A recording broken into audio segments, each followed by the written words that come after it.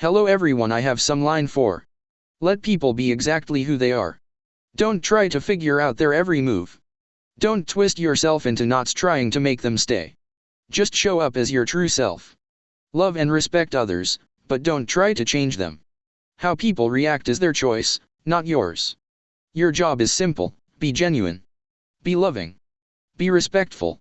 Don't beg, chase, or overthink. The right people will stay. The wrong ones will leave. And both are okay.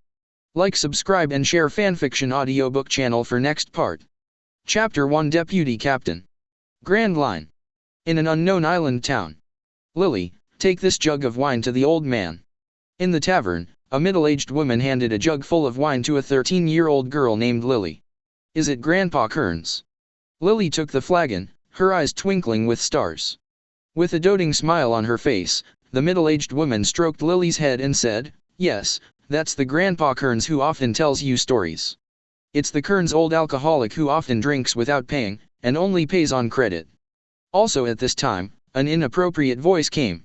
The middle-aged woman and Lily turned their heads to look.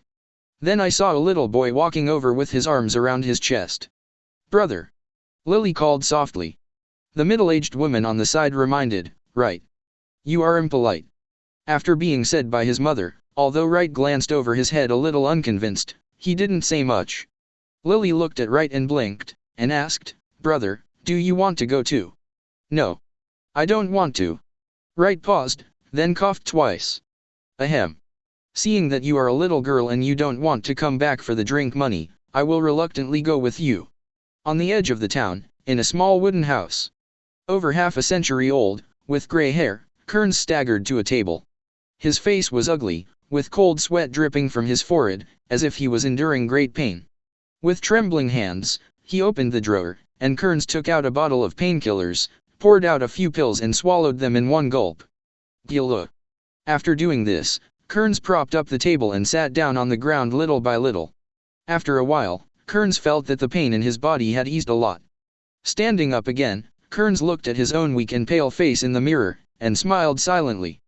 Then, he opened the drawer again and took out a bandage and a jar of ointment from it. Moving a chair, he sat down in front of the mirror. "Take off your shirt." Kearns' emaciated body is on display. There are also several scars on his body that are exposed together.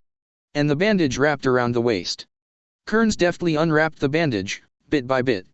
Soon, the terrifying scar hidden under the bandage was also revealed. I saw Kearns' right lower abdomen, which seemed to be missing a large piece. The entire block was distorted, dented, and collapsed. With a skinny body and this hideous wound, it's hard to imagine how Kearns lived to this age. Looking at the horrible wound in silence for a long time, Kearns opened his mouth slowly. "It seems that I don't have much time left." Applying fresh ointment and a new bandage, Kearns put on his shirt, packed his things and left in front of the mirror. Shortly after, Kearns came to sit under the shade of a tree, enjoying the breeze while drinking a small wine. Started to enjoy the peace. It was not until a childish shout sounded that the peace was broken. "Grandpa Kearns, I'm here to bring you wine." He turned his head and looked in the direction of the sound. Kearns saw two children running towards him. "It's Lily." With a warm smile on Kearns' face, he whispered softly, "Wine, Grandpa Kearns." Lily handed the wine to Kearns with a smile. "Thank you." Kearns took the wine and rubbed Lily's little head lightly. "It's not hard, I really like Grandpa Kearns." Lily smiled brightly. But after she finished speaking, those big eyes looked at Kearns with a look of anticipation. "Grandpa Kearns, tell me about the story you didn't finish last time." Kearns was slightly taken aback, and couldn't help laughing. "You little girl, why do you like listening to this kind of stuff?" At this time, Wright, who was following Lily, also quietly moved closer. But his back was turned to Kearns. "Because it's interesting, so I like it." Lily looked at Kearns and said as a matter of course. Then I saw her sitting down beside Kearns, gesticulating. "When I grow up, I want to be a Marine and arrest all those bad guys." Kearns couldn't help laughing when he heard Lily's words. "That's very dangerous. There are many strong people on the sea, and fighting is very painful." When Lily heard this, she immediately hesitated about her dream. But soon, she picked herself up again. "When I grow up, I won't be afraid of pain." Kearns laughed. "Ha ha, Grandpa Kearns and I will be bored if Lily goes to sea. Yes. Lily was thoughtful, but soon she smiled and said, then I will go to sea when Grandpa Kearns is gone. Kearns was slightly startled. The laughter got louder. Ha ha. It was also at this time that Wright coughed twice and reminded, old man, don't you want to tell Lily a story? Kearns turned his head and stared, stinky boy, no matter how old or young, how do you talk to the elders? Grandpa Kearns, Lily whispered. Kearns turned his head to look at the sound, a smile reappeared on his face and said, okay, okay. Wright looked at Kearns with some contempt, and complained, ah, you nasty old man. Kearns didn't take it seriously, and asked, where did you talk last time? The pirates are preparing to enter the Valley of the Gods. Wright continued. The Valley of the Gods. Hearing the name, Kearns couldn't help falling into deep memories. After a while, I saw him laughing at himself. Said with a long breath. All the members of the pirate group started to go to the Valley of the Gods. The deputy captain thought that everything was under control, and that knowing the future could change the future. Unfortunately, things backfired. He was wrong. He was very wrong. There, the pirates and marines started a big battle, but it didn't take long for this huge war to start, and things exceeded the expectations of the vice captain. His crew, just like the future he saw, betrayed the pirates and betrayed him. Everything he has done has failed to take effect on the group of crew members who harbor evil intentions. He failed to change the future. The crew have also left. But the deputy captain was entangled and couldn't get out of the battlefield. Then, the captain of the pirate group died in battle, and the deputy captain was also seriously injured. That's the end of the story. After speaking, a faint smile appeared on Kearns' face. However, Wright seemed to have more to say. Didn't you say that the deputy captain was seriously injured? He didn't die, did he? Kearns turned his head and glanced at Wright, then looked to the sky thoughtfully. Not dead. Chapter 2. Then where did he go? Did he seek revenge on the crew members who betrayed him after he recovered? How about others? Wright asked urgently. Kearns looked at the sky, his tone calm. The deputy captain who was almost killed, survived by chance, and hid on a small island that no one knew about. He hasn't recovered from his injuries. That battle left him with a serious injury that cannot be healed. He is no longer at his peak, and he has no strength, let alone seek revenge on the crew members who betrayed him. In the end, he was accompanied by wine every day, and died on that small island. Kearns had just finished speaking. A mechanical notification sound suddenly echoed in his mind. Ding. The big captain system is loaded. Ding. Congratulations to host for getting a novice gift pack. Host Kearns. Influence value, 0.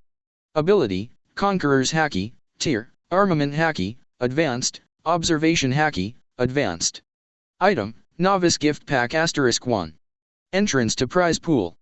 Ding. Welcome host to One Piece World. Hearing the sudden system prompt, Kearns paused slightly. This mechanical sound, system, seems to be in response to Kearns' doubts.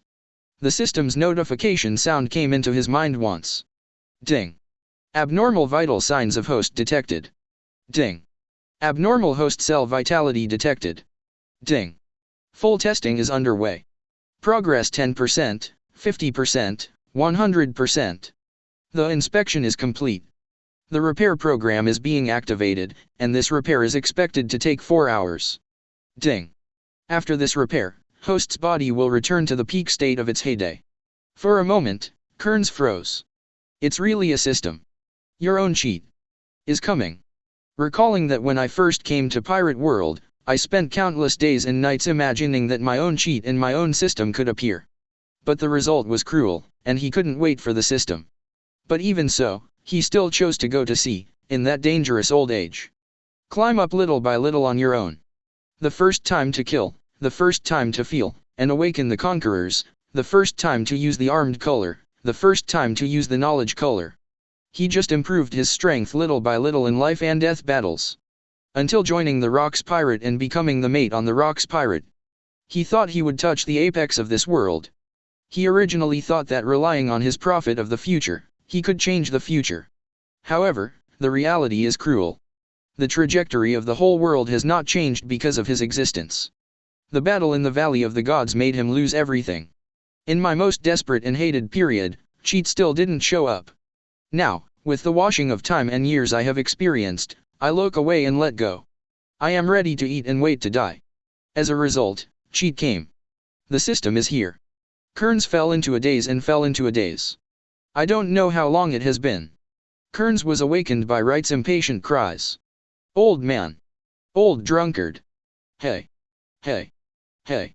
What are you doing? Kearns came back to his senses, but looked at Wright in a daze, and asked, Did you just say something? Hearing Kearns' rhetorical question, Wright was a little annoyed. I said. However, this time before he finished speaking, he muttered dissatisfiedly, Forget it, it's nothing. The ending of this story is really bad. It's really embarrassing for the deputy captain to die on that small island that no one knows about.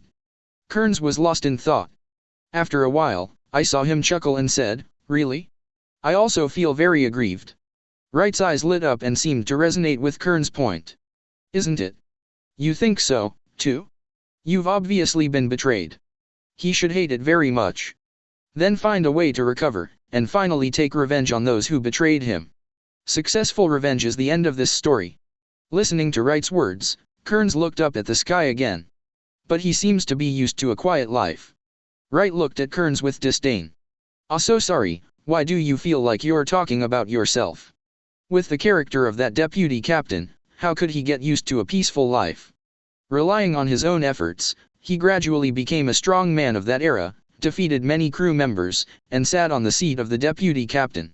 His crew betrayed him. How could he swallow this breath?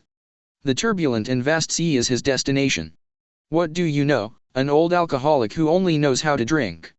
Wright swears at Kearns.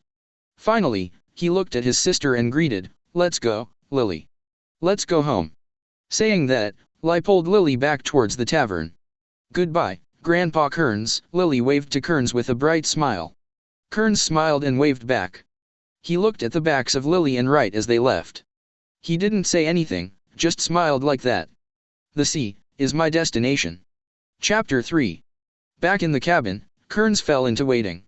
With the waiting after expectation, time always passes extremely slowly. After the 3.5 hours of the system repairing the cells, Kearns could clearly feel that his body was undergoing earth-shaking changes. Especially the right lower abdomen with an irreparable injury. At this moment there was an unbearable severe pain for ordinary people. Ugh. Kearns gripped the corner of the table tightly, howling in pain. The extremely intense pain made him sweat profusely at this moment. With difficulty, he took off his shirt again and took off the bandage. Kearns saw the lower right side of his stomach, the missing piece, the sunken place. At this moment, it is like a heart beating, drumming and shrinking. And every time it swells and contracts, it will bring severe pain to Kearns. Boom. Also at the same moment, Kearns' thin body suddenly grew a lot bigger. The muscles that had been atrophied due to lack of exercise all year round began to recover. Boom. Once again, Kearns' muscles swelled again. The upper body, the scarred wound, is slowly healing at this moment. Almost a moment's work. The wound rescabs and falls off, replaced by intact skin, without any remaining scars. Boom. Once again, Kearns' muscles swelled all over again.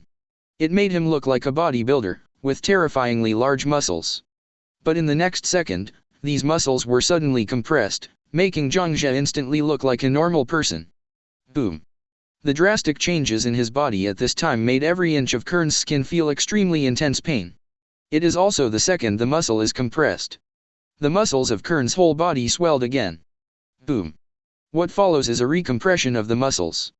Boom.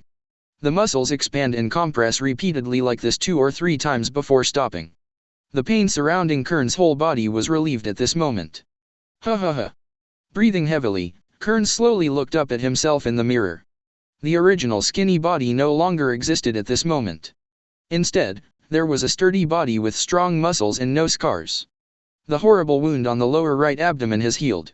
The skin that was wrinkled due to age also became firm at this time. The old face no longer exists. At the same moment, Kearns' white hair changed rapidly at a speed visible to the naked eye. But for a short while, Kearns' gray hair turned black. Ding. Body repair complete. Congratulations to host for returning to peak physical condition. Listening to the notification sound of the system, I felt the long-lost peak state of my body. Kearns gritted his teeth uncontrollably, his whole body trembling with excitement. At this moment, his mind is full of desire for fighting and killing. Suddenly, there was a dark red arc dancing around Kearns, visible to the naked eye. The top conqueror's haki, at this moment, overflowed from Kearns' body uncontrollably. Boom! Boom! Beneath Kearns' feet, the wooden floor gave way to Kearns' haki. Clang! Right in front of Kearns, the mirror shattered into countless pieces. Even the surroundings, the walls of the wooden house, the beams and pillars, etc., were all shaken and cracked by the uncontrollable haki from Kearns at this moment. Buzz! Accompanied by the sound of a soft cry echoed. Kearns suddenly clenched his fist, took a steep step, and punched a wall on one side. Shua! Boom! Boom! A huge roar resounded in all directions. The wooden wall was shattered into dust by Kearns' punch containing Conqueror's haki. Even the whole wooden house was destroyed and torn apart in an instant under the aftermath of Kearns' punch. Boom! Thick smoke and dust rose up. The wooden house disappeared without a trace at this moment. Only the fragments of the wooden house that were torn by the impact proved the traces that the wooden house once existed. In the thick smoke and dust, the figure of Kearns stands tall. He was shirtless, showing his full muscles. He let out a long breath. Kearns raised his hand and brushed away the thick smoke surrounding him. With the catharsis of the punch just now, Kearns proudly suppressed the urge to fight. He looked at his hands, felt that he was in a state that was too good to be good, and couldn't help but sigh. Ah, this feeling. How long has it been since I experienced this long-lost feeling of being full of strength? 30 years? 40 years? I almost forgot about this feeling. Since I suffered this irrecoverable serious injury in the Valley of the Gods, I have been living in pain every day, and my physical condition has been extremely poor. Even the physical work that ordinary adults can do, my body can't do it. Only relying on conquerors for the crap I used to crush with one finger. Now, I'm back. Kearns, I'm back. While speaking, there was a dark red arc dancing around Kearns' body again. Turning his head slowly, Kearns looked towards the direction of the sea, with a ferocious face, and said in a hoarse voice. Garp, are you ready? Ready for the anger I've buried for 40 years? Newgate, are you ready again? Ready, to meet my deputy captain. I'm the deputy captain, but I've always been very angry. Chapter 4. Following the location in memory, Kearns came to a room. Well, this was supposed to be a room. However, even the wooden house no longer exists. Boom. Kearns lifted the floor with his bare hands. It is hidden under the floor, revealing a small space.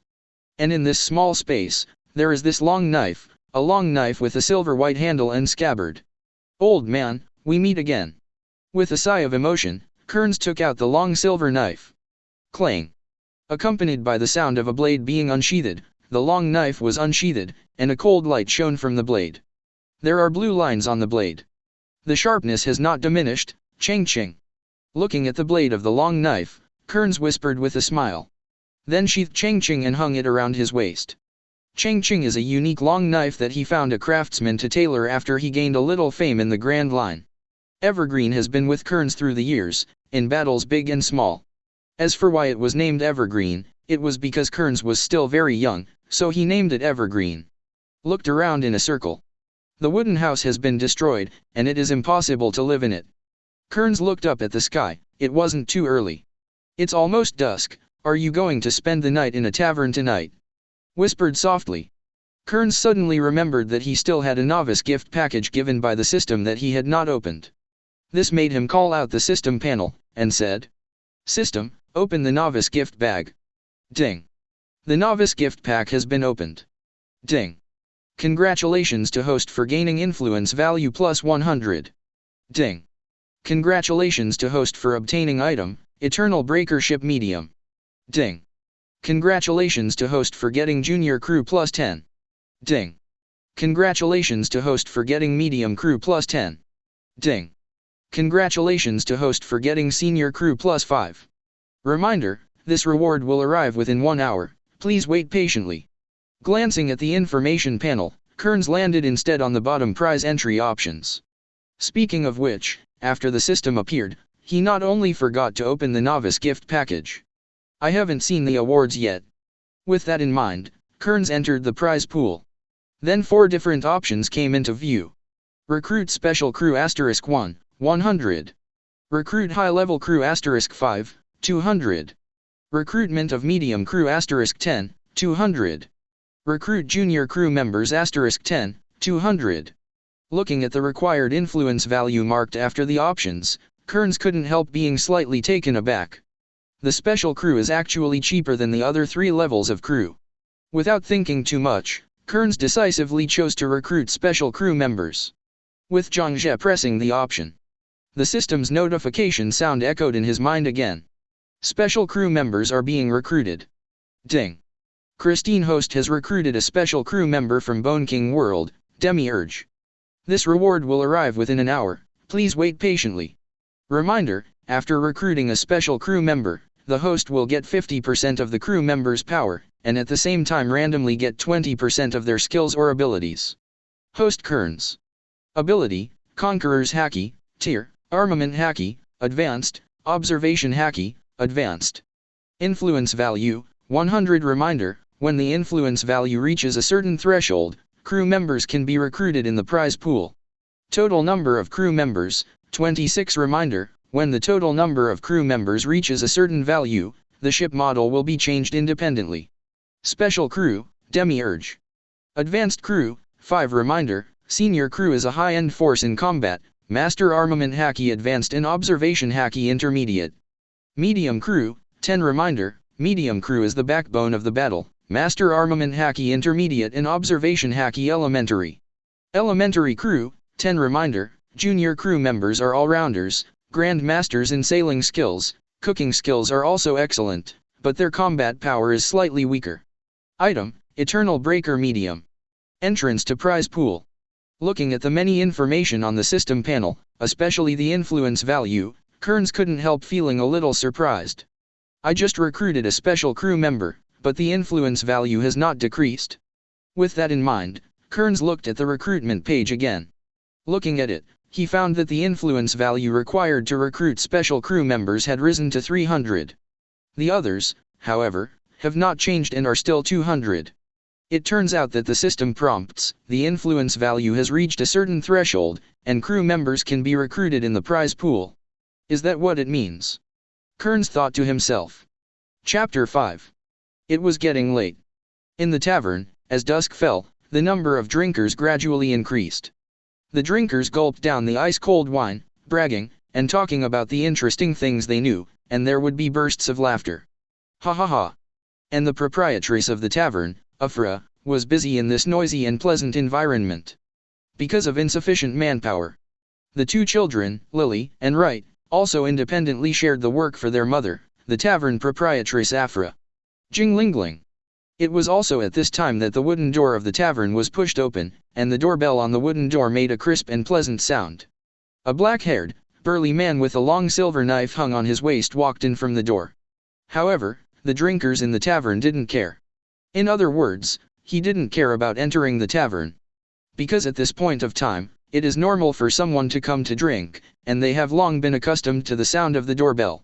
Similarly, the man who entered the tavern didn't pay attention to the drinkers around him who were drinking and talking and laughing.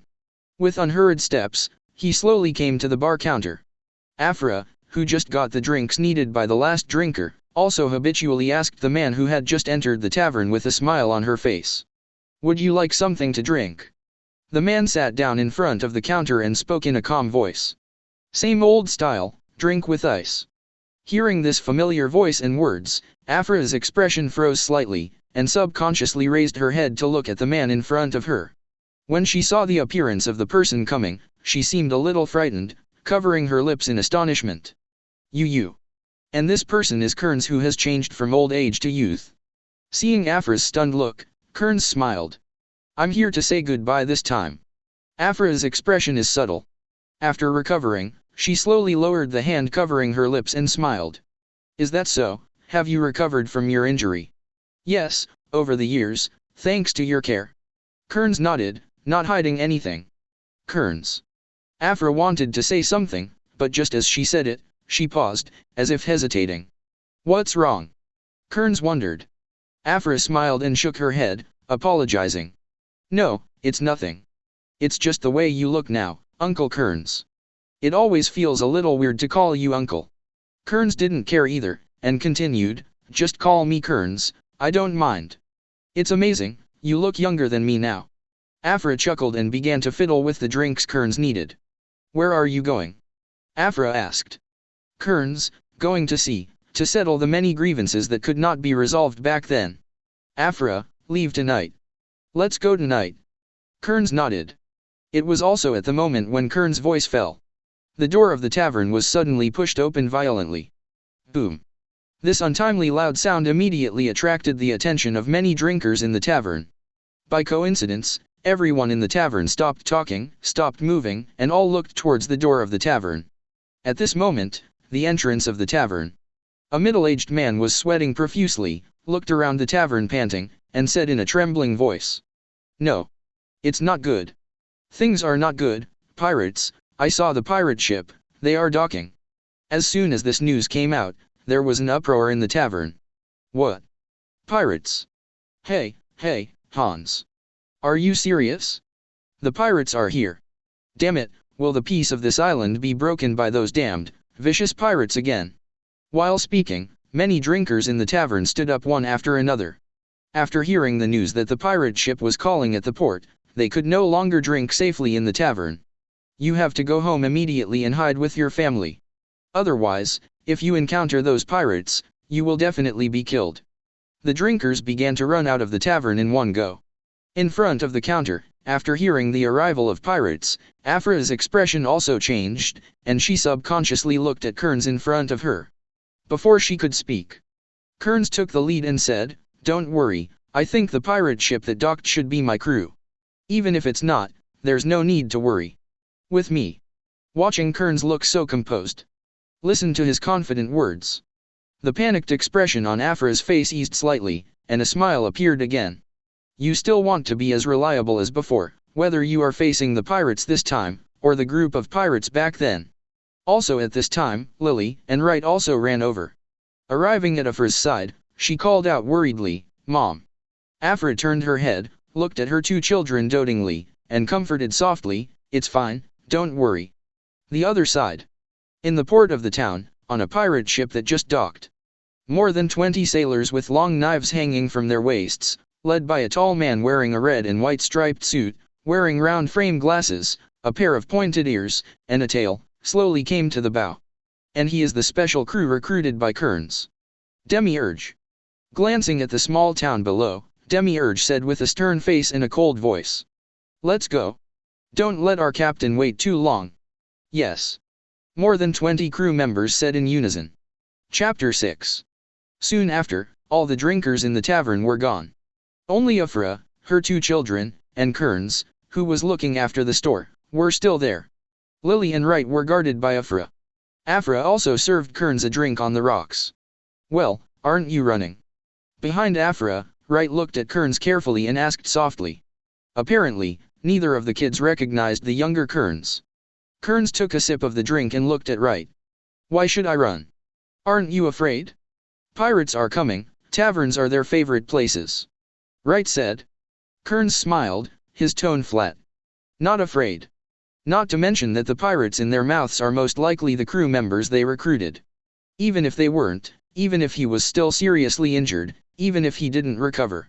As long as it is not 4 emperors, 7 warlords of the sea, other pirates, even if it is a supernova, Kearns is not afraid at all. What's more, I have recovered now, and I have returned to the peak state of my body. In this state, even if it is Kaido, Charlotte, or even Whitebeard, any one of the 4 emperors will come. Kearns can make them eat and go, ever and now. Do you know Kearns? Wright suddenly asked. This question made Kearns slightly stunned, and looked at Wright. But I saw Wright gesticulating and speaking. It's just an old man who likes to drink, has gray hair, and has a bad personality. Do you know him? Kearns turned to look at Afra. Afra shrugged her shoulders, apparently a little unable to hold back her laughter. Kearns turned his head dumbly, and looked back at Wright. This brat doesn't know how to respect elders at all, and speaks ill of himself in front of his face. Although thinking so in his heart, Kearns still chuckled and said, I know. Wright looks at Kearns, a big smile on his face. I knew it, after all, big brother, you look a lot like that old man. However, big brother, you are a little more handsome than that old man. Hearing Wright call himself big brother, Kearns was also in a daze. This title, for a person of my age who is actually 60 or 70 years old, is really a long time ago. Even Afra, who was on the side, couldn't help showing a surprised expression after hearing Wright call Kearns like this. It's just that Afra hasn't had time to say anything yet. He only heard Wright's painting style change, and said with a smile. Is the eldest brother here to find the old man? Why do you say that? Kearns looked at Wright and asked with a smile. Wright thought for a while, and said in thought. Because it's the first time I saw you, big brother, in the small town, so I thought, big brother, you should have just come to this small town, right? Besides, big brother looks a bit like the old man, and I know that old man, so I think you should come to find that old man who likes to drink, big brother. I know where he is, Lily and I went to deliver drinks to him today. Hearing Wright's explanation, Kearns nodded in amazement and smiled. So this is all. However, that old man is no longer here. Hearing Kearns' sudden words, Wright froze for a moment, and said in disbelief. The old man is gone. How is this possible? The old man is still in good health. I went to deliver wine to him today, and he is still fine. Even if that old drunkard has a bad personality, if you make such a joke, big brother, I will still be angry. This time, Afra didn't wait for Wright to finish speaking. He rubbed Wright's head a little harder, and smiled. Stupid, what he meant was not that the old man is dead, but that the old man is no longer in this town. Wright was slightly taken aback when he heard this. After reacting, he quickly apologized to Kearns. Sorry, I thought. Kearns raised his hand to interrupt Wright's next words, and smiled lightly. It's okay, I don't care. Why did he leave town? Where did he go? Wright asked. Kearns smiled. Because he has important things to do. Because he met a child who told him that it would be too embarrassing to die on this island like this. He should recover, he should take risks, and he should settle those grievances that he has not yet understood. Also said it was impossible for him to get used to a quiet life. The turbulent and vast sea is his destination. Hearing what Kearns said, Wright couldn't help curling his lips. Who is that kid? He even said these things to that bad-tempered old man. He is already very old. Kearns looked at Wright, smiled and said nothing. Also at this moment, Afra looked at Kearns and asked with a smile. Then what does he think? Don't take it to heart if you are a child. Kearns shook his head slightly, the smile still on his face. Although it is a child's words, that child is right. He also thinks so in his heart. He has always wanted to settle those grievances back then. Those things back then made him very angry, always very angry, never changed. Afra smiled and slightly closed her eyes and bowed her head. Well, then I'm relieved. Chapter 7. Jinglingling. It was also when Afra's voice fell. The wooden door of the tavern was pushed open. The bell on the wooden door made a crisp and pleasant sound again. This made Afra, Lily, and Wright subconsciously look up at the entrance of the tavern. Demiurge, with a tail on his back, a pair of spikes, round glasses, and a suit, also came into the eyes of the three of them. Immediately behind Demiurge were more than 20 male and female sailors all wearing long swords of the same style around their waists. Da-da-da. The sound of dense and orderly footsteps echoed in the tavern. Demiurge walked straight to Kearns with a faint smile on his face. And the more than 20 crew members behind him.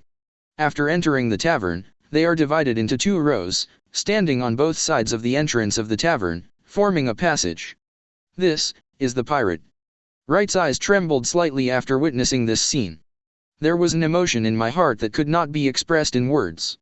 Demiurge came to Kearns' side. Facing Kearns, Demiurge bowed respectfully and spoke humbly. I'm very sorry to keep you waiting. We're here to pick you up, Captain. Listen to what Demiurge calls Kearns. Wright froze for a moment, then looked at Kearns subconsciously, with some unbelievable surprise in his expression. Boat, Captain. Kearns did not respond to Wright. Instead, he turned his head to look at Demiurge, nodded, and responded softly. Okay, I get it. With that said, Kearns drank the wine in his glass. Then he looked at Afra and said softly, then, I should go too. There was a gentle smile on Afra's face. I wish you prosperous martial arts. Yeah. Kearns replied, turned, and walked out of the tavern. Demiurge glanced at the back of Kearns leaving. He could see that the relationship between the captain and the people in this tavern seemed to be quite deep. After hesitating for a moment, Demiurge used magic, took out a bag of gold coins from it, turned his head to look at Afra and said, "This is the drink money, please allow me to pay for the captain." Demiurge put the bag of gold coins on the counter. Seeing Demiurge take out a bag of gold coins out of thin air, the three of Afra's eyes widened on the spot with astonishment on their faces. But when she wanted to politely decline the gold coins offered by Demiurge, Demiurge had already caught up with Kearns' departure. Around, the crew members standing on both sides followed up after Kearns and Demiurge passed by. People come and go quickly. After a while, they left the tavern. In the huge tavern, there were only 3 members of Afra's family left. Lily tugged at the corner of Afra's clothes, and asked with twinkling eyes, "Mom, is Grandpa Kearns really gone? Is what the big brother said true?" Afra turned her head to look at Lily, with a doting smile on her face. "It's true, Lily doesn't want to part with Grandpa Kearns."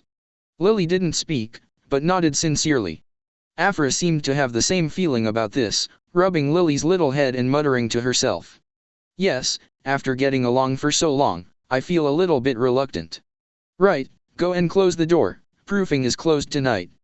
"Oh right," responded, and ran to close the door of the tavern. "Hey, Mom, I don't understand, why did Grandpa Kearns leave? Wouldn't it be good to stay in the small town and live with us? He's obviously getting old." "I heard that Wright didn't call old man Kearns, but Grandpa." Afra also couldn't help showing a hint of surprise. But soon, she smiled and answered again. "Because Grandpa Kearns has important things to do, and I'm waiting for him to do it." "Okay, after going to bed early tonight, tomorrow will be very busy." "Oh/okay," Wright and Lily both responded at the same time. Not long after, Afra went upstairs. Came to a room. Sitting on the big bed in the room, Afra picked up a photo on the table next to the bed. Above, there are 3 adults and 1 child. They stood in a row, and in the middle stood a man with brown hair who was holding a little girl. On the left of the brown-haired man, standing is a black-haired man. On the right is a woman with long golden hair. The little girl in the photo is Afra, who has grown up now. The one holding her is his father, and the blonde woman on the right is his mother. As for the dark-haired man on the left, it is Kearns in his youth. At that time, Afra was still very young, and her parents were also very young. Raising her hand and caressing the photo, Afra murmured to herself, "Dad, Uncle Kearns, he's out to sea. You may not believe it when you say it, Uncle Kearns, he's getting younger." As she spoke, Afra subconsciously looked up at the ceiling, and couldn't help but sigh with emotion. When I saw him just now, I was taken aback. I almost thought it was Uncle Kearns' relatives. It's amazing. He seems to be younger than me. I almost didn't recognize him." Chapter 8. After leaving the tavern, Kearns walked down the town's streets towards the port. It's strange to say that even at nightfall on weekdays, the streets are full of people coming and going. It turned out to be empty at the moment, and the doors and windows of each house were closed. Even so, you can see it if you look carefully.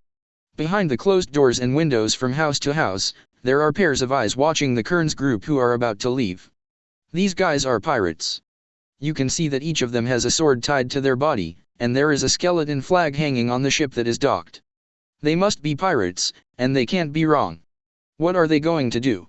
Are they going to leave? They haven't been in Hong Kong for long, have they? Will they leave so easily? God bless, let these vicious guys leave quickly, they are not welcome in our small town. In the house with the doors and windows closed, there were bursts of discussions. The residents of the small town are almost all talking about the pirates who just landed on the island and showed signs of leaving. It's just that the voices of the residents are small. But Kearns and Demiurge below could hear them clearly. Even Kearns' senior crew could hear quite a bit. "These guys are really rude," a senior crew member said in a displeased deep voice. As one person started, the crew members behind who had been hiding their displeasure also showed their displeasure one after another. A mouse that only dares to hide and whisper in the dark is really disgusting. "Captain, can I teach these ignorant guys a lesson?" "Captain, can you kill them?" All the crew members asked for instructions. It was evident that they felt the inhabitants had offended them, and their captain. I already have the idea of teaching those guys who talk in the dark a lesson. However, Kearns does not agree with this. He has lived in this small town for 30 to 40 years, and has more or less a little interaction with the residents of the town. Now that he is about to leave the town, there is no need to do unnecessary killings. Besides, Afra and the others are still living in this small town. The three of them grew up by themselves. Even for the sake of their family of three, Kearns will not kill the residents of the small town so that they can live peacefully. It's just gossip, don't take it seriously, Kearns said softly. Kearns made a statement as soon as he opened his mouth. Everyone has no meaning to this, and they all responded at the same moment. Clear. Behind him, Demiurge was watching Kearns back while listening to the answers of the crew members behind. There was an expression of reverence on his face. He secretly sighed in his heart. Ah, what a merciful Lord! Knowing that it is the instinct of the weak to be afraid of the strong. Their words are just to cover up their fear of the captain. So you forgive the disrespect of these bugs. Thinking so far in his heart, a smile appeared on Demiurge's face. That's how it should be. They are just a bunch of lowly worms, they don't deserve the captain's attention at all. Not even qualified to let the captain order them to be killed. Demiurge, who seemed to have seen what was really going on in Kearns' mind, smiled even wider. Under the leadership of Kearns, the crowd walked through the streets of the town, along the road, and arrived at the port not long after. Watch that dock in port. Kearns boarded the ship flying the skeleton flag without saying too much. A group of crew members also boarded the ship one after another, and began to prepare for the ship's departure. Kearns walked across the deck to the bow, looking at the sunset slowly falling into the sea level, feeling the refreshing sea breeze. Kearns couldn't help but let out a long breath and sighed. It's been a long time. The smell of the sea breeze is still so charming. Raising his hand to caress the railing of the boat, Kearns was touched by the scene. I thought that in this era, there is no boat that can carry me. I thought that I would never set sail and set foot on this sea again. I didn't expect that after so many years, I would come back again. Turning around, Kearns looked at the top of the topsail, the pirate flag flying high. It was an ordinary pirate flag that was too ordinary. On the flag, there is only the standard white skull of the pirate ship, without any other embellishments. It's time to give you a name and draw a picture of your own pirate flag. Chapter 9. Just, having said that. But to name the pirate group and design a pattern for the pirate flag, it made Kearns a little difficult. After all, he was good at fighting. But naming these things touched his blind spot. On aiming, this is a troublesome thing. After a little emotion, Kearns fell into deep thought about the name. I don't know how long he thought about it, but Kearns couldn't think of a name. But the voice from Demiurge brought him back to reality. Captain, all preparations and work have been prepared, and the ship can set sail at any time. After regaining consciousness, Kearns raised his head subconsciously and looked at Demiurge. Looking at Kearns, who seemed to be worried, Demiurge asked in concern. Captain, do you have any concerns? Kearns was slightly taken aback, but he had no intention of hiding it, and smiled. There is indeed one thing on my mind. I am planning to name the pirate group, but I am hesitant about what to call it. Demiurge, do you have any suggestions? Hearing that this was what Kearns was struggling with, Demiurge was a little surprised. At the same time, he fell into deep thought. This is a question from the captain, and the answer cannot be sloppy. Even if it is just a suggestion, it must be taken seriously, and seriously. After a while, Demiurge gave a suggestion. Why don't you name it after your lord? I don't think there is any name that is more noble than your name. Hear Demiurge's suggestion. Kearns mulled it over for himself. Name it after me? Kearns. Kearns Pirates. The thought of the name sent Kearns himself into silence. Soon, he denied the name in his heart. No, what are you saying? It would be too shameful to name it after my own name, let's compare it with other names. With this thought in his mind, Kearns suddenly paused. Demiurge, who noticed Kearns' strangeness from the side, couldn't help asking. What's wrong? No, it's nothing, Kearns responded, before breaking into a hearty smile. Your suggestion gave me a very good idea. Demiurge. Having been recognized by Kearns, Demiurge also showed a happy expression, and bowed to Kearns in salute. It is my honor to help you. With a smile on his face, Kearns raised his head to look at the pirate flag on the sail, and murmured leisurely. It's been so long, I almost forgot the nickname you gave me. While speaking, Kearns turned his head to look at Demiurge. I've decided, it's called the Pale Emperor Pirates. It was also at the moment when Kearns' voice fell. The eternal breaking wind suddenly had a change. Boom. Abnormal protrusion. The eternal breaking wind, which was originally dark brown, is like a snake shedding its skin at this moment. The dark brown boat paint on the surface was beginning to peel off, revealing the silvery white under the cover of dark brown. The peeling ship paint dissipated into the air like burnt ashes. The pirate flag on the top of the mast sail also changed at the same time. The surface of the flag showed signs of being burned quickly. It was originally ordinary, but the skull pattern without any embellishment has changed. As the signs of burning spread, a silver-white crown emerged above the white skull. In the deep eye sockets of the skull, 2 spots of scarlet appeared. The bones crossed behind the skull also turned into 2 silver-white crossed long knives after the signs of burning spread. Bow. A huge sculpture of a skull wearing a crown quickly condensed into a composition. These successive changes made Kearns, the captain, stunned, with question marks all over his head. Huh? This ship will transform again. But in just a short moment, the original dark brown, eternal breaking wind, has undergone earth-shaking changes. There is a huge sculpture of a skull wearing a crown on the bow. The whole body of the ship also turned silvery white. Looking around at the changes in the ship, Demiurge pushed his round eyes and said seriously, "The Emperor? It fits the identity of the captain." On the side, Kearns, who heard Demiurge's words, inexplicably felt ashamed. In fact, if you have to say it, the name, Pale Emperor, was not Kearns' idea. It was the nickname given to Kearns by the Rock's pirate crew and marine more than 40 years ago. Like Newgate's Whitebeard, Shank's Redhead. As for the origin of this nickname, then I have to say that it was a kingdom city captured by the Rock's pirate more than 40 years ago. At that time, Kearns led a part of the Rock's pirate crew and directly penetrated the guards of the entire palace. Came before the king in the main hall of the palace. Because I have always been curious about what it feels like to be a king. So after Kearns killed the king, he put on the crown in style and sat on the king's throne. The result was the crew booing and jokingly referring to Kearns as king, emperor.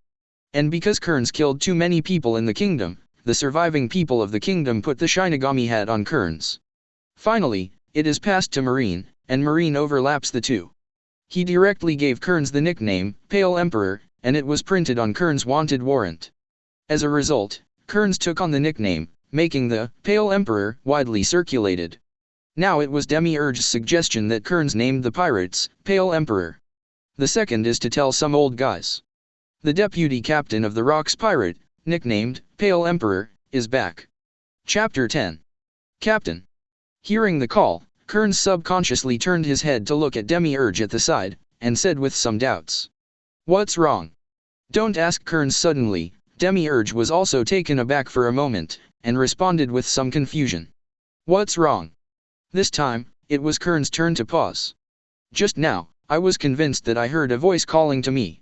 Beside him, there was only Demiurge. If it wasn't him shouting his own words, who would it be?"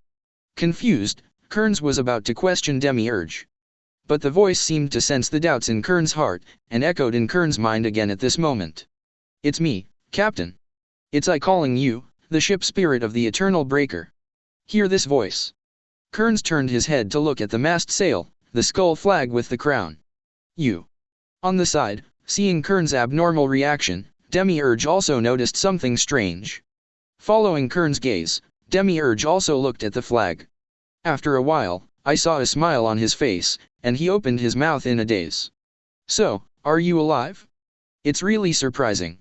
Even Kearns couldn't help agreeing with Demiurge. It's really surprising. The crown skull of the banner quivered slightly. In the next second, he opened his mouth and said, "Master Captain, don't be surprised. You gave me a new life, so I can speak like this moment." As the ship spirit spoke, all the crew members on the ship stopped their work and looked up at the pirate flag hanging above the mast sail. Hey, did I hear you right? Flag has spoken. I heard it too, it can't be wrong. The crew all exclaimed. However, Chuanling didn't have the time to take care of them at the moment. "I gave you a new life? Is it because I named the pirates?" Kearns asked, doubts in his heart. In this regard, Chuanling decisively admitted. Yes, it was your naming, Captain, that gave me new life, thinking, and strength. So it is. Kearns nodded, the answer was as he predicted. At this time, the ship spirit looked at Demiurge and said, "It also surprised me that you discovered my existence so quickly." Demiurge smiled indifferently. "Isn't this a matter of course? As the captain's most loyal subordinate, if you don't even have this ability, how can you stay by the captain's side and serve the captain?" To this, Chuanling also agreed very much. "It's exactly as you said." Listening to the conversation between the ship spirit and Demiurge, Kearns suddenly remembered something. Although it is said that it is a ship spirit and can speak, it should have other abilities. With this in mind, Kearns was about to ask the ship spirit. However, his thoughts had just arisen, and before he had time to speak, a lot of information flooded into his mind. And all of this is related to the ability of the ship spirit. 3 of them stand out the most. Helm summoning share. Steering the helm, as the name implies, is to be able to take over the ship and steer the ship to sail. And summoning is somewhat similar to apparition. As long as it is the flag pattern of Pale Emperor Pirates, the ship spirit can summon it. In other words, where the flag pattern of Pale Emperor Pirates is, that is where the ship spirit is. Sharing is the sharing of vision. Kearns can see through the perspective of the ship spirit and see what the ship spirit sees. I have a general understanding of the ability of the ship spirit. Kearns couldn't help but sigh too. This is really some practical ability. So now, it's almost time. Kearns turned his head to look at the endless sea. "We are always waiting for your orders, Captain," Demiurge said respectfully. "Kearns, sail." Boom. On the mast, the sail with the huge pirate group's logo fell down and was blown inflated by the sea wind. The eternal breaking wind docked at the port also started slowly at the same time. The Pale Emperor Pirates officially set sail at this moment. Sail on the Grand Line. Time flies. One morning a few days after the Pale Emperor Pirates set sail. A small island. A 16-year-old girl with long blonde hair also ushered in her own voyage. On the coast of the island, several of her friends were tearfully waving goodbye. After saying goodbye one by one, the girl faced the sea. At this time, she looked a little excited, and she was full of expectations for the future. Huh. Taking a deep breath, the girl let go of her voice and shouted towards the sea. "Ocean. One Piece. I'm via Angeli, here I come."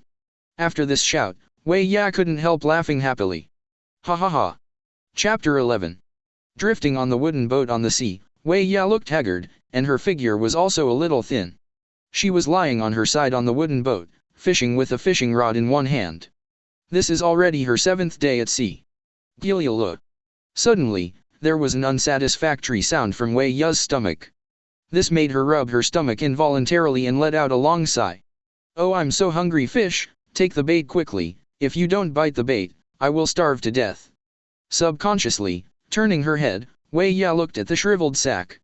Alas, another long sigh came out. Wei Ya supported her cheek with one hand, and began to complain. "If I knew it earlier, I would have brought more food. If this continues, let alone find one piece, I'm afraid I will starve to death on this sea before I see anyone." While speaking, Wei Ya looked around again. "In this vast sea, I can't even see a bird." The words are not finished yet. Wei Ya's eyes suddenly saw a black spot on the sea level in the distance. This discovery immediately cheered Wei Ya up.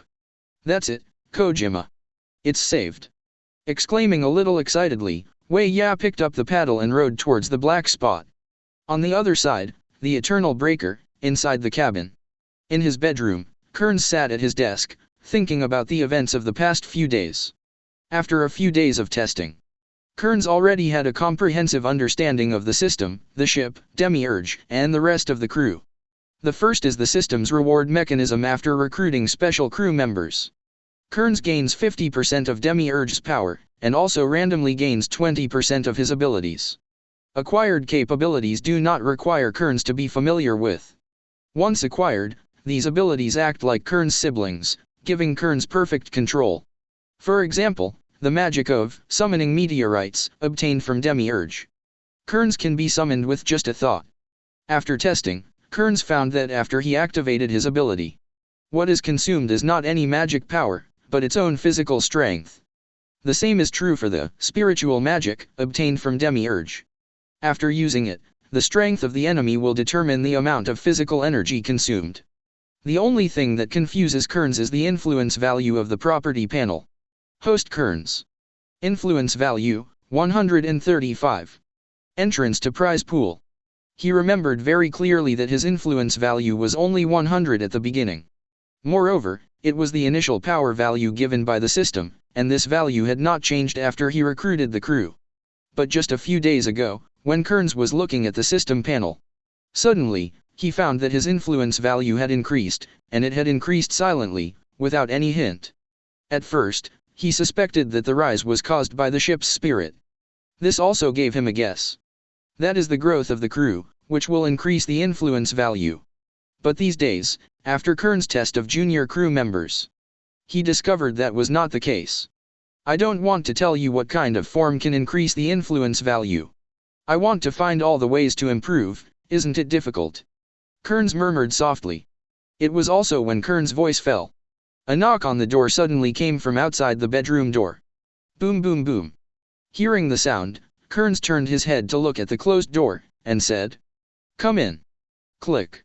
The wooden door was pushed open, and a young crew member walked in and reported, "Captain, a small boat has been spotted on the starboard side of the ship. There is a person on it, and it seems to be coming towards us." Kearns was slightly surprised to hear the news reported by the crew. If you are in the world at this moment, Kearns certainly wouldn't be surprised to hear someone sailing alone in a small boat. But this is not the world, but the Grand Line. Even the first half of the so-called paradise is the Grand Line. Whether it is the severity of the weather or the degree of danger, it is not comparable to the four seas. Going out to sea alone in a small boat in this place, if you don't have any confidence in your own strength, you can't do this kind of thing. Thinking of this, Kearns slowly stood up and greeted him. "Take me to sea?" The other side. As Wei Ya struggled to row the boat, she got closer and closer to the small island. It was also as the distance got closer that Wei Ya realized that what she saw was not a small island. The good news is that although it is not a small island, it is also a big ship, and there must be food and drink on it. Bad news, this is a pirate ship, and there are many people on it.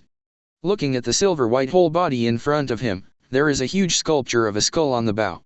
Wei Ya's whole body panicked at this moment, and cold sweat on her forehead, like bean-sized raindrops, slid across her cheeks. It's over, I'm dizzy from hunger, I'm dazzled. Chapter 12. At this time, Wei Ya is already in a dilemma. If you retreat, you may starve to death on this vast sea. Jin, the other party is a pirate, no one is sure what will happen when they meet them. But what is certain is that the possibility of death will be greater. Besides, as a woman, God knows what will happen when I meet these hungry and thirsty men who are wandering on the sea all day long.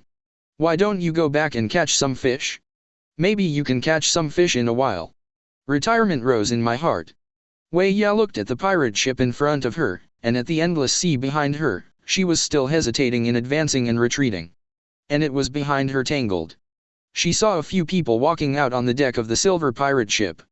They stood by the boat, looking at Wei Ya on the small boat a little far away. Girl. Seeing the woman's appearance clearly, Kearns was slightly surprised.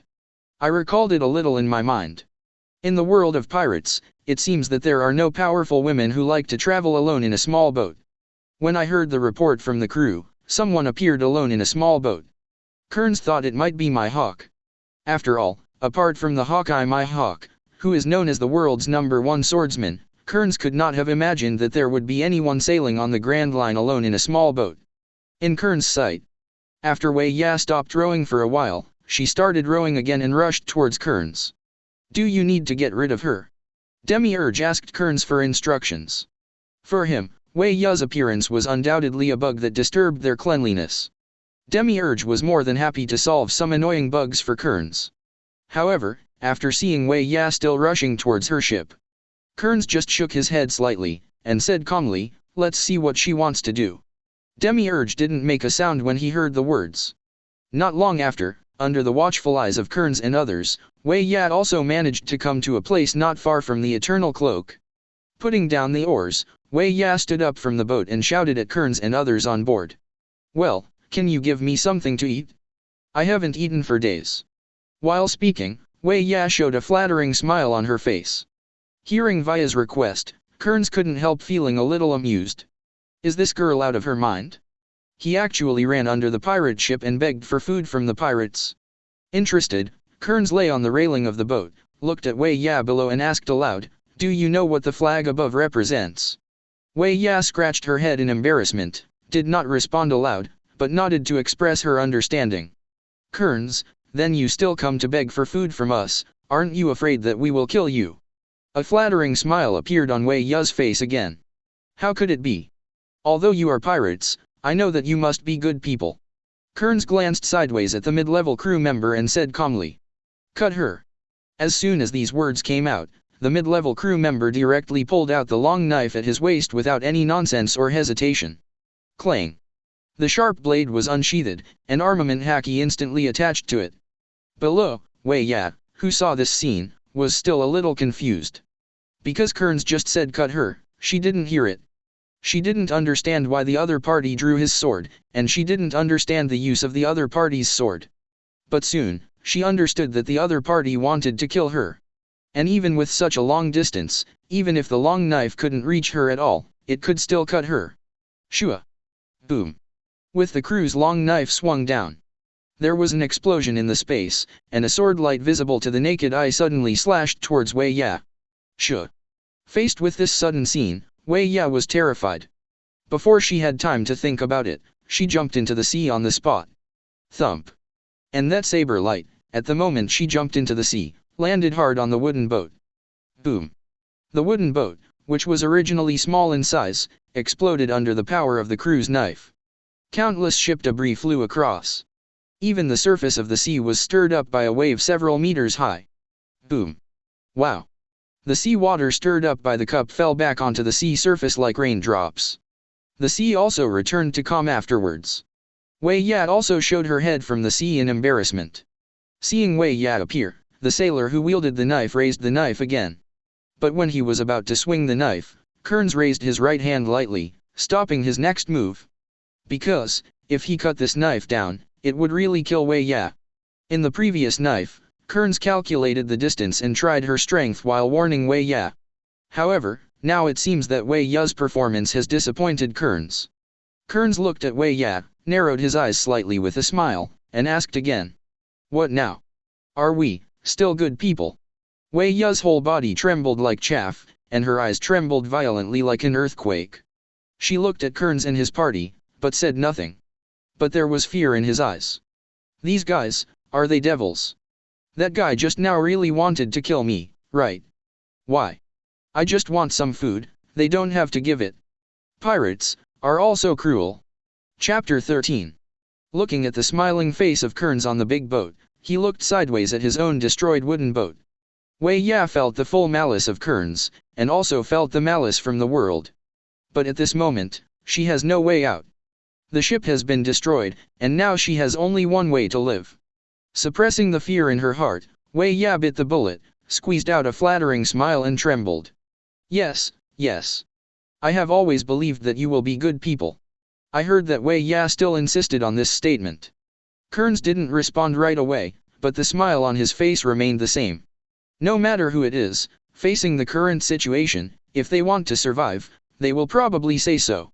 After quietly looking at Wei Ya for a while, Kearns smiled and said, "Want to live? Think." Wei Ya responded without thinking. "Kearns, be my crew and I'll save you." Hearing the invitation from Kearns, Wei Ya was obviously taken aback, and couldn't believe her ears. But thinking of her current situation, Wei Ya agreed without hesitation. Good. Hearing that Wei Ya agreed, Kearns didn't let her climb up the boat ladder immediately, but opened the system panel to check his influence value. As expected, the original power value of 135 became 136 after Wei Ya agreed to join her. However, when Kearns looked down and looked at the total number of crew members, he found that the total number of crew members was still only 26. It did not become 27 because of Wei Ya's joining.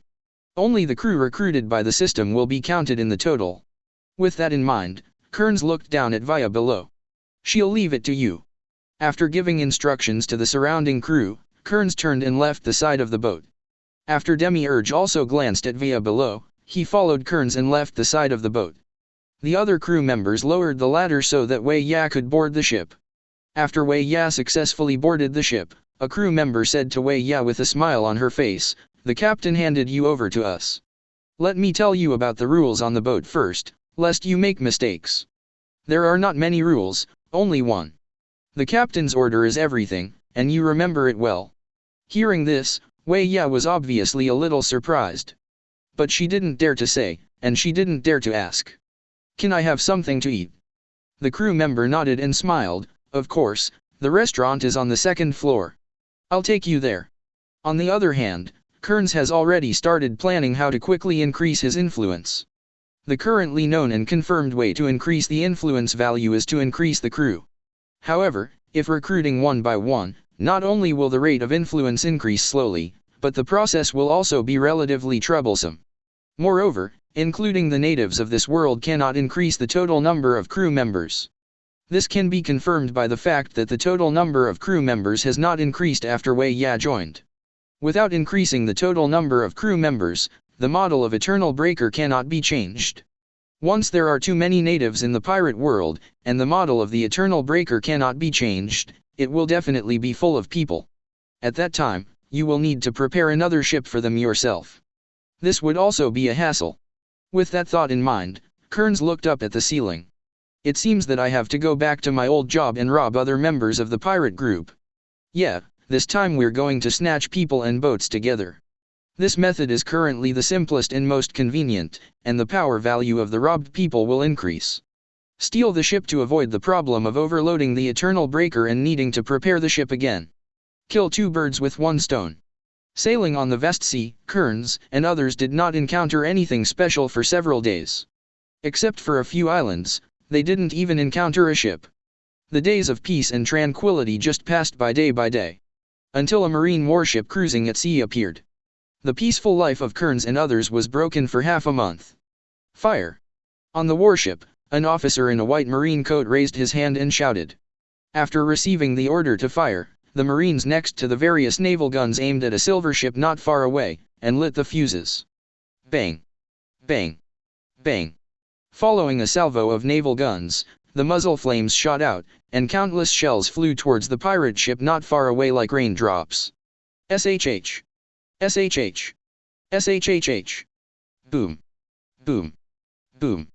Boom! And what they are attacking is the Eternal Breaker of Kearns, Pale Emperor pirates.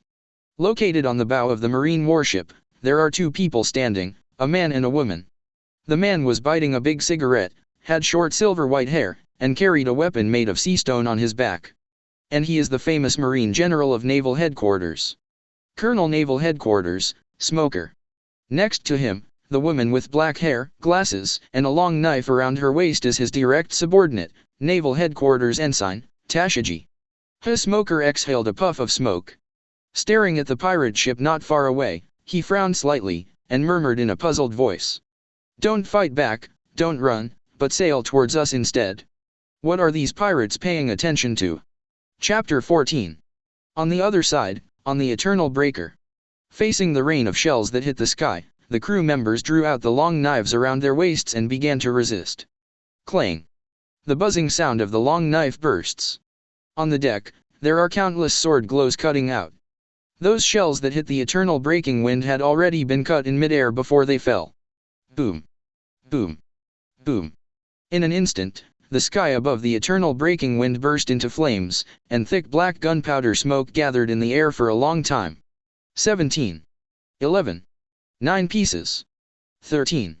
The voices of the crew members were flat, and they reported and compared their achievements to their companions. Is that all they have? A senior crew member looked at the marine warship not far away and said leisurely. Another senior crew member heard the words and continued in a cold voice. If that's the case, that would be too disappointing. On the other side, a senior sailor holding a long knife and standing on the railing of the ship couldn't help laughing after hearing the conversation between the two.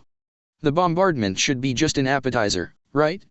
They can't get through such a distance. Maybe they are not weak in terms of individual strength. I hope they are, as you said. These days are too peaceful. After missing them, I want to find something to relieve my boredom, but I don't know how long it will take. Another senior crew member walked out and said lightly. After the other crew members heard the exchange of several people, they couldn't help laughing and joking. Hey, don't just think about yourself, we also need some people to relieve boredom. That's right, after the boat test is over, you have to take it easy and don't catch everyone. Yeah, we have to leave a few for each of us. When the senior crew members heard this, they also turned their heads and responded with a smile. No problem. Did you make a mistake?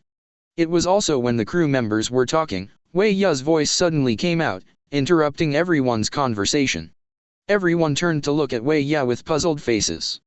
But Wei Ya pointed at a warship in the distance in fear, looked at the surrounding crew and said, "Did we get the wrong course?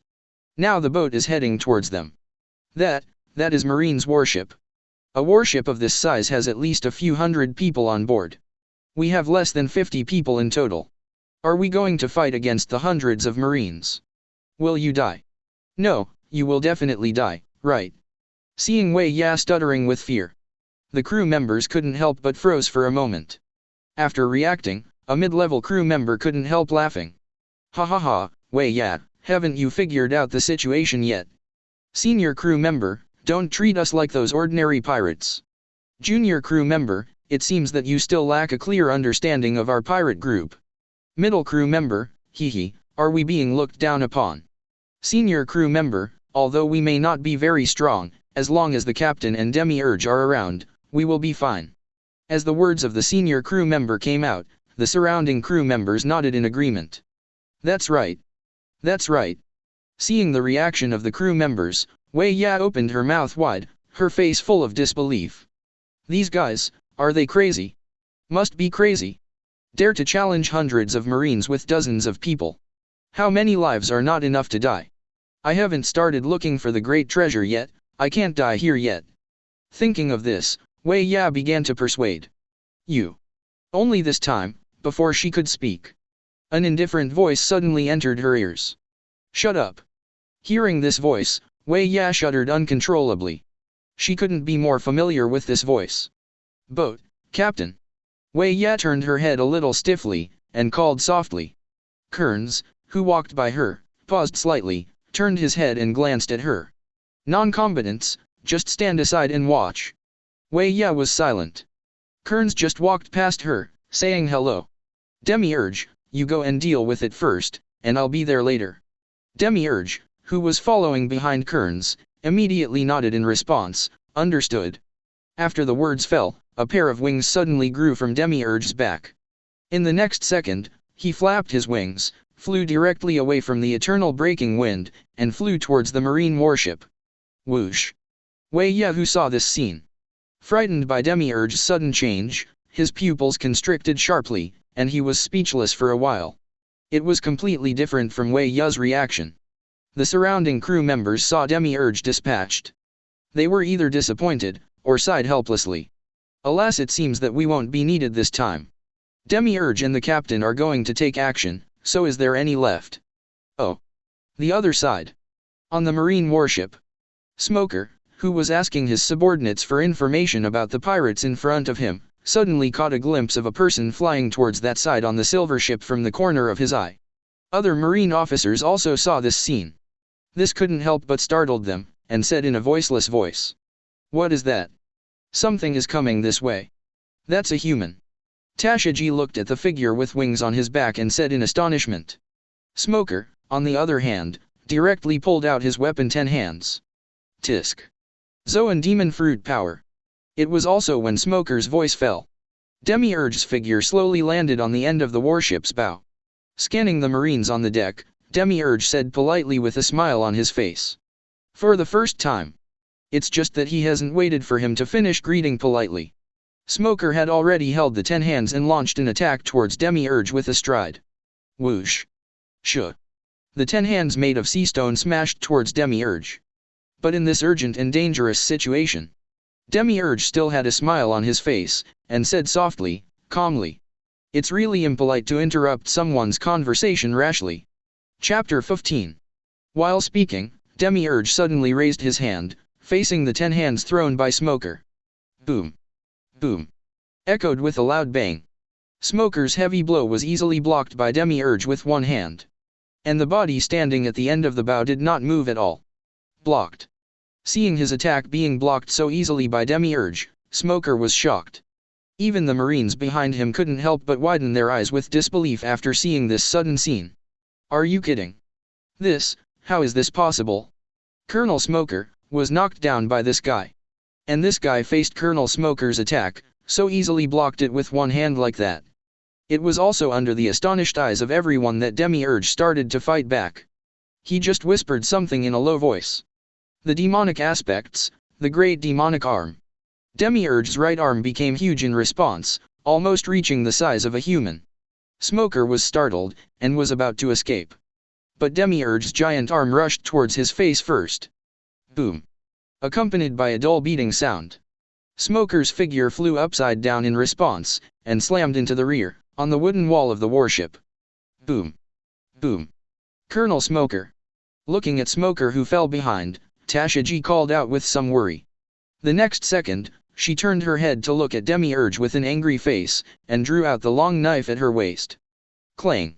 Seeing this, the other Marine officers also drew out the long knives around their waists, ready to meet the enemy. Clang. Clang.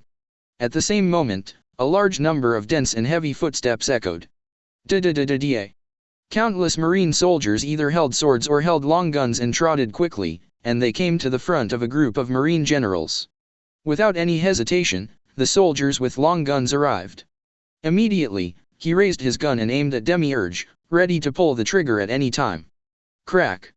Crack. Crack.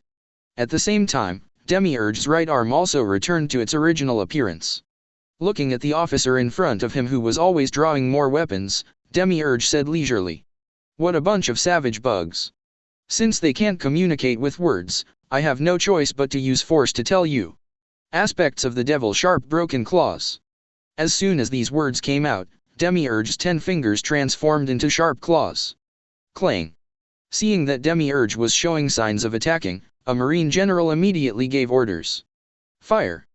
Bang. Bang. Bang. Bang. The soldiers pulled the trigger in response, countless flames shot out, and the dense rain of bullets hit Demiurge overwhelmingly. Shhhhhhhh. However, Demiurge was not afraid of this at all, and he didn't even move to dodge.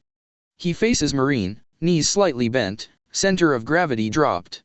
Immediately, he jumped out, completely ignoring the incoming bullets, and went straight to the Marine camp. Whoosh.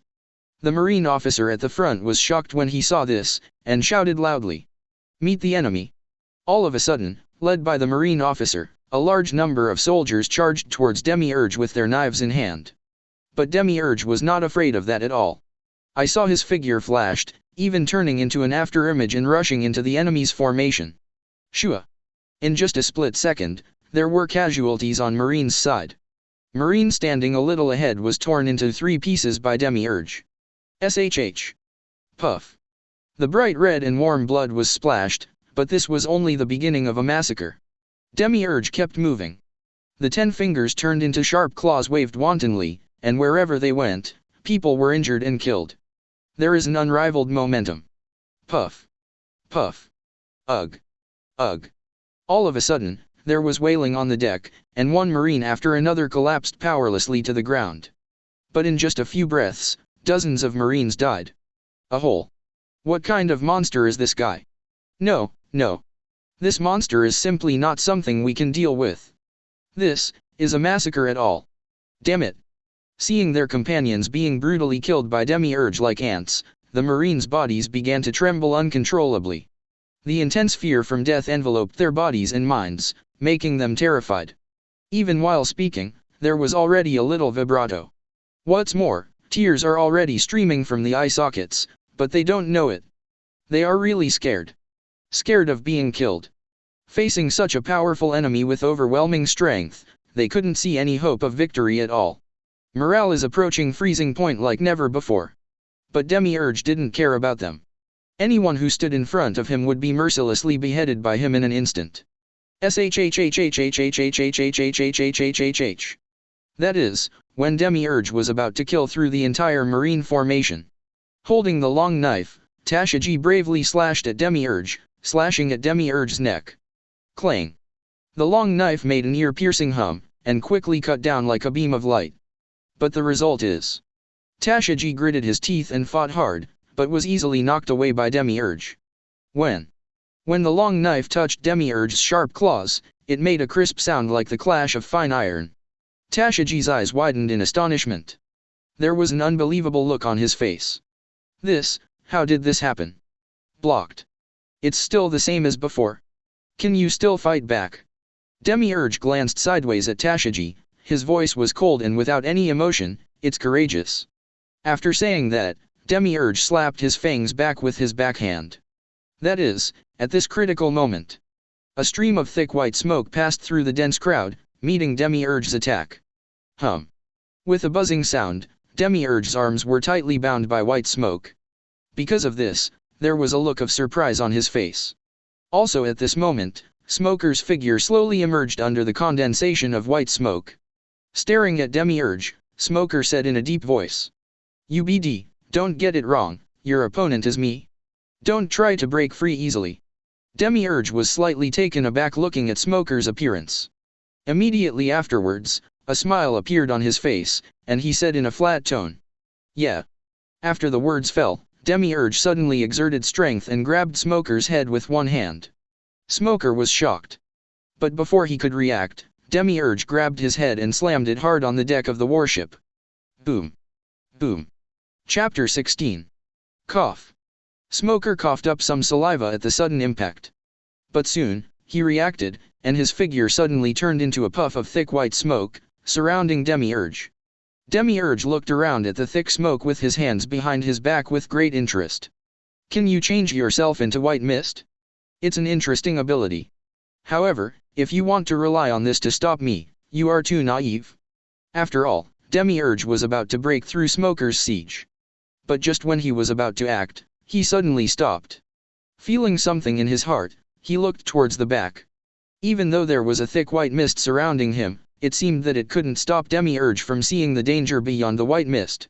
Also at this time, outside the white mist, the bow of the marine warship, a man with short black hair and a long silver knife hanging from his waist slowly landed on the deck of the warship. Duh. The man caressed the hilt of the long knife with his left hand, and looked around the deck of the warship. The Marines, who were able to breathe for a while because of Smoker's entanglement with Demiurge, also noticed the man who boarded the ship suddenly. Thinking of the strength of Demiurge who had just boarded the ship, the Marines did not dare to relax their vigilance. They held the weapons in their hands tightly and looked nervously at the man who suddenly boarded the ship. Damn it, even before the first monster boarded the ship, his helper has arrived. Tashaji also tightened the long knife in his hand, and looked at the man who suddenly boarded the ship with a vigilant expression. Is that guy's partner? Colonel Smoker has pinned down that monster, then this guy. I will defeat it. Just, let Tashaji etal have some surprises.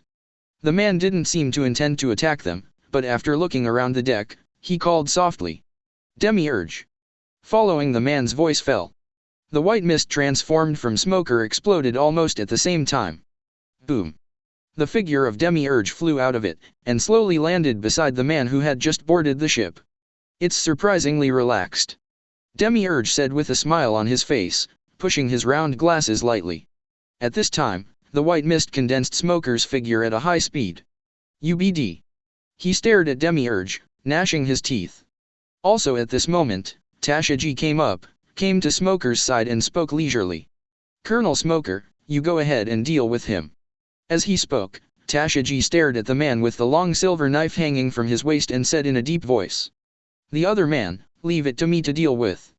Hearing this, Smoker glanced at Tashaji in surprise. But in the current situation, there is nothing to hesitate. Okay. Be careful, he may not be weak. I understand. Tashaji responded, and slowly bent down, waiting for the Smoker's order at any time. Go. Smoker snorted. At the same time, the lower body unfolded its power flower, turning into a puff of white smoke, supporting the upper body and heading straight for Demiurge. Tashaji on the side also rushed out after hearing Smoker's order, and went straight to the man with the silver sword hanging from his waist.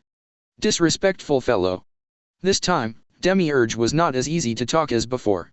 It's okay for them to be rude to themselves. But he was so rude to his own captain, and he wanted to do something when he came up. This is unforgivable. With that in mind, Demiurge leaned over to meet Smoker and Tashigi. However, before Demiurge could make a move, Kearns next to him raised his hand to stop him. Captain. Demiurge was a little taken aback. But Kearns didn't explain anything. He turned slightly sideways, looking at Smoker and Tashigi who were rushing towards them. He didn't draw his sword, and didn't make much movement. Kearns was just a look, and his top conqueror's haki suddenly poured out. Boom. At Kearns' feet, the wooden deck of the warship collapsed. All of a sudden, there was a strong wind on the deck, and the conqueror's haki spread to every corner of the warship in an instant. An unparalleled coercion instantly enveloped the entire warship. Boom. With the solid wind from haki, Smoker and Tashigi rushed towards Kearns. The brains of both of them fell into a blank at this moment. Smoker, who had originally used the fruit ability, instantly released the state of using the ability at this time, turned back to a normal person, and fell heavily to the ground. And Tashigi also felt his legs go limp, and fell to the ground at the same time. Plop. Plop. Dang clang. The long knife in Tashigi's hand fell out of his hand, and under the action of inertia, it slid to Kearns' feet. Under Kearns' control, haki's release came and went quickly. Just like a gust of wind. As a gust of wind blew across the faces of all the Marines, the entire deck instantly became silent. Even the chilling atmosphere seemed to be taken away by that gust of wind. After a while, there was a dull sound. Thump. Plop. Plop. Plop plop plop. At first, a soldier fell to his knees weakly, followed by the second, and the third. Like domino cards, more and more Marines fell to their knees on the ground. The weapons in their hands fell to the ground the moment they knelt down. Dang bang. Bang bang. Bang bang. Some Marines even rolled their eyes and passed out directly. Seeing that Marine passed out, Kearns also had a puzzled look on his face, and he murmured softly, somewhat puzzled. Huh? Has anyone else passed out? It's obviously the lowest limit, can't you control it? At the same time, Tashigi slowly got up from the ground. At this time, her face was pale, she was still in shock, and her eyes were trembling violently like an earthquake. She knelt and looked at Kearns not far away, her eyes full of puzzlement. What happened? Knife, knife, my weapon. Seemingly remembering something, Tashigi muttered and was about to stand up and take back his weapon. However, when she was about to get up, she was shocked to find out. She can't stand up. Those weak legs seemed to be broken, and they couldn't use their strength no matter what. Also at the same moment, she discovered that her hands were trembling violently like chaff. What exactly is going on? Tashigi looked at his uncontrollable, trembling hands, and his voice trembled. Chapter 17. In the rear, those Marines who were still kneeling on the deck were in almost the same state as Tashigi. They also didn't know what happened in front of them, why their legs fell to the ground weakly.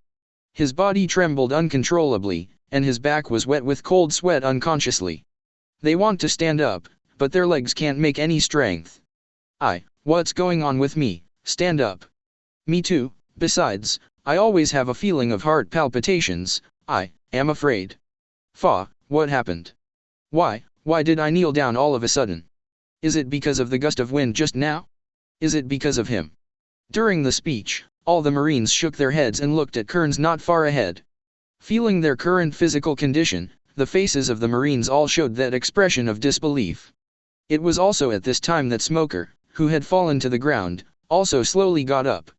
Looking up, Smoker looked at Kearns, his eyes quivering violently like an earthquake. That feeling just now, what's going on? Is he demon fruit power too? No. Not right. That's Haki. Is it Haki? Who is this guy? So young, he has already mastered Haki. Smoker watched Kearns' figure, horror evident in his eyes. He once heard about Haki from his teacher, former Marine Admiral Zephyr. But this is the first time he has met. Does this Haki have such powerful power? In just an instant, the entire warship and hundreds of Marines lost their fighting power directly. Is Haki? Smoker's eyes trembled, and he murmured subconsciously. Hearing this, Kearns' eyes turned to Smoker. With a smile on his face, Kearns chuckled softly, so it's you, I said it feels a little familiar. Smoker froze for a moment. Some didn't understand what Kearns meant by that. The familiarity in Kearns' mouth doesn't mean he's seen Smoker before. Right now, it was just their first encounter. The familiarity in his mouth is because he, who knows the future of this world, knows that there is such a person. However, because the time spent in this world is too long. As a result, his memory was a little fuzzy, and he didn't recognize Smoker at first glance. We didn't come here this time to fight and kill people, we just wanted to say hello to you. Kearns said politely with a smile on his face. Smoker, say, hello. Kearns nodded and smiled, that's right, just to say hello. Please allow me to introduce you. I am the captain of the Pale Emperor Pirates, Kearns. This is my subordinate, Demiurge. Nice to meet you, Colonel Smoker. Hearing Kearns' introduction, all the Marines present subconsciously looked at Demiurge beside Kearns. Recalling that Demiurge just broke through the Marine formation, no one can be like that. The Marines couldn't help but see big cold sweat on their foreheads. Smoker and Tashaji swallowed hard at the same moment. Captain, is it him? Is that a lie? This guy named Demiurge is so powerful, why isn't he the captain? Doesn't that mean that this guy called Kearns is stronger than Demiurge? Thinking of this, Smoker and Tashaji subconsciously looked at Kearns. Reminiscent of the means Kearns just displayed. In just an instant, the Marine on the entire warship lost its combat effectiveness. The two of them shuddered and showed horror. Seeing the two people's reaction, Kearns couldn't help being slightly taken aback, and asked, "You know me?" But, as soon as the words came out of his mouth, Kearns couldn't help laughing. How could they know themselves? The world government has already erased the existence of these guys from history. Who else knew him besides the old guys who had been through it? If those old guys didn't tell, who would know him?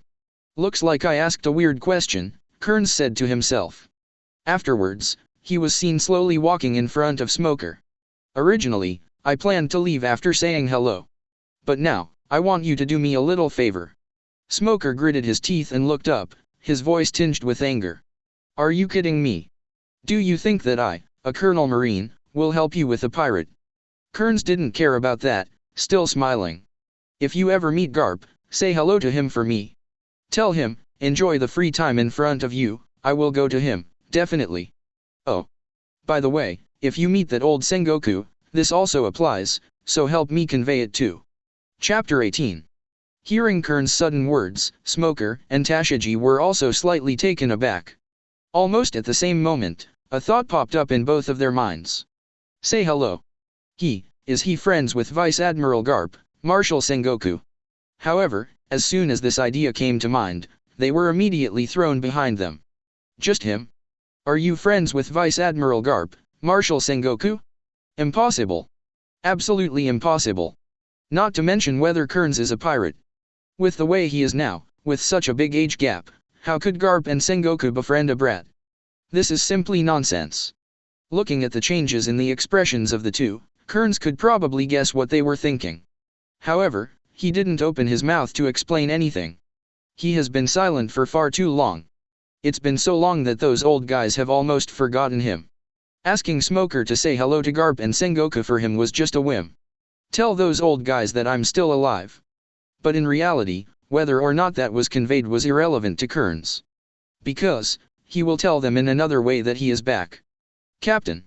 It was also at this time that shouts came from behind Kearns. Kearns turned his head and saw his eternal breaker, slowly approaching. Looking at the scene on the deck of the Marine warship, all the crew members were a little downcast. Hey. I knew that if the captain and Demiurge made a move, we would definitely have nothing to do with it. Isn't it? Look, they all fell to their knees. Oh.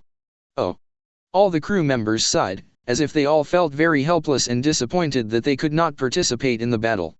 On the other hand, Wei Ya's feelings were completely different from those of the crew. Looking at the Marine kneeling on the deck of the Marine warship not far away, Wei Ya only felt that her vision was hit by the blow. The pupils began to shrink uncontrollably and sharply. Cheat, right? Win. They won. Just 2 people?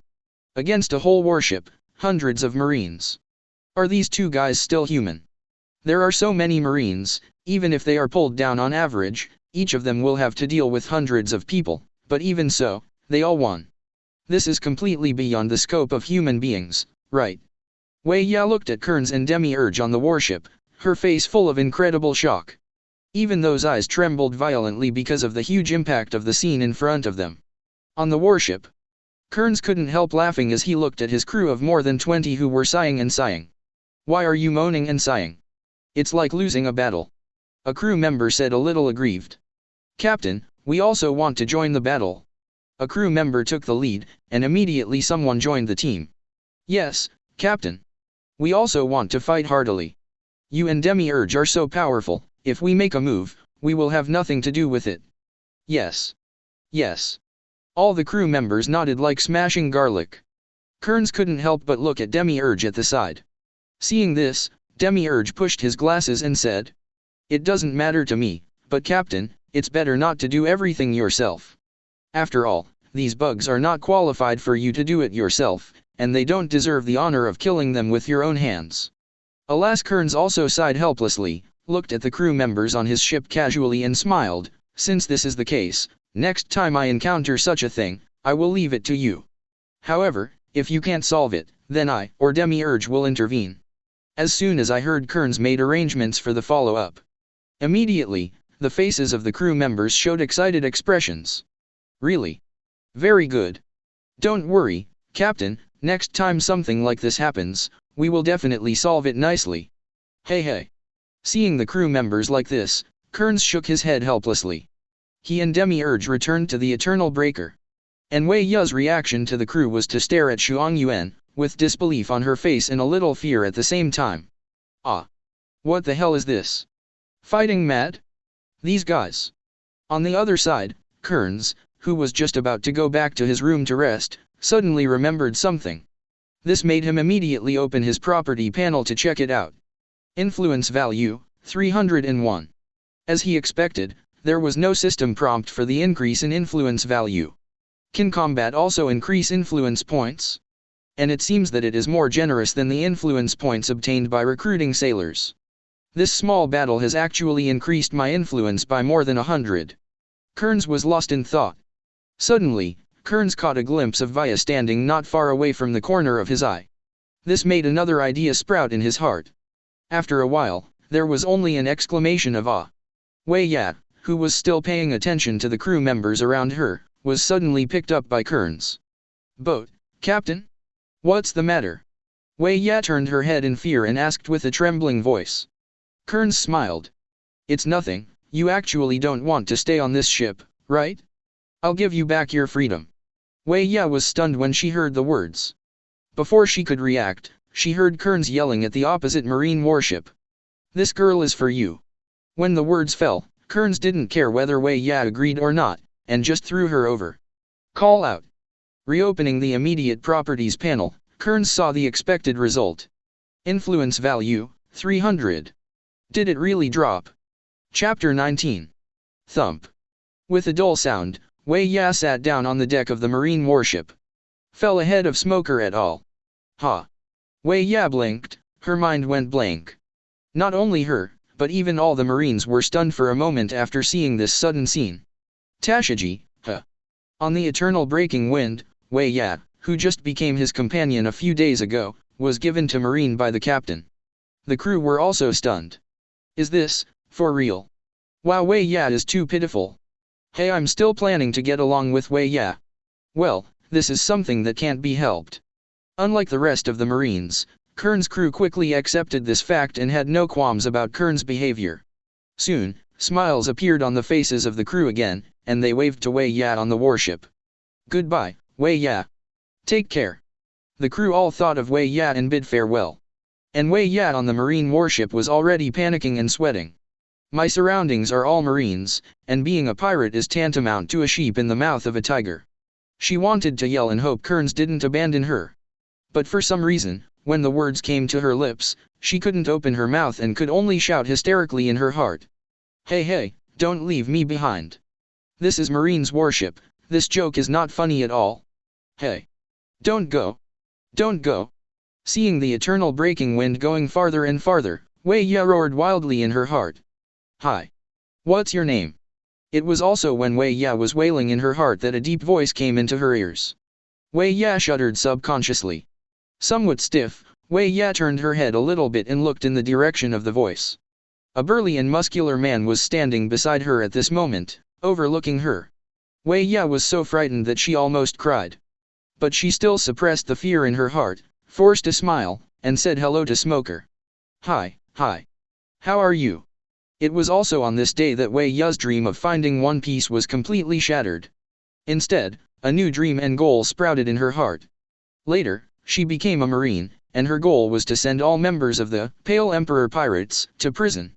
However, these are things for later. Aboard the Eternal Breaker.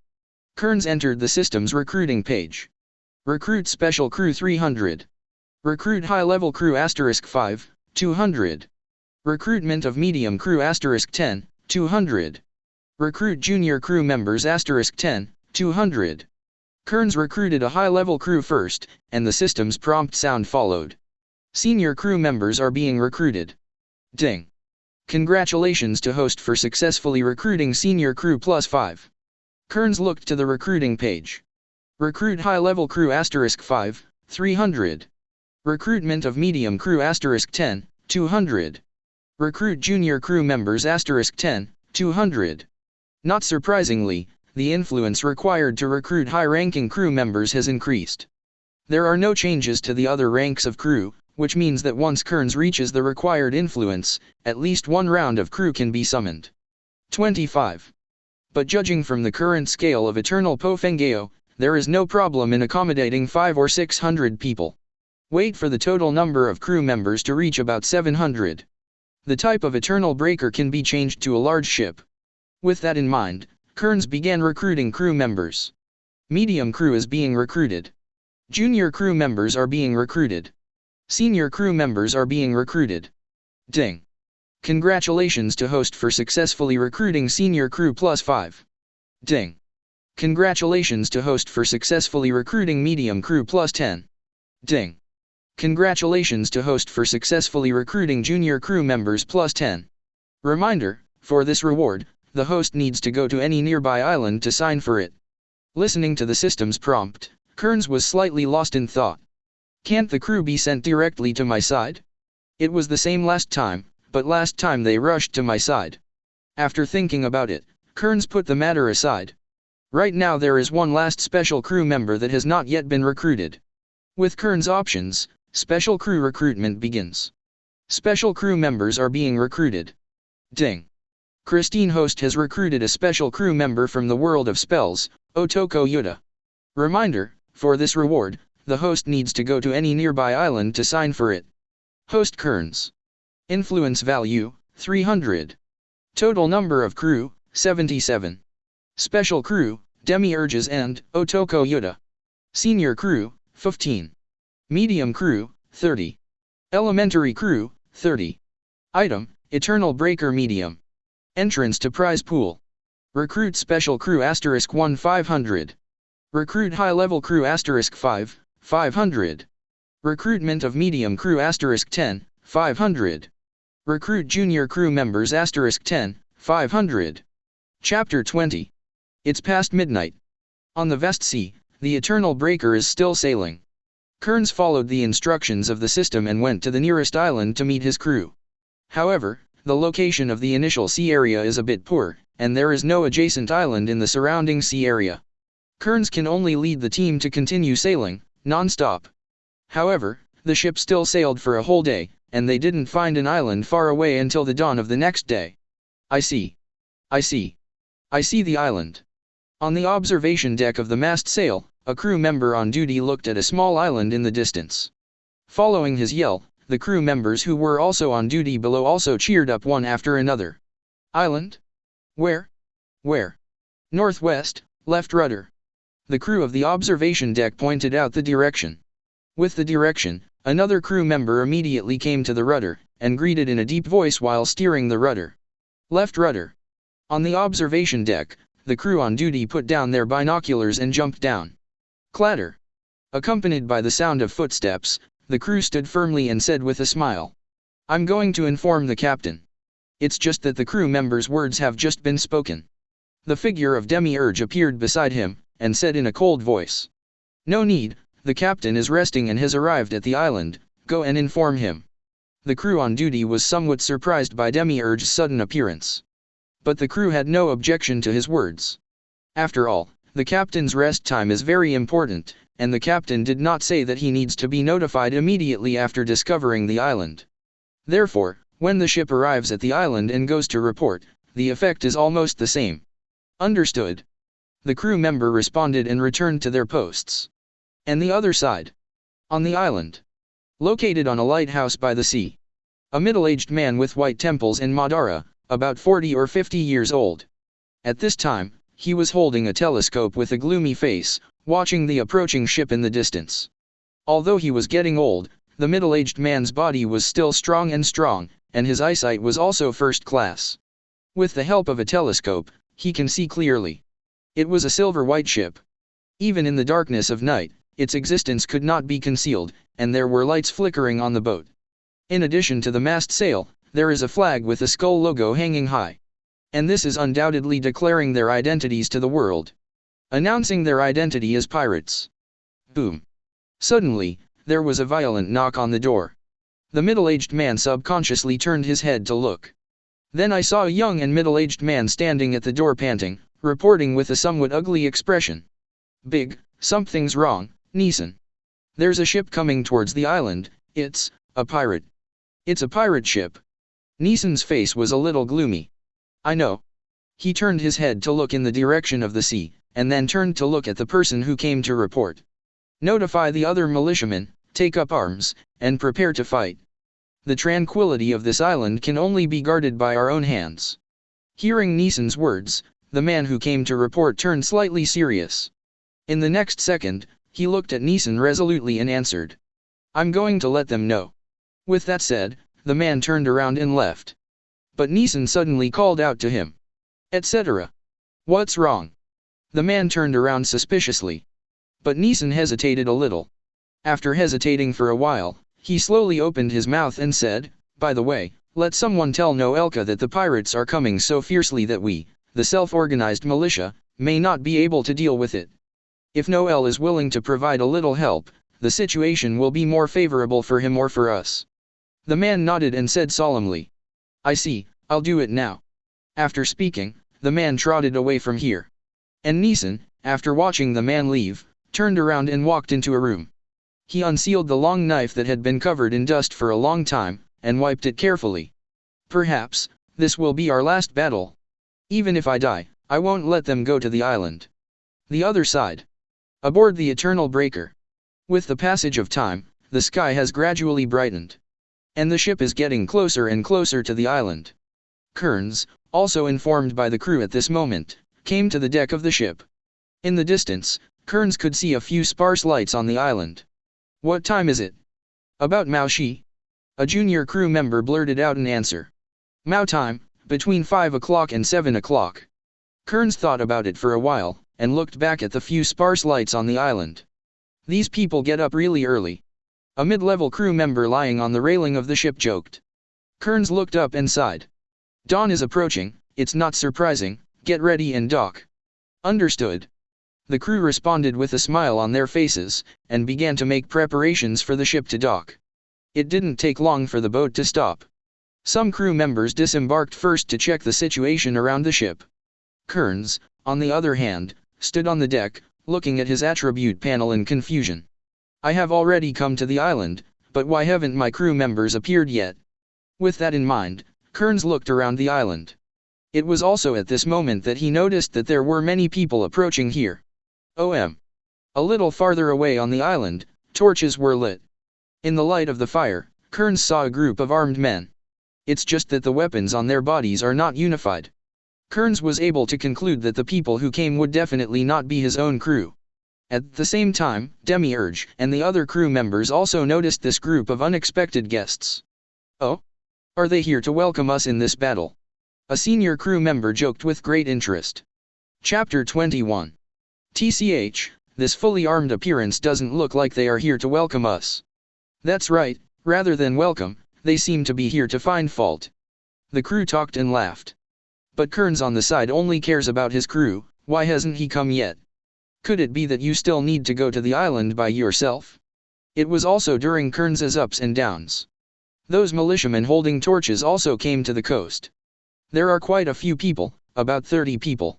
There are even more members of the Pale Emperor Pirates gathered on the shore today.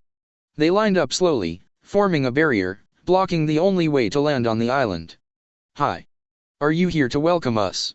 On the boat, even though they could see the purpose of the other party's visit, some crew members still teased and greeted them. As expected, after his cry, Neeson, who was the leader, immediately uttered a resonant voice. You are not welcome on this island. Get out of here immediately. As long as we are here, you don't even think about setting foot on this island. Hearing Neeson's blunt opening remarks, the crew of Pale Emperor Pirates were all taken aback. After reacting, a group of people secretly rubbed their little hands excitedly. Wow, this uncle is so tough. I like it. Good guy, tough enough. I appreciate it. Is this going to start a fight? It will definitely start, right? There is nothing to talk about. A group of people silently retreated to the back of the crowd, quietly pulled out the long swords around their waists, and rushed out just waiting for an order. A senior crew member subconsciously turned his head and glanced at Kearns at this moment. Kearns glanced at the person blocking the way below, then looked at him and said, Didn't you say before that you have nothing to do? In the future, you can handle this kind of thing by yourself. But one thing to remember is that we are here to pick up people, so don't let me do such a stupid thing as the whole group retreat after someone said a few reasonable words. Seeing Kearns delegate power, the senior crew member also said with a smile on his face. Relax, Captain. We will not do such a thing. Everything we do, no matter what happens, we will not lose the dignity and face of the Pale Emperor Pirates. As soon as the senior crew member said these words, the crew members who were just about to rush out to deal with Neeson immediately stopped their movements and suppressed the urge to rush out. At this moment, a thought popped up in their minds without any surprise. If you just charge up like this, will you lose your temper? Or, wait for a while. Also at this moment, the senior crew member turned to look at Neeson and the others below. Then, as usual, let's negotiate first.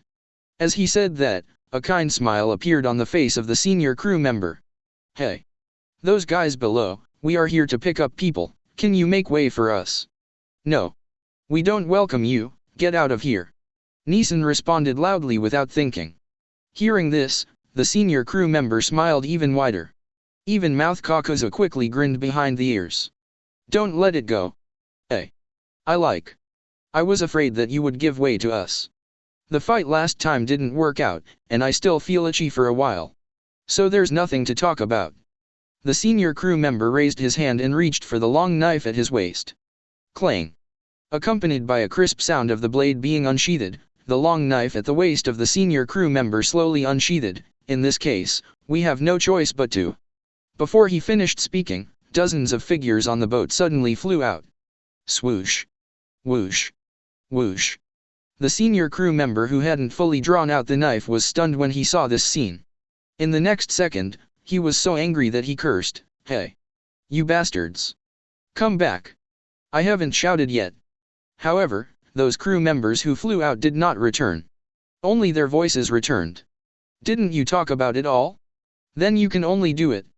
Then I have to go first. You bastards. Without time to delay, the senior crew member cursed, drew his knife, and got off the boat and rushed to the battlefield. After the other crew members reacted, they followed suit. I'm afraid I didn't catch an opponent. Let's say it first, one for each person, don't grab it. On the coast. Seeing the pirates rushing over in a swarm, Neeson also reminded loudly. Watch out, they're coming. Hearing the words, the 4 or 5 captains in front immediately raised their guns and aimed at the rushing pirates. Perhaps it was the first time to fight a pirate head-on. Many militiamen were so nervous that their hands and feet trembled. Noticing this, Neeson immediately comforted him, Don't be afraid, don't be frightened by their aura. They are the same as us. We have more people than them, and we have guns, so we have the advantage. That's when Neeson was boosting morale. Beside him, suddenly came a cold voice. Can you please stop here? I'd be a little troubled if you guys shot at my mates. Hearing this sudden strange voice, Neeson couldn't help but shudder, and turned around to look away. But I saw a young man in white clothes with a long knife on his back, who had come to his side at some point. And he is the special crew member newly recruited by Kearns, Yutai. You, who are you? Neeson asked in horror. Who are the militiamen and what they look like? He has lived on this island for so long, but he remembers them clearly. However, Yutai did not immediately answer his question. Instead, he called out softly. Rika sauce Lixiang. In an instant, the militiamen holding their spears in the front row suddenly felt a huge force. That huge force snatched the spears from all of them in an instant. And in front of their eyes, crushed those 4 or 5 spears on the spot. Boom. Faced with this sudden scene, those militiamen seemed to have seen a ghost. All of them were so frightened that their breath was stagnant, and they all froze in place. Chapter 22. Even the militiamen standing behind them couldn't help but subconsciously took a step back after seeing this scene. What's going on? What's going on? The gun suddenly flew away. It shattered like this. It's like, as if it was crushed by something. Having said that, all the militiamen swallowed subconsciously and took a step back. Their eyes were a little suspicious, and their expressions were a little frightened. Neeson, who was the first to react, immediately turned his head and asked loudly like Yigiauta. You guy, are you with those pirates? However, Neeson had just finished speaking. But he found that Yutai didn't stay by his side much at all. Instead, he hummed a light tune and walked in the direction of the eternal breaking wind. Seeing this scene, Neeson was furious. Clang. The long knife at the waist was drawn out. Neeson held the long knife tightly, shouted angrily, and rushed towards Yutai who had just walked not far away. UBD, don't ignore me. He sensed Neeson's approaching steps. Yutai's forward pace slowed down, and he turned his head to look behind. Turning around, Neeson's slash was oncoming. Shua. The sharp long knife buzzed in the air, hitting Yutai's face directly. But Otoko Yuta didn't feel any panic or fear at Neeson's sudden attack. With a nimble figure, Yutai leaned back slightly to avoid it. Seeing this, Neeson made a backhand chop. Yutai dodges sideways. Neeson immediately made an upward move, and Yuta easily dodged sideways once. 3 moves in a row failed, and Kakuzu couldn't even touch the opponent's clothes. This made Neeson ashamed and angry. Do you just hide? With a loud shout, Neeson exerted all his strength and slashed at Yuta with all his strength. Clang hum. Hearing the buzzing sound of the long knife, Yutai cast a little surprised look. However, Neeson's slash hadn't touched Otoko Yuta yet. In the void, a terrifying big hand suddenly protruded. Shua. Crack. The big hand directly grasped the long knife that Neeson swung. What is this?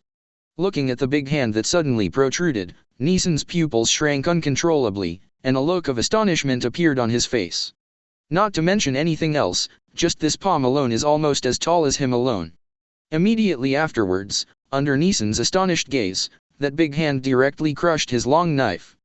Clang. Like glass, the long knife shattered into several pieces. The next moment, that huge palm waved casually and slapped Neeson. Boom. Neeson was beaten upside down on the spot, blood was sprayed from his mouth, and he fell heavily to the ground. Thump. After rolling on the ground several times in a row, Neeson managed to stabilize his figure. Somewhat terrified, Neeson suddenly raised his head and looked at Otoko Yuta. At this moment, Neeson's mind was in chaos. Just now, what was that thing just now? Hand. Such a huge palm, it can't be human, right? Is it him? Neeson looked at Yutai who was not far away, his eyes trembled violently like an earthquake, and his face was full of a look of uncertainty and fear. It seems to be to answer the doubts in Neeson's heart. While he was in doubt, a hoarse, complaining voice that seemed to come from a girl suddenly came out. Really, what are you doing? Yuta. Yutai turned his head to look backward when he heard the sound, and said with a slightly apologetic smile on his face. Sorry, Lixiang, I just wanted to hurry to the captain's side. The hoarse, female voice with a hint of complaint came all at once. Be serious, this is very dangerous. Don't worry, he won't be able to hurt me. Yigia reassured with a smile. And the truth is just like what he said. Just as Neeson attacked him just now, if it wasn't because Lixiang couldn't stand it, he would have shot directly. With Yutai's strength, it can be blocked without any effort. Not far away. Neeson looked at Yiguyutai as if he was chatting with someone, but he couldn't see anyone beside him.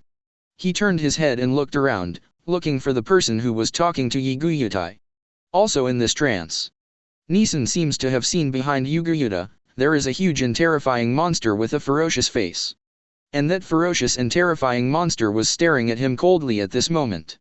However, perhaps because of the darkness, this scene was fleeting. It was as if the monster never existed. It also seemed that the monster had sneaked into the night again. However, it doesn't matter which one. That scene also brought a strong visual impact to Neeson, which made him subconsciously hold his breath, and his whole body froze in place. Even if it's just a momentary picture. It also caused Neeson's mind to plunge into a blank, as if being struck by 5 thunders. At the same time, it also made Neeson understand. The man in front of him is definitely not something he can compete with. He dodged all of his previous attacks and failed to touch the corner of his clothes. This is enough to see the strength of both sides. Now, behind him, in a place invisible to the naked eye, there is actually a terrifying monster hidden. As soon as it made a move, it instantly shattered its own long knife and seriously injured itself. This is more able to show the gap in strength between the two sides. Your own strength and the opponent's strength are not at the same level at all. Will die. Thoughts arise. Even though Neeson had already been mentally prepared, he still felt terrified when facing Yuguyuta. His hands, legs, and even his body trembled uncontrollably at this moment. Same moment. The crew members who rushed from the ship felt bad after seeing Yiguyutai appearing. After seeing Yiguyutai shot and injured Neeson, there was even more anxiety in their eyes, for fear that Yiguyutai would cut off their beards. Yuta, you've worked hard. Go to the captain's side, we'll leave this place to us. Yes. Leave it to us. Let me. While speaking, the crew swarmed up and directly broke through the formation of the militia. It was as if they had been hungry for days. Looking at the militiamen holding weapons and swords, their eyes seemed to glow green. Come on. Let us be your opponents. Chapter 23. With the intervention of many wolf-like crew members, the battle between pirates and militia is imminent. In this battle, the crew of the Pale Emperor Pirates showed overwhelming strength. Dozens of militiamen were all knocked down under the attack of the Pale Emperor Pirate crew in just a few breaths, lost their fighting power, and lay down. The crew who were still enjoying themselves couldn't help but feel a little disappointed when they looked at the militiamen who were already lying down. What? Can't stand up now? Being able to prevent us from landing on the island, I thought your strength would not be so weak. However, the facts look much worse than you imagined. The crew talked. On the other side, Otoko Yuta has also arrived at the bottom of the eternal breaking wind. Looking at Kearns on the deck of the ship, Otoko Yuta greeted with a big smile. Captain. In response, Kearns also showed a smile on his face. We're here to pick you up, who else? Yiguyutai looked back and explained. I heard the movement here, so I rushed over here first, and the others probably will arrive soon. Just as I was talking, it came from the direction of the island. A few figures sprang out. Swoosh. Whoosh. Whoosh. These few figures had just stabilized their figures when a burly man laughed loudly. Ha ha ha. I'm the first. The first one is Yigu. Beside him, someone suddenly answered. Compared with this meaningless thing, let's report to the captain first. It makes sense. While speaking, several people walked towards the eternal breaking wind. When they came to the bottom of the ship, everyone greeted them one after another. Captain. Kearns smiled and nodded.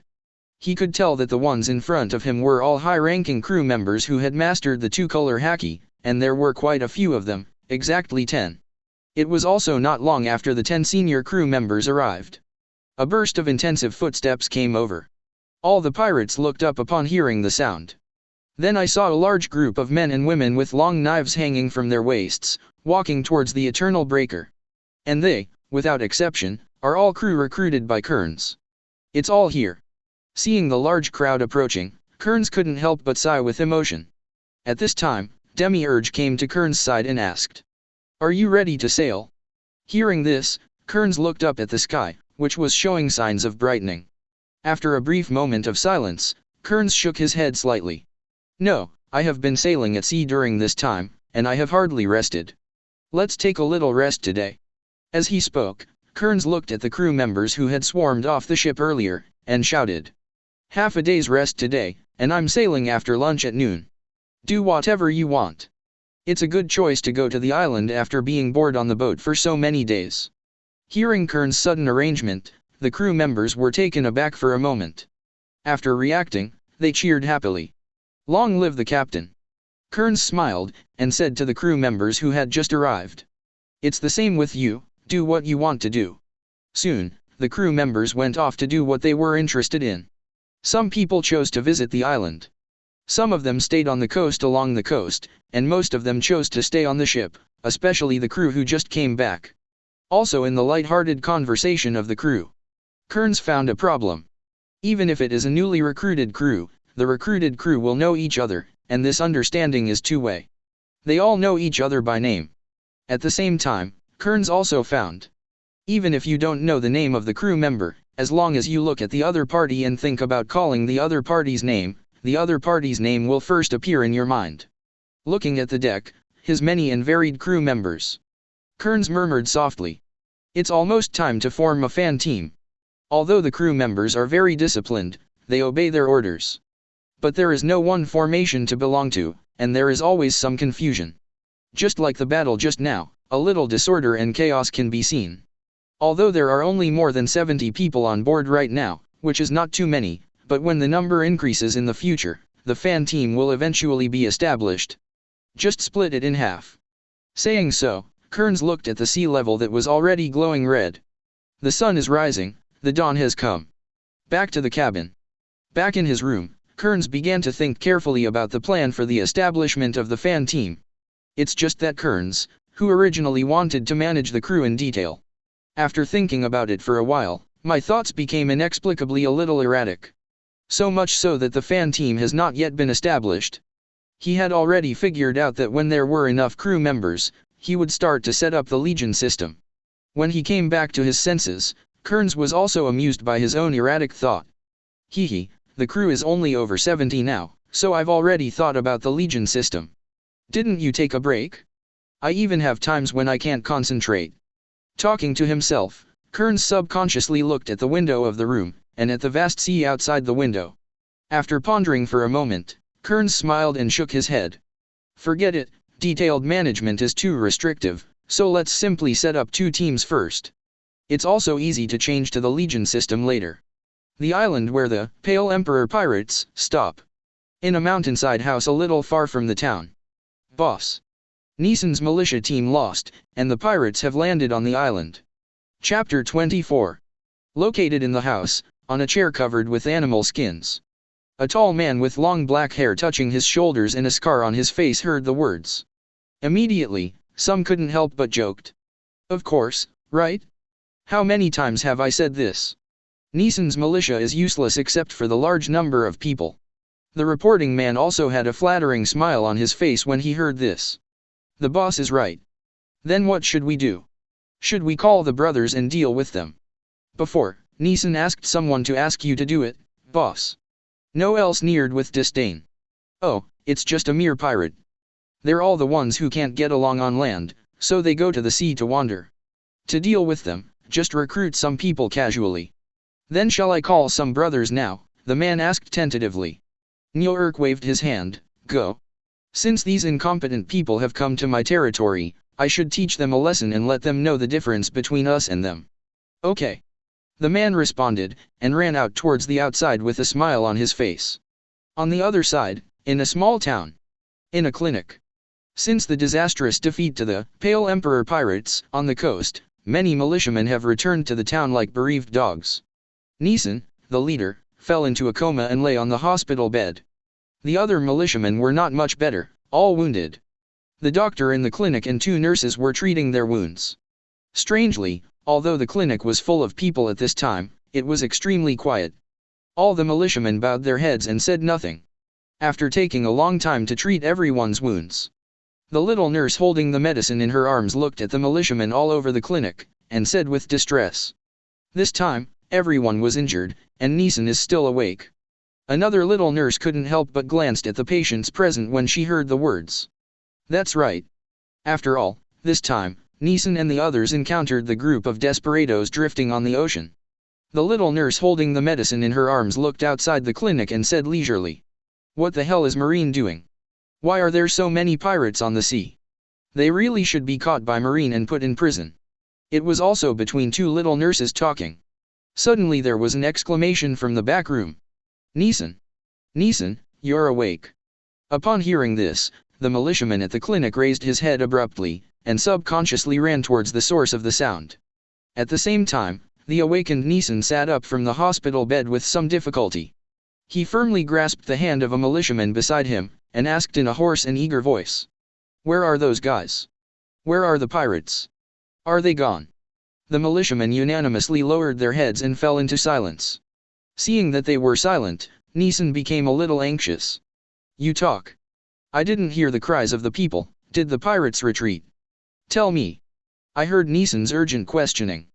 After a while, a militiaman gritted his teeth and said in a deep voice, "No. They didn't leave. They were already on the island." Neeson trembled all over, his eyes lost their brilliance, and even his body seemed to be unable to use his strength. But soon, he survived and asked again, "Where's Noelka? Where's that guy? Where's the bandits? Did they stop them?" The militia shook his head. "No, we didn't see the shadow of those bandits at all. Besides, it's too late now, the pirate has already entered the town. Neeson, help me up." "Militiaman, what are you going to do? You just woke up now, your body is still weak, and you can't get out of bed yet." Seeing that his partner did not help him up, but pressed himself on the bed instead, Neeson immediately shouted angrily, "Those notorious pirates have already entered the town. How can you let me hide here with peace of mind? Their presence alone makes people terrified of losing someone they love. Now that they have entered the town, if they are not expelled, the people of the town will only fall into endless fear." As if exaggerated by Neeson's angry shout, the militiamen couldn't help closing their eyes, and gritted their teeth. "But we lost. We are not their opponents at all. They are too strong. We didn't even last a minute against them. You are not their opponent if you are not injured. Even if you are injured, what can you do? Go to die." The unwilling shouts of the militia echoed in the clinic. The entire clinic fell into silence. Neeson also stared wide-eyed, his face full of disbelief. After a while, he lowered his head in shame. Without too many words, and without the help of others, he just climbed up little by himself. "Militia, what do you want to do?" Neeson paused for a moment, then continued to get up, and spoke at the same time. "I know I'm no match for them.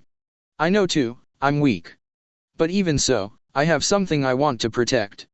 There are also people I love who I don't hesitate to sacrifice my life to protect. If I want my loved one to die tragically at the hands of those notorious pirates, I would rather fight them to the end. Even if it's just to die. I want to stand in front of them." Neeson's words were calm. But the eyes are unprecedentedly firm. The surrounding militiamen couldn't help being moved. Neeson. Chapter 25. Same moment. Marine Branch Base, Conference Room. "It's just a fledgling pirate, and the bounty is set at 50 million Baileys, isn't it a bit of a fuss?" Smoker. At the head of the conference table, a middle-aged man with a fat figure and a white marine coat spoke slowly. As soon as these words came out, many marine officers present also turned their heads to look at Smoker. Smoker took a deep drag on his cigarette and spoke slowly. "This is not a fuss, he is a great threat, far greater than the average pirate. I met him at sea at the time. He was just one of his crew members, no. It should be said that he was a member of the Cotters, so we were helpless. Even I am not sure that I can survive in his hands." The middle-aged man at the head of the conference table took a deep look at Smoker. "Your success or failure cannot be used to define the level of bounty." "I know." Smoker didn't retort. The middle-aged man at the head of the conference table sighed softly. "Hey. For a fledgling pirate, the initial reward is set at 50 million Baileys. This has never happened before. Besides, we've never heard of anything happening to him. Smoker, I have never heard of his deeds before. I only know that when I met him at sea, he only used one breath to kill hundreds of people on the entire warship, including me. Combat power." Hearing what Smoker said, all the marine officers present were slightly startled, and looked at each other in disbelief. The middle-aged man who was at the head of the meeting was also silent for a long time before speaking. Based on a few one-sided words, it is still difficult to get a reward of tens of millions. Besides, when the reward reaches the level of 50 million Baileys, the branch is no longer able to issue a wanted order on its own. This is to be submitted to the government. The initial reward for a newcomer is set at 50 million Baileys. It is very difficult to get permission from the government. Smoker stood up slowly. I know. But I believe they will approve the bounty after seeing what I said. No matter what the final result is, I'd like to trouble Vice Admiral to submit the information I gave you. I have some other things to do, so I left first. Vice Admiral pondered for a while, then nodded slightly. I see, I will submit it truthfully. Thank you. After thanking Smoker, he turned and left the conference room. And Vice Admiral turned to look at the rest of the people present. Then, let's continue. The island where the Pale Emperor pirates stop. Small town. Many crew members were scattered all over the town. Some went to taverns to drink in groups, some went to buy clothes, and some went to snack bars. Everyone was doing well, and there were no waves in the town. Residents of the town don't even know they are pirates. It's just that they are a little unfamiliar, and the appearance of the saber doesn't look easy to mess with. In front of a butcher shop selling fresh meat, a junior crew member with a knife stopped. Looking at the fresh meat on display in the butcher shop, the junior crew members couldn't move their eyes away. Speaking of which, after drifting at sea for so long, they haven't eaten fresh meat on land for a long time. The butcher shop owner looked at the junior crew member sizing up the meat with a smile on his face. Do you want to buy meat? Brother. The junior crew member raised his head and said with a smile on his face. Well. How do you sell the meat here? I pay for it all. Although there is a lot of meat in the butcher shop, there are also a lot of companions on board. There are more than 70 people, and the meat in the butcher shop is estimated to be only 2 or 3 meals. Hearing that the other party wanted to buy all the meat from his butcher shop, the owner of Melee Fight was also taken aback for a moment, then laughed. Are you serious? These are all fresh meat. If you want to buy all the meat in my store, it will cost nearly 1 million Baileys. The junior crewman nodded with a smile. Seriously? If you buy it back now, it can be used as lunch at noon today. The captain and the others will definitely be very happy. I have to buy a few barrels of wine back later. Thinking so in his heart, the junior crew member took out his wallet from his pocket. When I opened it, there were only about 100,000 Baileys inside. Not enough money. But he didn't worry about anything, and took out all the money in his wallet. There are 150,000 Baileys here. It's a deposit for you. I'll take some of the meat back and withdraw the money by the way. I'll pay you in one lump sum. With that said, the junior crew member was about to hand over the money to the butcher shop owner. But at this moment, he was suddenly hit by someone. Boom. Under this sudden and strong impact, the junior crew member took 2 steps back somewhat staggeringly. The money in his hand was also scattered on the ground because he didn't hold it firmly. Wow. Before the junior crew members could get angry, a joking voice came over first. You kid, don't you have eyes? Hearing this, the junior crew member's expression darkened immediately. Lifting his left hand lightly, he pressed it on the handle of the long knife at his waist. The junior crew member looked coldly in the direction of the sound, and said in a cold voice. Do you want to die? At this time, it is in front of the junior crew. There is a team of 7 people, and the leader is the bandit leader on this island, Nyo-Urk. It's just bad words for junior crew members. All the bandits didn't take it seriously. Soon, the bandits on both sides gave way, and Nyo-Urk walked out slowly. Condescending, Noel looked down at the junior crew members, with a look of disdain and banter on his face. Hee, is this the so-called pirate generation? It's actually some crooked melons and cracked dates. Chapter 26. The moment Nyo-Urk's voice fell, there was a crisp sound of the blade being unsheathed. Clang. The long knife was slowly unsheathed at the waist of the junior crew member. Seeing this, Noel narrowed his eyes slightly, and said jokingly. Oh? I got it right, and I feel annoyed. Are you going to use the knife? Contrary to Noel's expectations, the junior crew members did not show much anger. On the contrary, his voice was surprisingly calm. Have you figured out where you are going to be buried? The long knife was completely drawn out, and was tightly held by the junior crew member. Noel was not afraid to laugh back. Ha ha ha, scary, scary, pirates are too scary. The bandits around heard the words and laughed in agreement. TCH TCH TCH. Ha ha ha. Although they were laughing, the movements in their hands were unambiguous, and they showed their weapons one after another. There was even a bandit who came out with a weapon in hand, looked at the junior crew member with a playful face and smiled. Boss, let me fight him. Neork waved his hand. Go, let him figure out the situation. The bandit came over with a knife in his hand, grinning grimly. The junior crew members didn't talk nonsense, they bent over and rushed out with a vigorous stride. Whoosh. Seeing this, the bandit also stepped forward to meet him, slashing away with all his strength with his knife. Shua. With the sound of breaking wind, the long knife came slashing from top to bottom. The junior crew member swung his knife and raised his sword. When the sound of the clash of fine iron reverberated, and where the two long knives collided, sparks splashed out. Under the counter-attack of the junior crew member, the bandit's long knife was not released, but it was still thrown backwards. This surprised the bandit. This guy. What a lot of strength. It's also the bandit's thoughts that fluctuate.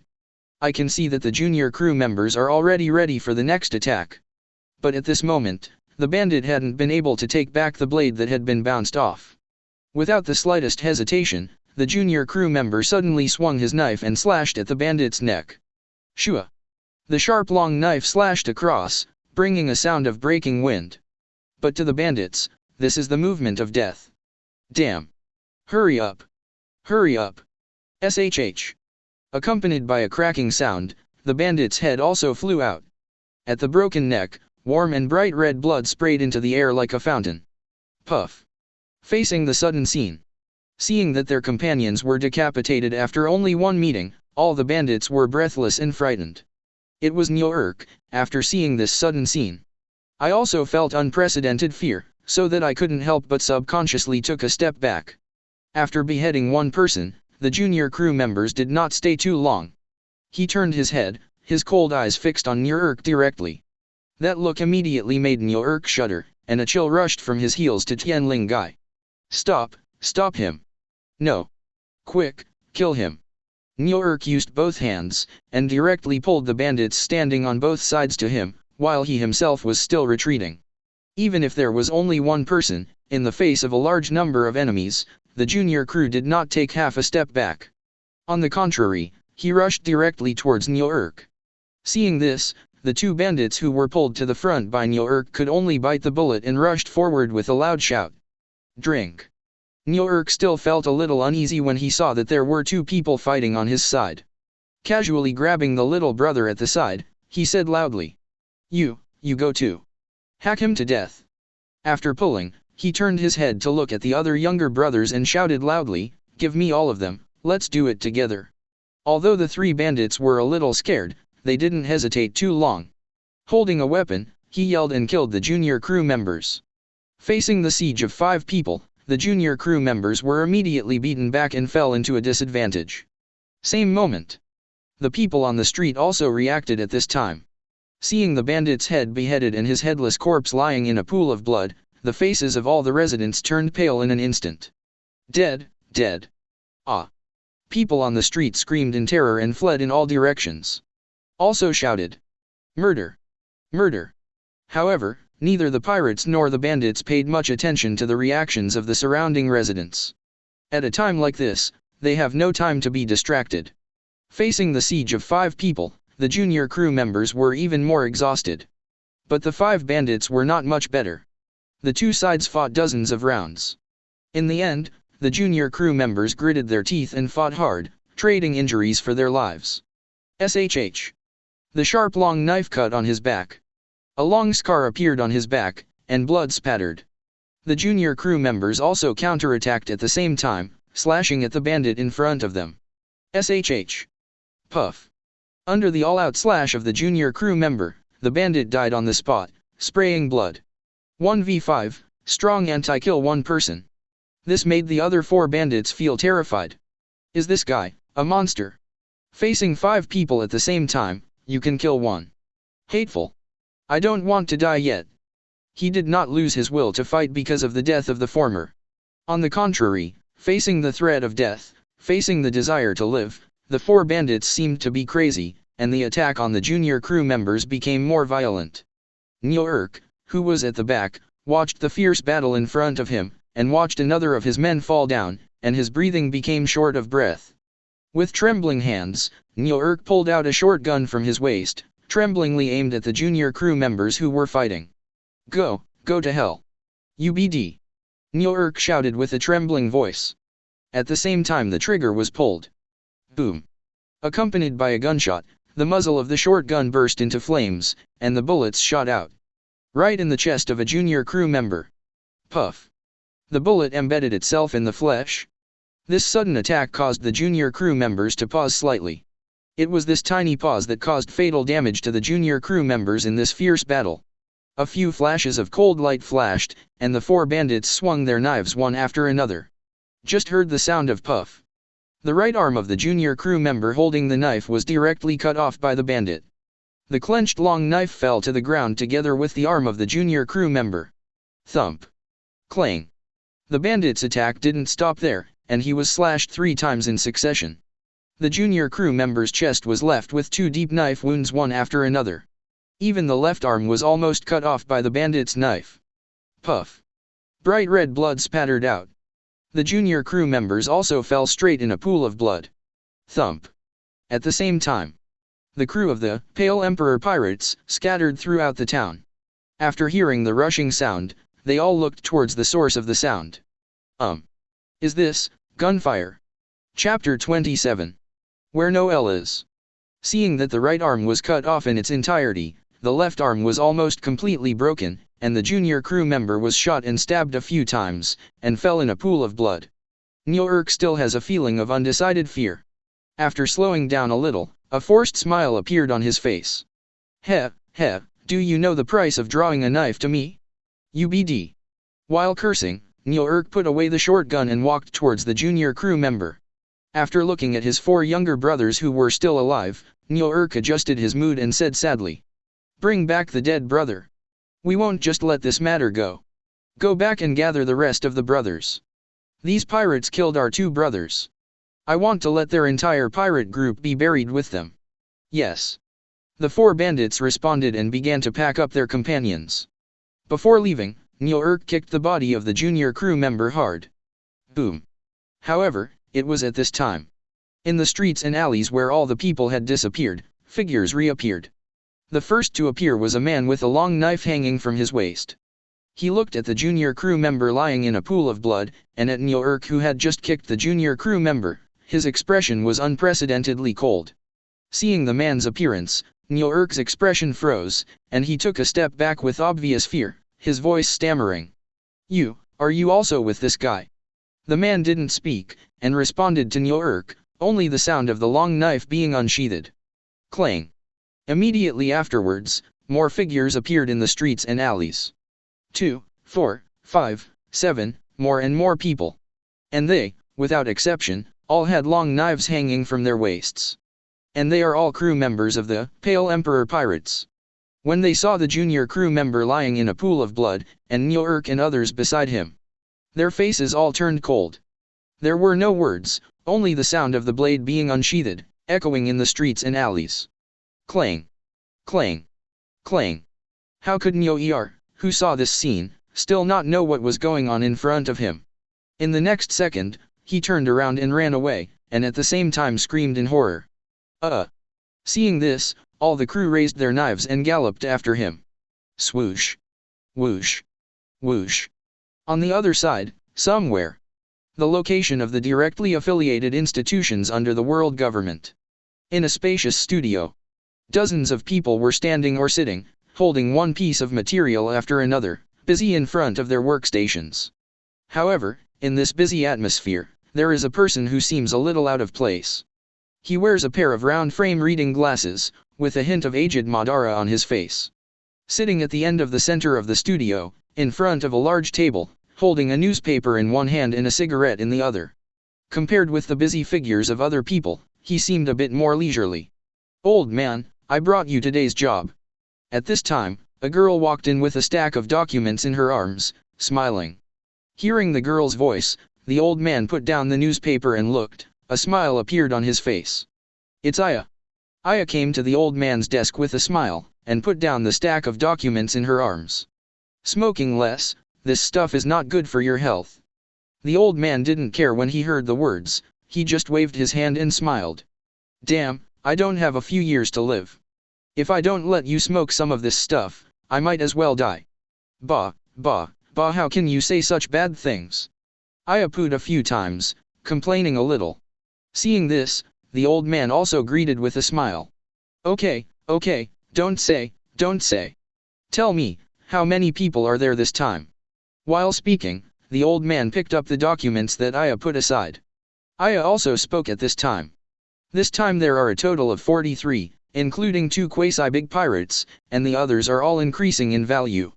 When the old man heard this, he looked a little unhappy. Is that so? Today there are 2 more big pirates whose bounties will exceed 100 million Baileys? These guys are really popping up. Aya glanced at her mouth. These notorious guys can't be caught. How about the announcement of other rewards? The old man raised his head and asked. Aya, according to what you said, it will be reviewed and promulgated step by step. If the incremental value is normal, it will be issued tomorrow. If there is no problem with what you have on hand, it will be issued the day after tomorrow. Everything will be as usual. The old man nodded, very satisfied with Aya's words. He's old, he's 70 years old this year, and it's almost time to retire. But before that, he had to arrange everything here. Righting the reading glasses, the old man began to look at the information that Aya brought over. Then I'll go back first, so I won't bother you. Aya greeted, turned, and left the old man's desk. Just a few steps away, she suddenly remembered something, then turned her head and said, By the way, old man, there is a pirate here. I checked the file again. This time it is his initial reward. Although it is not over 100 million, the reward application is set at 50 million Baileys. Can you show it? With that said, Aya took out another unbagged document and handed it to the old man. The old man just glanced at Aya, then said lightly, Let's put it aside for now. I'll finish reading these first. Oh, Aya responded, and put the information on the old man's desk.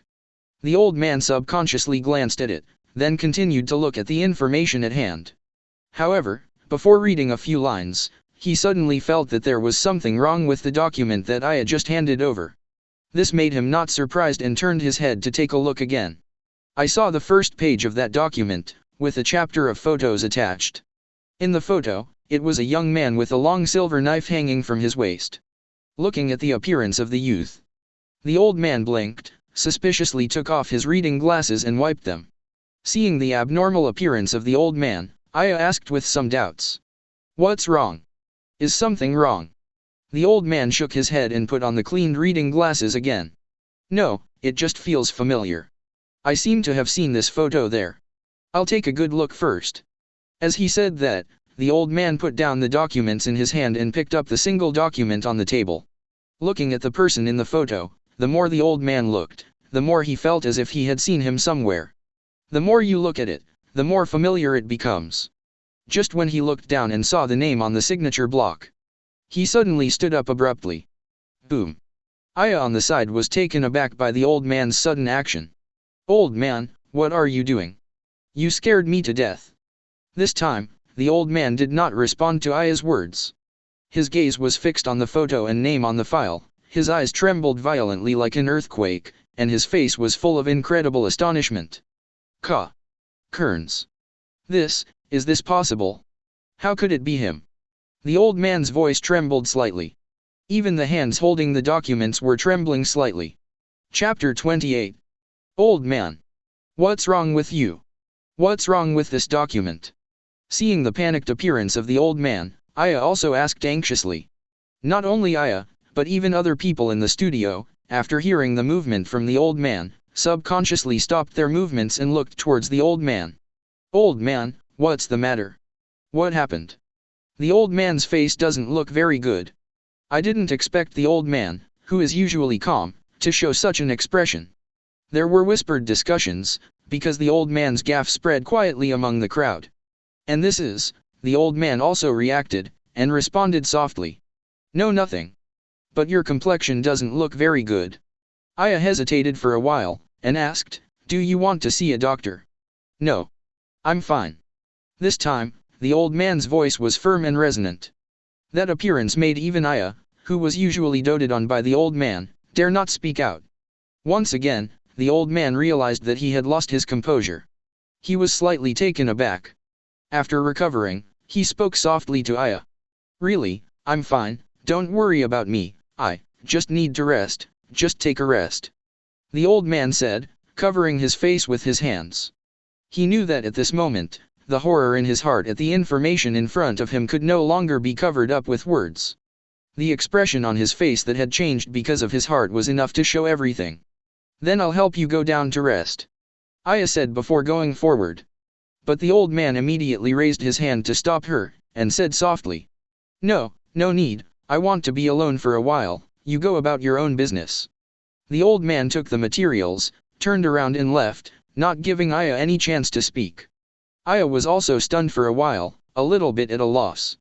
She didn't understand, why did the old man, who was so kind on weekdays, suddenly become like this today? Because of me? Because I just handed over the information to the old man. He suddenly became like this after seeing the information. Old man, does he know that person? That pirate named Kearns. It was also during the ups and downs of Aya's thoughts. Many colleagues who were curious about what happened also came over and asked her about it. What's the matter with the old man? He has never seen such an ugly face even when he encounters big things on weekdays. Aya did not tell everyone the conclusion in her heart. The old man even hides something from her, which means that no matter what it is, the old man doesn't want people to know. That being the case, then I have to help the old man keep this matter a secret. Even if my conclusion is wrong. The workload of the old man these days is not light. He is already old and not in good health. Today, after reading the information, there are 2 new big pirates, so he is a little angry. Aya explained with a smile. It was only when everyone heard the words that they suddenly realized. Is that so? Aya nodded. Otherwise, what do you think? Well, don't hang around here, go back and do your own business, and I have to go back to do my own business. After being greeted by Aya, the crowd also dispersed and returned to their workstations to get busy. The other side. The old man took the document and hurried to the file room. However, his eyes did not stop at the shelves with files on both sides. He walked all the way to the innermost part of the archive room and began to search around. After searching carefully for about 10 minutes, the old man saw a file folder that was already covered with dust in the corner. Found it. Some surprised voices came from the old man's mouth. The old man reached out and took out the dusty folder. After brushing off the dust on the surface, the old man opened the folder. However, as soon as the folder was opened, the old man's face inevitably showed a look of disappointment. Because there is only 1 page of information in this folder. And only a few words. It is still talking about an island called Hive Island. Has everything been dealt with? Muttering, the old man looked at the document in his hand in a daze. After hesitating for a moment, he turned around and walked towards another place. It is different from the neatly arranged archives here. The old man came to a grocery store this time. And here used to be an office, and later the office changed its location, and this room was shelved. Turned into a grocery room. After searching for a while, the old man still couldn't find the information he wanted. However, he saw something else. It was in the cabinet, a small stack of old and yellowed wanted warrants. I saw the dust covered on the stack of wanted warrants, and a large mass of black matter that I didn't know what it was. The master took out the arrest warrant, which was less than a finger thick. The wanted warrant on the top was already rotten, and there were several holes in the middle. But fortunately, I can still see some. There was a signature on the lower column of the image of the wanted warrant. Rox D. Xebec.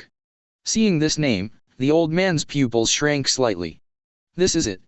With some apprehension, the old man carefully removed the first wanted warrant. Under the protection of the first wanted warrant in the 2nd chapter, you can see more. But even so, there are still many places that have been damaged. On this arrest warrant, although the figures in the column of portraits are somewhat blurred, they can still be seen clearly. Although there are some damages on both sides of the portrait, it is not serious. In the portrait of the wanted warrant, it is a magnificent hall, surrounded by many fallen corpses, and there are also many people standing on both sides, holding weapons, and laughing. And in the center of the portrait, there is a beautiful and solemn throne. That is the throne reserved for kings. But in the portrait, the king collapsed beside the throne, in a pool of blood. A young man also sat on the throne that belonged exclusively to the king. The young man held a silver-white long knife in his hand, with a faint smile on his face. The old man picked up the photo on the file in his hand, and compared it with the portrait of the young man on the arrest warrant. But in comparison, the old man was even more frightened. Doda's cold sweat ran across his cheeks, and the old man's voice trembled with astonishment when he spoke. Exactly the same. How did this happen? How did this happen? The right arm of Rox D. Xebec. The first mate of the Rox pirate, the Pale Emperor, Kearns. He is still alive. How can this be? During the words, the old man's eyes trembled violently, and even his body trembled slightly uncontrollably. There was an unbelievably horrified look on his face. Chapter 29. Wrong. It shouldn't be like this. The old man suddenly reacted, and the panic in his heart was temporarily suppressed by him. He carefully compared the people on the two portraits. After a while, he suddenly laughed out loud. Yes. It must be so. The Karns who slaughtered my hometown should have died that year. Even if he didn't die, after more than 40 years, it's impossible for him to still be as young as he was back then. This is Kearns 2. Or 3. During the speech, the old man looked at the information in his hand again. I didn't expect that his offspring would look so similar to him. Even I almost got it wrong. Meanwhile, the other side. Aboard the Eternal Breaker, where Kearns is. The junior crew members who were seriously injured by Nyourk, who were on the verge of death, returned to their original state under the treatment of Yuguyuta's reversal surgery, and became alive and well. As for the bandits entrenched on the island, they were uprooted at Kearns' order, leaving no survivors. The time came to noon, and everyone had eaten lunch. The Pale Emperor pirates embarked on a journey at once. Although what happened on this island was just a small fight, but even so, Kearns' influence value has increased a lot. It reached 437, which is not too much compared to the increase when fighting Marine at that time. At the same time, Kearns also realized an important issue: communication after experiencing the incident that the junior crew member was almost beaten to death. It's not a problem to get a batch of exclusive phone bugs. The problem is, this process can be cumbersome. Kearns has a large crew, and he plans to equip each of them with a phone bug. In order to avoid this kind of situation that was almost beaten to death because of placing an order again. But for things like phone bugs, most people can't get a whole batch, especially for Kearns, which is in huge demand. Moreover, there are different types of phone bugs. Most of the phone bugs in the market are limited to one island. If the distance is too far, another phone bug will be needed. And Kearns clearly doesn't have that much on his mind to do those things. Ever since the role of the ship spirit appeared. This afternoon, everyone in the Pale Emperor Pirates was drawing patterns that symbolized the pirates. Some carved patterns on wooden plagues, some carved them on weapons, and some painted them on clothes.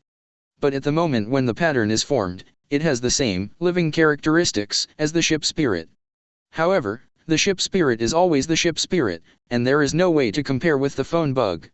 He couldn't transmit other people's voices, he could only speak on his behalf, but the effect was not much better than that of a phone bug. And even if there are a large number of people, there is no pressure on the boat spirit.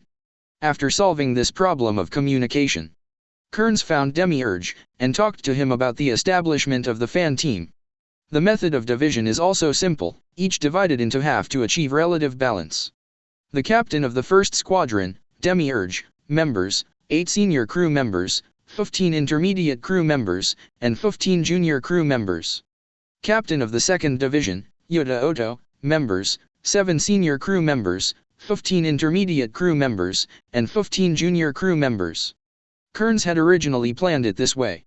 But Demiurge expressed a different opinion on this. He believes that Kearns must be surrounded by people who can greet him at any time, and as the captain, he should not do everything by himself. Otherwise, as subordinates, they would lose their meaning of existence. Finally, under the persuasion of Demiurge, Kearns has given full authority over the formation of the fan team to him. Then, The night passed. The next day, early morning.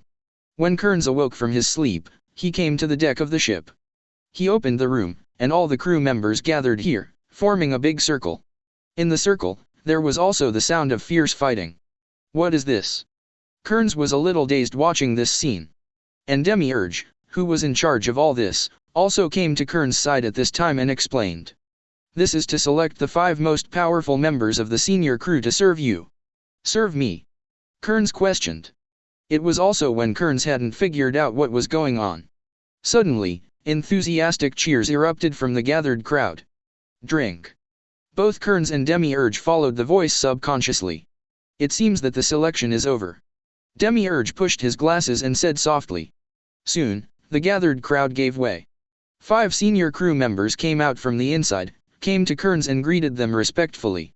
Captain. Seeing this, Kearns was momentarily at a loss for words, and subconsciously turned his head to look at Demiurge. Finally, in addition to removing the establishment of the fan team, Kearns has 5 more followers around him. And they are also called the captain's personal guards by other crew members. A few days later, in a certain sea area, a ship with a strange shape is sailing on the sea at a constant speed as usual. The shape of the ship is very weird. 3 points are like pizza, 5 points are like cakes, and 2 points are like no food. Located at the mast sail, there is a pink sail with a pattern painted on it. It was a skull with straight pink hair. And the appearance of this skull also means that this is a pirate ship. Captain Bunny. A new arrest warrant is out. A man in Western cowboy-style clothes rushed to the deck with today's arrest warrant. It's on the side of the deck. There is a young woman wearing denim overalls shorts, a white half-sleeved shirt, long straight pink hair, and heart-shaped lipstick on her lips. At this time, she was holding a pizza in her hand and delivering it to her mouth. Hearing what the crew member said, she turned her head and spoke with some lisp. Really? Show me. Chapter 30. The sea area where the Pale Emperor Pirates is located, on the Eternal Breaker. At this time, beside the boat, Kearns was sitting on the rail of the boat with a fishing rod in hand, fishing. At this time, a senior crew member with a long knife hanging from his waist came over with a newspaper and a wanted warrant. He is the high-ranking crewman who won the entourage selection, and the captain of Kearns' professional guard, named Enoch. Coming to Kearns' side, Enoch handed out the newspaper and the arrest warrant and said softly, Captain. Today's newspaper delivery, your arrest warrant has appeared. Kearns turned his head at the sound. Let me see. After receiving the wanted notice, Kearns looked at his own wanted notice first. The background of the portrait is on a ship, and I think Li Sheng was photographed when he was boarding a warship, but Kearns doesn't really care about it. However, when Kearns saw the amount of reward on the arrest warrant, he couldn't help laughing. 150 million Baileys? Is that all there is? If any bounty hunter comes, he will scold his mother, right? As he spoke, Kearns himself couldn't help laughing out loud. I remember encountering this situation when I was just an ordinary crew member in the Rocks Pirate. At that time, I wasn't very strong, but I wasn't weak either. But the reward is very low. It seems that there are only tens of millions of Baileys. Then there was an unlucky bounty hunter staring at him, and he was thrown into the sea to feed the fish. Look at the next wanted poster. And the person above is definitely Demiurge. However, when Kearns saw the reward offered by Demiurge, he was a little surprised. Is it only 37 million Pele? Is it that low? Kearns murmured in confusion. Meanwhile, the other side. The directly affiliated institutions under the world government are located. As usual, I sent another document that needs to be reviewed by the old man. Compared with the information some time ago, this time it will be much less. Because it won't take long, Aya chose to wait aside.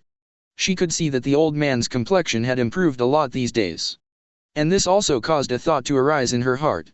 She really wanted to ask why the old man's face became so bad after seeing that document that day. I even wondered why the old man adjusted the reward of 50 million Baileys originally applied by the branch to 150 million Baileys. However, when the words came to her lips, Aya finally restrained herself from asking. And what she'll never know is the reason why the old man adjusted the reward of 50 million Baileys for Kearns to 150 million Baileys is because his name is Kearns and he is suspected to be Kearns too. Time passed and another few days passed. Kearns, Pale Emperor Pirates, had a large number of crew members and there was no replenishment of supplies during the last landing on the island. The original route could only be changed again, and went to the nearest Bulgaria kingdom to replenish supplies. And this time they landed on the island, they will stay in the Kingdom of Bulgaria for 1 day. Kearns also found a nearby hotel to live in. Noon. Kearns, Demiurge, and Enoch, Lacey, and Lydiar came to a restaurant for dinner. This time, Otoko Yuta was not by Kearns' side, so it can be seen that he went shopping with Satoka. As for the pro guard, Enoch is the captain. Lacey and Lydiar. Lacey has short black hair, a cross earring on her left ear, and a handsome face. And Lydiar is a woman. She has long golden curly hair, and hanging around her waist is a western sword that is different from most of the crew. A rapier. After ordering what they needed, Kearns and the others quietly waited. There are many people in the restaurant, so it seems a bit noisy. It was in this noisy voice that a commotion suddenly broke out. Dead, dead. What are you doing? It's scary. Hey, I read it right? Is he asleep? While eating. Hey, it's a good thing he just fell asleep, and suddenly fell down. It's really scary. I thought he was dead. He can fall asleep like this, he is really amazing. Amidst the commotion, Kearns was also successfully attracted and looked in the direction of the commotion. However, Kearns couldn't see what was going on because of the crowd there. Do you need me to burn this group of noisy bugs to ashes? Demiurge suddenly said. His sudden words made Kearns startled slightly, then smiled and shook his head. No, leave them alone, we're just here for dinner. With that said, Kearns ignored the sudden commotion. And the culprit who was surrounded by the crowd and caused the commotion was still soundly asleep at this moment. He was shirtless and wore an orange cowboy hat with smile and said badges pinned to the brim, a red bead necklace around his neck, and a dagger pinned to his waist. There is a tattoo of ASCE on the left arm, where the S is crossed. There is also a huge skull tattoo pattern on the back, and the white beard in the pattern is particularly conspicuous. Chapter 31. Halfway through his sleep, he suddenly raised his head. This sudden move startled the surrounding crowd with an exclamation. But I, like a normal person, continued to eat the unfinished lunch. On the other hand, Kearns et.al. are still waiting. In his spare time, Kearns asked Demiurge a question. How is the replenishment of the supplies needed on board? The progress is over halfway, and it is expected to be completed before evening. Demiurge said. Kearns nodded. Then let's sail tomorrow morning. Not long after, the waiter brought the food.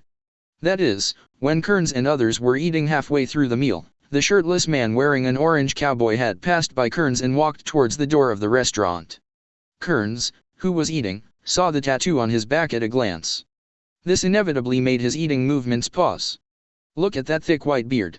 How could Kearns forget such a recognizable pattern? This is obviously the pattern logo that symbolizes the Whitebeard Pirates. Among the Whitebeard Pirates, Kearns only knows of one tattooed with this pattern on the back. Whitebeard Pirates, captain of the 2nd Division, Porgas d'Ace. He's here. Seeing the back of Ace leaving the restaurant, Kearns narrowed his eyes slightly. What's wrong with that man? Captain? Enoch asked. Kearns turned his head when he heard that, a faint smile appeared on his face. Son of an old man. Kearns paused, then added another sentence. No, it should be said that he is the son of 2 old friends. When Lydiar, who was eating at the side, heard this, a group of question marks suddenly appeared in her mind. Captain, do you know his parents? Kearns nodded, and continued to eat at a leisurely pace. His mother hasn't seen it, but his 2 fathers have dealt with me before. 2 fathers. Kearns' words directly caused Lydiar's brain to freeze for a moment, with question marks on her face. But Kearns didn't explain much. He just turned his head to look at Demiurge and said lightly, keep an eye on him. I see, I'll let the shadow go. Demiurge said in a low voice. 2 fathers? Oh, it's really a good stack of buff.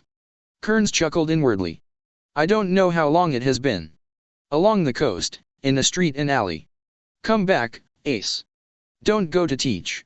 He did such a thing of killing his companions and embarrassing Dad. And I, as the captain of the 2nd team, may let it go? Teach used to be mine, and now I should also finish him. Ace looked at the phone bug in his hand with a firm tone. Relax, Marco. I'll definitely catch Teach. While talking, Ace turned his head to look at the sea not far away. I heard you mention Marco just now. I think you were talking to the Whitebeard pirates. Suddenly, a strange voice came from beside Ace. Ace turned his head sharply to follow the prestige. But beside him, at some point, there was a man with a long silver knife hanging from his waist. And he, too, is Kearns. Looking at Kearns with a kind smile, Ace's eyes trembled slightly, and he felt a wave of surprise and uncertainty. This guy. When did he come here? I didn't even notice it at all. At this time, Marco's voice came again from the phone bug. Ace. Ace was about to call back. But when he turned his head to look at the phone bug in his hand, he saw an afterimage flash, and the phone bug disappeared in his hand instantly. So fast. Ace was startled, and immediately distanced himself from Kearns. However, to his surprise, Kearns did not attack him, but smiled and said to the phone bug, "Are you in Newgate?" The other end of the phone bug. The Whitebeard pirates, aboard the Moby Dick. Hearing an unfamiliar voice coming from the phone bug, Marco's face changed slightly, and he said in a deep voice, "You, who are you? Where's Ace?" Listening to Marco's questioning, Kearns still said with a smile on his face, "You should be Marco, right? As for who I am, I don't think it matters, as long as you know. Newgate and we used to be friends. As for poor Gasty Ace, he's fine, right next to me." Tentatively? A former friend. Marco's eyes sank slightly, and he involuntarily glanced at Whitebeard's direction from the corner of his eye. At this time, Whitebeard also seemed to have heard the voice of the phone bug, and was walking towards Marco. Gulala. Laozi's former friend. As soon as he heard that laugh, Kearns knew that Whitebeard was right next to Marco. At this time, Moby Dick boarded. Hearing Whitebeard's response, Marco and the others showed a look of surprise. "Father." Whitebeard didn't respond. With a relaxed smile on his face, he just looked at Marco. At this time, Kearns' voice came again from the phone bug. "It's really nostalgic. I haven't seen you for so many years. How are you doing? Are you trying to get close to me?" Whitebeard said lightly with a smile on his face. However, Kearns did not answer this, but said to himself, "These years have been very difficult for me. The scars I once had made me live in pain every day. Even now, whenever I think of you, the healed wound seems to ache." Listening to Kearns talk about the bitterness to himself, the crew of the Whitebeard pirates far away in New World were all happy. "This guy, what are you talking about? Haha, did I hear you right? Is he complaining to Dad? Hey, give the phone bug back to Ace, we don't want to hear your complaints, and we're not interested in your experience." The crew of the Whitebeard pirates paid no heed to Kearns' complaints. Kearns also didn't care about their teasing, still talking to himself with a smile on his face. "Do you know? In these years, I have fantasized almost every day that I can appear in front of you in an instant in the state of my heyday, and then kill you." As soon as the words came out, both sides fell silent in an instant. It's so quiet that you can hear a needle drop. The expressions of the crew members of the Whitebeard pirates are also changing. Chapter 32. After a moment of silence, the Whitebeard pirates erupted into intense anger and sobriety. "A hole. Are you here to find fault? You guy, seriously? Do you know who you're talking to?" Even Marco, when he heard that Kearns was fantasizing about killing Whitebeard, he said in a deep voice with a bad face, "My friend, this kind of joke is not funny." Marco had just finished speaking. All of a sudden, Whitebeard laughed loudly. "Goo-la-la-la-la, do you think you can kill me?" All of a sudden, the crew of the Whitebeard pirates all looked at Whitebeard in astonishment and shouted, "Father, that guy!" Before all the sons could finish speaking, Whitebeard raised his hand lightly and said calmly with a smile on his face, "It's okay, I don't care about such words." The phone buzzed. Listening to Whitebeard's words, Kearns also shook his head with a smile. "You really haven't changed at all, Newgate. Your laughter is still the same as before, just as ugly." Until this moment, Whitebeard was slightly startled when he heard Kearns' words. Immediately, his face changed immediately. I saw the smile on his face gradually shrinking, and at the same time he looked at the phone in Marco's hand and said in a low voice, "Who are you?" Seeing the sudden change in Whitebeard's face, everyone around showed a little puzzled expression. At this time, Kearns' voice came again from the phone bug. Still didn't answer Whitebeard's question, still talking to himself. Have you thought about your last words and burial place? Oh, if you haven't thought about it, it's still too late to think about it now. I will give you time. Although I may not satisfy you, I can't guarantee that there will be a one-in-one event, isn't it? Hearing Kearns' irreverent remarks again, plus Whitebeard's current state is not quite right. Marco was really PD off. However, just when he was about to yell at Kearns, Whitebeard's deep voice came out first. Ace. Stay away from this guy. Right now. The last two words, Whitebeard's almost roared out. At this time, the expression on his face was completely different from the calmness at the beginning. All the smiles had disappeared, and there were even more blue veins on his forehead. Visible anger. All around, the crew listened as Whitebeard told Ace to immediately move away from the guy speaking across. He couldn't help being startled, with a puzzled look on his face. Father, what's wrong? Is Dad angry? I've never seen Dad get so angry because of something. The crew members looked at each other, and the discussion spread. Ace on the other side was also stunned after hearing what Whitebeard said. He looked at Kearns with a long silver knife hanging from his waist in front of him, with a puzzled look on his face. Stay away from him? Why did Dad suddenly say that? Moby DK aboard. Look at Whitebeard's ugly face. Marco walked a few steps into Whitebeard's place and asked with concern. Are you okay, Dad? Your complexion is not very good. Whitebeard didn't answer. Now his attention has been completely focused on the phone bug, and the veins on his forehead are violently roaring. Is it you? Kearns. Boom. It was also at the moment when Whitebeard's voice fell. From his body, the powerful Conqueror's haki suddenly poured out. Boom. On the deck of the ship, a strong wind suddenly blew up. At this moment, as the son of Whitebeard, under the powerful Conquerors that erupted from Whitebeard, those with weak strength were directly blown away by the strong wind generated by the Conquerors. Ugh. Dad. Those who are a little bit stronger are almost thrown out under the sudden outbreak of Conquerors by Whitebeard. Only a first-class powerhouse like Marco can stand firm. But even so, the gale created by the Conquerors made it hard to keep their eyes open. Oh. Marco and the crew shouted to Whitebeard. But now Whitebeard can't care about them anymore. I saw an unprecedented fury on his face, and there were blue veins on his forehead.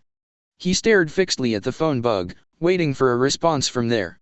Since I went to sea, I have only been told that my laughter is ugly once, and only one person has said that my laughter is ugly. That used to be a companion who could trust himself to his back. It is also a friend who has become unfamiliar because of different ideas. It is an enemy who has become hated because of a war. On the other end of the phone bug, Kearns couldn't help but sigh when he heard Whitebeard call out his name. It seems that you still remember me. How could I forget? Whitebeard's deep voice that contained such boundless anger came out. Come on. Come on. Come to New World. I'm waiting for you here. I will go, the grievances between you and me should be settled. Kearns said in a low voice, and there was no smile on his face at the moment. Let your sons prepare mourning clothes for you. The older generation's affairs, the older generation's solution. Don't involve the younger generation. If you attack Ace, I will kill you. I will definitely kill you. Whitebeard said in a deep voice. Looking at Whitebeard's gaffe, the pupils of Marco and the others suddenly shrank uncontrollably. They had never seen Whitebeard so angry since boarding the ship. Never seen such a gaffe from Whitebeard. Who is this guy called Kearns?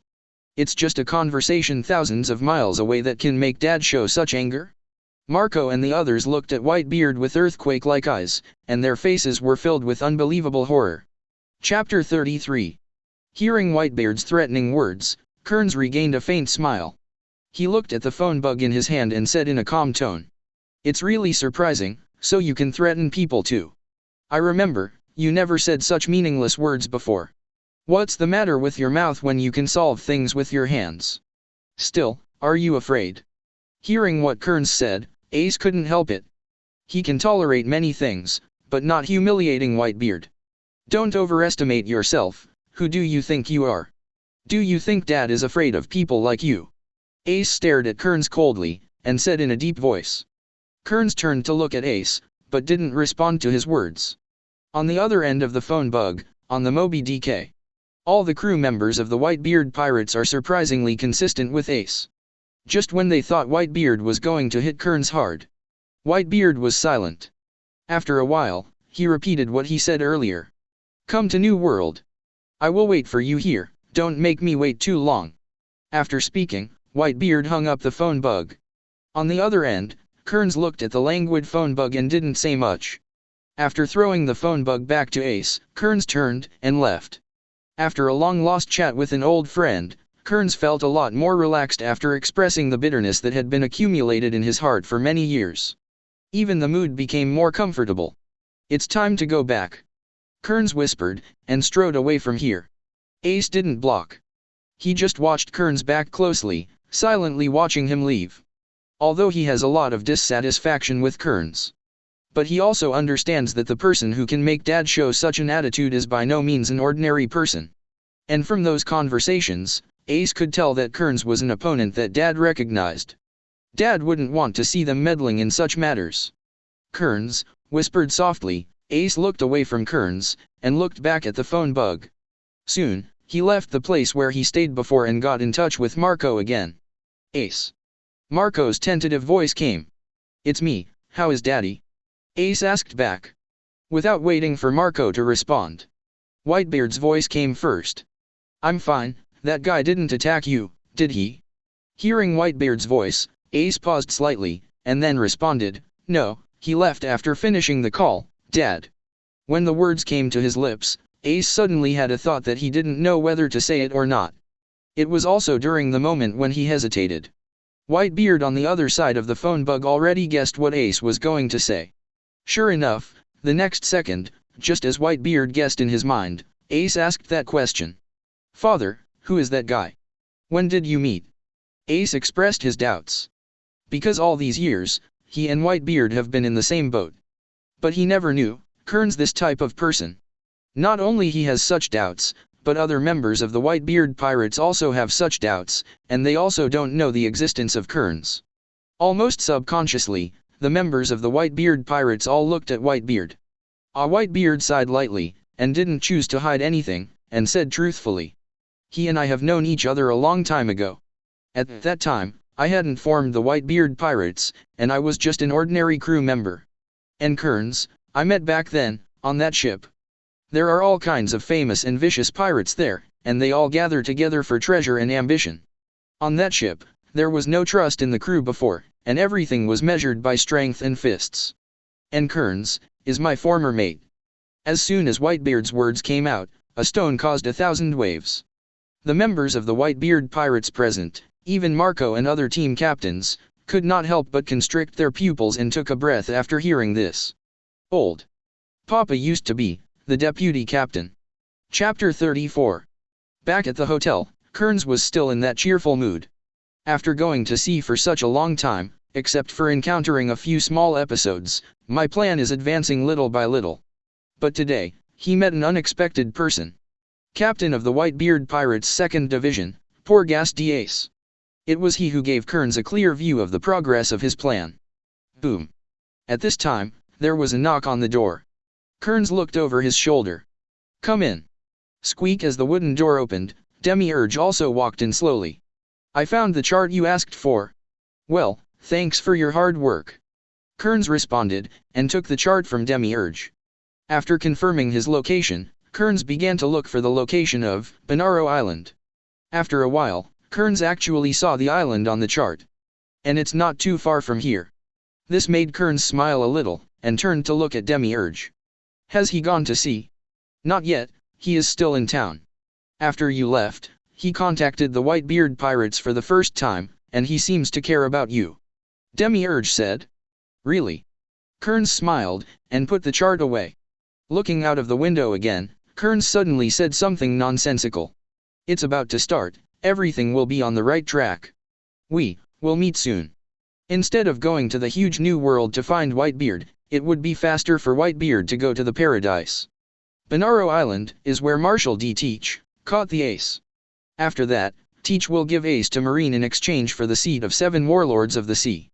And Ace will be publicly executed in Marineford. Whitebeard will come. Garp and they will be there too. At that time, it is time to completely resolve the grievances. Before that, all Kearns needs to do is to recruit more crew members to prepare for an all-out war with the Whitebeard pirates. The next day, it was time to plan to sail. Kearns and others set off from the hotel, walked through the streets and alleys, and went to the place where the Eternal Breaker was docked. However, just when Kearns and others were about to arrive at the place where the Eternal Breaker was docked, Kearns stopped in his tracks. Seeing this, Demiurge at the side immediately stepped forward. I'm going to deal with him. It's just that he hasn't waited for him to move out yet. Ace's figure came out slowly, blocking Kearns and the others. What are you doing here?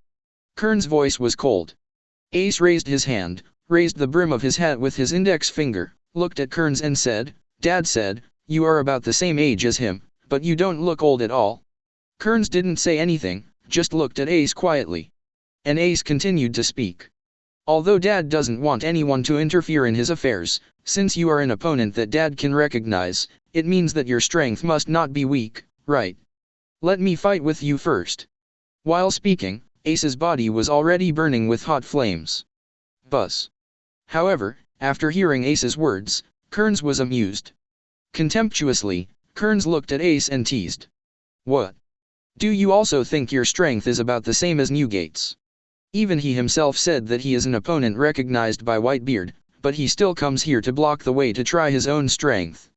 Ask for a fight? You have to fight to know how strong you are, don't you? Ace's face showed a slight emaciation, and his right fist was already wrapped in flames. I don't know the so-called bug. Do you want to challenge our captain? After saying that, Demiurge stepped forward immediately. He is also good at playing with fire. But at this moment, Kearns raised his hand to stop Demiurge, who was about to fight. Looking at Ace on the opposite side, Kearns spoke calmly. If you can hold on to my hand for a minute, I'll show you where Marshal D. Teach is.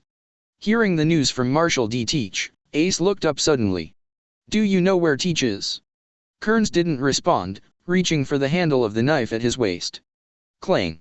Accompanied by the crisp sound of the blade being unsheathed, Evergreen was slowly pulled out by Kearns. Also at the same time, a strong and terrifying aura suddenly rushed out of Kearns' body. Boom. A powerful coercion enveloped the entire surrounding area. This guy. Feeling this powerful aura, Ace's face froze and he was shocked. Without hesitation, Ace resolutely mobilized his fruit ability with all his strength. And the flame on his fist exploded again at this moment. In the next second, he took a step forward, punched Kearns fiercely, and shouted. Fire punch. Boom. In an instant, enough to cover the entire street, a flood of hot flames rushed towards Kearns like a flood. But Kearns seems unafraid. Not only him, but also Demiurge, and Yoda Oto, and even other crew members. In the face of this overwhelming fire, he did not show the slightest fear. Let the heat wave hit your face. They all stood where they were, as if the fire didn't exist at all. And this Kearns also slightly raised the evergreen. Buzz. Accompanied by a soft chime, Conqueror's haki wrapped around the blade of Chang Ching in an instant. In the next instant, Kearns slammed down on the oncoming fire. God strike. Clang buzz. A dark red sword light suddenly appeared. In just a split second, the flames that stretched across the street and rushed toward Kearns and the others like a flood were split in half. Boom. The flames staggered and passed by Kearns and others in two halves. Seeing this scene, Ace received a huge shock in his heart immediately. There was also an unbelievable look of astonishment on his face. My fire fist was split. However, his attack was easily split by Kearns, but Kearns' attack was not dispelled by Ace's fire fist. The dark red sword light broke through the fire that stretched the entire street, and hit Ace directly. But in the blink of an eye, he was in front of Ace. Yang Yan. Ace yelled angrily, urging his fruit ability to greet him with all his strength. The blazing flames rushed out at Yuchen, and rushed towards the dark red sword glow. Boom. The sword glow and the flame collided fiercely, causing a huge roar. Boom. Boom. That powerful aftermath turned into waves of heat, waves visible to the naked eye, sweeping all directions. Ace also rolled his eyes at this moment. Like a kite with a broken string, he flew upside down and fell heavily to the ground. Plop. Within 5 seconds of the war, the area returned to tranquility for the first time. Kearns looked to see himself holding Evergreen's hand. It's been a long time since I swung my sword, I'm a little rusty. However, I was a little surprised that I didn't even catch a single blow. As he said, Kearns looked a little further away. It was Ace who had rolled his eyes and lay motionless on the ground. Sheathing the long knife, Kearns continued on the journey with the crew. Come to Ace lying in the middle of the road, already unconscious. Kearns saw his own knife, a horrible scar on Ace's chest that spread from his collarbone to his lower abdomen. The warm and bright red blood is still overflowing. Seeing Ace's embarrassed look, Kearns couldn't help shaking his head slightly. It was only 60% strength and almost died. It's really disappointing. Roger and Newgate's son, but not half as interesting as them. Boom. After that, Kearns kicked the unconscious Ace aside. He left with his crew. Chapter 35. Return to the Eternal Breaker. Kearns began planning to quickly increase his influence and recruit new crew members. Meeting Ace already gave him a premonition that the time for a full-scale war is not far away. Compared with other veteran pirate groups, the current, Pale Emperor Pirates, is still too weak in overall strength. As the saying goes, 2 fists are no match for 4 hands. At this point, Kearns, who has experienced the Battle of the Valley of the Gods, has a deep understanding. Host Kearns. Influence value, 530. Total number of crew, 77. Special crew, Demiurges and Otoko Yuta. Senior crew, 15. Medium crew, 30. Elementary crew, 30. Item, Eternal Breaker Medium. Entrance to Prize Pool. Opening the attribute panel, Kearns unexpectedly found that his influence value had increased by almost 100 points without any notice. Is it because of the fight just now? Kearns wondered. Without timely reminders, it is really difficult to find out how to quickly increase the influence value. With that said, Kearns began recruiting new crew members. With the option to recruit special crew dropped. The system's prompt sound also came out in Kearns' mind. Ding. Christine Host has recruited a special crew from Shinigami World, Espada, Ulquiera Cipher. It was also when the system's voice fell, that Kearns suddenly felt something. He acquired several abilities of Ulquiera Cipher. Among them are the Big Killer Zero, as well as False Bullet, Speech, Jikong and Steel Skin.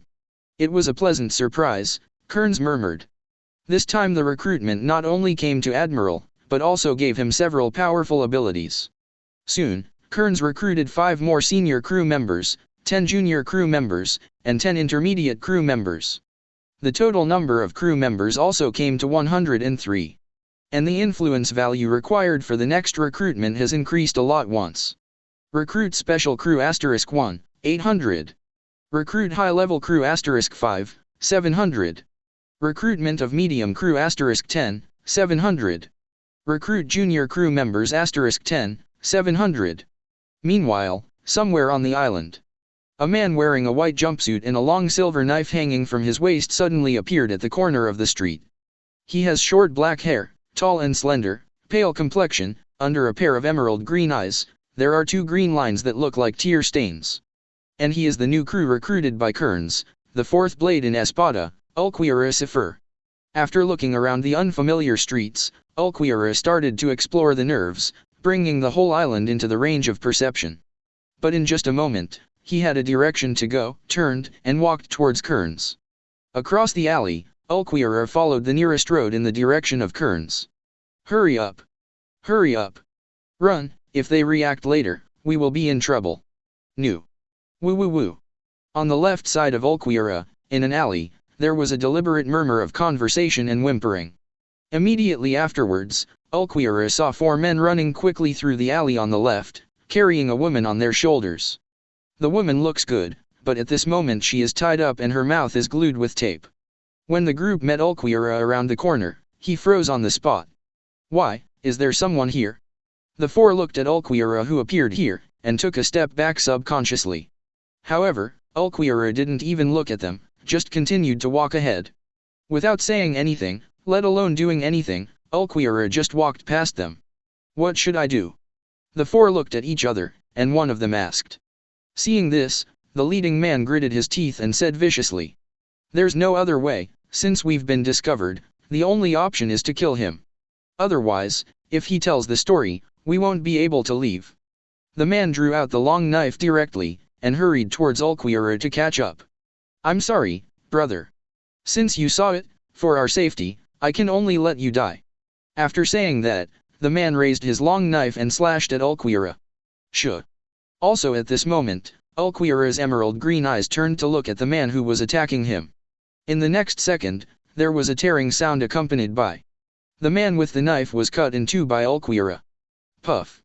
The dark red blood sprayed out like a fountain, and the two parts of the man's body also fell heavily to the ground. Pa-ta. Behind, the three men who witnessed this scene with their own eyes.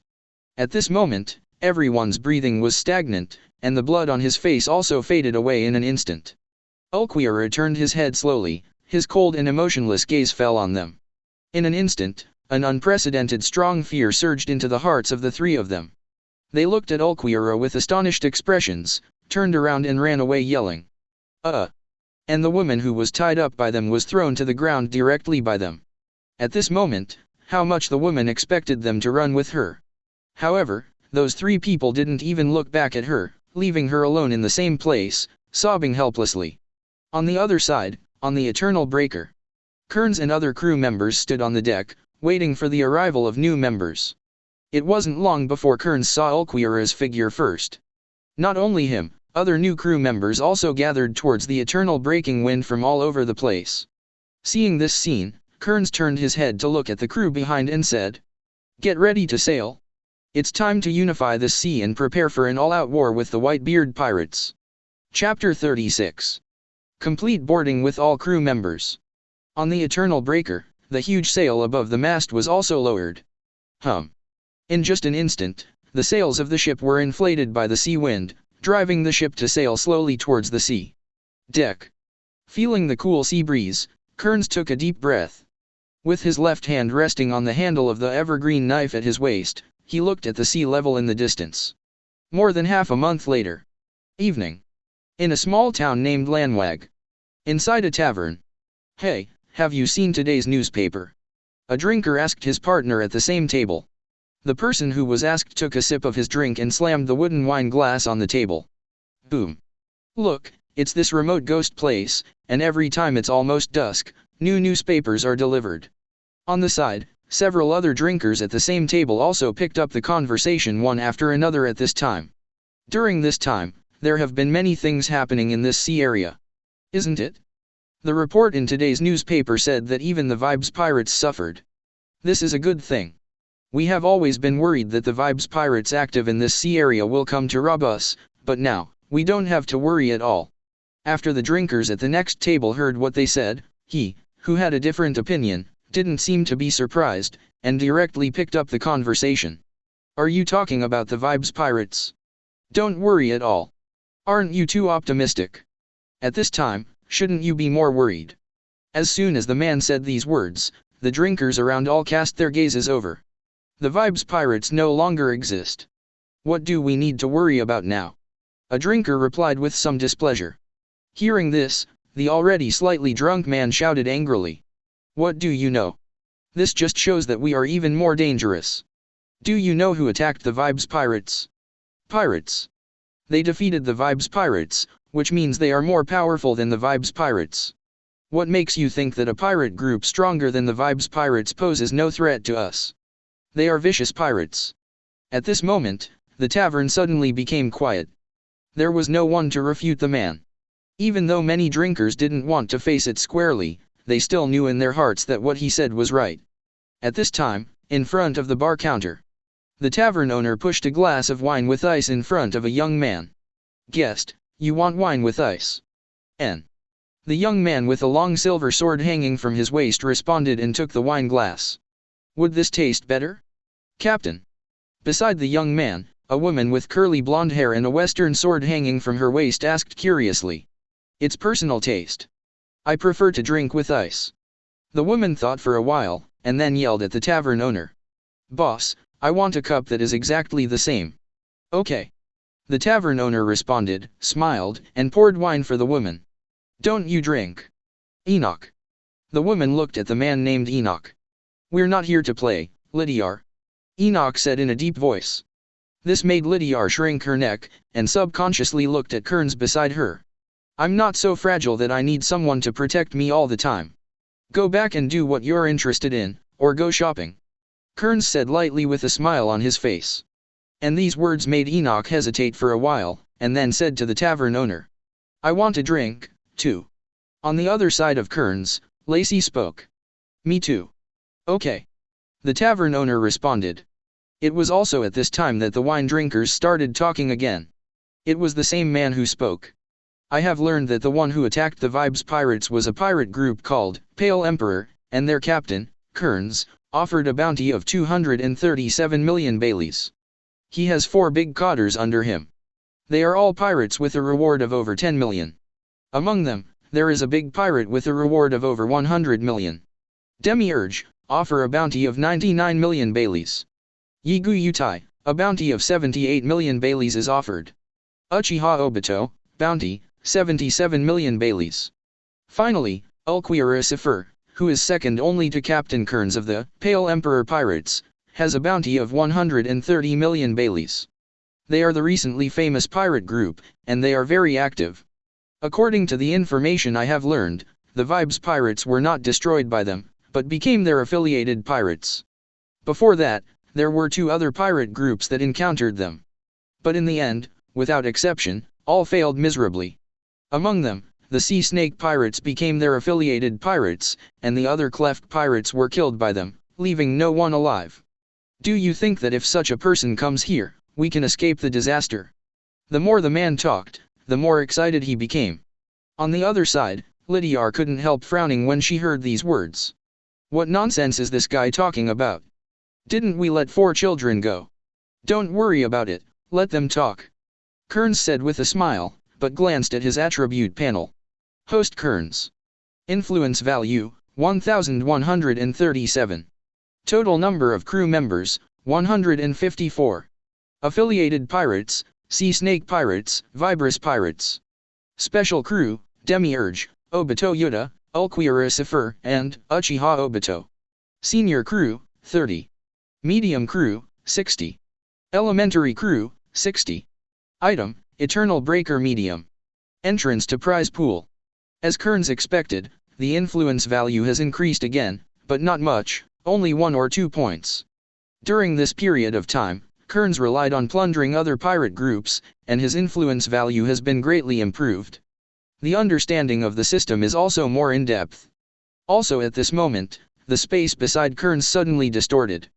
In the next second, a man wearing a white mask and a dark blue trench coat walked out of the distorted space. Came to Kearns and said softly, "Captain, a group of pirates have landed on the island, and there are quite a few of them." Demiurge said that it is a member of the so-called extremely evil generation of supernovae. Jewelry Bonnie with a bounty of 140 million Baileys, and the Bonnie pirates she leads. Chapter 37. Bonnie. Kearns muttered to himself, then looked at Obito and said, "I see, I'll take care of the rest, no need to call the crew all the way." "Okay." Obito responded without being polite, and sat down in front of the counter. At this time, the drinkers in the tavern were still talking about the Pale Emperor Pirates. Little did they know, the Lord was right beside them. Whenever they talked about how notorious the Pale Emperor Pirates were, Lydiar, who was on the side, wanted to draw his sword and kill people on the spot. How could she listen to these people slandering the Pale Emperor Pirates? Just, for that. Kearns didn't care, and stopped Lydiar, who was about to draw his sword and kill someone. "Don't worry about it. As a pirate, it's normal to be feared and hated by ordinary people. Besides, what he said is true, but it's just a little exaggerated." Kearns smiled and comforted Lydiar. Dial just gave up. However, when they talked about how cruel Kearns slaughtered all members of the Kulfak pirates, and demonized Kearns. Kearns almost couldn't hold down the knife of the Enoch trio. Fortunately, just when Enoch-san was about to slash people violently, the wooden door of the tavern was pushed open. Jing-ling-ling. There was a pleasant sound from the bell hanging on the wooden door. A woman with long pink hair and dressed in a western cowboy style led a large group of pirates with weapons in. "There's no other way, Captain Bonnie, all the restaurants here are closed." "Yeah, only places like taverns are open until late at night." "Stop rambling, I know. So you're here." Bonnie mumbled as he stuffed food into his mouth. And the tavern, after they stepped in, fell silent instantly. The drunken drinkers, after seeing the weapons on their bodies, even sobered up from the wine for 3 minutes, and retreated to the side silently. Not only made way for them, but also made room for them. "Hey, who are they?" They don't look like good people. Could it be a pirate? It's over, isn't this the Pale Emperor pirates that the report said? It must be. Look at them, they look fierce, and they all carry weapons. Who else can they be?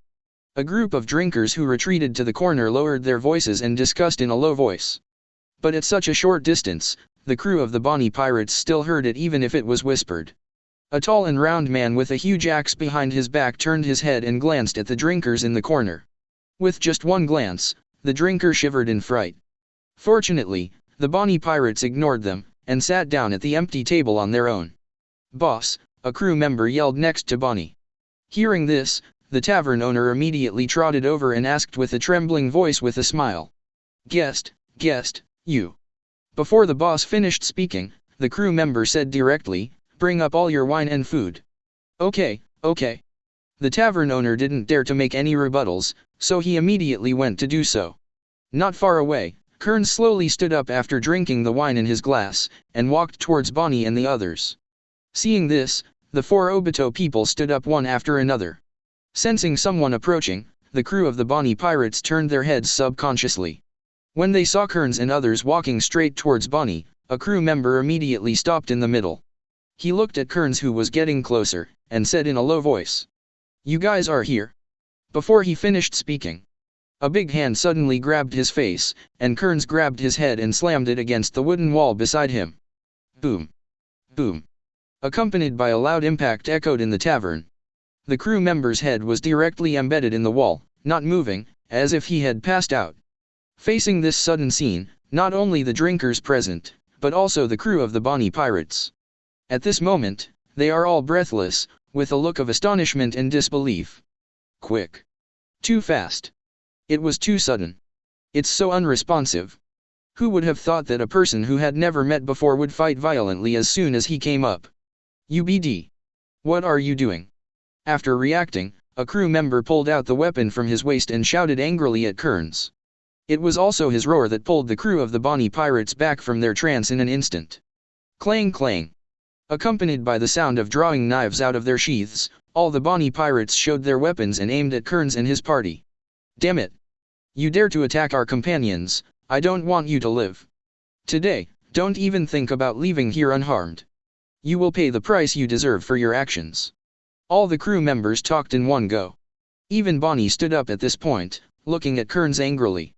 UBD, what are you doing? There was a smile on Kearns' face, and he explained in a calm voice. I wanted to talk to you guys, but I thought you wouldn't agree, so, let's just start the fight. Bonnie flinched slightly. After reacting, he immediately shot angrily and shouted angrily. You guy, are you kidding me? Boom. Bonnie swooped down on Kearns with a brisk stride. With its own fruit ability unfolding, Bonnie's palm also had a little pink gleam. But just when Bonnie was about to touch Kearns' attack arrived one step ahead of her. Boom. Accompanied by a dull beating sound echoed. Bonnie's figure immediately flew upside down like a kite with a broken string, and slammed into the wooden door of the tavern heavily. Boom. Boom. Chapter 38. After rolling several times on the ground outside the tavern, Bonnie barely stopped. Before she could stand up, she felt a sweetness in her throat and coughed up a big mouthful of blood. Ahem. Looking at the blood coughed up by him in front of him, Bonnie's eyes trembled slightly, and his expression was full of unbelievable horror. What happened? Just now. I was about to succeed just now, why? There wasn't even time for Bonnie's head to flow normally. Kearns' voice came to her again. Can we start talking now? Bonnie looked up suddenly when he heard the sound, but saw that Kearns had come to her silently at this moment, looking at her with a smile. Gritting his teeth, Bonnie used his abilities again, bursting into anger and shouting. I'm talking about your sister. The pink palm flitted like Kearns. But Kearns didn't hide from it, and murmured softly. Kamui. Buzz. Bonnie's pink glowing hand went right through Kearns' body. Facing the sudden scene, Bonnie's mind suddenly went blank. There is no feeling of touch. Go through it. Why? Isn't he standing right in front of me? When Bonnie's hand passed through Kearns' body completely, Kearns' attack followed closely. A whip kick sent Bonnie flying. Shh. Boom. Ugh. This time around, Kearns didn't give Bonnie the respite he had in the beginning. The moment she flew backwards, Kearns followed closely. Although in terms of strength, Kearns restrained to the extent that he would not kill Bonnie, but what Bonnie faced was still a violent beating from Kearns. Bang! Bang! Bang! There is no such thing as sympathy, and there is no such thing as slapping people in the face. Kearns is as simple as it is. Beat Bonnie helpless. On the other side, the crew of the Bonnie pirates in the tavern did not fully react until now. His own captain was beaten up. Everything happened so fast, one after another, that they were all stunned. Now that they reacted, they all stared angrily, and shouted angrily with blue veins. BD. How dare you attack our captain, you? Quiet me, big man. Suddenly, Obito's cold voice came. Immediately afterwards, the big man who was yelling was pinned down by Obito with one hand and hit the ground hard. Boom. Boom. With that huge force, half of the big man's body was smashed into the floor on the spot. Bursts of dust and smoke were set off by the shockwave. At the same moment, Enoch, Lacey, and Lydia walked out holding swords. Then now, your opponent is us. Better worry about your captain than worry about yourself. Wow, 4 people are against nearly 100 people. It seems a little not enough. Seeing the arrogant attitude of Enoch and others, the members of the Bonnie pirates were itching with hatred. You bastards. Get to know them first. Brothers. Go together. With a shout, all members of the Bonnie pirates charged from Obito and the others. Seeing this scene, Lacey and the others jokingly smiled, and immediately stepped forward to meet him. However, it has not been possible to wait for them to take a few steps. Uchiha Obito, who was in front of him, took a deep breath and shouted in a low voice. Fire style. Great fireball technique. After saying that, Uchiha suddenly took a step, and the fiery flames were displayed in his breath, and condensed into a huge fireball in midair, flying towards all members of the Bonnie pirates. The fiery red light shone across the entire tavern, and the scorching breath spread across the surface. The members of the Bonnie pirates who were running towards them all cried out in horror after seeing this sudden scene. What's this? Fireball. Run. It's just that it's too late to think about running now. Boom. Ugh. Ugh. Accompanied by a huge roar resounded in all directions. The entire tavern was blown up. All members of the Bonnie pirates, screaming and wailing, were engulfed in the explosion. Boom. A small mushroom cloud rose, mixed with thick smoke and flames, illuminating the entire surrounding area. All members of the Bonnie pirates were also destroyed in an instant. On the other hand, Bonnie as the captain was not much better. Facing Kearns with absolute strength, she can't even fight back, even touching Kearns' clothes Kakuzu is an extravagant hope. At this time, her whole body was covered with scars, and there were large and small wounds all over her body that were bleeding red blood. She was almost fainted from the pain, and she was powerless to fight anymore. Kearns grabbed her by the neck and lifted her stiffly to the ground. Bonnie wanted to struggle, but he didn't even have the strength to raise his hand. Now then, I think we can have a good talk. Kearns looked at Bonnie calmly, his expression unchanged. Bonnie looked sluggish, but the eyes that looked at Kearns were full of resentment. But Kearns didn't care about that, Yo-Yo said. My pirate group is very small, and I need some people to make up the number. You now have 2 choices, either become my affiliated pirate group, or die with your crew. This is your only chance, think carefully and answer carefully. If the answer is not what I want, then there is no need for you and your crew to exist. Chapter 39. And at this time, Enoch and Lacey, who were a little ashamed, were both in disgrace. He also skillfully dragged a member of the Bonnie pirates to a place where Bonnie could see. They were moaning in pain, apparently still alive. But Lacey and Enoch treated them as if they were dead things, and they were still on the ground. Boom. Boom. Immediately afterwards, they stepped on the backs of the members of the Bonnie pirates, drew their knives on their necks, and turned their heads to look at Bonnie. Bonnie was shocked and angry to see his crew being treated like this. But now she seems so difficult even to struggle. At this moment, Kearns' cold voice came out again. Nodding means agreeing, shaking your head means rejecting, choose. Kearns tightened his grip on Bonnie's neck a little. That moment made Bonnie feel the threat of death. Not only her own, but even the lives of all her crew members are on her shoulders at this moment, and her decision will determine the life and death of the crew members.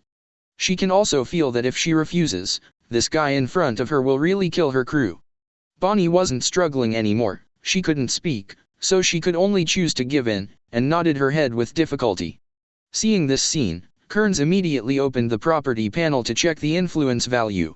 And the influence value has also increased from 1137 at the beginning to 1561. Influence value, 1561. Just a nod from Bonnie instantly increased Kearns' influence by more than 400. Very good. You are welcome to join. Kearns welcomed with a smile on his face. Then put Bonnie down. Lacey and Enoch in the rear also retracted the long knives on the necks of the two Bonnie Pirates crew members at the same time. Ship spirit, ask Wibbs to bring someone over to bandage them. Kearns said softly. In the next second, the skull pattern with a crown on the chest of Kearns' clothes immediately responded. As you order, my lord captain. At the same time, there was a coast where 3 pirate ships were docked. On board the Vibes Pirates. Including the captain, all the crew members of the Vibes Pirates are on board at the moment. But on this ship, it was surprisingly quiet, hardly any conversations could be heard. All the crew members were depressed and kept their heads buried in silence. It was also at this time, on the ship, in the pirate flag that symbolized the Pale Emperor Pirates. The eye sockets of the skull's pupils suddenly overflowed with a faint light. Immediately afterwards, the voice of the boat spirit came. Captain Kearns has an order. All members of the Vibes Pirates, take people to the island immediately, go to the tavern to treat the wounded, and welcome your new companions. Inexplicably, hearing the name Kearns, all members of the Vibes Pirates shuddered. Immediately afterwards, Waves, who was the captain, immediately stood up and responded with a hoarse voice. I see, I'll take someone there right away. After solving the Bonnie Pirates and incorporating them into the subsidiary pirates, Kearns and his party did not stay in place for long. Instead, he turned back towards the eternal breaking wind. Returning together are Obito, Enoch, Lacey, and Lydiar. On the way back, Lydiar talked to Obito with some complaints. Obito, the next time you use this trick, you should only hit me first. My hair is a little burnt. I think what Lydiar said makes sense. Lacey and Enoch also echoed. At this time, the 3 of them were still as if they had just returned from digging coal, disheveled. On the contrary, Obito, the culprit, was fine and clean as usual. Seeing the somewhat embarrassed appearance of the 3 of them, and listening to their complaints, Obito couldn't help laughing. I will inform you next time. This time it is mainly because you are running too fast, and I have no time to stop you. In the rear, Obito and the others talked in a harmonious atmosphere. However, Chaos, who was walking ahead, fiddled with the system. Recruit Special Crew *1, 1300. Recruit High Level Crew *5, 1400. Recruitment of Medium Crew *10, 1400. Recruit Junior Crew Members *10, 1400. Entering the recruiting page, Kearns saw the recruiting list. So far, Kearns has recruited 4 special crews, and 5 junior, middle, senior, and third crew members. Without hesitation, Kearns started recruiting the crew again. Special crew members are being recruited. Ding. Christine Host has recruited a special crew member from Hokage World, Nagato. This recruitment of crew is special, there is no need to collect it on the nearest island, the crew, or even the cabin. Hearing this notification tone, Kearns was slightly taken aback, feeling a little surprised. The person who recruited to the Hokage World twice in a row. This time it still appeared directly on the ship. Nagato, is there something special? Doubts crossed his mind, but Kearns wasn't about to think about it too much. It's easy for the crew to show up directly on the ship. Soon, Kearns was recruiting 3 other classes of crew, bringing the total crew to. And the influence value required for the next recruitment has also increased considerably. Recruit Special Crew *1, 2000. Recruit Senior Crew *5, 1800.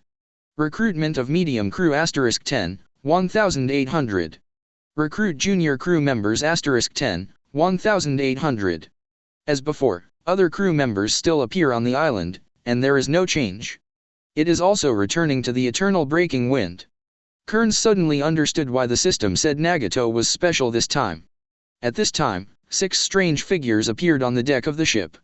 They were all dressed in black long trench coats, and their purple eyes with black ring patterns were particularly eye-catching under the night light. And they are exactly pain heaven, pain hell, pain animal, pain human world, pain hungry keto, and pain shura. This is really unexpected and reasonable. Kearns muttered to himself. Chapter 40. Recruiting 1 Nagato is equivalent to recruiting 6 powerful special crew members at the same time. And these crew members are still alive. This undoubtedly added a great deal of power to the ship. Kearns also reaps no small benefit from it. The way of heaven, the way of hell, the way of the world, the way of Azura, the way of animals, and the abilities of Hungry Keto have all been acquired by him. Kearns boarded the boat, and Payne was the first to speak. Captain. On the other hand, under orders from Kearns, Vibus led the crew to the tavern. Looking at this messy place and the people lying all over the place, Weebos only felt a chill in his heart. The scene of meeting Kearns for the first time replays uncontrollably in his mind. Ship, Captain. At this time, the crew beside Weibosi called softly. Weibosi swallowed a mouthful of saliva, and said in a hoarse voice, "Bring all the wounded back." Soon, the crew of the Vibes pirates began to rescue the crew of the Bonnie pirates. When Wibbs came to Bonnie, he was shocked to find that Bonnie was crying right now. This made him stunned for a moment. After hesitating for a moment, he slowly squatted down and spoke softly beside her. "I am Vibes from the subsidiary group of the Pale Emperor Pirates, following the orders of Captain Kearns to treat you. I'll take you back to the boat first." Hearing this, Bonnie turned to look at Wibbs with a hoarse voice. "You also came here like this?" Wibbs was silent for a moment, then nodded. Glancing at the crew members who were helping the Bonnie pirates, Vibes spoke softly. "Yes, I am the same as you. Facing them, I have absolutely no power to fight back. Their strength is not at the same level as ours." At this point in the words, Weibosi sighed again. "Actually, there is nothing wrong with the affiliated group, at least, still alive." Bonnie glanced over his head. Instead of looking at Wibbs, he just gritted his teeth and cursed. "Monster."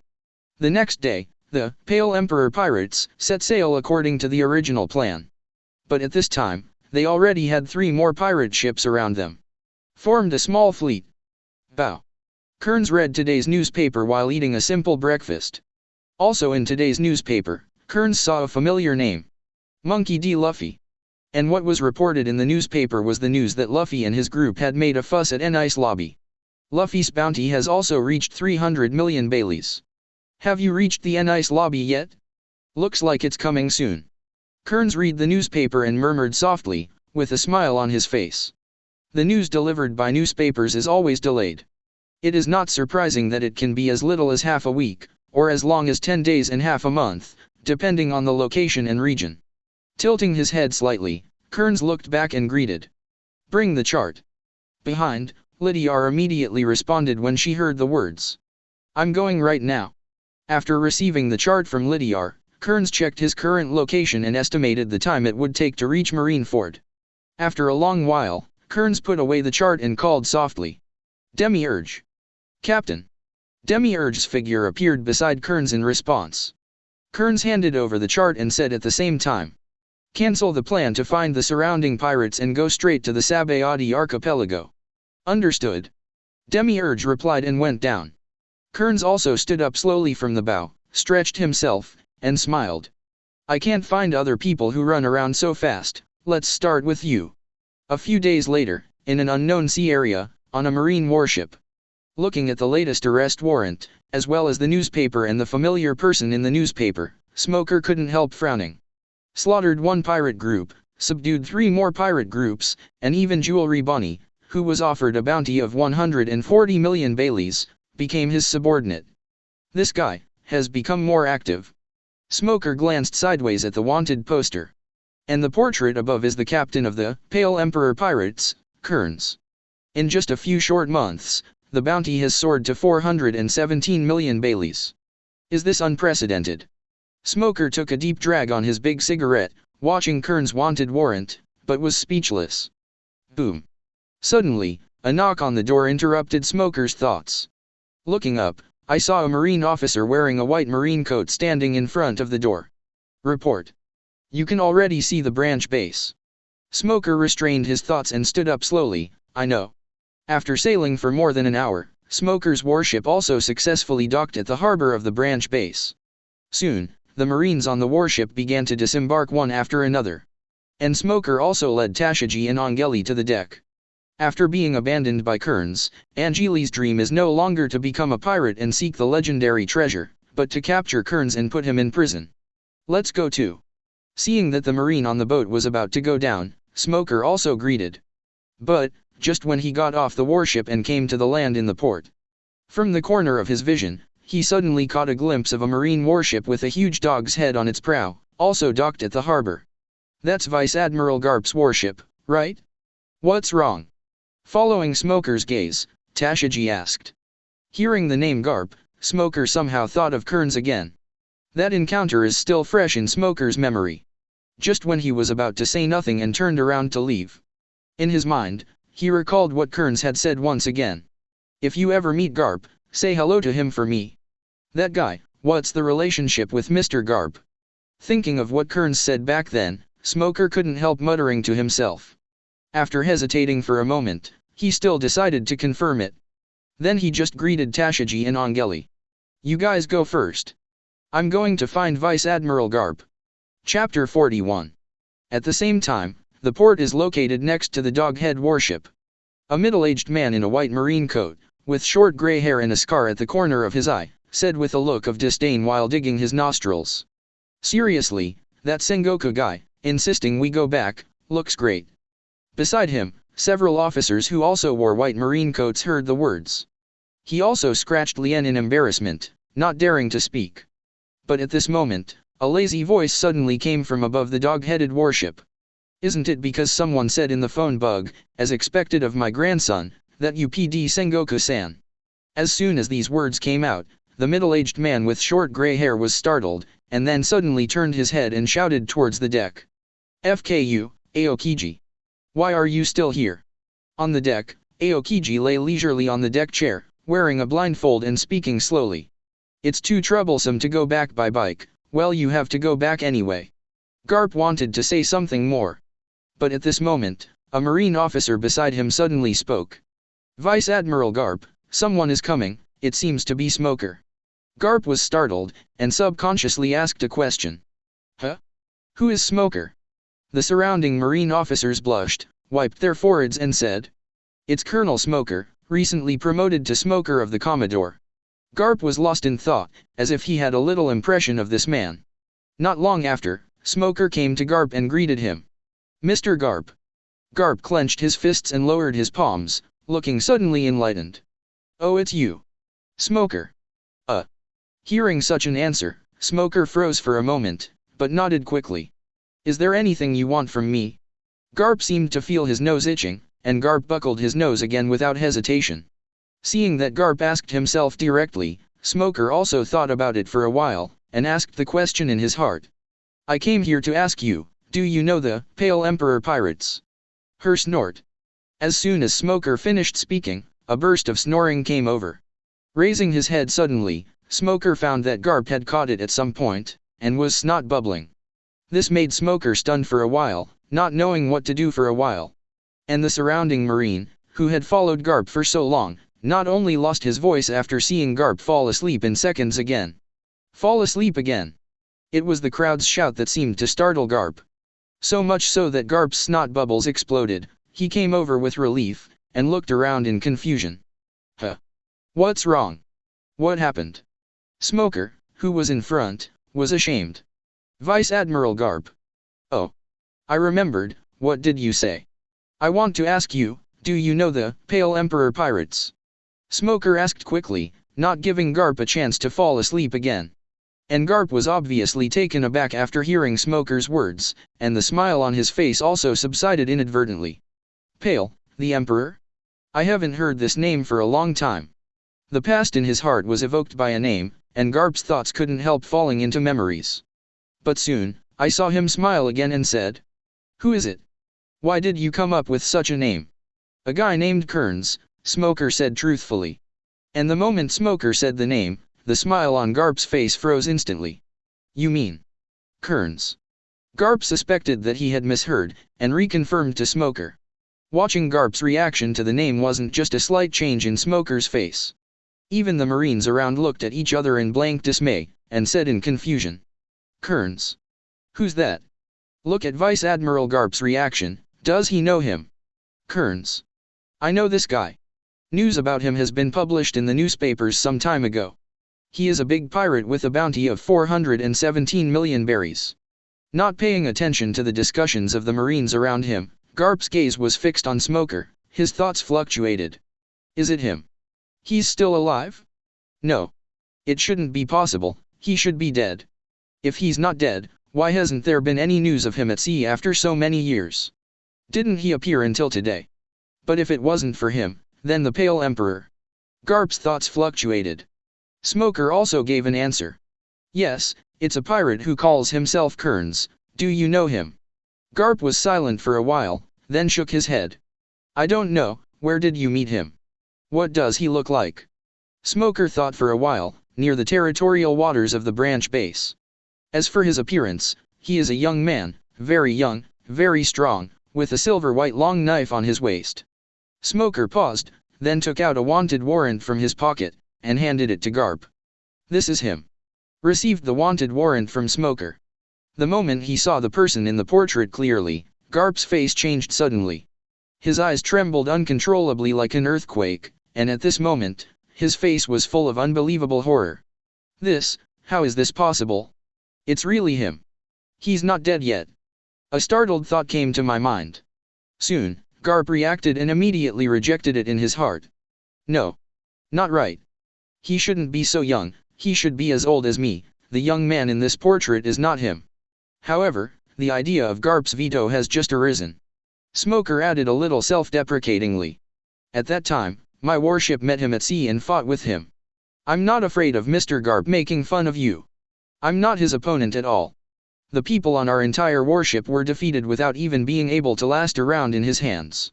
I came to you this time because he said to me at that time, if you meet Garp someday, just say hello to him for me. So I wondered if you knew him. Hearing these words, Garp raised his head abruptly. His eyes trembled violently like an earthquake, and Garp couldn't hide the look of astonishment on his face. You said, he asked you to say hello to me for him. Chapter 42. Yes, that's what he said to me at the time. Smoker nodded. And this conversation between Smoker and Garp. It also succeeded in causing quite a stir among the Marines behind Garp. How is this possible? Hey, what he said, is he serious? The whole warship failed to last a round in the hands of that guy named Kearns. Are you kidding me? How is this possible? A warship must have at least a few hundred Marines. How could it be impossible to last even one round? Smoker can be regarded as a well-known colonel in the headquarters. It is rumored that he is quite powerful. Even he couldn't last a round in the hands of that guy named Kearns. That Kearns should have an accomplice, right? Yes, if it's a pirate, then he must have an accomplice. Was it the Smoker he defeated together with the Marine on his warship? Yes, it must be like this. Otherwise, how could one person compete with an entire Marine warship? It's too exaggerated to let hundreds of Marines fail to survive even one round. Unbelievable surprises, doubts, and discussions spread among the Marines. But Smoker and Garp's thoughts were not on them. But Garp firmly believes in Smoker's words. Further strong, it is not difficult at all to solve a warship in an instant. Now, if the person Smoker said was really his. To do this, it is as simple and easy as eating and drinking water. Garp's eyes were on the arrest warrant that fell in his hand once, and looking at the young portrait on the arrest warrant, Garp's thoughts surfaced again. Is it really you? Kearns. You, not only didn't die, but you are still as young as you were back then, don't you show any signs of aging. Mr. Garp? Is there a problem?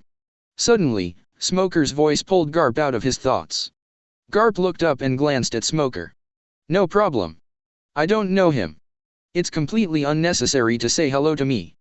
Then, I'll go first, and I have to go to the headquarters. I will pay attention to the person you mentioned. With that said, Garp turned around and walked back towards his warship, while not forgetting to say hello to the Marines beside him. Gone. Seeing that Garp took the initiative to say that he wanted to go back to the headquarters, the surrounding Marines also looked at each other in dismay. You know, no matter when it is, Garp is not in any hurry to return to the headquarters. It can even be said that it can be delayed. Just like this time, even at the request of Marshal Sengoku, he still took his time. But right now, he has only stayed at the branch base for a short time. Why is he leaving all of a sudden? Although they had a lot of doubts in their hearts, they didn't ask Garp, but followed the order and returned to the warship. Soon after, the Doghead warship left the port of the branch base. And in the warship, in Garp's office alone. He didn't come here often, but this time he stayed in the office for a long time. He didn't do anything special, he just sat there, looking at the wanted warrant in his hand with his forehead. Looking at that familiar face and familiar name, Garp frowned. He, who has always been nervous, now has a look of sadness on his face. Alas, with a long sigh, Garp held the wanted warrant tightly in his hand, and said leisurely, "Is this sea going to be in chaos again?" In an unknown sea area, a fleet of 4 pirate ships with a total number of over 1,000 is sailing. Located at the forefront of the fleet, the leader is a silver-white medium-sized pirate ship. And it is also the Eternal Breaker of the Pale Emperor Pirates. On the left side of the Eternal Breaker is the Sea Serpent Pirates, on the right is the Bonnie Pirates, and on the back is the Vibes Pirates. At this time, on the deck of the ship of the Bonnie Pirates. While eating the sliced pizza, Bonnie looked resentfully at the Eternal Breaker ahead. The wound Kearns had taken on her some time ago has not healed yet, so that her body is still wrapped in bandages. Really, what are those guys trying to do? Bonnie complained in a bad tone, and delivered a piece of pizza to his mouth. In the rear, several crew members of the Bonnie Pirates looked at each other and said, "Even if you ask, we don't know." Bonnie's eyes on the Eternal Breaker became more and more bitter. This group of guys came up out of nowhere and beat us up, making us their affiliated pirate group. Now they don't tell us where they are going, and they don't discuss with us what we are going to do. It made us run after them like headless chickens. What a bunch of terrible bastards. Here's a piece of pizza. After eating the pizza in his hand, Bonnie greeted the crew. Soon the crew was trotting to fetch new pizzas.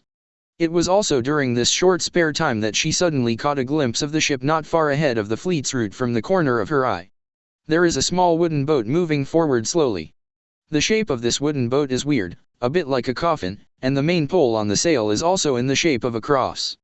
Sitting on the boat was a man wearing a burgundy patterned jacket, a white velvet black top hat, and a pair of sharp golden eyes like eagle eyes. Who is that? In this kind of place, you're riding a small wooden. Before Bonnie could finish her sentence, her eyes suddenly caught sight of the big knife on the man's back. That big knife, which was almost as tall as a person, had a handle similar to a cross. The blade was pitch black, but it exuded such a sharp cold light. Bonnie froze. The knife, she knew it. That's Hideo, yeah. He's Hawkeye. While speaking, Bonnie rubbed his eyes fiercely, and cast his scrutinizing gaze again. That pair of eyes as sharp as the eyes of an eagle, and that supremely sharp knife, didn't they just confirm the characteristics of his identity? On the side, when their captain uttered the word Hawkeye, the crew members were also taken aback for a moment, and asked with some doubts. Hawkeye? Who is it? Bonnie gritted his teeth, turned and cursed at his crew. Idiot. That's one of the 7 warlords of the sea, known as the world's #1 swordsman, Hawkeye, Dracula my hawk. Speaking of Hawkeye, the crew failed to react. But when it comes to the #1 swordsman in the world, they immediately remembered it. Almost at the same time, everyone took a breath. Hiss. The world's greatest swordsman. Hawkeye. How did that guy appear here? Chapter 43. Idiot, how would I know why he's here? Bonnie got angrier. However, right now, rather than discussing with the crew why my hawk is here, what is more important is that he is right in front of the ship's course right now. If this continues, the two sides will definitely collide. You can hit anyone, but if you bump into someone as strong as my hawk, it's pure courting death. Thinking of this, Bonnie couldn't help but look subconsciously at the Eternal Breaker where Kearns was. Hey! What is this guy doing? No one is watching the situation at sea. While talking, Bonnie stood up. Which captain are you going to? The surrounding members of the Bonnie Pirates looked at Bonnie's movements and asked. Bonnie is their backbone and they would be upset if she left suddenly and my group didn't know what she was up to. Go call that bloody BD. If you mess with that man in Shanghai, our entire fleet will be ruined. The reputation of the world's #1 swordsman is not based on bragging. By the boat. Quick. Meanwhile, on the other side. What Bonnie didn't realize was that the Eternal Breaker wasn't completely empty-handed. Instead, they had spotted a small boat in the water early on and reported it to Kearns. It's just that I remembered the situation when I met Angeli for the first time. Kearns just waved his hand and let them deal with it by themselves. Most of those who will travel alone in a small boat in the first half of the Grand Line have underestimated the danger of the sea. Only a small number of people have that strong enough strength. Located in the watchtower on the mast sail of the Eternal Breaker, the crew on duty noticed the Bonnie pirates approaching the main ship. "Huh? What are you doing here?" he muttered softly, then he turned his head and greeted below, "Hey, pay attention, the Bonnie pirates are coming over." As soon as these words came out, the crew members below all raised their heads. It was also at the same moment, because Bonnie, who was in a hurry, did not wait for the ship to approach completely before boarding. Instead, when the distance between the two ships was more than 10 meters, they jumped directly onto the Eternal Breaking Wind. Whoosh! Clatter! Bonnie landed firmly on the deck of the Eternal Breaker. Standing up slowly, Bonnie looked around and asked directly, "Where's your captain?" It was also at the moment when Bonnie finished speaking, a voice suddenly came from behind her. "What do you want with our captain?" The sudden words startled the unsuspecting Bonnie, and he looked back suddenly. When she saw this, she was shocked to find that there was a man wearing a suit, round glasses, and a pair of sharp ears behind her. Instinctively, Bonnie immediately distanced himself from Demiurge. "This guy. When did he come behind me? I didn't notice it at all." Bonnie's heartbeat was beating, and a chill rose up his back. "I feel startled and terrified at the sudden appearance of Demiurge. If it's an enemy, I'm afraid I don't even know that I have died thousands of times, right?" As if seeing Bonnie's nervousness, Demiurge showed a faint smile on his face. "Don't be so nervous. Although your strength is very weak, you can still be regarded as the captain's subordinate. Under normal circumstances, I still won't do anything to you." This guy's tone is really annoying. Bonnie thought to himself, but right now was not the time to argue with Demiurge. The person in front of the course is Dracula my hawk. We have to change course quickly, otherwise we will be in big trouble if we meet him head-on. After saying these words, it was time for Demiurge to order his subordinates to change the course of the ship. So was Bonnie's mind. However, the facts in front of her were far beyond her expectations. Demiurge opened his mouth slightly, and the voice with a hint of doubt came leisurely. "Dracula my hawk? Who is it?" Bonnie froze on the spot, looking at Demiurge with disbelief in his eyes. "You don't even know my hawk? Are you kidding me? That's Hawkeye. Hawkeye my hawk, the world's #1 swordsman." The expression on Demiurge's face was still calm. "So what?" Bonnie laughed angrily at Demiurge's words. "How about? Are you courting death? How about?" Without the consciousness of arguing with Demiurge, Bonnie spoke directly. "Forget it, you don't understand if I tell you. I want to see your captain, and I want to talk to him myself." Demiurge shook his head politely. "If you are looking for the captain because of the person in front, then I'm sorry, the captain has left it to us to deal with it. If you are disturbing him, it will inevitably appear that our subordinates are somewhat useless, and we can't even handle such trivial matters well." Bonnie was out of breath, and took 2 steps towards the bow of the ship, pointing at my hawk on the sea. "Small matter? Are you crazy? You call the matter of the world's #1 swordsman a trivial matter? That is the world's #1 swordsman. Do you think you will be his opponent?" Demiurge was speechless. Bonnie only felt that Demiurge was unreasonable. Why didn't that guy's subordinates understand anything? Still wishing to be the enemy of the world's #1 swordsman? Tired of life? Just at this time, as the two sides approached, the shadow of the big ship also completely enveloped my hawk and his ships. My hawk slowly raised his head, just glanced at the Eternal Breaking Wind in front of him, and then slowly stretched out his hand to hold the Black Sword Knight. Seeing this scene, Bonnie was startled, and subconsciously took 2 steps back, with an uncontrollable look of fear on his face, and trembling voice. "It's over. It's over. This is a big trouble." Chapter 44. Clang buzz. The buzzing sound of the long knife echoed, and my hawk slowly pulled out the black knife which was carried on his back. Standing up, my hawk faced the approaching ship with a calm face, and slowly raised his long knife. Without too much hesitation, let alone words, I saw him take a slight step, and the long knife in his hand slashed towards the eternal breaker. Shua! Accompanied by this air explosion sound reverberated. An emerald green saber light with a terrifying aura suddenly appeared, and the light shone in all directions, and the terrifying aura also spread out, covering the entire ship. All the members of the Bonnie pirates, including Bonnie, the Sea Snake pirates, and the Vibes pirates, were terrified and took a breath. Almost in the blink of an eye, the crescent-shaped emerald green sword light galloped towards the eternal breaking wind. 1. Clang. There were bursts of ear-piercing sounds.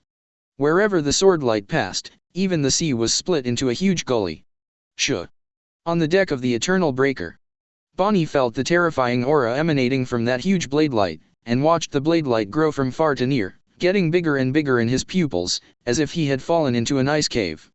A bone-piercing chill rushed straight to her celestial spirit cover. It's over, you're going to die. An attack of this level is simply beyond what we can resist. Unexpected. The first thing that popped up in Bonnie's mind was not the idea of running away, but despair. Run away.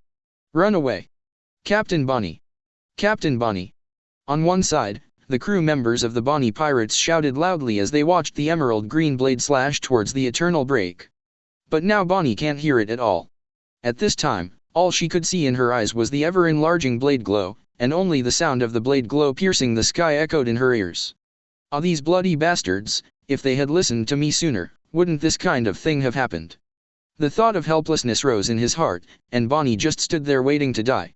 However, it was just when the sword light was about to fall on the eternal breaking wind. In Bonnie's eyes, he suddenly saw a man wearing a white jumpsuit and a long silver knife hanging from his waist landed on the bow of the eternal breaker. Facing the menacing sword light, Ulquiorlucifer didn't have any waves on his face. I saw him slowly raising his right hand, and then he went straight to meet the emerald green sword glow. Boom! The palms and the sword lights collided, and the explosion should not have erupted with a huge roar. Boom! The powerful aftermath formed by the confrontation turned into waves of air visible to the naked eye, engulfing the wind and sweeping all directions. Even the surface of the sea under the boat was at this time, because of the violent aftermath, it was surging and violently slapping the hull of the boat. Boom! But even so, Ulquiorlucifer, who was at the bow of the ship and caught my hawk's slash with his bare hands, still had no emotion on his face. Even still standing on the bow of the ship, standing still. The arm that was shaking the sword light was slightly bent, and Ulquiorlucifer swung it, directly forcibly changing the course of the sword light, and knocking it down on the surface of the sea. Boom! Boom! The surface of the sea exploded, and waves more than 10 meters high were stirred up. Then the waves that were blown up by the knife glow fell down like a torrential rain. Wow! It was also under the torrential rain that Bonnie came back to his senses. She had a panoramic view of the scene just now, so that at this moment, her face showed an unprecedented look of horror. Cheat, a lie, right? This guy actually went to catch my hawk's sword light with his bare hands. Did he really catch it? How is this possible? Is his hand made of iron? That's the slash from the world's #1 swordsman. Bonnie said in astonishment, with incredible shock in his tone. Even the crew members of the Bonnie pirates stared at the Ulquiorlucifer above the bow with their eyes wide open. Am I dazzled? Kearns is in the cabin of the eternal breaker. After hearing such a loud noise from the boat, Kearns slowly raised his head and looked in the direction of the sound. It seems that this time, it's not someone who has no brains. While speaking, Kearns picked up the evergreen on the side and walked towards the deck. Bow. Ulquiorlucifer put his hands in his pockets, his emerald green eyes calmly looked down at my hawk below. Likewise, my hawk is keeping an eye on Ulquiorlucifer atop the eternal breaker's bow. After a while, a smile suddenly appeared on his face. I didn't expect that there would be strong men in this kind of sea. Behind Ulquiorlucifer. While Bonnie was astonished, Demiurge, who was behind her, slightly pushed his glasses and said, "It's only natural to receive this level of attack. Who do you think we are?" Bonnie turned around in astonishment, and asked Demiurge to confirm in disbelief. "This level? Are you saying that the world's #1 swordsman's attack is this level? Are you kidding me?" Demiurge was non-committal and just spoke calmly. "Look. Attacking us will be the worst decision he has ever made in his life." Who? Whoosh. Whoosh. It was the same moment when Demiurge's voice fell. 3 black shadows flew out at an extremely fast speed, leaped from the bow of the ship, and jumped into the sea. Crack! Unexpectedly, the 3 people who should have sunk straight into the sea. At this time, it miraculously stood on the surface of the sea. Like walking on the ground. Located between the 3 in the middle, Deopane was wearing a long black windbreaker, with long orange hair flowing in the wind. On the left, hungry Deopane, with a slightly chubby body, has the same black sticks as 6 pens on his face. On the right, Shura Deopane, also wearing a long black trench coat, has several black spikes on his bald head. Standing on the sea. Seeing the 3 standing on the sea as if walking on the ground, my hawk looked a little surprised. There was no verbal exchange between the 2 parties. Deopane on the left swayed slightly. In the next moment, he stepped on the sea at an extremely fast speed and rushed towards my hawk. Whoosh! Boom! Chapter 45. In just a moment, the hungry Deopane had already rushed to my hawk, and with his hand, he condensed a black stick and stabbed directly between my hawk's eyebrows. Shua! My hawk was not afraid either, holding the black knife Yasui with a slash and slashed out. Shua! Clang! There was an ear-piercing buzzing sound, and the emerald green swordlight approached the hungry Deopane. It was a bit weird. Just when the swordlight was about to hit Deopane, he suddenly turned around and dodged my hawk's slash with a posture that was difficult for ordinary people to dodge. Avoided. Seeing this, even my hawk couldn't help feeling a little surprised. But the hungry Deopane did nothing to slow my hawk down. Turning around, he held the black stick and stabbed my hawk again. Shua! My hawk didn't defend against counterattack, or in other words, replaced defense with offense, and directly swung his long knife again and slashed at the hungry Deopane. Clang! That dark long knife carried an icy cold light, and every time it was swung, it contained a sharp and terrifying aura. The fierce battle between the 2 begins now. Just on top of that little wooden boat. Ding! Ding! Ding! Ding! There is a continuous sound of crisp iron strikes. The figures and movements of the 2 are extremely fast, and every time the long knife and the black stick strike, sparks will burst out. However, such a fierce battle did not last long, and the hungry Deopane gradually fell into a disadvantage. This made all the pirates on the ship who were confused about the situation worry for a while. Bonnie said to Demi-Urge even more urgently. Quick! Hurry up and help! That person is about to lose his hold. However, this time, Demi-Urge ignored Bonnie and watched the game carefully. Demi-Urge was also carefully observing the battle between the 2, and there were Heaven Deopane, Beast Deopane, and Hell Deopane on the ship. As well as the human way and Shura way under the boat.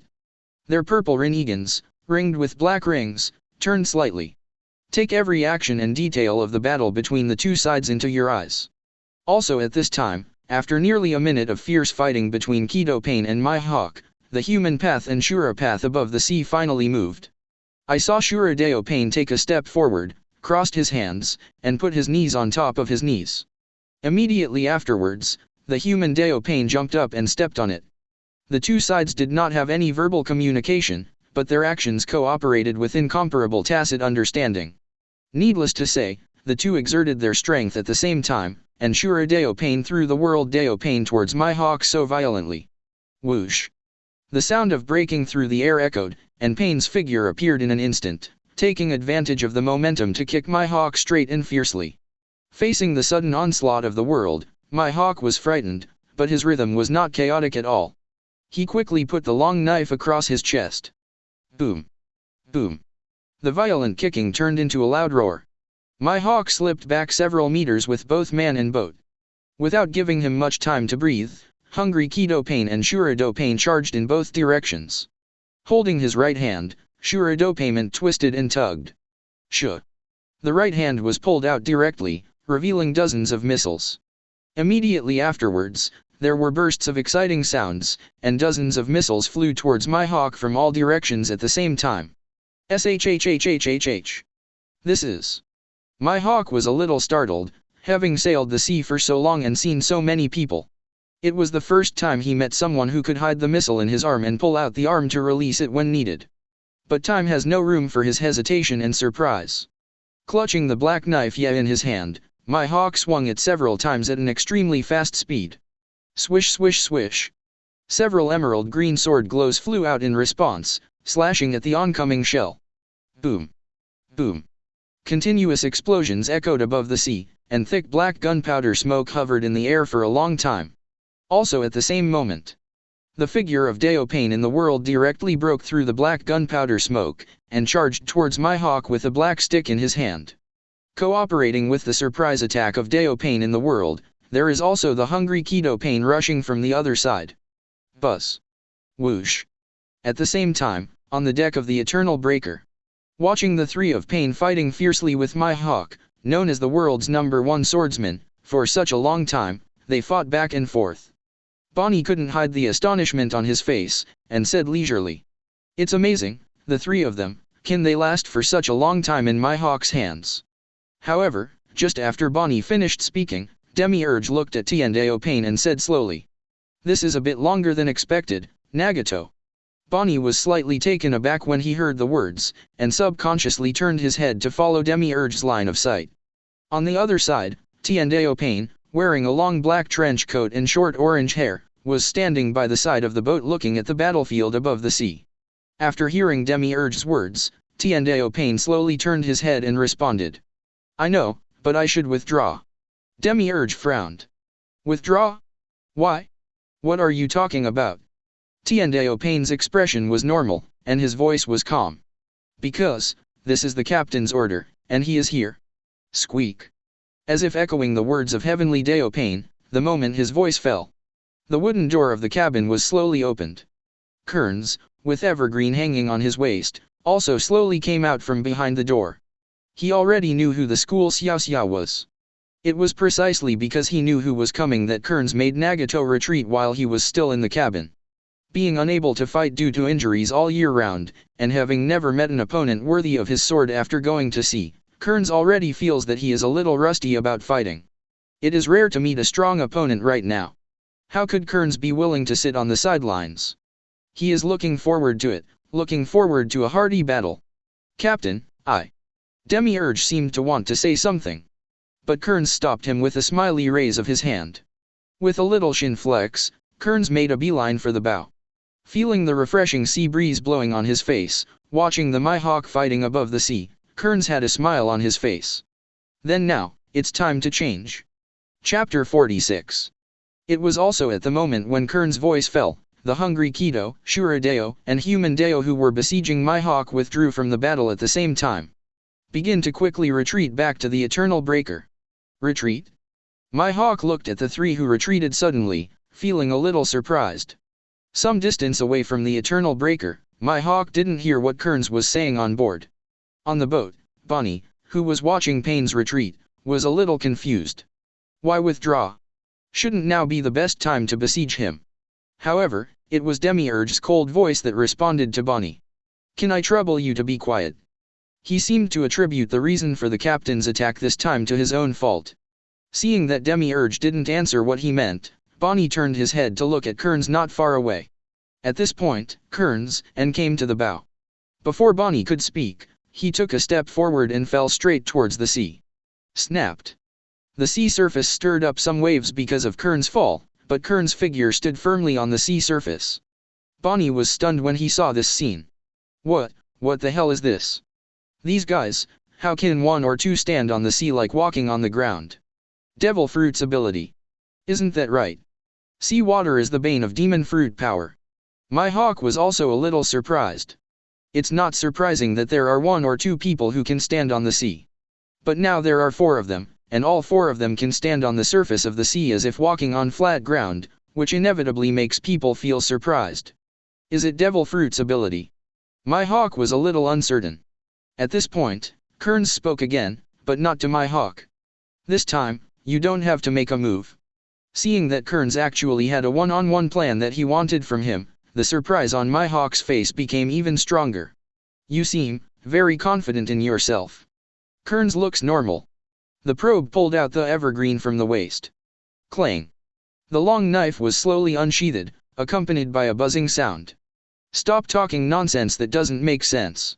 I hope your strength can meet my expectations, but don't die too quickly. When Kearns said such rampant words, Mihawk couldn't help showing a smile immediately. Really? It seems that I have been underestimated. Kearns didn't talk nonsense, he held evergreen in his right hand and raised his left hand, aiming at my hawk. Wood style. As Kearns finished speaking, 6 wooden roots appeared in his palm instantly. After the 6 wooden roots sprang out of Kearns' palm, they began to expand rapidly and become a huge wooden net with each other. The wooden net covered the sky and the sun, and in just a moment, the entire surrounding sea area was covered. On the boat, the 3 pirate groups of Bonnie, Sea Serpent, and Vibes. Looking at the huge wooden net, which was several times larger than the boat and covered half of the sky, the eyeballs almost popped out in fright. Even talking is a bit uncomfortable. This. Even Bonnie, the captain of the Bonnie pirates on the Eternal Breaker, showed a shocked expression after seeing this scene, full of disbelief. What's this? At the same time, the shadow of the wooden net has completely shrouded my hawk. Looking at the wooden net that started to fall down, my hawk's eyes froze, and he raised his knife and made a slash. Shoo! The emerald green sword glow reappeared, hitting the huge falling wooden net. Boom!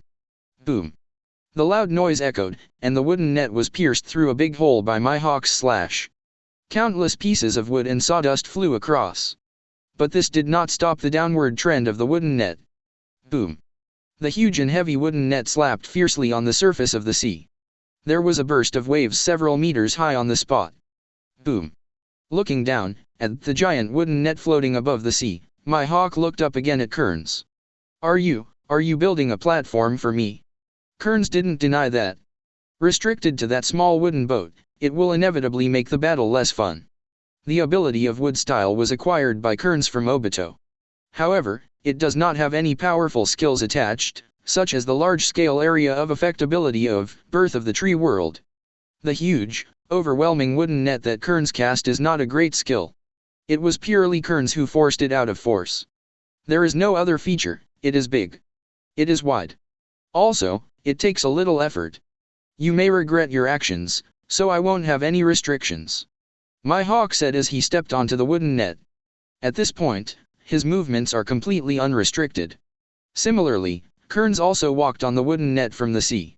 Without any communication, my hawk shot directly. With a slash at random, there was a sword glow containing terrifying sword energy. Clang. Naturally, Kearns would not show weakness either.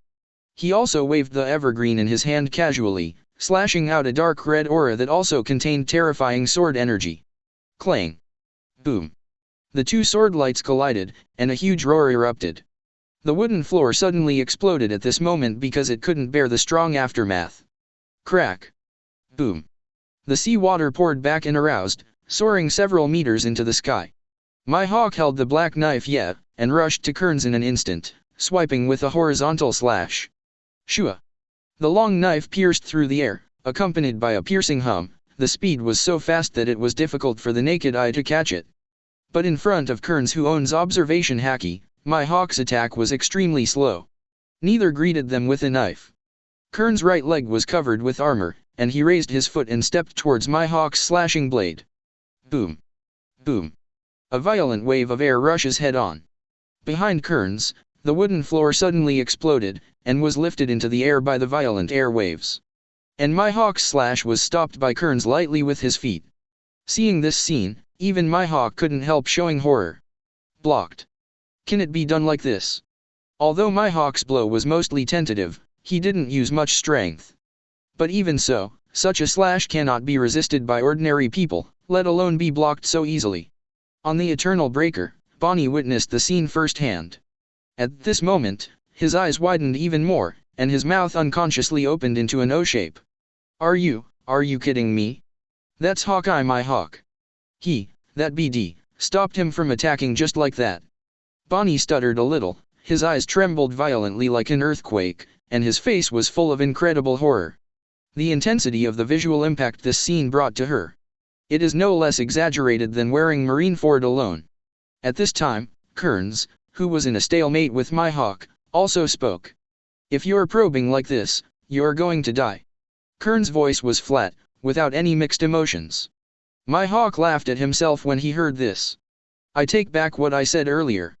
I underestimated you. To express my apology, please allow me to use all my strength. It was also at the moment when my hawk's voice fell. The momentum around him suddenly soared. Boom. Chapter 47. In the next second, the attack that was still in a stalemate with Kearns was suddenly recovered by my hawk. But in an instant, a new round, faster and stronger than the previous one, slammed towards Kearns. Boom. Under the long knife wielded by my hawk, the whole world lost its sound repeatedly. All that could be heard was the ear-piercing hum of the long knife. All that can be seen is the emerald green swordlight that contains a terrifying aura. This is what it looks like. There was a smile on Kearns' face, and the fighting spirit in his heart rose due to the display of my hawk's strength. Almost at the same time, Kearns also raised his evergreen to meet my hawk's slash. Clang. Boom. Ching-ching smashed through the air and slashed down. Although there was no real contact with my hawk's black knife yet, a huge roar broke out. Boom.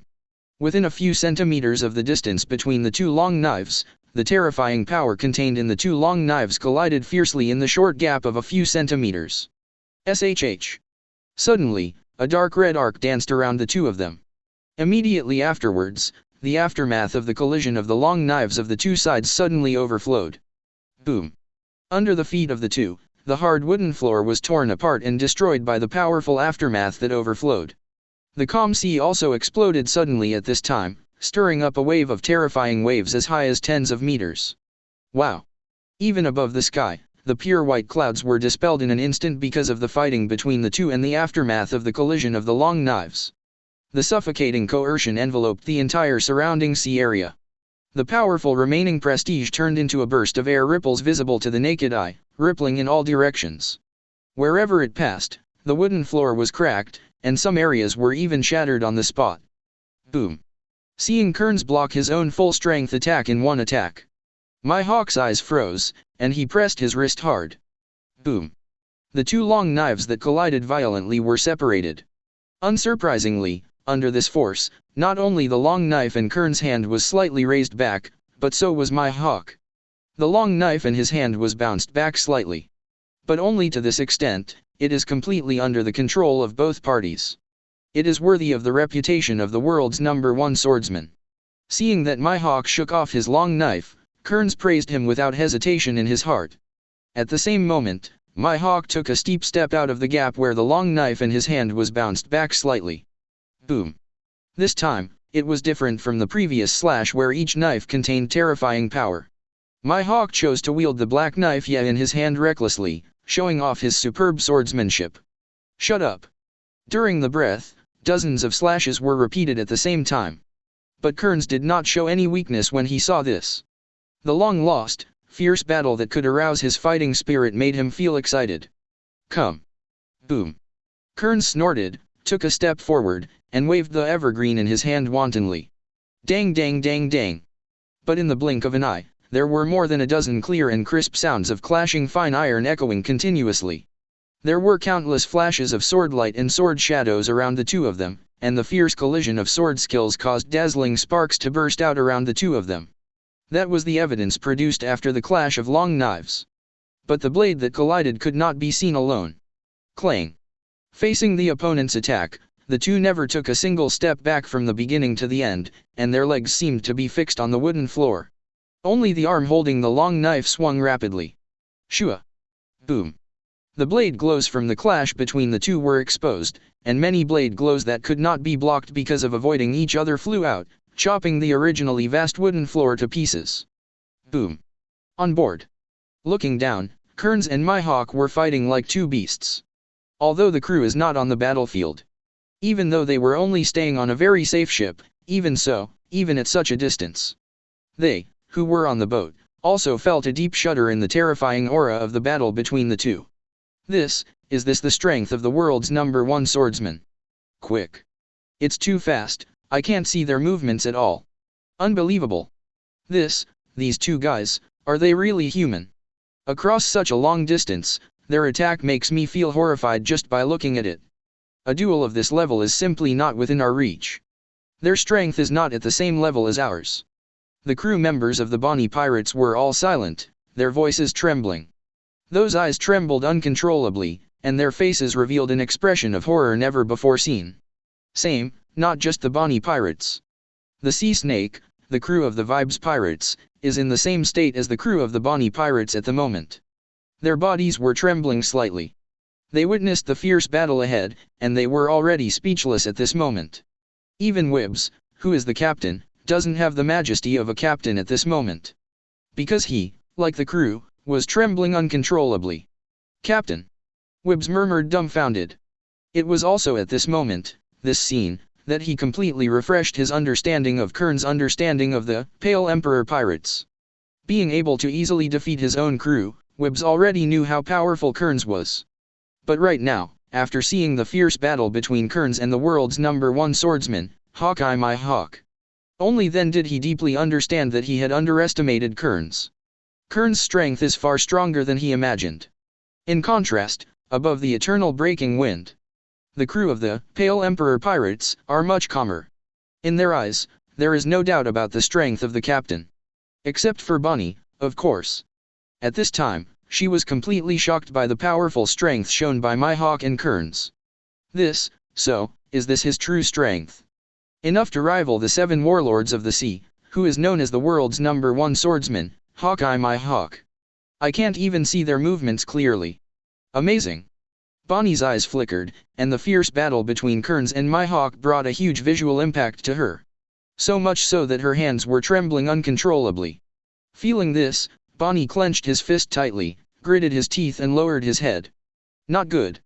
It's not good, it's not good. Why? Why do I have an urge to support that BD. Chapter 48. On the other hand, my Hawk, who is fighting Kearns, feels more frightened the more he fights Kearns. How can this be? In this kind of place, in this sea area, there are such strong people. In the previous fight, although his swordsmanship was a little rusty, but the later, his swordsmanship became more and more exquisite. What's going on here? Progress. Impossible. How could the growth of sword skills be so rapid? Why? Why have I never heard of his existence? With this level of strength and such swordsmanship, it shouldn't be unknown. Having personally experienced the superb swordsmanship shown by Kearns, my Hawk's heart was aroused at this moment. However, it was during the ups and downs of my Hawk's mind that a cold and reproachful voice came. How dare you get distracted? That was the voice of Kearns. At the moment when his voice fell, my Hawk suddenly came back to his senses and realized that something was wrong. I was just distracted. In such a close battle? After reacting, my Hawk fell into a daze again. And this also made Kearns feel a little angry. For the previous distraction, he had already lowered the tempo and made a sound to remind him, but now he is distracted again? What a disappointment. With this in mind, evergreen in Kearns' hand suddenly jumped out a dark red arc. In the next second, he swung his knife fiercely. God avoids. Seeing this, my Hawk's pupils shrank. Immediately afterwards, there was only a loud bang. My Hawk snorted, and was sent flying by Kearns with a sacred avoidance, even with a knife. Boom. Boom.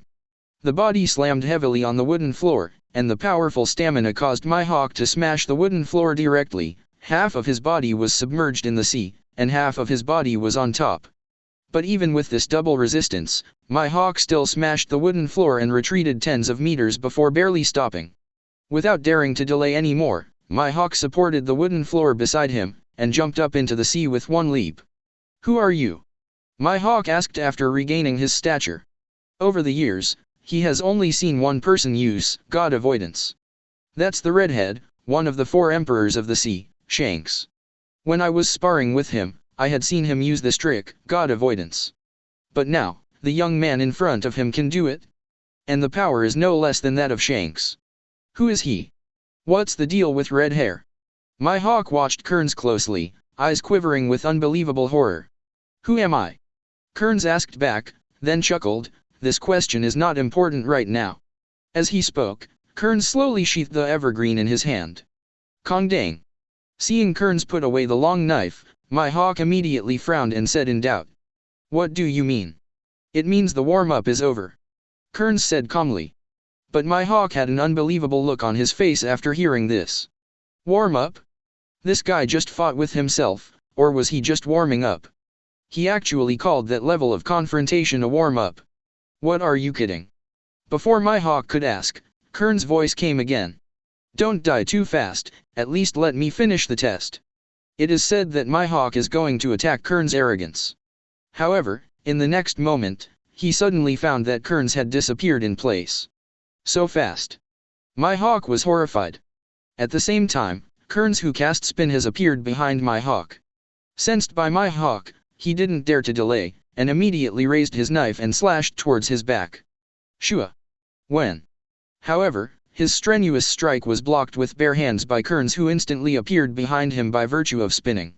Facing this sudden scene, the horror in my hawk's heart suddenly rose to the point where it could not be added. Blocked it. This guy, even with bare hands. It was at this moment that Kearns suddenly raised his hand, pointing his index finger at my hawk. Still in doubt, my hawk suddenly saw a red flash from Kearns' fingertips. An extremely strong sense of crisis suddenly flooded his heart. So much so that he didn't even think about it, and immediately rolled over and hid. At the same time, condense and activate the false bullet of Kearns' fingertips. Boom. Call out. The red streamer flashed past, followed by that loud roar. Boom. Boom.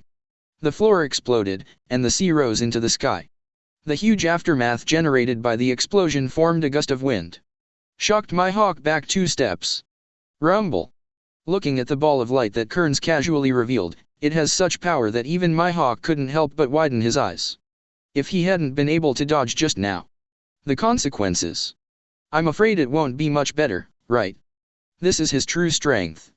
Was he really just warming up when he fought me earlier? For the first time, my hawk had self-doubt about his own strength. But Kearns didn't have so much free time for him to think about it slowly. He suddenly raised his hand, facing my hawk with his palm, and immediately cast Universal Pull. Buzz. Accompanied by a humming sound. My hawk immediately felt his whole body being wrapped and pulled by a strong suction. Immediately afterwards, he flew towards Kearns uncontrollably.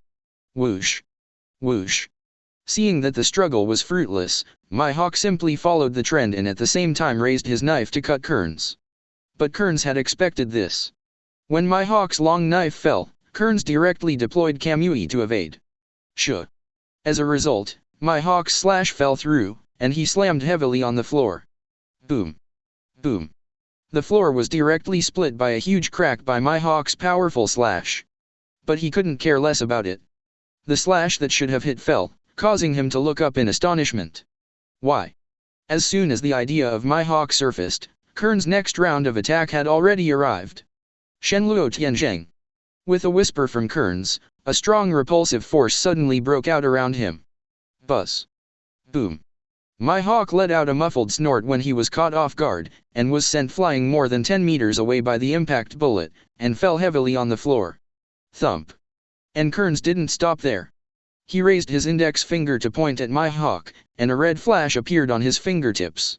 A more terrifying aura and power than when the first red flash appeared quickly condensed at his fingertips. Zero. Accompanied by a whisper from Kearns. The red flash condensed on his fingertips suddenly turned into a red beam of terrifying power and shot out. Boom.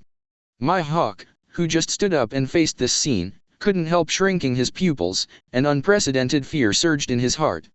It was also at this moment that the thought of death appeared in his mind for the first time. I am going to die. However, this is what I thought in my mind. However, his instinct drove him to strike at the red flashing light with a knife. Drink. Clang. Boom. My hawk resisted the red beam of light with all his strength. He roared, every nerve in his body tensed up to ultimate. However, soon, his body was still engulfed by the huge red beam of light. At this moment, the entire world was illuminated extremely red by this mighty red beam of light, just like the bloody world. Immediately afterwards, this huge red beam of light crossed the sea and exploded at the end of the line of sight of Kearns and others. Boom. Boom. Chapter 49. But in just a short moment, the air wave generated by the aftermath of the explosion engulfed the strong wind and blew over. Perched on a floating plank, Kearns's robes flapped in the wind. And the people on the boat, under the gust of wind, subconsciously raised their hands to cover their eyes. Rumble. When the gust of wind passed, they slowly put down the hand that was blocking their eyes. At this moment, the world returned to calm again. A messy surface of the sea also came into everyone's eyes. At this time, a large number of pieces of wood were floating on the sea. My hawk's figure has long since disappeared. Yes, only Kearns standing above the sea. When, 1. On the ship affiliated with the pirate group, a group of pirates stuttered and murmured. "Where's my hawk? Where's Hawkeye, my hawk, the world's #1 swordsman?" That kind of terrifying attack, even if my hawk, who is the world's #1 swordsman, is hit, he will die, right? Recall just now when Kearns unleashes the terrifying power of Zero. Everyone couldn't help swallowing a mouthful of saliva. Instinctively, they thought about it in their minds. It was not my hawk who just took the blow, but them. The scene of myself being wiped out under the red beam of light flashed in my mind. Everyone couldn't help shivering. On the other side, on the eternal breaking wind, Bonnie stared blankly at Kearns standing on the water. My hawk, lost. He won. Really won. Am I not dreaming? Bonnie rubbed his eyes hard. Until now, she still doesn't believe that this cheap BD captain can win. To say that he could match my hawk was enough to blow her mind. But right now, he actually won. I won the 7 warlords of the sea, and I won my hawk, who is known as the world's #1 swordsman. It was also at this moment that Bonnie refreshed his understanding of Kearns and the Pale Emperor pirates. In the beginning, after losing to Kearns with no fight back, Bonnie just felt Kearns was strong. That's all. But now, after seeing that Kearns actually defeated my hawk, who is known as the world's #1 swordsman, he is still in the relaxed posture of being completely in control. Bonnie felt that this cheap big captain was not only strong, but ridiculously strong. Not even his crew is simple. To be able to last so long in the hands of my hawk and play back and forth is enough to prove everything. Not to mention the guy in the white jumpsuit who knocks my hawk's attacks away with a single unarmed blow. It was also at this time that the ship of the Sea Snake pirates was on board. I don't know who was the first to shout. "Win. Great captain, won the world's #1 swordsman." As soon as this remark came out, the other crew members of the affiliated pirate group also froze for a second. In an instant, cheers like a mountain roar and a tsunami erupted. Drink. Hear the cheers for Kearns from the crew around the boat. Bonnie only felt that the hairs all over his body stood on end, and the pores became active uncontrollably. An inexplicable sense of collective honor grew in her heart, and even though she was once the leader of a group, she couldn't help feeling strange emotions. In contrast, the crew of the Pale Emperor pirates are much calmer. Because in their view, it is a matter of course that the captain can win. In their eyes, the captain is the supreme and unrivaled existence. It's a matter of course that you will win, right? Demi-Urge pushed his glasses, his voice flat. On the side, Tiendeo Payne also said in a cold voice. A battle with no suspense in the outcome. Demi-Urge, it's better to say that it is his ultimate honor to die at the hands of the captain. While speaking, Demi-Urge looked at Ulquiorra beside him. If you killed him directly in front of you, you don't need to bother the captain to take action on this matter. Hearing this, Ulquiorra did not respond. His expression was as usual, he just stood aside and looked at Demi-Urge calmly. Kearns at sea, however, made a summary of the battle at this time. The effect of using the ability is obvious, but it requires a lot of physical strength. When I fought against those little Karami before, I didn't think it was a big deal to use my abilities casually. But this time, after creating a huge platform out of thin air and fighting with my hawk for a while, after using it, Kearns could clearly feel the physical exertion. The abilities of Zero, Speed, Virtual Bullet, Shinra Tense, Universal Pull, and Kamui. Every time he uses it, Kearns feels that his physical strength is taken away in an instant. However, if there is no one ability after another, if you put it out like you don't need money, it won't have much impact. Sigh, if I knew it, I would be testing Zero later, and there are still some urgent tests that haven't come yet. Kearns looked up at the sea level in the distance, feeling a little regretful. But soon, the regret was gone. However, this result is still satisfactory to me. With that said, Kearns jumped back onto the Eternal Breaker. Once on board, Kearns remembered something more important. I haven't seen the increase in influence value yet. Thinking about it, Kearns immediately opened the system panel. And today's influence value index also came into Kearns' eyes. Influence value, 2044. Chapter 50.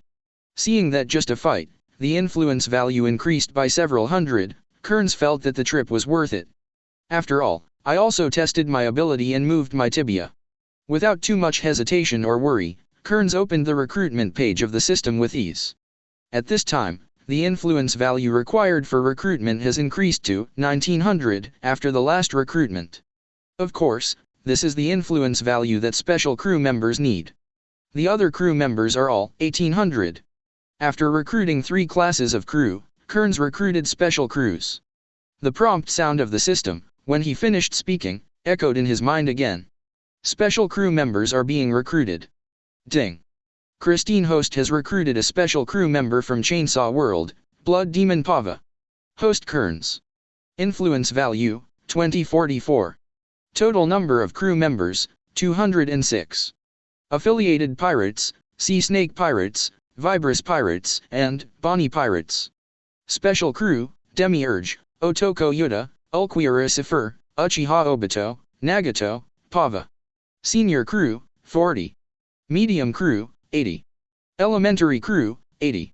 Item, Eternal Breaker Medium. Entrance to Prize Pool. Recruit Special Crew *1, 3000. Recruit Senior Crew *5, 2300. Recruitment of Medium Crew *10, 2300. Recruit Junior Crew Members *10, 2300. Logging out of the system page, Kearns looked around at the crew on deck. Then now, it's time to meet our companions. The crew members of the Pale Emperor Pirates have long known the awareness of Kearns' words. Only Bonnie on the side was stunned for a moment after hearing what Kearns said, and a subconscious idea came up in his heart. Is this the rhythm of going to grab someone again? After a few days. Marineford, Naval Headquarters Base. The Marshal's Office. At this time, Naval Headquarters Marshal Sengoku Buddha was talking with several officers in white marine coats. That guy actually used him as a bargaining chip in exchange. Yes.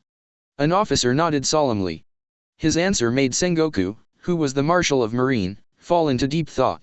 It was also at this moment that there was a sudden sound of hurried footsteps outside the office. Da-da-da. Immediately afterwards, a man with a huge axe behind his back came to the door of the office, saluted respectfully, and reported. Report. Marshal Sengoku. Vice Admiral Garp and Aokiji Admiral are back.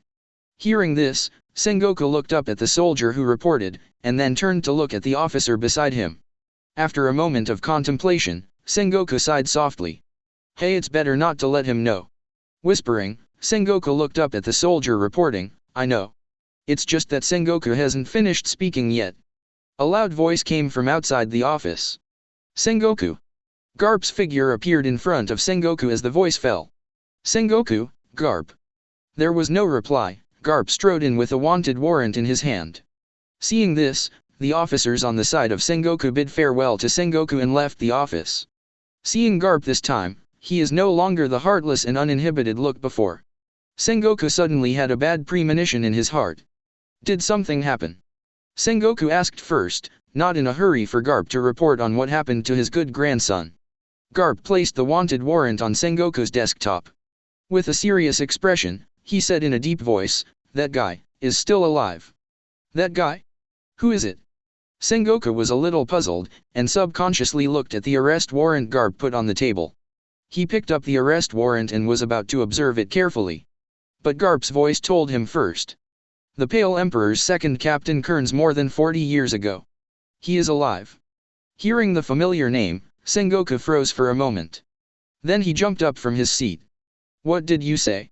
His eyes trembled slightly, Sengoku's face was full of surprise, and his tone was full of disbelief.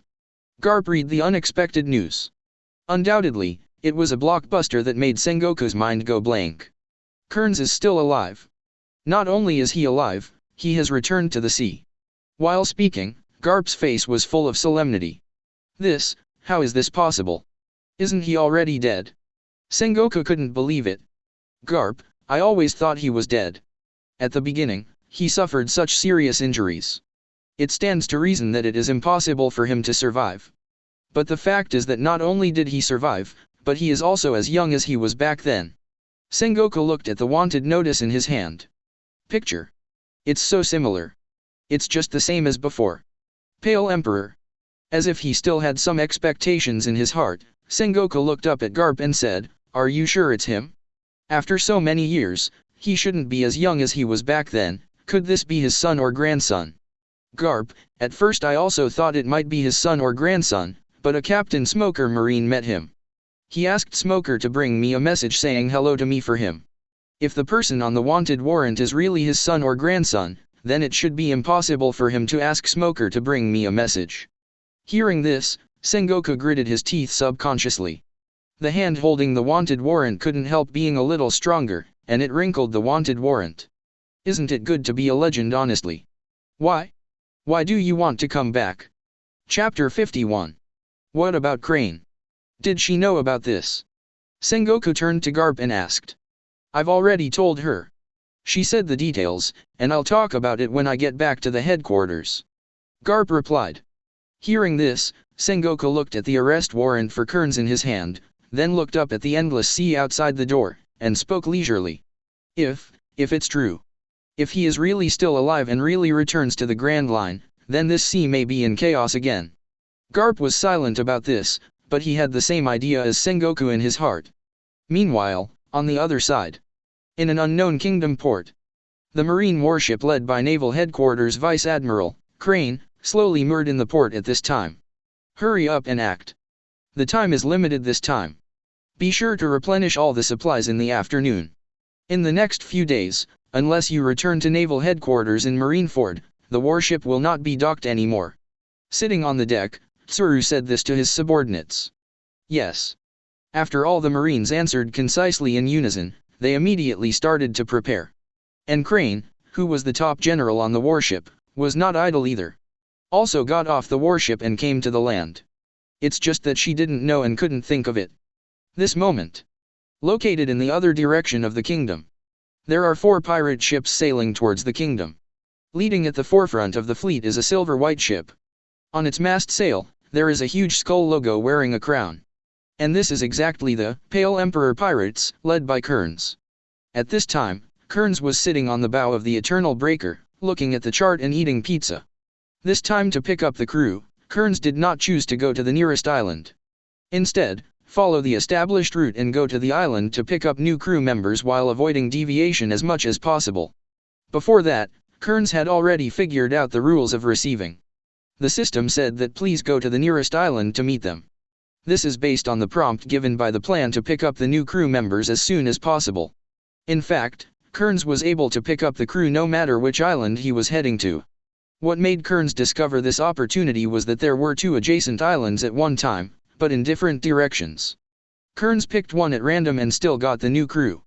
Located on the vast sea, he couldn't locate the precise position of the ship at all, if the system really stipulated that the crew should only be on the nearest island.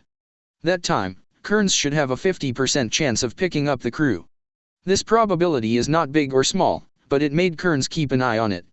For the next pickup, Kearns chose a farther one, and it turned out that the crew was picked up accurately. This also allowed Kearns to implement that the crew is not on the nearest island, but whichever island they go to, the crew will be on that island. It won't be long. Kearns raised his head and glanced at the kingdom not far ahead. After seeing the report about Monkey D. Luffy before, there was a sense of urgency in Kearns. So much so that he wanted to arrive at the Sabayati archipelago quickly, so that he could prepare for the next all-out war with the Whitebeard pirates. If I miss it in time, I'm afraid I won't be able to kill Whitebeard myself. It was also during the ups and downs of Kearns' thoughts. Demiurge took today's newspaper and came behind Kearns. Captain, this is today's newspaper. Yeah. Kearns put down the chart and took the newspaper with a nod. After a cursory glance and found no substantive useful news, Kearns ordered softly. Let them prepare for a while, they are going to land on the island. Understood. Demiurge replied, and turned away from Kearns' side. Soon after, the 4 pirate ships slowly docked.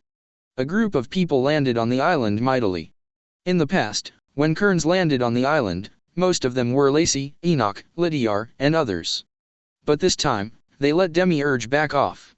The reason is because, with Ulquioricifer and Demiurge himself at Kearns' side, there is no longer any need for others to follow. Also, in this kind of place, Kearns never liked having too many people following him. It wasn't for fighting after all. Well, Kearns thought so too. Halfway through the walk, Kearns stopped and turned his head slowly. "What are you following me for?" In the rear, Bonnie, who had been following Kearns, was slightly taken aback when he heard the words, a little puzzled. "You are my captain now, if I don't follow you, who will I follow?" Kearns was speechless, and after a moment of silence, he looked up behind Bonnie again. "What about them?" At this time, dozens of crew members, including Wang, followed Bonnie. Since Kearns went back to sea, he has never assembled such a large team and made such a high-profile landing on the island. After being told by Kearns, Bonnie subconsciously glanced back. Before she could speak, her crew immediately pointed at Bonnie and smiled honestly. Hey. We also followed the captain." "Yeah, if we don't talk to the captain, we don't know who to talk to." "Yeah." Kearns. Chapter 52. It was also located in an unknown street on the island after Kearns and others landed on the island. There is a commotion going on. A middle-aged drunk, about 40 or 50 years old, held the bottle of wine in his hand, backed away with a frightened expression on his face. In the next second, he staggered and fell to the ground, and the wine bottle in his hand flew out. Dang clang! The wine bottle fell to the ground, and there was a crisp cracking sound. The drunk man trembled all over and looked ahead in horror. Eat people! There are monsters! Eating people! Shouting in horror, the drunk man scrambled and ran out of the alley. And his terrified screams also managed to attract the attention of the crowd on the street. Monster! Eat human! Are you kidding me? Although the crowd didn't quite believe what the drunk man shouted. But when they think of the picture of someone eating people, they still can't help but feel a little disgusted and feel a little cruel. It's true. It's true. She's inside. I saw it with my own eyes. The drunk man clutched the clothes on his chest tightly with his hands, and his face was full of panic and uneasiness. This move of his also managed to move the crowd around him. Soon, many strong men walked towards the drunk, while some other men protected their beloved women behind them. However, what they don't know is, when the drunk man yelled, a woman with a pair of red horns and light yellow hair quickly ran out from the other side of the alley. Oops. It seems that something went wrong. If the captain finds out, I will be finished. The woman who was running wildly felt bad. And she is also one of the new crew recruited by Kearns, the blood demon Pava. Damn human beings, I just drank a little blood, yet I said that I was eating people. A thought arose in his heart, and Pava suddenly stopped running away. After standing there and thinking for a while, she suddenly said angrily, "It's just human beings who are lower than cats, what am I afraid of them doing? No, I want to go back and clean them up."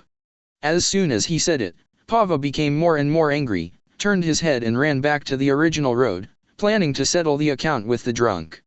At this time, under the leadership of the drunk man, a large group of strong men walked cautiously into the alley. However, they didn't even see a single person in this alley. This can't help but make those strong men who listened to the words of the drunk man frown. Hey. Didn't you say there are monsters eating people? Where are the monsters? That's it. Let's not talk about monsters, there's not even a single person here. You guy, did you lie to us? BD, where are you talking about monsters? There's not even a single bloodline here. A group of strong men became more and more angry. Seeing that the situation was not quite right, the drunk quickly spoke up. No, I didn't lie to you, it's true, I really saw it. It was also when the drunk man finished speaking, a sound of footsteps came from the other end of the alley. Da. Immediately afterwards, Pava's figure strode out from one side. Facing the large number of strong men in front of him, instead of feeling afraid, Pava was full of contempt. Seeing Pava's sudden appearance, the drunk was startled, and quickly pointed at her and shouted, It's her! It's her! Behind the drunk, everyone subconsciously looked up at Pava. Seeing this, Pava laughed jokingly. On the other side, Kearns, Ulquioricifer, and Demiurge are located. Boom! Boom! As they moved forward, a loud noise suddenly came to their ears from a distance. This made the three of them turn their heads in unison to look at the source of the sound. Someone is fighting. Demiurge was a little uncertain.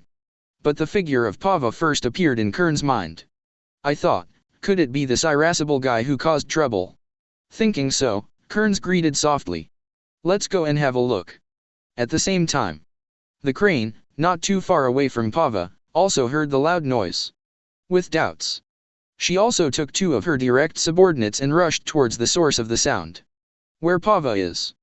The battle didn't last long, and the resulting movement quickly calmed down. In the alley, Pava held a sledgehammer made of blood. At the foot is the hill formed by the stacked bodies of many big men. Pava stood on the top of the mountain and looked down with a sledgehammer in one hand, and the humans who were trembling with fear from her super strong combat power shouted loudly. "Oh oh oh! Kneel down, human beings! My uncle's name is Pava." When Pava yelled, the people around him immediately backed away in fright, showing horror on their faces. Hey, this guy, what's going on? The siege of more than a dozen people is not her opponent. Monster! This guy is a monster! People were discussing in horror. Seeing that human beings were frightened by his own strength, Pava couldn't help laughing triumphantly.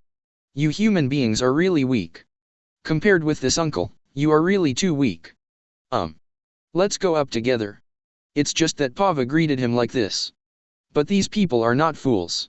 Seeing that none of the dozen strong men were Pava's opponents, they were easily defeated by Pava.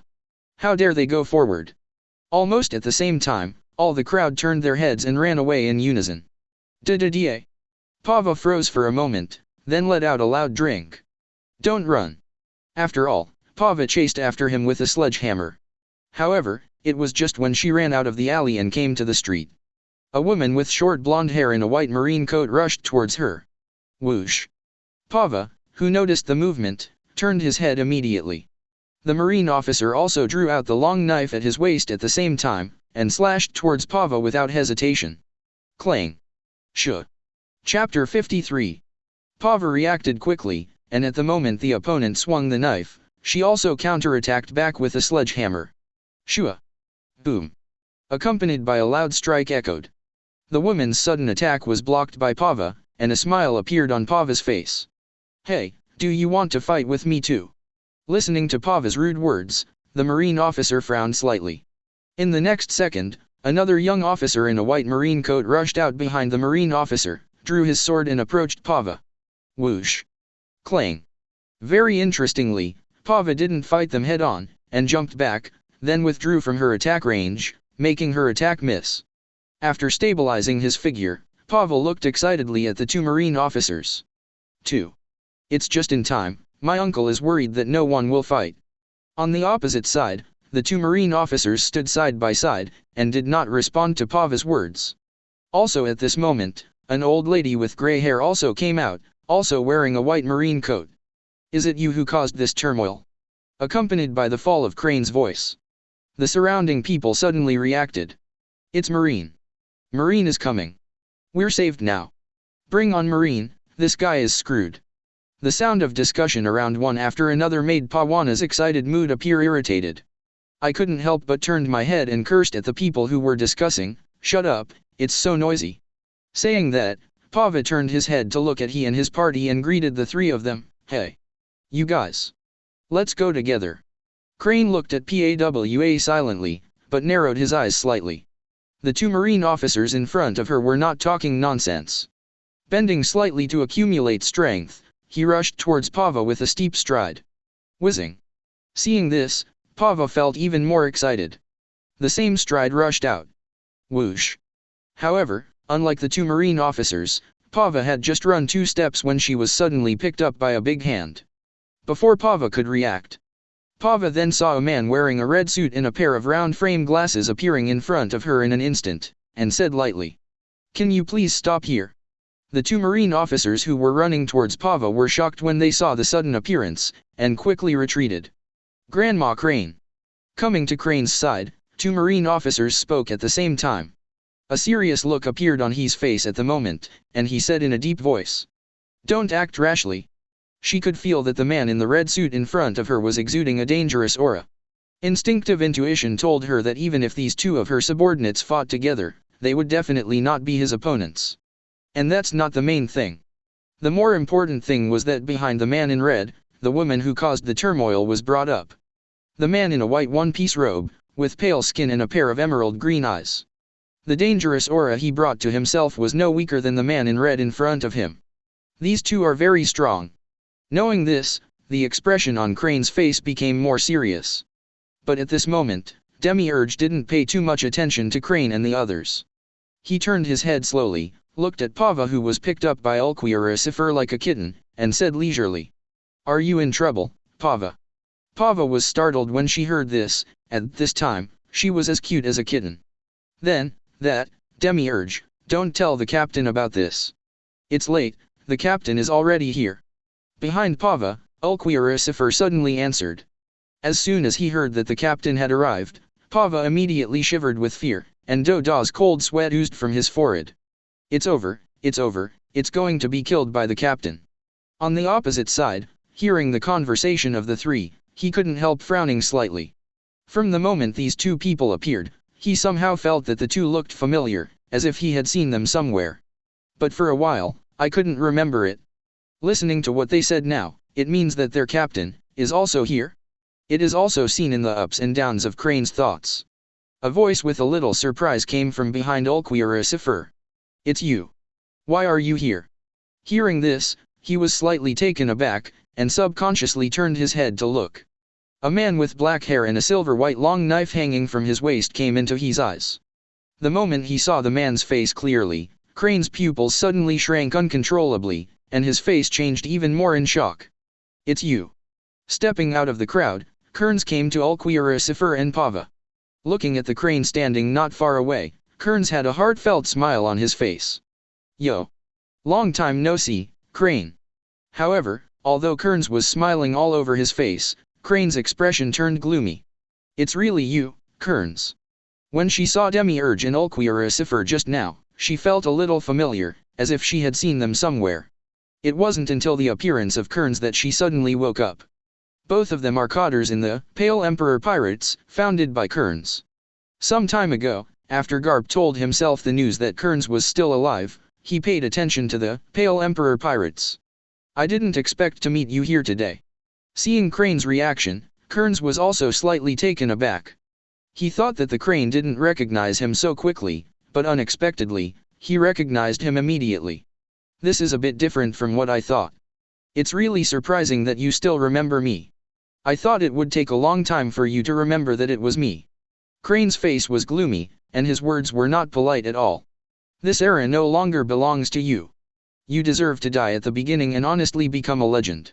Facing Crane's cursing, Kearns was not annoyed, and still had a smile on his face. But, you didn't want me to be a legend either, did you? The existence of me, that damned captain, and others were almost completely wiped out by you. You asked for this. He shouted in a low voice. So what? Is it a conflict? Kearns smiled. Crane, what exactly do you want to do? Kearns, are you asking knowingly? If it were Garp, I might think he doesn't know, but you, no, at least not. At this point, Kearns slowly raised his hand and put it on the handle of the evergreen. Overlooking the Crane not far ahead, Kearns spoke again calmly. Then now, if there is anything to explain, just explain it. Chapter 54. Hearing that Kearns uttered such wild words, two of Crane's direct subordinates immediately became annoyed. Immediately afterwards, the two of them took a step at the same time and shouted at Kearns angrily. What are you BD talking about? It's you who should make the confession. As soon as the two female officers said this, Demiurge's expression turned cold. An invisible killing intent enveloped the two female officers in an instant. They are just two worms, how dare they speak so arrogantly? That's when Kearns made his move. With one hand on the handle of the knife, he slowly walked towards the Crane. Boat, Captain. Pava called softly with some fear. It's fine if I cause trouble, and it's fine if others help me clean up, but I actually troubled the captain to take action to help me clean up the situation. Does this make the captain feel useless?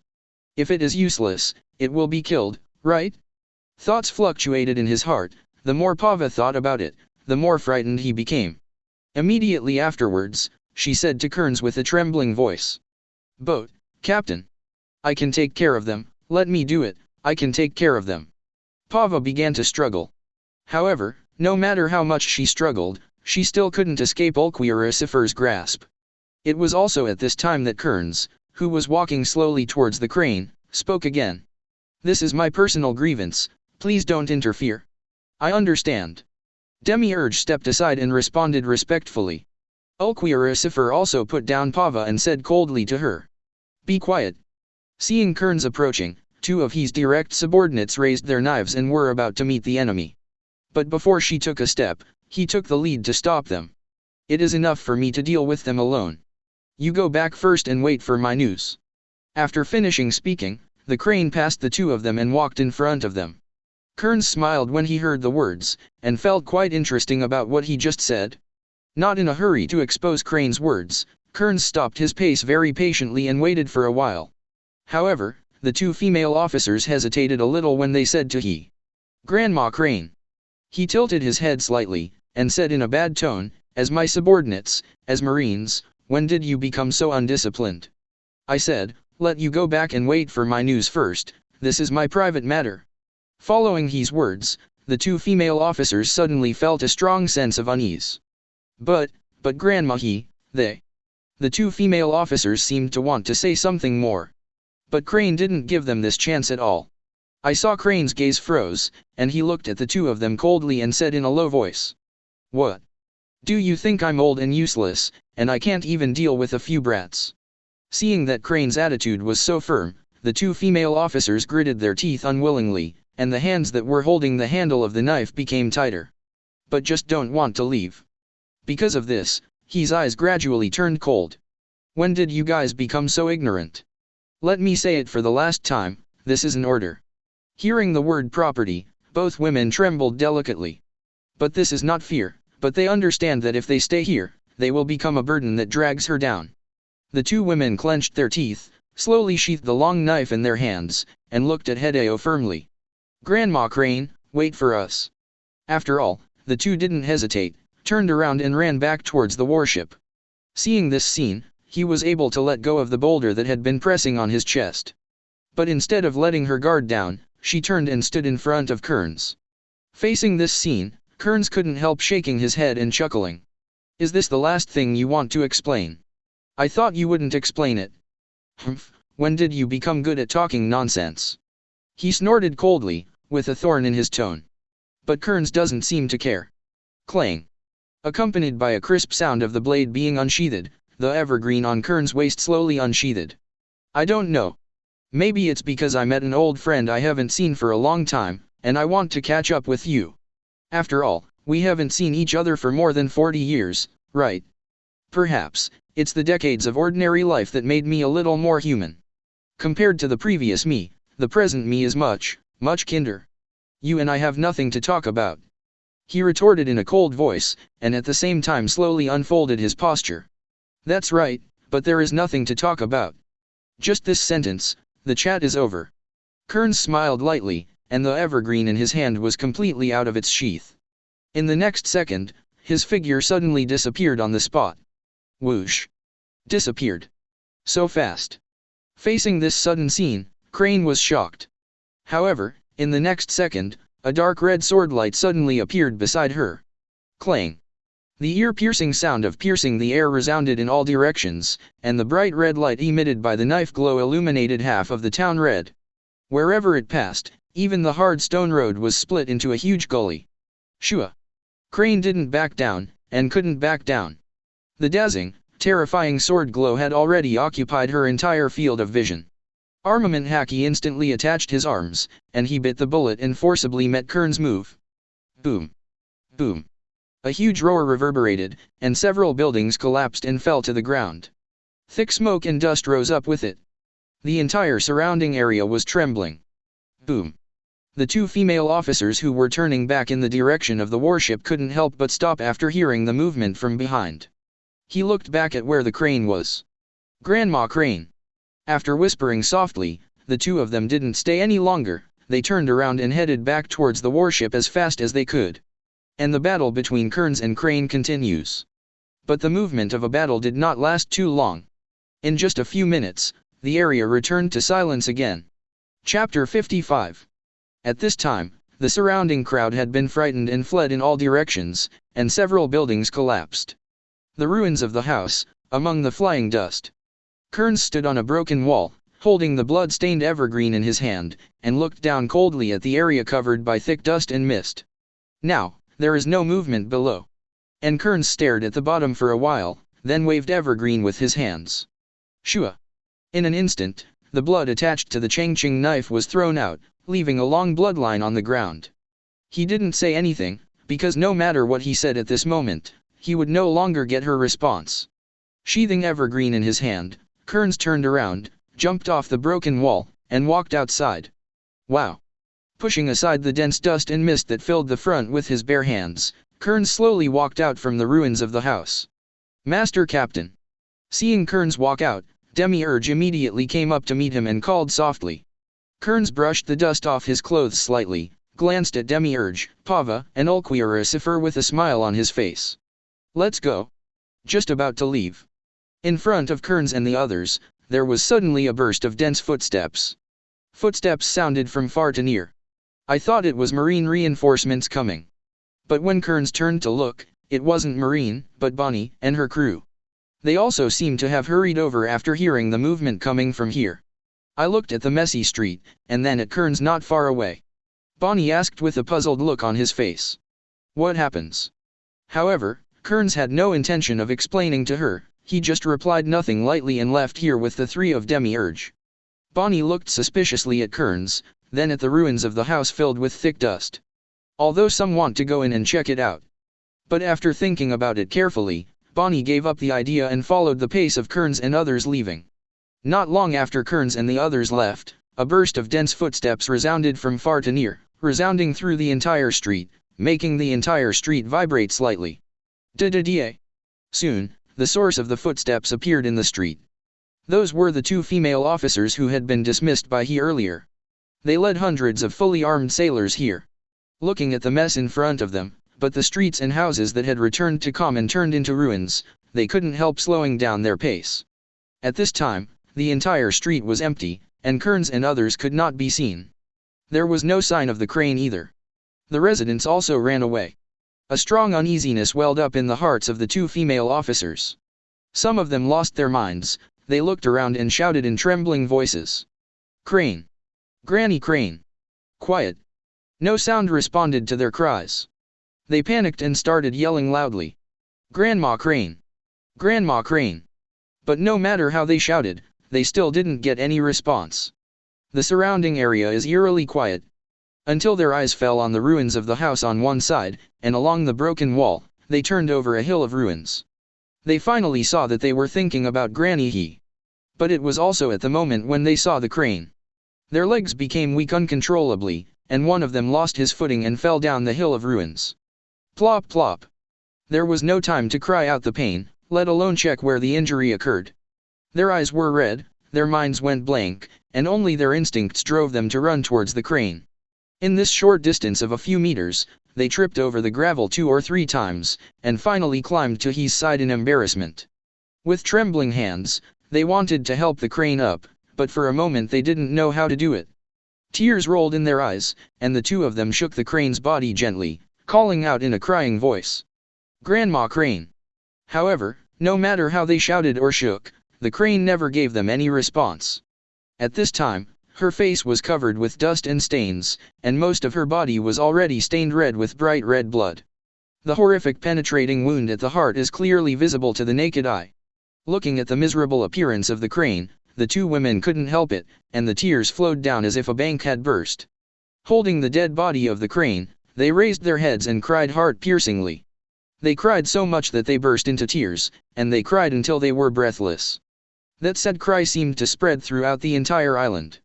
Also on this day, the Naval Headquarters Vice Admiral known as the Great Staff Advisor, Crane, dead.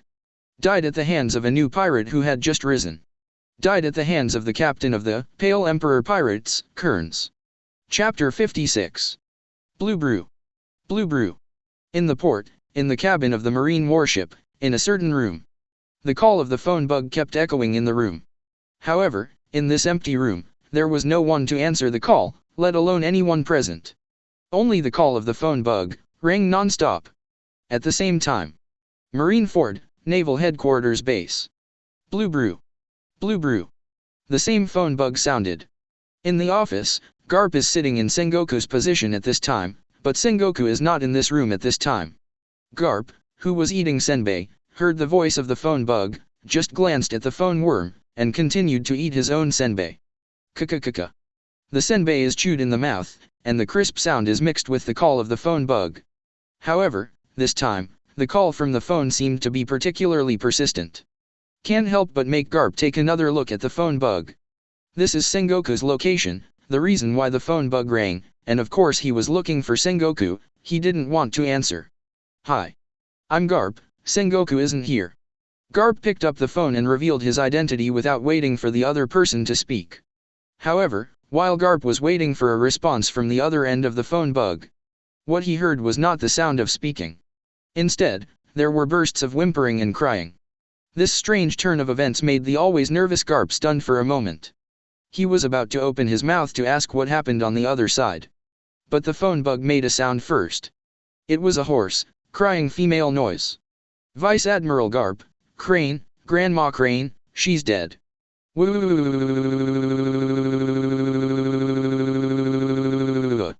Oh, Vice Admiral. Hearing the news, Garp was struck by lightning, and his mind went blank for a moment. Pata. The senbei in his hand fell to the ground. Garp's movements were slightly stagnant, and then he forced a smile and said, "You, what are you talking about? Don't make such a joke with the old man." This time, Garp didn't hear the words echoed. The only thing that responded to him was heart-piercing wailing. At this time, the female officer was speechless. Let her repeat the news of Crane's death, it will cause her more pain than killing her. It was also at this moment, listening to the bleak cry of the phone bug, that Garp understood. Knowing that my old friend, Crane, is really dead. His eyes trembled violently like an earthquake, and the blood on Garp's face faded away in a flash, and the hand holding the phone bug also trembled unconsciously. How could this be? At this moment, Sengoku also came in from outside with a kin of tea. Hearing the movement, Garp raised his head subconsciously. Sengoku also saw Garp's extremely ugly face because of this. What's wrong with you? Why is your face so ugly? Sengoku, who didn't know why, asked with some doubts. Noticing the phone bug in Garp's hand, Sengoku asked again. What happens? Hearing Sengoku's inquiry, Garp's face was a little dark, after a moment of silence. Then I only heard Garp's somewhat hoarse voice coming out slowly. The crane is dead. Sengoku, who heard Garp's words, was instantly stunned. Those eyes shrank uncontrollably at this moment. Sengoku's face also revealed an unprecedented look of astonishment. After a while, he finally recovered from the news. With a gloomy face, Sengoku lowered his head and asked through gritted teeth. Who did it? Kearns, is a man named Kearns, Grandma, he seems to know him. A choked voice came again from the phone bug. Also after hearing the name Kearns, Sengoku and Garp both had veins popping out on their foreheads at the same time. Garp's hand holding the phone bug showed horrific veins. In the next second, Garp couldn't restrain his boundless anger towards Kearns, and he punched the table hard. Boom. Boom. Under Garp's angry punch, the hard and pure wooden tabletop exploded suddenly. Kearns. Garp roared angrily, venting his anger helplessly. Immediately afterwards, Garp strode out of the office with the phone bug in his hand. Where are you going? Sengoku, who was standing at the door, asked in a deep voice. Without thinking, Garp responded directly. 0, ask for flowers. Go kill that guy. It's me. It's all my fault. I was the one who failed to kill him back then, and he killed him. Perhaps because he couldn't suppress his anger, Garp's voice was extraordinarily loud at the moment. Seeing that Garp took all the faults and responsibilities on him at once, Sengoku couldn't help but raise his voice a little too. It's not your fault. It's not your fault. Don't stop me, this time, I will kill that guy with my own hands. Garp turned his head to look at Sengoku, his voice was colder than ever. After all, I didn't wait for Sengoku's reply. Garp strode past Sengoku. And Sengoku didn't stop him either.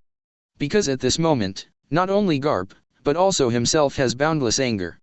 If I am not the marshal, then I will go with Garp now. With his back turned to Garp, listening to Garp's footsteps fading away, Sengoku suddenly said in a deep voice. This time, don't let him get away. After the words fell for a moment, Garp's voice came out leisurely. So that I won't make the same mistakes as I did back then. At the same time, on the other side, on the eternal breaking wind. Kearns and others have returned to the ship. He didn't intend to stay longer on this island. After killing the crane, the influence points he gained were much less than what Kearns expected. Only about 200 or so. None of them made it to the next round of recruitment. However, this is not important anymore. Because of the existence of the crane, in the eyes of Kearns, it is more important than the increase of influence value. Since it is impossible to recruit new crew members right now, there is no need to continue to stay. Standing on the bow of the ship, Kearns looked at the endless sea in front of him, and said leisurely in a good mood. Set sail. Go sabotage the archipelago. Go and meet another enemy of mine. Readers, please send some data to the author. Ask for collection. Ask for reward. Ask for praise. Ask for evaluation ticket. All kinds of requests. Chapter 57. As things gradually fermented. A few days later, news of Naval Headquarters Vice Admiral Crane's tragic death at the hands of Captain Kearns of the Pale Emperor Pirates was published in the newspaper. And the release of this news has also successfully caused an uproar in various places. How did this happen? The crane is dead. Unbelievable, this Naval Headquarters Vice Admiral, known as the Great Advisor, was killed by a fledgling pirate. Hey, this guy, you can't be confused with a fledgling pirate, he is a member of the extremely evil generation. Somewhere, in a land of dilapidated ruins. A man with short blonde hair, sunglasses, bronze skin, a pink feather coat and cropped pants. At this time, 790 was sitting on a broken wall, reading the newspaper news published today. When he read the contents of the newspaper clearly, he saw that the Naval Headquarters Vice Admiral Crane, who was called the Great Advisor, was killed. He couldn't help laughing out loud. You are finally dead. Old woman. She. New world, somewhere. Moby DK aboard. The captains of the Whitebeard pirates, 4 Emperors Whitebeard, Edward Newgate looked at the news published in the newspaper. Looking at the familiar figure, the familiar name, and his deeds in the newspaper portrait. The hand holding the newspaper couldn't help but increase a little bit of strength, crumpling the newspaper. Bring it on. I'm in New World, I'm here. Waiting for you. On the side, the captains of the Whitebeard pirates had extremely solemn faces at this moment. At first, they didn't pay much attention to Kearns' presence. He believes that as long as he is daddy, there is no opponent he cannot defeat. But now that the news of Crane's death came out, they have a new look at Kearns. It was also this piece of news that made them understand. My father's former vice captain is definitely not an ordinary person. New World, Cake Island. The sensational news of Crane's death attracted the attention of Charlotte Linlin, the captain of the Bug Mom Pirates, who is also one of the 4 emperors. However, when she saw that the person who killed the crane was actually called Kearns, her face suddenly became gloomy. Pale Emperor. Kearns. How long has it been since I've heard those names? 30 years? 40 years? What are you trying to do with such a big commotion? Are you telling us, are you still alive? In this era, you are no longer needed. Deputy Captain. Wanakuni, Ghost Island. The captain of the Beasts Pirates, Kaido of the Beasts, who is also one of the 4 emperors, is currently drinking spirits while listening to his subordinates' reports. Hearing the news of Crane's death, Kaido was unmoved. But when he heard the 2 familiar titles and names of Pale Emperor and Kearns, his drinking movement stopped for a moment. Turning his head, Kaido looked at the subordinate who was reading the newspaper below. His eyes were extremely sharp. What did you just say? Facing Kaido's sharp eyes, the pirate who was reading the newspaper felt his hair stand on end, and even couldn't help shivering, and stammered a bit. Hi. Marine Army Headquarters Vice Admiral Crane was killed. Kaido possessed himself slightly, staring at the talking pirate with a low voice. No, not this sentence, tell me, who killed the crane? Facing Kaido who bent down, the pirate's body trembled like chaff, and an unprecedented fear enveloped his heart at this moment, making his voice tremble. Yes, it's the captain of the Pale Emperor Pirates, a man named Kearns. After getting an affirmative answer, Kaido slowly sat up straight and turned his head to look outside. Hashtag. Whispering softly, Kaido suddenly clenched his teeth, and shouted in a low voice with an angry face. The real Kearns are dead. Who is it? Who is using that name? Also in New World, somewhere. On Red Force. 4 emperors, the red-haired Shanks, were sitting on the bow of the boat quietly reading the news in the newspaper. Seeing the news of Crane's death, Shanks was silent for a while, then looked up at the sky, and said leisurely, "That's it. Can't you resist the torrent of the new era? Holy Land, Marie Joyce." In a magnificent castle, in a spacious room. 5 old men were sitting around a table at this time, on which were several wanted warrants and today's newspapers. "He died at the hands of a pirate. What kind of pretense are they talking about? It's just embarrassing us." On the sofa, an old man with a big white beard in a figure-8 shape spoke in a deep voice with a bad tone. On the side, an old man in a black suit, with white curly hair, a fluffy white beard, and a flat hat also spoke at this time leisurely. "Is that guy, is he still alive? After disappearing for more than 40 years, he is back again." Standing on one side, the old man with long straight white hair and long beard also picked up the conversation. "That man died there a long time ago, and what appeared was just the guy with his name." "Descendants?" the old man with short blonde hair and a blonde beard asked back. Opposite him, the old man without hair, wearing a 5.6 white Taoist robe and holding a sword in his arms spoke leisurely. "This possibility is greater than the possibility that the man is still alive. For more than 40 years, how could he still maintain his youthful appearance? Thinking about the current he, it just replaced that man's name." The curly-haired old man slowly turned his head and looked at the old man holding the sword. "Even so, that man's reputation is still there. Maybe it can't affect those ignorant guys in the new era, but what about the remnants of the old era?" Chapter 58. At the same time, in a certain sea area, Kearns et al. On the ship of the Bonnie pirates. When Bonnie saw today's newspaper, Bonnie was almost stunned. That guy who killed at that time turned out to be the Naval Headquarters Vice Admiral, the Crane known as the Great Staff Advisor? Is this crazy? It turned out to be her who was lying in the ruins that day. Crazy, crazy. This is really crazy. That's a crane. Do you really dare to kill it? This guy, is he really not afraid of Marines full siege? Talking to himself, Bonnie couldn't help looking at the side of the ship, a silver-white ship that was piloting. This is the Eternal Breaker where Kearns et al. "Captain! Captain! Look at this, it's amazing." Behind, a group of people ran over excitedly holding a small stack of wanted persons. Bonnie looked back, frowning. "What? Wanted warrant?" When he came to Bonnie, the crew member panted slightly, and handed the wanted warrant to Bonnie. Somewhat suspiciously, Bo accepted the wanted warrant. Before she could take a closer look, she saw the series of zeros on the arrest warrant. This immediately made 05's eyes widen. Isn't it a lie? This bounty. Captain of the Pale Emperor Pirates, Kearns, the #1 member of the evil generation, offers a bounty of 1,093,000,000 Baileys. The crew on the side helped Bonnie finish what she hadn't said with a little excitement. Bonnie couldn't hide his horror. He stared fixedly at the reward on the arrest warrant, and still couldn't believe it. Although he killed the Vice Admiral Crane who was the naval headquarters. But the increase in the bounty is too big, right? What was his previous bounty? 400 million. The crew members nodded in affirmation to Bonnie's inquiry. But in the next second, a crew member urgently pointed to the wanted order in Bonnie's hand. "Also, Captain, look down."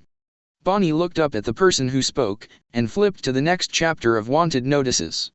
Once caught in the eye, it is another series of zeros.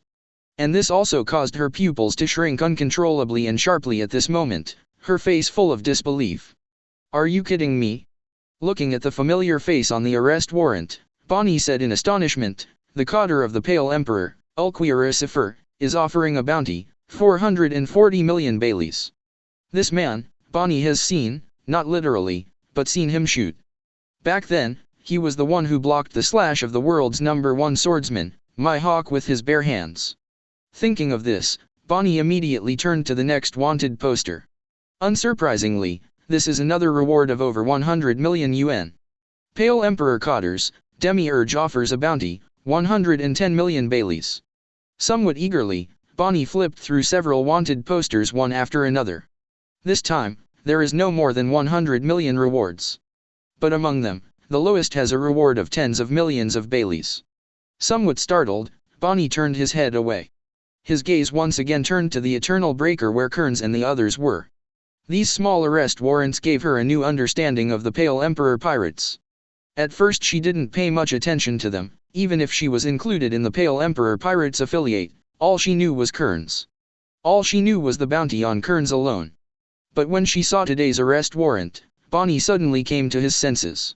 On this ship, there are already 3 big pirates with a reward of over 100 million. Such a lineup, is it impossible for any one of the extremely evil generations to have it? If you add yourself, that's 4. There are 4 great pirates with a bounty of over 100 million, and one of them has a bounty of over 1 billion. Thinking of this, Bonnie's eyes began to tremble slightly uncontrollably. This Pale Emperor pirate group is far more powerful than I imagined. But, what Bonnie didn't know was that her 100 million reward was because she was only worth 100 million. And in her mouth, those in the Pale Emperor pirates offered rewards of tens of millions, or even over 100 million. It is because there is nothing that can truly show the threat of their own existence, so they stay at this stage. The other side. Aboard the Eternal Breaker. At this time, Kearns was so happy that he couldn't close his mouth from ear to ear. He never expected that when he woke up, he found that his influence value had risen by a small amount.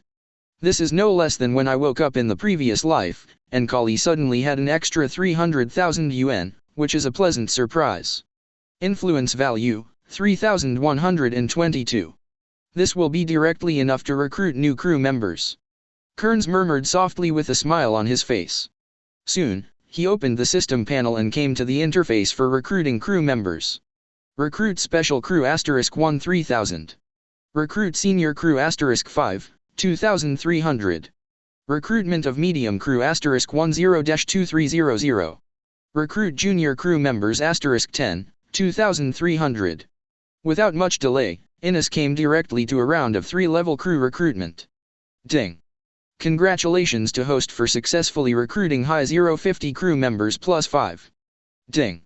Congratulations to host for successfully recruiting a medium crew member plus 10. Ding. Congratulations to host for successfully recruiting junior crew members plus 10.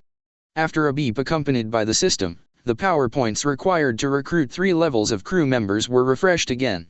Recruit Senior Crew *5-2900. Recruitment of Medium Crew *10-2900. Recruit Junior Crew Members *10, 2900. Kearns wasn't surprised to see himself recruited one more time. There is a big deviation between the 3 levels of crew members and the increase after the recruitment of special crew members. Today's Kearns is already familiar with this process. After acquiring 50 crew members in 3 classes, Kearns began recruiting special crew members. Special crew members are being recruited. Along with the sound of the system, there is a prompt to recruit special crew members. Gong Host has recruited a special crew member from Bone King World, Pure White Devil Albedo. Readers, please send some data to the author. Ask for collection. Ask for reward. Ask for praise. Ask for evaluation ticket. Ask for all kinds. Chapter 59. Albedo. Kearns whispered.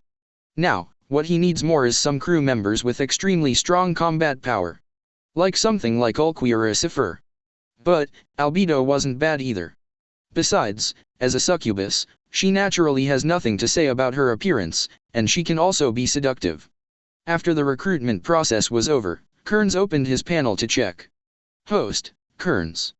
Influence value, 3,122. Total crew, 257. Affiliated pirates, Sea Snake Pirates, Vibrous Pirates, and Bonnie Pirates. Special crew, Demiurge, Otoko Yuta, Ulquiora Cipher, Uchiha Obito, Nagato, Pava, Albedo. Senior crew 50. Medium crew, 100. Elementary crew, 100. Item, Eternal Breaker Medium. Entrance to prize pool. Looking at his total crew size, Kearns had a rare scowl on his face. The crew is still too small, and the growth rate of influence value is too slow. Even if it is robbing people and boats, the increase in influence value is only a few hundred points. Kearns sighed softly, turned his head and looked at the blue sea beyond the circular window. How can I increase the influence value to the greatest extent? You can give me an explanation, let me explore by myself. How long will I have to explore? I don't have enough time anymore. in order not to miss the chance to kill Edward Newgate with his own hands. Today's Kearns has begun to rush towards the destination non-stop. He doesn't even have the time to deal with the matter of robbing people and boats now. First, it will take a lot of time to find it, and second, even if it is included in the pirate group as its own affiliate, the increase in influence value will not be considerable enough. The pros and cons of the two are not directly proportional. Tapping his fingers on the table, Kearns stared out the window, not knowing what to think. The crew has not been notified of their plans to find nearby islands to stop and pick up new crew members. Although there is still a long distance from Sabayati archipelago. But at this moment, Kearns has decided to go directly to Sabayati to pick up the crew. If there is still plenty of time at that time, then I will consider raising the power value. Happy times are short and fast. In contrast, the boring time is long and lifelike. I don't know how long I have been sailing on this vast sea. It's been so long that Kearns seems to have lost track of time, as if years have passed. These days, Kearns pays close attention to the newspapers delivered by the newspaper delivery gulls every day. Thankfully, he hadn't seen anything in the newspapers about poor Gas D'ace's public execution. Also in the afternoon after a certain day. On the sea. The deck of the Eternal Breaker. Kearns, who had nothing to do, gathered with the crew and played what little entertainment there was. Also in the middle of Kearns' game, the huge skull with the crown printed on the huge sail suddenly spoke. "Captain. You can see the island ahead." As soon as the words came out, Kearns, who was playing cards with the crew, froze slightly. Kearns, who didn't miss the game and was just killing time, slowly put down the cards after hearing the ship spirit's report. "Go ahead and play." After all, without waiting for the crew to react, Kearns slowly stood up and walked towards the bow of the Eternal Breaker. Coming to the bow, the refreshing sea breeze blows on Kearns' face, making Kearns show a faint smile. He saw it. I saw an island made up of huge trees. On the island, there are many bubbles floating up from the island. And this is exactly the destination of Kearns etal, Sabayati archipelago. It's finally here. This voyage is still extremely long. Kearns smiled and whispered to himself. Standing on the bow of the ship, Kearns slowly turned around and looked at the crew below. Likewise, everyone slowed down as Kearns exited the game and headed for the bow. Now, Kearns is watching them, and they are watching Kearns. Everyone, prepare to land on the island. Kearns' voice wasn't loud, but the Eternal Breaker was in every corner of the ship's side. Upon receiving this news, all the crew members showed smiles almost at the same time. Yell. Are you finally there? Staying on the boat all this time is killing me. Isn't it? After these days, I feel like several years have passed. Such a big island, there should be some things, let's keep our tibia alive. All the crew members were smiling and chatting with each other. Meanwhile, the other side. Above the Sabayati archipelago. In a medium-sized restaurant. A man with flowing blonde hair, a slender figure, the iconic six paths vertical lines on his forehead, armor on his left arm, and a black cross tattooed on his Adam's apple. Sitting quietly at the dining table holding a meal. Catch. Suddenly, a crisp sound came from beside him. The man paused while eating, and slowly turned his head to look at the source of the sound. But on the side, the cup, Zhao Qian's, that was placed on the table suddenly shattered. No one touched it, did you split yourself? The blonde man murmured. After staring at the broken cup for a long time, the blonde man withdrew his gaze and took out a deck of tarot cards from his pocket. After a simple shuffle, the unremarkable tarot card book suddenly emitted a lavender light. In the next second, the blonde man pulled out one of them, slowly opened it and placed it on the table. When he saw the image on the tarot card, his eyelids could not help but droop slightly, and he said a word to himself. Today, it is not suitable to go out. After all, the blonde man stood up slowly and walked straight out of the restaurant. Chapter 60. Shortly after, the Eternal Breaker sailed into the waters of the Sabayati archipelago. When the fleet entered the Sabayati archipelago, the crew members of the affiliated regiment sighed after seeing the unheard of and beautiful scene around them. So beautiful. Hey, look, those flying bubbles actually came out of the ground. In comparison, the crew of the Eternal Breaking Wind are much calmer. Although they felt that the environment here was strange and the scenery was beautiful, they just admired it silently and didn't say much. Kearns, on the other hand, has absolutely no interest in the surrounding landscape. All he cared about was the numbers on the big trees. Sabayadi archipelago is an archipelago composed of 79 huge trees, each with its own number. And the order of arrangement is irregular. At this time, around the Kearns ship, there are 21, 23, 27, 78, and 73 episodes of big tree numbers that can be seen in sight. Although it has been decades since they have been to sea, there are also dozens of people who have not been to Sabayadi. But Kearns still vaguely remembers some of the above regional plans. In 680 towns numbered 1 to 29, there are human trafficking shops, human auctions, illegal areas, etc. In the big tree towns numbered 30 to 39, there are soap bubble parks. In Daki town number 40 to number 49, there are sightseeing areas, souvenir shops, etc. In the big tree towns numbered 50 to 59, there are mainly shipyards and coding craftsmen. This is where the New World needs to go. The route ahead has been blocked by the red line. If you want to go to New World, you must dive 10,000 meters under the sea and pass through the small hole below the red line. And for this, it is necessary to coat the ship. As for the coding craftsman, you have to find someone with superb coding technology, otherwise, if the coating of the ship is damaged at 10,000 meters on the seabed, the entire ship will be buried in the sea. Then there are Dashu towns numbered 60 to 69, where the Marines are stationed and the government entrances and exits are located here. Finally, there are the big tree towns numbered 70 to 79, which are mainly places for rest, including hotel streets and so on.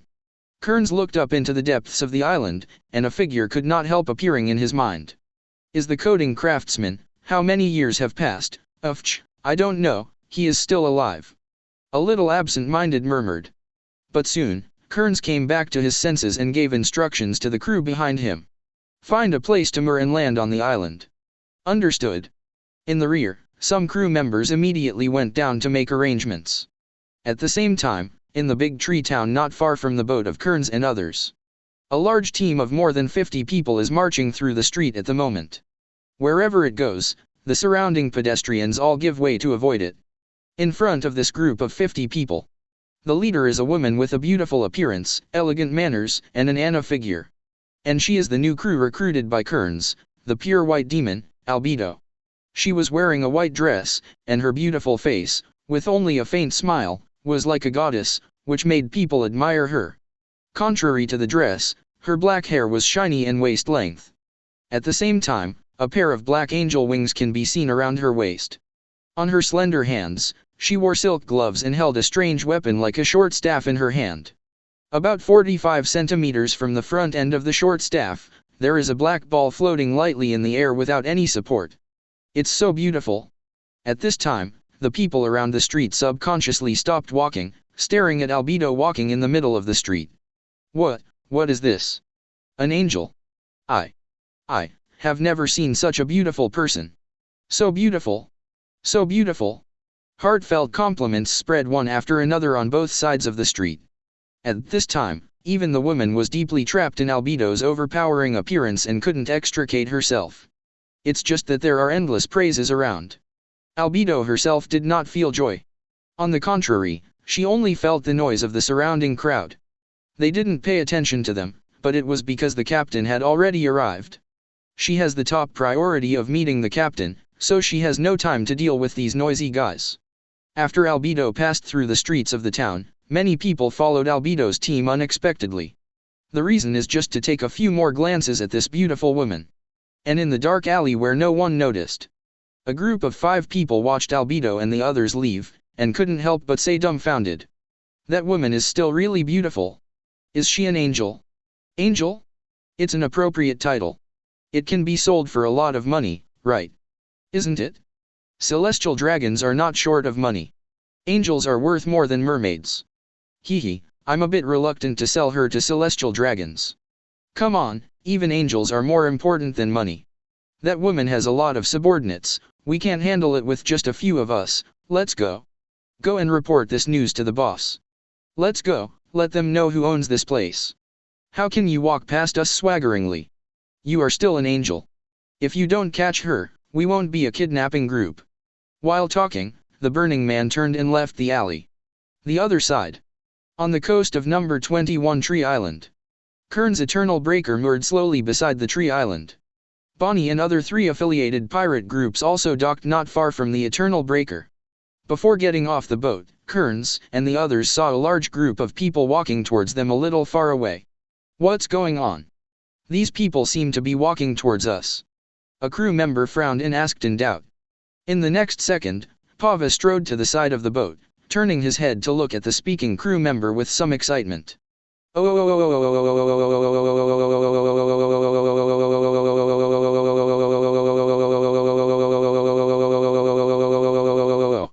After all, Pava waved her hand, and the dark red blood gushed out from her wrist, and condensed into a bloody hammer in her palm. Chapter 61. The belligerent psychology made her unable to restrain her desire to fight, and there was an inspiring smile on her face. Oh. Smiling softly, Pava jumped down the boat with a sledgehammer in hand. Whoosh. However, just as her body landed in the air, she was suddenly grabbed by a big hand. Pava was about to turn around and curse at who was stopping him. But before she turned her head, Kearns' voice came over. Open your eyes and see clearly, it's your own. Also at the same moment, the crowd following Albedo finally noticed the Eternal Breaking Wind moored not far away. When they saw clearly the skull flag hanging high on the mast sail and a large group of people gathered on the deck, they subconsciously stopped following. Hey, that over there is a pirate ship, right? It was also at the moment when the words were spoken. Among the crowd, suddenly one person's face changed drastically, revealing a terrified expression. But in a moment, Doda's cold sweat surfaced on his forehead. Then, the pattern of the flag, this is the Pale Emperor Pirates. Around, when people heard this trembling voice, they were all stunned for some unknown reason. But in the next second, the crowd reacted. Their faces all changed, and they became terrified. The Pale Emperor Pirates. They are the rumored ones who slaughtered thousands of people from the 4 pirate groups. Not only that, I also heard that they slaughtered thousands of innocent civilians. This is a group of out-and-out heinous people. No. Not only that, I heard some time ago that even the Vice Admiral of Naval Headquarters was brutally killed by them. It is said that the Vice Admiral's body was not left, and after being chopped up alive by them, he threw it into the sea to feed the fish. People tell each other the rumors about the Pale Emperor Pirates. As every cruel thing was revealed, everyone's faces gradually became paler. The strong fear of Kearns and others that sprouted from the bottom of my heart made their bodies tremble slightly. Look. That's it. The captain of the Pale Emperor Pirates, the great pirate with a bounty of 1,093,000,000 Baileys, Kearns. And next to him, the cotter with a bounty of 440 million Baileys, Ulquier, and a bounty of 110 million Baileys, also a cotter, Demiurge. When they heard that Kearns had a bounty of over 1 billion Baileys, everyone present could not help but gasp. Just listening to such a high bounty. It is not difficult to guess how terrifying this guy in front of him is. And beside him, there are 2 cotter members, who are also big pirates with a reward of over 100 million. Not daring to stay any longer, the crowd immediately began to turn around and walk away. What about angels? They don't want to watch it anymore. Compared with angels, your own life is more important. On the other side, next to the Eternal Breaking Wind. As the ship moored smoothly, Kearns and others disembarked. Albedo also came under the boat to greet her at the same time. Lord Kearns.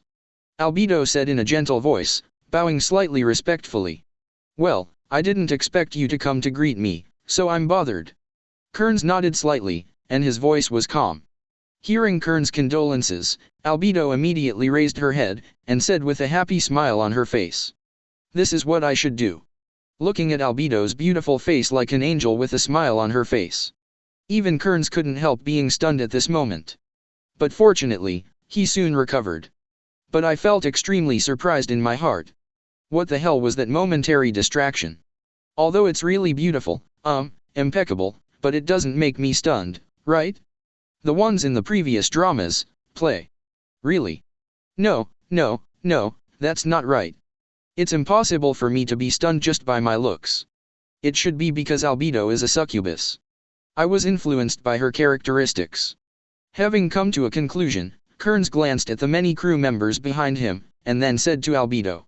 Let's find a place to rest first, it's not good to stand here. 0, asking for flowers. When Albedo heard this, she bowed with a smile on her face to make way for her. At the same time, he said in a gentle voice, "The hotel where you rest, I have already arranged for it, and it is not far from here at number 73 Tree Island. I will take you there." Khan said. Albedo began to lead the way for Kearns, and the group headed towards the hotel in such a mighty way. It is also a little far away from Kearns and others, on a small hillside. Also the captain of the flame tank pirates, one of the supernovas of the evil generation. With a bounty of 138 million Baileys, Kaponiki. At this time, Kearns and others were watching from a distance as they disembarked and left. "Is that the Pale Emperor pirates?" "It doesn't look like much," behind Beeg, a crew member in a black suit said. "Isn't the reward of 1,093,000,000 Baileys not worthy of the name?" "Hey, hello, this direction, are they coming towards us?" Upon hearing this, the people around all turned their heads to look at the man who spoke.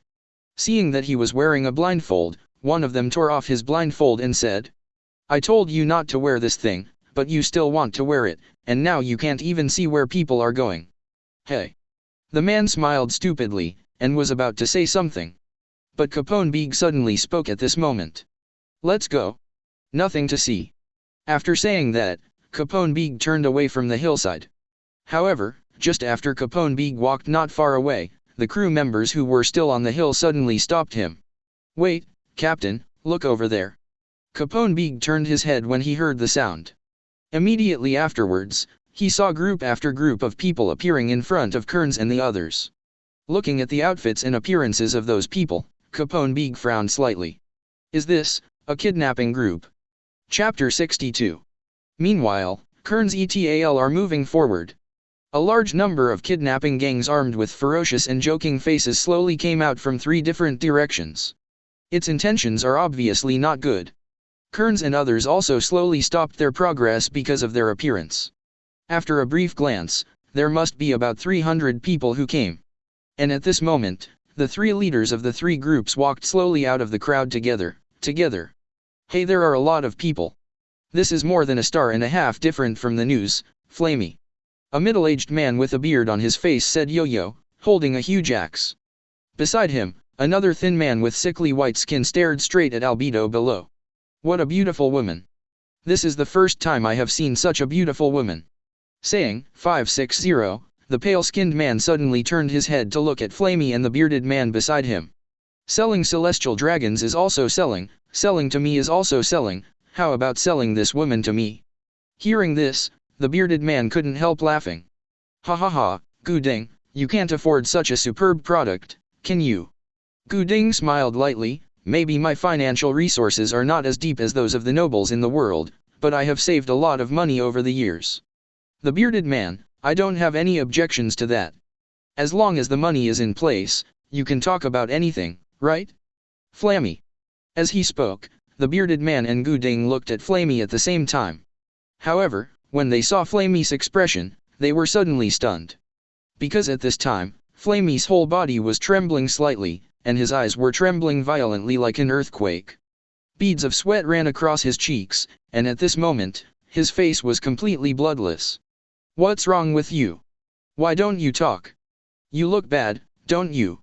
Hearing what the two said, Flamey raised his head stiffly, looked at the two, and said in a trembling voice, I have no objection. I don't have many people here. I will give you the prey this time. After you succeed in the future, just send me my share of the bounty." After finishing speaking, Flamey immediately greeted the younger brothers behind him. "Let's go." However, Flamey wanted to leave. How could the other two agree? The bearded man quickly grabbed Flamey's arm and said with a smile, "Oh, don't go, Flamey. Although you fell in the hands of the prey last time you hunted, you have a lot of people now. If you don't put in any effort, just leave like this, and you have to share 1/3 of the bounty. Can't you justify it? You can give it whatever you want, it doesn't matter if you don't need 1/3. Flamey said eagerly. At this time, he felt a pain in his heart. Before, because of greed for money, he hunted one of the supernovas in the extremely evil generation, the Eustace Kid with a bounty of 31,500 Baileys, and the Kid pirate group he led. Unexpectedly, it was that hunting that made him lose more than half of his manpower, and he didn't even get any benefits. In this hunt, I met the best. Originally, his subordinates reported meeting an angel, and he wanted to catch it and sell it to celestial dragons to get some blood back. But he never imagined that this angel would have something to do with Kearns, the first supernova in the extremely evil generation, Kearns with the most regular gold of 1,093,000,000 Baileys. For him now, don't talk about hunting or bounty, he just wants to run, the faster the better, the farther the better. However, even if Flamey said the words for this sake. But the bearded man still didn't intend to let him go, because he also noticed something wrong from Flamey's abnormal performance. This is not like you. Flamey. Gooding narrowed his eyes slightly, and said in a bad tone, a guy like you would be willing to give up the money he got? Are you hiding something from us? At the same time, neither the bearded man nor Gooding paid attention. At this time, Kearns and other members of the Pale Pirate group were so gloomy that they were about to drip water. Albedo heard these bugs talking about herself as if they were talking about goods, and she was so angry that she almost ran away. If it wasn't for Kearns' presence at the moment, she'd want to keep up.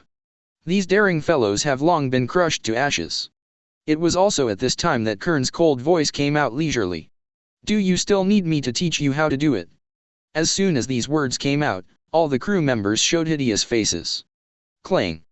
The crisp sound of the blade being unsheathed echoed, and all the crew members pulled out the long knives around their waists and galloped towards Flamey and the others. Whoosh, whoosh.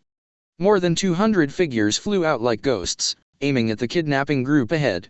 Flamey, who was watching the scene, turned pale with fright, and immediately yelled at Gooding. Let me go. UBD. Look carefully, that's a member of the Pale Emperor Pirates, and the leader is Kearns, who is offering a reward of 1,093,000,000 Baileys to you. If you don't want to die, run away. After saying that, Flamey broke free from the hand of the bearded man, and ran away. As for Gooding, they were stunned for a moment after hearing the name of the Pale Emperor Pirates, and then their expressions changed drastically. Damn it! Flamey! You framed us! Not daring to stay longer, the two immediately turned around and ran away. Hunting a guy with a bounty over 1 billion? Are you kidding me? Not to mention offering rewards, the other party is a person who dares to kill even the famous Naval Headquarters Vice Admiral Crane. Hunting him, isn't that courting death? The other side. Capone Beeg and others are still stopping at the moment to watch the situation of Kearns and others. Because of the distance, they couldn't hear the exchange that Flamey and the others had only seen. Looking at the scene where Kearns and others were besieged by the kidnapping group, Capone Beeg originally thought that the Pale Pirates were in big trouble at 5.2. But soon, he found that his idea was wrong. And dead wrong. Because next, he saw a terrifying scene that he will never forget in his life. The miserable wailing sounded one after another, lingering in my ears like a curse. Hundreds of kidnappers were slaughtered by the Pale Emperor Pirates in just a few minutes, leaving no one alive. Not only that, but their heads were brutally cut off and stood on the lawn. With the breeze blowing, the corpse swayed endlessly among the trees. Chapter 63. Seeing this scene, the flame tank pirates on the hillside a little further away, felt their stomachs tumbling. Many crew members even vomited on the spot. Even Capone Beeg, the captain of the flame tank pirates who offered a bounty of 138 million Bay, felt terrified after seeing this scene. These guys are even more brutal than I imagined. It was also at this moment that the members of the Flaming Tank Pirates finally understood that the reputation of the Pale Emperor Pirates was not based on word of mouth, but really killed it. These guys, are they demons? Killing them doesn't count, but they still have to separate their bodies. A crew member of the Flame Tank Pirates trembled. It's a lie. Hundreds of people were slaughtered in just a few minutes, leaving no one alive. The gap is too big, the strength gap between the two sides is really too big. The people who kidnapped the group can't last a few rounds in the hands of those guys. 05. This is not a battle at all. It's a massacre, a unilateral bloody massacre. It is rumored that they slaughtered thousands of innocent civilians. It seems that it is not a lie. Not even willing to give the other party a decent way to die. What kind of vicious person is this? Saying so, everyone in the Flame Pirates swallowed subconsciously, and raised their hands to touch their necks. Their eyes trembled slightly. Even if they didn't face the Pale Emperor Pirates, even if they had nothing to do with the Pale Emperor Pirates. But at this moment, they can't help but think about it. So that I felt a wave of fear in my heart. Let's go, there's nothing to see here. Also at this moment, Capone Big took a deep breath of his cigarette and said in a deep voice. His face was gloomy, and no matter how the crew reacted, he turned around and walked back in the direction he came from. Although he didn't say much.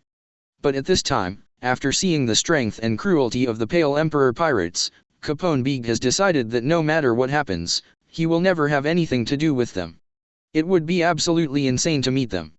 He could see clearly just now that the Pale Pirates dispatched were all ordinary crew members. None of those cadre members were dispatched, except Pava. But even if ordinary crew members were dispatched, those kidnappers didn't last long in their hands, and they were all slaughtered. If those cadres take action, the situation may become even more terrifying. And I don't know if it's an illusion, when Capone Big just looked at the cadres of the Pale Emperor pirates, he always had a feeling of palpitation in his heart for no reason. It's as if they might point the finger at themselves at any time. After solving the kidnappers, Albedo continued to lead Kearns to the hotel that had been arranged. Wherever they passed along the way, Albedo's beauty caused quite a commotion. However, when the crowd saw Kearns and others wearing a crowned skull logo, all these commotions were suppressed. They didn't even dare to be in Dowlbeed, for fear of getting burned. The current Pale Emperor pirates are completely different from before. Today, after killing the naval headquarters Vice Admiral Crane, they are already famous and known to everyone. In the past, when it comes to the Pale Emperor pirates, no one knows what it is. But now, they may not be able to recognize him immediately when they meet the deity head-on. But when it comes to the Pale Emperor pirates, they must know. Soon after, Kearns, led by Albedo, came to the hotel to rest. Instead of restricting the crew's movements, Kearns lets them roam the Sabayati archipelago as they please. With ship spirit instead of phone bug, Kearns is not at all worried that the same situation will happen last time. In the room at this time, only Kearns and Albedo were left. Albedo made tea for Kearns quietly at the side. Kearns, for his part, pondered what to do next. Although he knew the branch of the Sabayati archipelago fairly well, he forgot the specific location of that person. I only vaguely remember the clue of the auction house, the number 1 to 29 is possible. If you can find that tavern, you can save a lot of trouble. With that in mind, Kearns turned to look out the window. At this time, the sky was getting late. Even if we went out to look for it immediately, it would not be long before it would get dark. Besides, after drifting at sea for such a long time, Kearns also planned to rest for one night, and went out to search the next day. Find the vice captain of the Roger Pirates who is also the vice captain. Pluton, Silver Rayleigh. The next day, Kearns left the hotel with Evergreen tied around his waist. Originally, she wanted to find Sirbaz Rayleigh alone, but Albedo wanted to follow. Kearns thought about it and didn't refuse, and then, accompanied by Albedo, they went to the auction house to look for clues. Meanwhile, the outer seas of the Sabayati archipelago. At this moment, there are two ships, one large and one small, heading towards the Sabayati archipelago. The big boat was pulling the small boat, and there was no one on the small boat, but on the big boat, there were all kinds of weird guys. There are talking octopuses, living skeletons, walking and talking starfish, mermaids, and civet cats. And several normal humans. On the top of the mast sail of this big ship, a flag is hung. On the flag is a skull pattern wearing a straw hat. This is undoubtedly revealing to the outside world that this is the information of a pirate ship. Same as Kearns. This pirate group is also one of the extremely evil generations. It is the Straw Hat Pirates led by Monkey D. Luffy, who has a bounty of 300 million berries. Chapter 64. Okay everyone. Look ahead, we're here. On the bow of the ship, an orange starfish stood on the bow, pointing to the front of the ship. As soon as these words came out, everyone on the Straw Hat Pirates immediately started to look in the direction pointed by the starfish. When they saw the dreamy island in front of them, they couldn't help opening their mouths and exclaiming, "Wow, it's so beautiful!" Nami, the navigator of the Straw Hat Pirates, said happily. On the side, the Straw Hat Pirates sniper, Usopp, Blackfoot Sanji and other crew members also exclaimed in amazement. "What is that? It seems like something is flying. It's incredible. What a dreamy place." Zoro, who was at the side with 3 long knives tied around his waist, yawned and said in confusion, "Bubbles. Hearing the exclamation voices of the members of the Straw Hat Pirates, Starfish standing on the bow could not help but smile triumphantly, and spread his hands and said, "Here is Sabayati Archipelago. On the other side, number 13 Tree Island, an auction underground prison." Boom! Boom! The huge roaring sound resounded from below, causing the entire ground to tremble violently. Immediately afterwards, another roar sounded. Boom! Boom! Ugh! This time, the hard ground was directly pierced, and several people were mixed in the broken stone soil, screaming and flying upside down. Boom! Boom! In an instant, the dust on the surface was flying, and a thick dust mist rose up, filling the four directions. The people around, after hearing this series of actions, were all frightened and stepped aside, only daring to watch from a distance. At the same time, the steward of the auction house, along with a large group of armed personnel, hurriedly sensed the explosion. Da-da-da! Armed with weapons, they were surrounded by the dust mist, watching the movement in the dust garden. Be ready to attack at any time. But at this time, in the thick dust and mist, there was a sound of footsteps coming from far and near. Da-da-da! Hearing this voice, the steward of the auction house in front of the team couldn't help narrowing his eyes slightly, and spoke in a bad tone. "My friend, you suddenly smashed my shop, isn't it rude? If you don't give me a satisfactory explanation, I'm afraid you won't be able to leave here today." It was not long after the steward's voice fell. Soon, the figures of Kearns and Albedo slowly came out of the dust and mist. When the steward saw the face of the person coming, his pupils suddenly shrank uncontrollably, and even his forehead broke out in cold sweat within a few breaths. "It's him. Why is this guy here?" Apparently, the steward had recognized Kearns.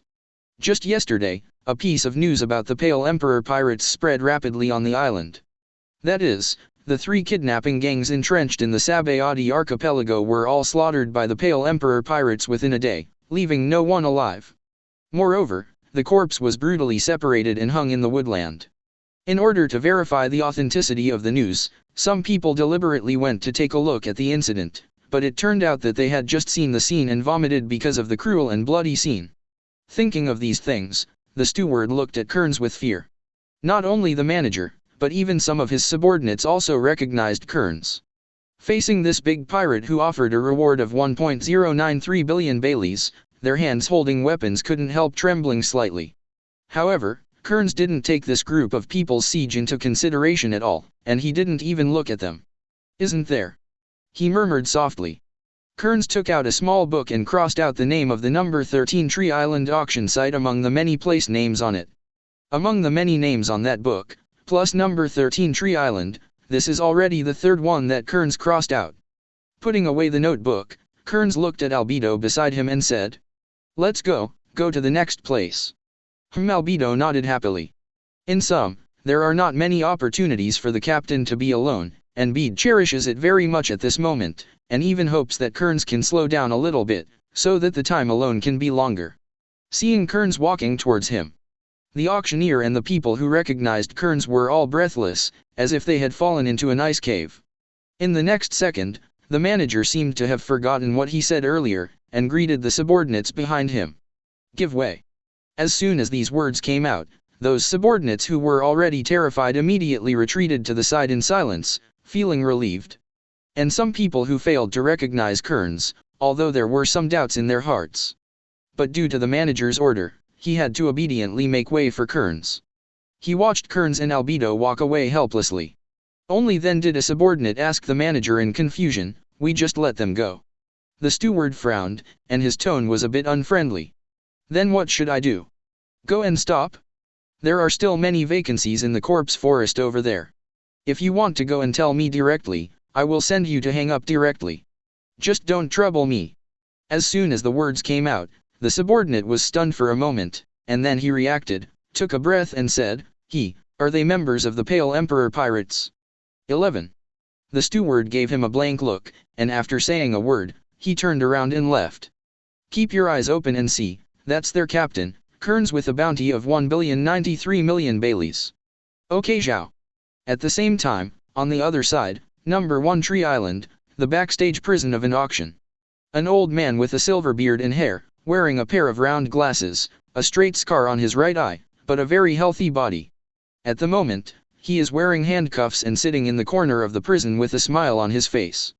On the side, a giant who was also wearing handcuffs and anklets couldn't help but speak when he saw the smiling face of the old man. It's fine if you can sleep in this kind of place, since you can still laugh. We are all people who are about to be auctioned off as slaves. Hearing this, the old man just smiled lightly. Well, after all, I dreamed about some past events and people. Chapter 65. On the other side, in number 41 Tree Island. The Straw Hat Pirates, after successfully mooring the Thousand Sunny, also boarded the Sabayati archipelago. Led by Octopus Zioba, at this time they are looking for coding craftsmen, heading towards GR number 13 of Sabayati archipelago. Along the way, Octopus also told Luffy and others some precautions of Sabayati archipelago. In addition to being called world nobles, they also have an alias called celestial dragons. They are very proud, and they wear masks in order to breathe a different air from ordinary people. First of all, you must absolutely not conflict with them, and you must promise me this. Xiaobie said so. But Luffy on the side didn't seem to care very much. He held the back of his head with his hands and smiled on his face. For the celestial dragons that Zioba said, he will definitely not provoke them. But if they come to provoke me, I don't care if he is a world noble or celestial dragons, just let him fly. Then, there are a few more points to note. As I said earlier, this island gathers many people who want to go to the new world. There are pirates as famous as you, and there are marines who hunt them down, as well as bounty hunters, and finally, there are kidnapping groups. At the end of speaking, Xiaoba's expression suddenly became serious, and he continued. Even if pirates are kidnapped and sold, they will not be protected by the law. If they are too conspicuous, they will be targeted by them. You must be careful about this. There's no half-baked marine here either, because the marine headquarters is on or near the sea. All the bounty hunters and kidnapping groups here are some very powerful and brave generals. Another point. Zioba still wants to talk about it later. But at this moment, Luffy interrupted what Xiaobie wanted to say with a smile. What? There are too many things to pay attention to, right? Also at the same time, Brook, who was at the back of the team, suddenly spoke, his voice trembling. Well, everyone, can you stop for a moment? As soon as these words came out, everyone present was stunned for a moment, subconsciously turned their heads to look back at Brook and said, "What's the matter, Brook?" Luffy asked with some doubts. The others also looked at Brook with doubts. Being watched by everyone, Brook touched his nose in embarrassment, which was rare, although he didn't. Can we go another way? Luffy was slightly taken aback, a little puzzled. Why? Brook looked up and looked forward, a little embarrassed. I'm really ashamed to say it. The person in front exudes an ominous aura that makes me feel very uneasy and dangerous. My instinct is telling me that I can't get close to him anymore. He is very dangerous. Hearing this, everyone present subconsciously turned their heads and looked towards the front of their path. Front. That person. Danger. It was also at this time that they noticed that it was ahead of their path. A man in a white jumpsuit is standing right now. A silver-white long knife was hung around his waist, and a white half-horned helmet was on his head. He raised his head slightly and looked to the other side. I don't know whether I am looking at the scenery of the island or what I am looking at. It seems to feel the gaze of Luffy at all. He withdrew his gaze, looking into the distance, slowly turned his head to look at Luffy and the others, and at the skeleton man in their team, Brook. His eyes, like jewels, glowed with emerald green, and under his eyes, there were two emerald green lines that looked like tear stains. And he is also the crew of Kearns, the fourth blade in Shinigami, Espada in the palace of the knight Ulquiorra Cipher. Also on the occasion of eye contact with Ulquiorra Cipher. Brook's body suddenly shuddered uncontrollably. A boundless fear of Ulquiorra Cipher enveloped his whole body in an instant. It is from the depths, from the fear in the soul. So much so that Brook's body couldn't help trembling slightly at this moment. On the side, Robin and Nami, who noticed this, both showed expressions of disbelief. Hello, Brook. Are you afraid? Afraid of that guy? They still know about Brook. Perhaps Brook's strength is not particularly strong, but he is definitely not a coward. But right now, before he even gets close to the opponent, let alone fight against the opponent, he already feels fear. Thinking of this, Robin looked up at Zioba Dao. Let's change lanes. Xiaobie nodded and said, "Well, there are many roads to GR13, and the islands are connected to each other, so let's take a detour." After all, Haki took the Straw Hat Pirates around Ulquiorra slightly. Ulquiorra didn't react too much to this, just glanced at Brook, then withdrew his gaze, and stared into the distance again. Wait a little further from Ulquiorra. Luffy then turned his head in confusion, looked at Brook and asked, "Brook, do you know him?" Brook shook his head. "No, I've never met him, but he's just inexplicable, giving me a very dangerous and uneasy feeling. He's a cadre of the Pale Emperor Pirates, Ulquiorra with a bounty of 440 million Baileys." Robin continued. When Chopper on the side heard that the reward was as high as 440 million Baileys, he was so shocked that his eyes almost popped out. "What? 440 million Baileys? Is there anyone on this island who has a higher reward than Luffy?" Even Nami couldn't help being a little surprised at the moment. A cadre has a reward of 440 million Baileys? What about his captain? Robin turned his head to look at Nami and Chopper, and said calmly, "Their captain, Kearns, has a bounty of 1,093 million Baileys." Hearing the 1,093 million Baileys, such a high reward, everyone present was breathless for half the time. Next second, it's not just Chopper and Nami. Even Luffy, Zyoba, and the others couldn't help but exclaimed, "Nanny! 1,093 million Pele! That's taller than 3 Luffys combined." Chapter 66. Yeah. Robin nodded while continuing. According to newspaper reports, they also have a cadre with a bounty of 110 million Pele. Hearing that the other party also had a big pirate cadre with a reward of over 100 million, Chopper was so startled that his eyes almost popped out. 3 in one boat over 100 million rewards. Robin shook his head and corrected. "No, to be precise, it should be 4.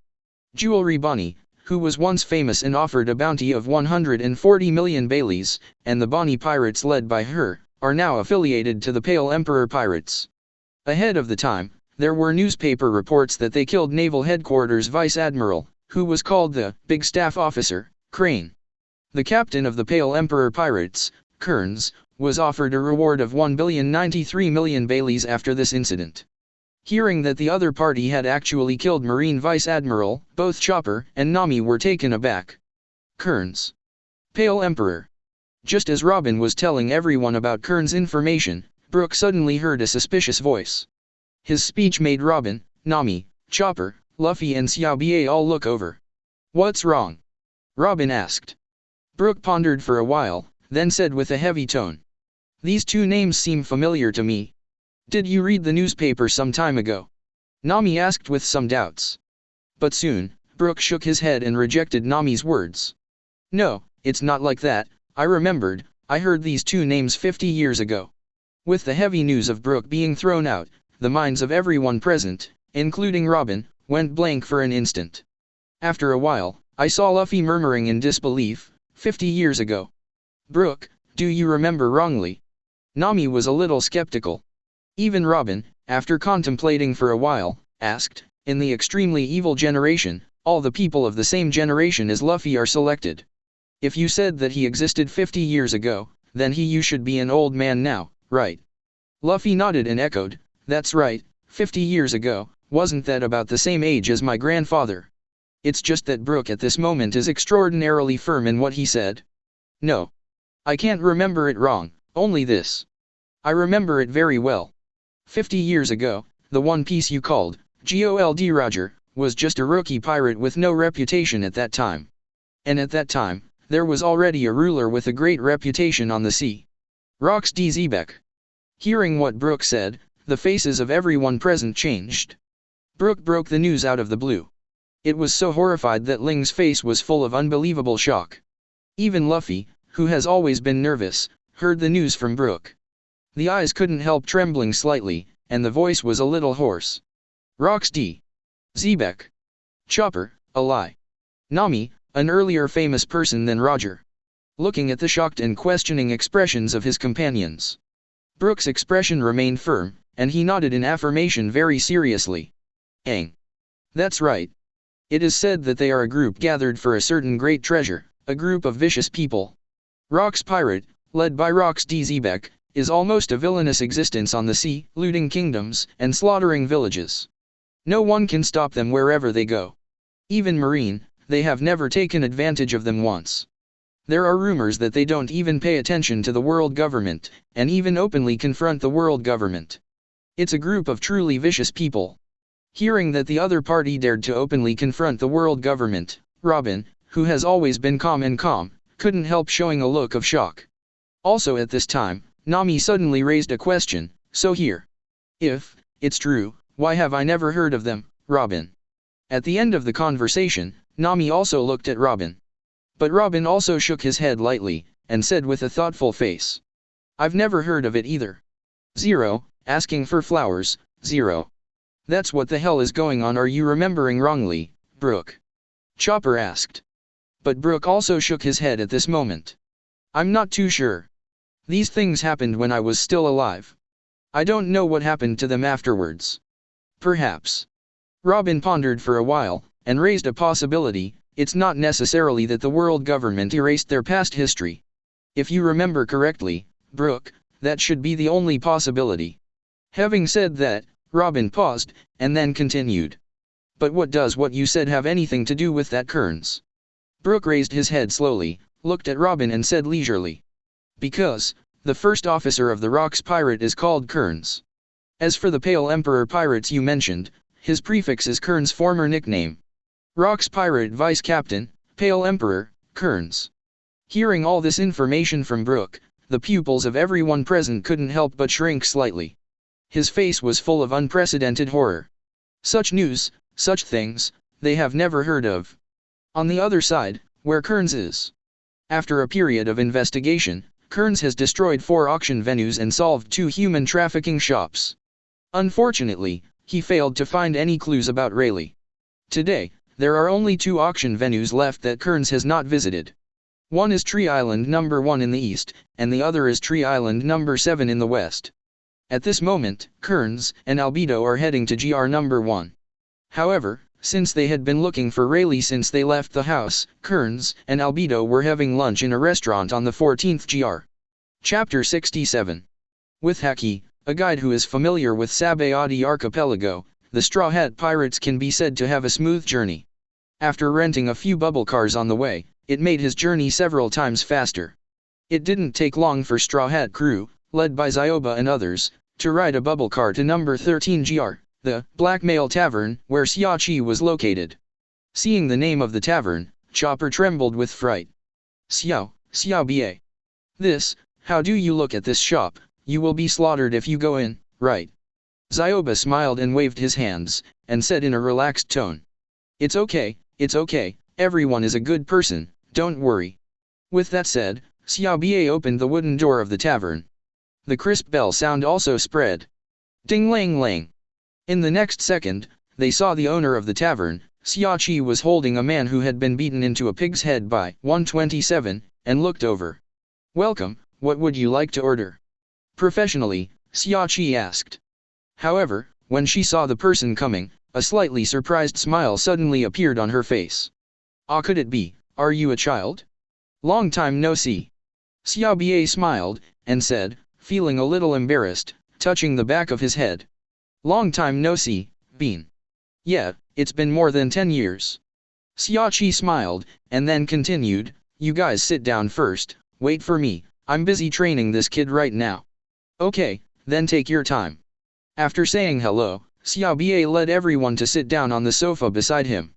Xiaoqi was also polite, he waved his fist and greeted the guy in his hand. Bang! Bang! Bang! This made Chopper and the others on the sidelines tremble with fear. After Xiaoqi's event, Xiao Ba asked about Rayleigh's situation. However, they were surprised by the results. Because Rayleigh hadn't been back to the Blackmail Tavern for more than half a year. There was no other way. After getting some clues from Rayleigh, everyone had to set off on the bubble car again to find welfare. Also in the process of searching for Rayleigh this time, the accompanying mermaid, Cammy, was taken away by the kidnappers. However, this is another story. On the other side, number 14 GR, in the restaurant. After eating and resting, Kearns took Albedo ready to check out and leave, and embarked on the journey to number 1 GR. However, just as Kearns was about to check out, something outrageous happened. He was actually ripped off by the boss. For a meal, the boss asks for 10,000 Baileys. Then the entire restaurant, including the owner of the restaurant, disappeared from this world. Kearns and Albedo continued on their journey like nothing happened. Just when Kearns arrived at number 6 GR without rushing, accompanied by Albedo, he suddenly saw a few bubble cars flying past in midair. Those pedals almost made the car smoke. But that speed is indeed fast. Master Kearns, do you want me to grab one back? Suddenly, Albedo said this. Kearns froze for a moment, then laughed dumbfoundedly. No, this thing is very cheap to rent, wait for this matter later, let's rent one. Us. Albedo looked at Kearns in a daze, and subconsciously asked back. Kearns didn't feel any problem, and nodded and smiled. Also after getting a positive answer from Kearns. Starlight flashed in Albedo's eyes, and the picture of riding a bubble car with Kearns appeared in her mind. It made her beautiful eyes smile into a pair of beautiful crescent moons. Yes. The two continued to move towards number 1 GR. On the way, Kearns also took out the map and looked at it for a while. At this time, they are still 2 GRs away from the number 1 GR, which is not too far, but not too close. It still takes a lot of time. Still, Kearns doesn't care too much. That is, while Kearns and Albedo were walking, bursts of shouts suddenly came from the sky. Extra! Extra! Extra! Extra! Kearns and Albedo looked up when they heard the sound. Then I saw newspapers all over the sky, thrown down by the people sitting in the bubble car in midair. It's strange to say that in the past, outside the newspapers, some of the contents of the newspapers would be revealed during the delivery. But this time, the person who delivered the newspaper only shouted the number, and didn't reveal anything else. Somewhat puzzled, Albedo reached out to catch the falling newspaper. After a brief glance, Albedo handed the newspaper to Kearns beside him. Lord Kearns. Kearns nodded slightly. That is, when he took the newspaper and saw the news published in the newspaper, Kearns froze for a moment. Immediately afterwards, a smile from the heart appeared on his face. Are you coming? In the newspaper in Kearns' hands, it was published that the Whitebeard Pirates, the captain of the 2nd Division, Porgas d'Ace, will be publicly executed in Marineford 7 days later. This day, Kearns has been waiting for a long time. Counting it down now, there are only the last 7 days left. Slightly looking up at the sky, Kearns spoke leisurely. We shall meet soon, Newgate. Number 1 GR, the auction venue. An auction is going on. In order to rescue the kidnapped Cammy, the Straw Hat Pirates have also arrived. At the same time, in the prison where the goods that are about to be auctioned are held. 5.1. A giant and an old man with white hair are sitting quietly in the prison at the moment. Looking outside the iron fence, the giant suddenly said in a deep voice. That mermaid was taken away. The white-haired old man took a sip of his wine and said in a flat tone. Yes, if you are a mermaid, you can sell it for a lot of money, right? The giant turned to look at the white-haired old man. We will also be auctioned off as slaves, right? Why don't you look like you are worried at all? The white-haired old man laughed loudly when he heard this. Ha ha ha ha, no one wants an old man to be a slave, right? Chapter 68. At the same time, in the auction venue, the host, Disco, held the microphone and maintained the atmosphere of the scene. Is the atmosphere up? Humanity auction, the next one is also highly recommended. Accompanied by the fall of the disco voice. On one side of the stage, 2 staff members with weapons came up, leading a woman with a collar and handcuffs. Dang lang lang. There were bursts of crisp sounds as the iron chain collided with the iron chain. With tears in her eyes, the woman lowered her head and bit her red lips lightly.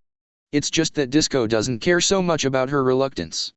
In his eyes, this woman is just money and a commodity. In the next second, Disco waved his hand and passionately introduced to the auction staff. Commodity number 15 is a slave of a peerless beauty. Look at the miraculous body proportions. It's a 20-year-old dancer, Pasha. One of today's hot items.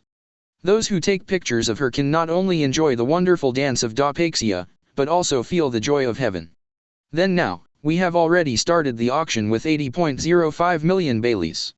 As soon as this remark came out, the people bidding below immediately began to bid one after another. 1 million Baileys. 1.5 million Baileys. 3 million Baileys. But in a short while, the amount of bidding has reached 3 million Baileys. And the final price of the dancer Pasha is fixed at 3 million Baileys. This scene made Sanji, who was at the back of the team, glaring. Are you kidding me? What do these guys think of a lady? It was also when the auction was in full swing. Number 1 GR. Kearns and Albedo have also arrived on this tree island. It is also not long after setting foot on number 1 GR. Kearns met a piece of good news. To be precise, he should have met a person.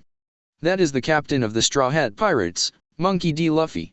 It wasn't a formal meeting, but Kearns actually saw him, and saw him wearing the iconic straw hat.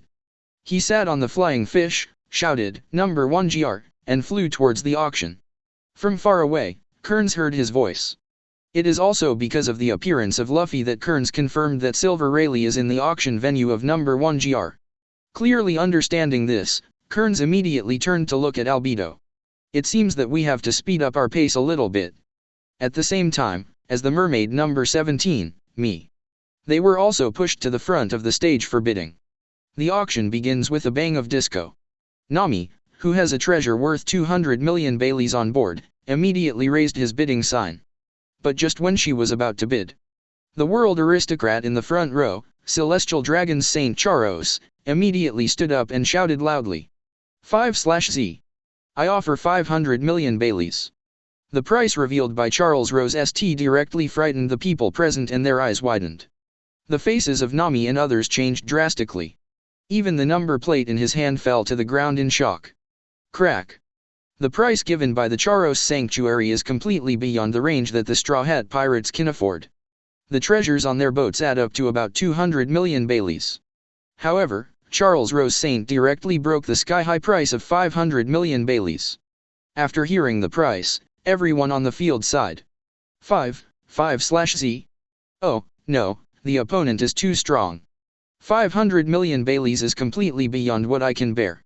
At this time, Saint Roswald, who is also Celestial Dragons, looked towards the path of Saint Charos. Another waste of money. Aren't there murlocs in your tank? Saint Charles Rose smiled and didn't care much about it. I want them to chase after me. The mermaid seems to be the fastest swimmer in the world, right? On the stage, looking at the already silent audience, Disco swallowed and spoke again. The scene is completely silent.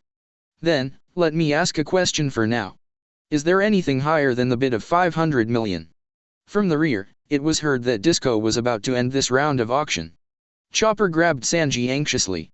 Is there no other way? Is there no other way? Sanji. Nami.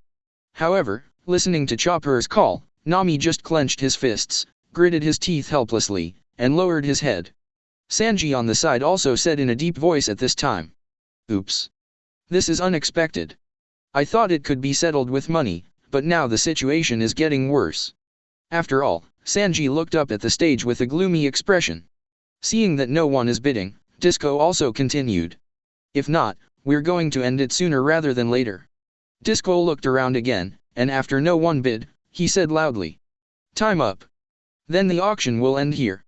It's just that he hasn't finished his last sentence yet.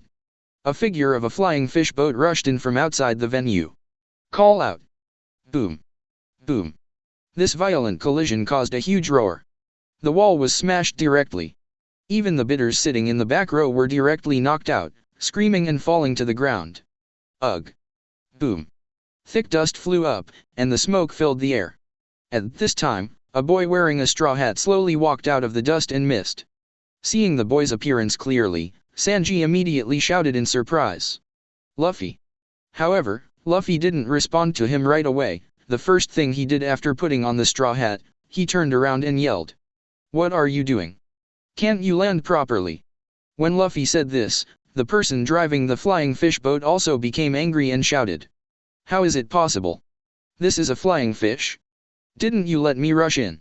UBD. Luffy made this huge movement.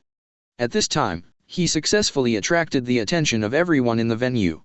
One of the most evil generations, the captain of the Heart Pirates, Trafalgar Law, looked at Luffy's arrival and couldn't help but raise the corners of his mouth slightly. Now, things are getting more interesting.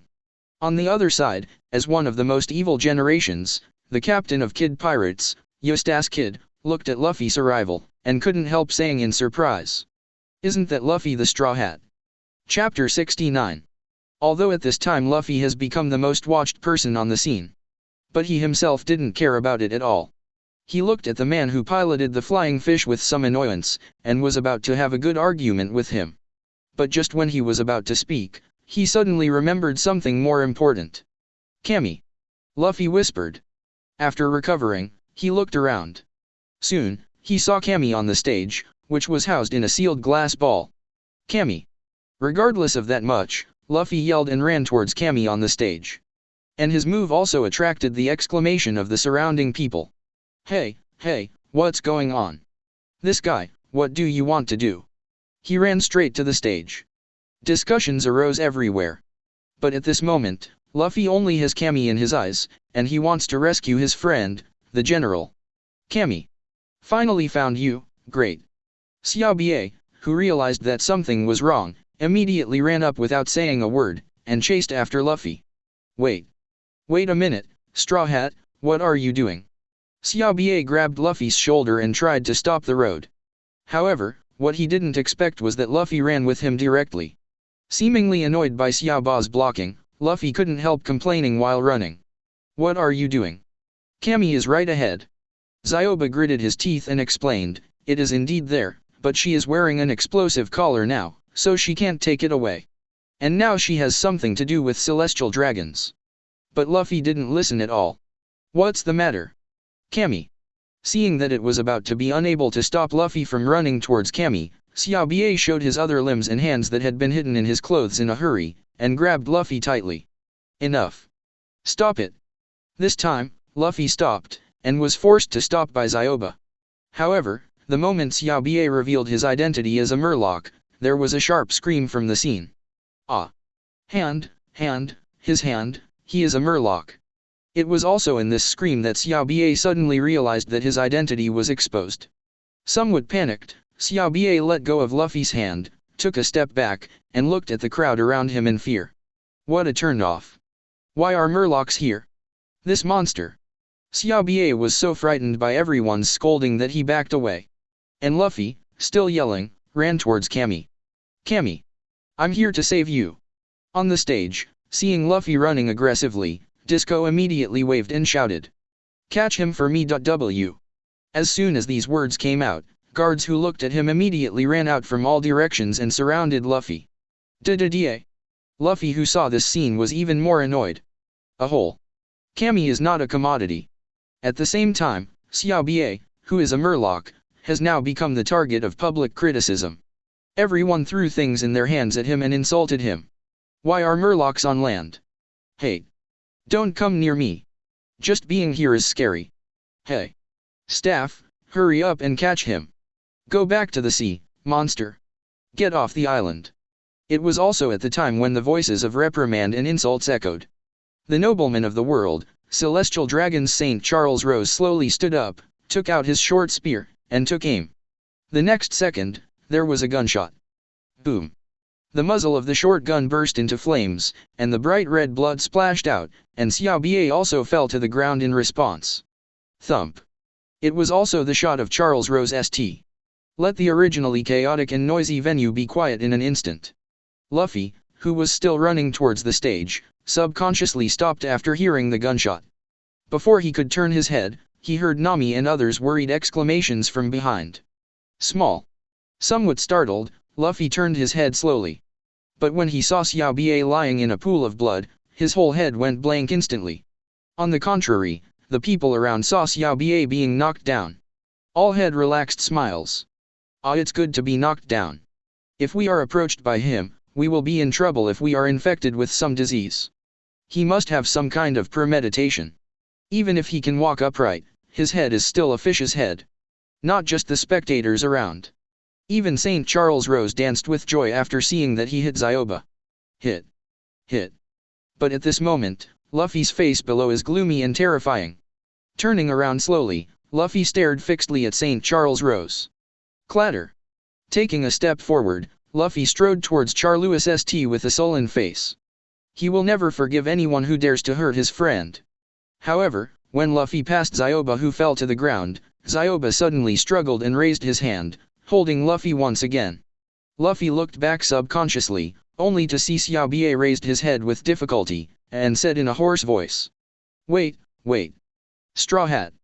Xiaobie panted heavily, resisting the bursts of pain from the wound, and opened his mouth with difficulty. No. Can't be angry, I screwed up.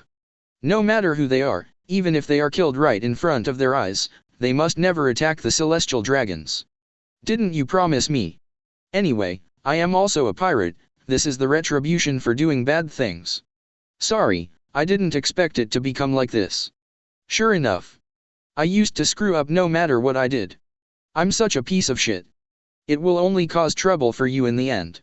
Sorry. I'm so sorry. Zioba apologized tearfully. And Luffy also slowly opened Xiaoba's hand, bent down, and slowly put his hand down. Just listening to Zioba's rambling. The celestial dragons are alive. I saw the blue veins on St. Charles Rose's forehead slightly protruding, and the pipes. Dead Murloc. It's really irritating to be shot by me and talk so much nonsense. After all, Charles Rose raised his gun and aimed at Zioba again. Luffy reacted quickly, and immediately stood in front of Zioba, staring at St. Charles Ross with cold eyes. And Luffy's cold gaze also managed to anger St. Charles Rose once again. What do you mean by that look in your eyes? The veins on St. Charles's forehead bulged. Luffy didn't respond, he stared at St. Charles Rose, stood up, and walked towards him slowly again. Can't you see me? Untouchables. St. Charles aimed his gun at the future Luffy. The people around looked at that strode towards Celestial Dragon's Luffy, all of them couldn't help showing surprise on their faces. What does this kid want to do? Even Kid, who is a pirate, couldn't help being a little startled after seeing Luffy's actions.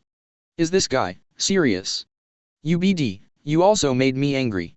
Facing Luffy, who was gradually approaching, Charlos shouted angrily, and directly pulled the trigger. Bang bang bang. Bullets flew out, but they were all easily dodged by Luffy. In the next second, Luffy, who came in front of St. Charles Rose, clenched his fists tightly, took a steep step, and slammed into the face of St. Charles Rose with a sudden punch. Drink. Boom. Ugh. Accompanied by the dull beating sound, St. Charles Rose was immediately punched in the face by Luffy, and he was thrown backwards. Luffy's huge strength even made his body directly step on the thick wall. Boom. Boom. Boom. Boom. At this moment, the entire venue fell into deathly silence again. Everyone was staring at Luffy dumbfounded. Because of this guy, he beat celestial dragons. Luffy, who finished beating people, slightly pressed the brim of his hat, and said to his companions, Li Wangs, with a smile. Sorry guys. I heard that beating this guy will attract Marine Admiral and warships. Hearing this, Zoro, who had already pulled out the knife, said calmly. It's all your fault for beating him up, I cut him empty. At this time, Charles Rose Saint's father, Roswald Saint, stood up angrily and looked at Luffy and said, UBD, a mere pariah, dare to hit my son. After saying that, Saint Roswald raised his gun and fired several shots at Luffy. Bang. Bang. Bang. It was also in the sound of several gunshots by Saint Roswald that the people finally came to their senses and jumped out of the door like crazy.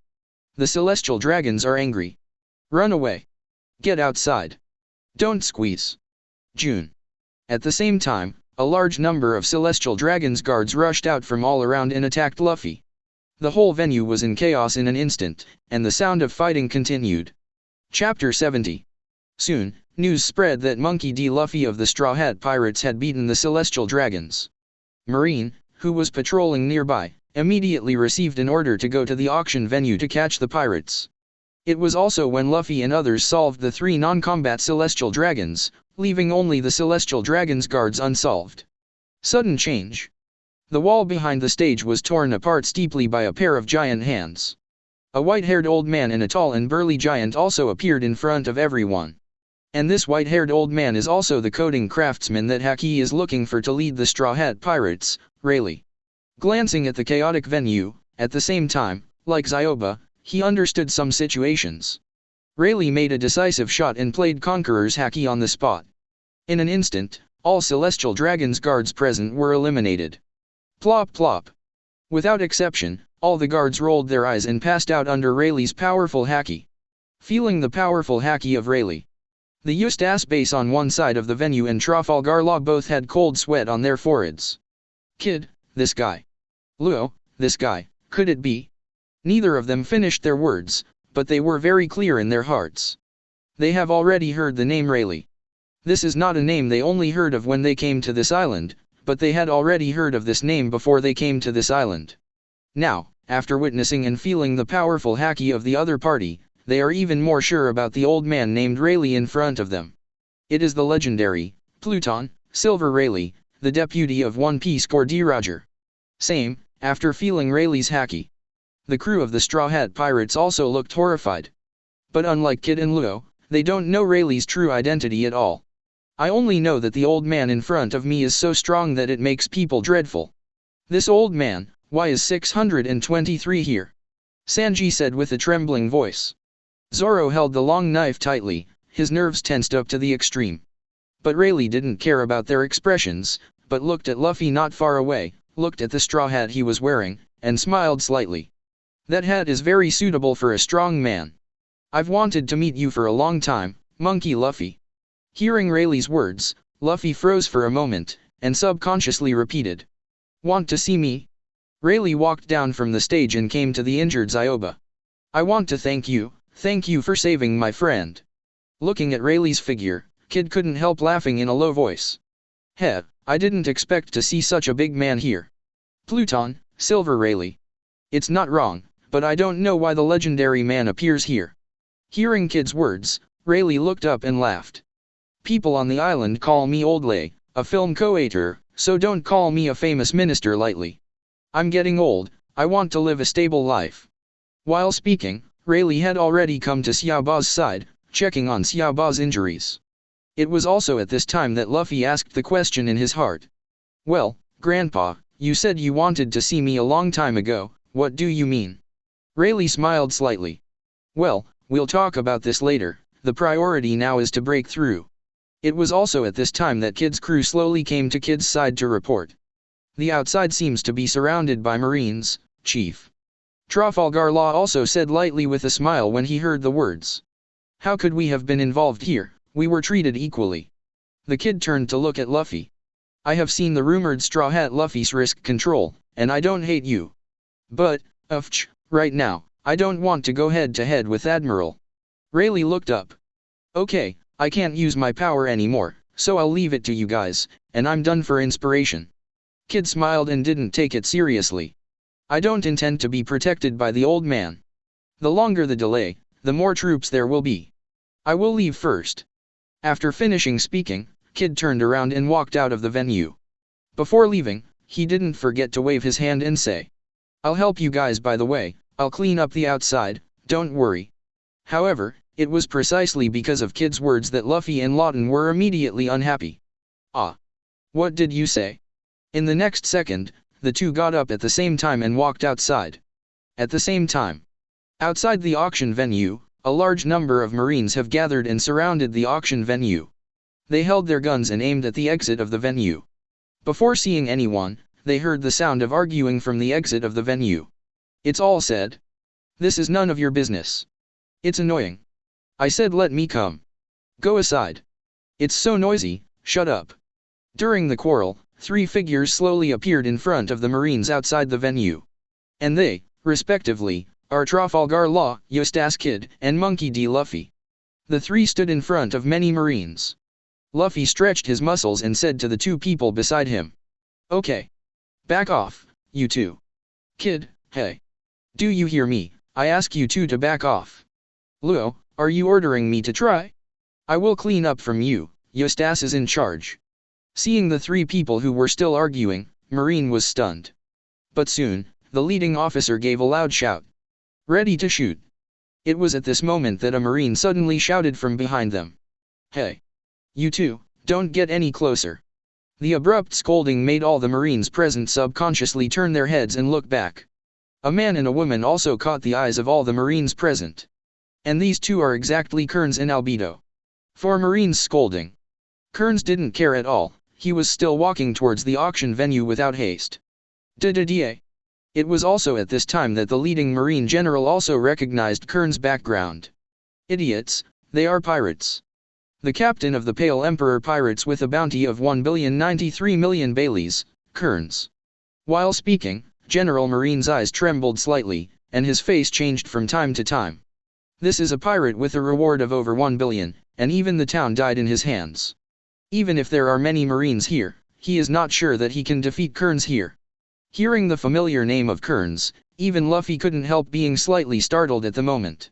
Is he, the one Kearns? Brooke said. On the side, Luo and Kid spoke at the same time. Shout. What is this guy doing here? Kid frowned slightly. The first person in the extremely evil generation, the Kearns who offered a bounty of 1,093,000,000 Baileys. Luo just stared at Kearns, and said in a low tone. Hearing Luo refer to Kearns as the first person, Kid was a little unconvinced immediately. Lao Zi is the strongest. What's the use of a high bounty? Look. When I get rid of these Marines, I'll get rid of him by the way. Kid clenched his fists and said not to be outdone. Just, for the words of Kid et al. Kearns doesn't care at all even if it's the so-called first person in their mouth. Now he only cares about one thing. That's Rayleigh in the auction block. Stop them. Also at this moment, General Marine waved his hand and issued an order. In an instant, more than half of the Marines turned their guns and aimed at Kearns and Albedo. However, just as General Marine was about to give the order to fire, Kearns, who took a step, spoke. His voice is calm, but full of irresistible power. Step aside. In an instant, the sound of humming suddenly sounded, and a dominant force that made everyone present irresistible descended instantly. Boom. All the Marines, including Luo, Kid, and Luffy standing at the entrance of the venue. Unexpectedly, the moment Kearns' voice fell, they slowly gave way to erode. This is from Demiurge's domination spell ability, commonly known as the spirit magic. The bodies of the Marines trembled. It's a sign of their struggles, but they still can't control their bodies, leaving a wide avenue for Kearns. At the entrance and exit of the venue, the bodies of Luo, Kid, and Luffy trembled even more. They are gritting their teeth to resist with all their strength, but they can't control themselves at all. He could only watch himself helplessly, and under Kearns' order, he slowly moved out of the way. What is this? Damn it! My body is out of control. What happened? Seeing Kearns gradually approaching, the leading Marine general gritted his teeth, raised his gun with trembling hands, and aimed at Kearns once. But just when he was about to pull the trigger, Innes' voice came out again. Kowtow. OM. The sound of humming exploded, and the terrifying dominance power descended again. All the Marines present, including the three of Luffy, bowed down to Kearns uncontrollably. Boom. That huge force even caused their heads to smash a hole in the ground. Luo, Kid, and Luffy looked at the lawn in front of them. Feeling that the forehead was pressed against the ground, no matter how much I struggled and resisted, I couldn't get rid of the feeling, and a turbulent wave was already set off in my heart. Their eyes trembled violently like an earthquake, and their faces were full of unbelievable horror. Is this, the first person in the extremely evil generation? The gap between myself and him, is so big. In front of him, I couldn't even resist. Feeling this unprecedented humiliation. The veins on Kid's forehead were bulging, and the gums were clenched so hard that bright red blood overflowed. With both hands firmly grasping the lawn, his tone was filled with unwilling anger, and he roared hoarsely. How can it be repaired? A hole. However, for their cries, Kearns never looked at them from the beginning to the end. Kearns just walked through the road formed by everyone's prostration. Just like that, walk past Kid and the others slowly. Until they climbed the entrance steps to the auction venue. Kearns' calm voice came out once again. Juice yourself. Hearing Kearns' order, the pupils of Kid, Luo, and Luffy all shrank suddenly. An unprecedented look of horror appeared on his face. Chapter 71. Immediately afterwards, their bodies began to move uncontrollably, slowly straightened up from the bowing position, and became the kneeling position. Clang. Uncontrollably, Kid and Luo pulled out their weapons tremblingly. Holding the handle of the knife with both hands, they slowly pushed the sharp tip towards their heart. Seeing that the tip of the knife was getting closer and closer to his chest, but he tried his best to resist but could only slow down the speed slightly, Kid was so anxious that the veins on his forehead slammed violently, and said, Hey. You two, hurry up and think of a way. If this continues, we will really commit suicide here. Don't order me. How many times have I told you? Trafalgar Law was also a little annoyed. At this time, he also couldn't control his body, and it could even be said that he was in the same situation as Kid. Ah? Are you suffering? Luffy's voice came suddenly. Kid and Luo subconsciously turned their heads to look. The next thing they saw was Luffy, pinching his own neck with both hands. However, for Luffy, who is a rubber man, choking his neck doesn't seem to have any effect. Seeing Luffy's relaxed expression, I was thinking about the situation where I have exhausted all my strength just to resist. The two immediately yelled at Luffy furiously. What are you BD doing? It was also when Kid, Luo, and Luffy were bickering, an untimely gunshot suddenly rang out. Boom. The three of them turned their heads to look, but only saw the head of a marine soldier, which was pierced by bullets. The bright red liquid mixed with white splashed out. The marine soldier just fell to the ground straight, without any movement. Thump. It was also at this moment that the three of them discovered. The many marines that surrounded the auction venue, like me at this moment, were all sitting on their knees or aiming their guns at his head, or drawing their knives at their heart. Death is in sight, and fear envelopes the body and mind. They gritted their teeth, desperately trying to stop their own actions, but no matter how hard they tried, they still couldn't stop death from coming. Hateful. Ah. They yelled in horror, tears streaming down their eyes. In the next second, they pulled the trigger one after another, or pierced their hearts with the sharp long knife. Bang. Bang. Bang. Bang. Chick. Chick. Chick. But in just a short moment, Marine died in pieces by his own hands. There were some who resisted stubbornly, but they couldn't hold on for long, and finally died in their own hands. Boom. Puff.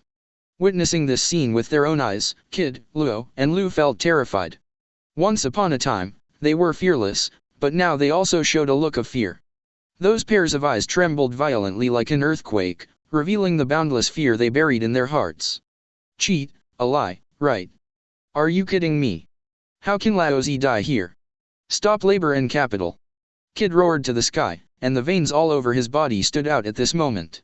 However, the short sword held in his hands still pressed against his heart bit by bit, slowly piercing into his skin. Chilla. At the same time in the venue, Rayleigh carried the injured Haki on his back, and arranged for Kami, Nami, and others to evacuate from the way he came. Just when Nami and the others walked into the path opened by the giant, Rayleigh was about to follow. A calm voice suddenly spread from the entrance of the venue to the entire venue. Where are you going? Rayleigh. Hearing this sudden, unfamiliar cry, Rayleigh, who was about to enter the tunnel, and Nami, and the others who had already entered the tunnel were slightly startled, and subconsciously turned around and looked towards the entrance of the venue. Did not see the appearance of the person. But Rayleigh and others clearly heard a sound of footsteps approaching from far to near. Da-da-da. Soon, the figures of Kearns and Albedo appeared successively on the high platform at the entrance of the venue. Seeing Kearns' appearance and seeing his familiar face, Rayleigh could not help frowning slightly. 0, asking for flowers. Kearns, who was at the entrance of the venue and overlooked Rayleigh and others below, also spoke slowly. Long time no see, Rayleigh. Hearing, long time no see, from Kearns, Rayleigh remembered instantly. Some time ago, he had seen newspapers about that person, but he didn't expect that he would come to him so soon. With a smile on the corner of his mouth, Rayleigh entrusted Haki on his back to Sanji, who was beside him. Xiaobie, I will leave it to you first. Rayleigh, what are you doing? Xiaobie asked in surprise.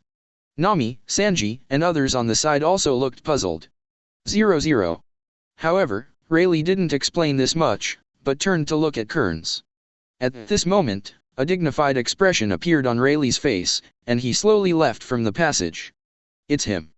Robin in the team suddenly said when everyone was puzzled by Rayleigh's actions. At this moment, everyone looked at Robin and asked with a puzzled expression. It's him? This he, who is it? Miss Robin, do you know him? Robin turned his head to glance at Brooke, and said calmly.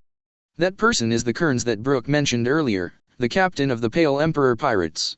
Hearing Robin reveal the identity of Kearns, Nami was startled, turned his head abruptly, and looked at Kearns, who was confronting Rayleigh. That's him. Captain of the Pale Emperor Pirates with a bounty of 1,093,000,000 Baileys, Kearns. Robin took 2 steps forward slowly, came to Nami's side, looked at Kearns above and said leisurely. I know Rayleigh, and it's been a long time. Now it seems that Brooke has remembered correctly. This man named Kearns is one of the remnants of the old era that has been erased from history. Chapter 72. Listening to the unfamiliar words in Robin's mouth, Sanji, Xiaobie, and others were slightly taken aback. Old days. The remnants. What's this? Brooke?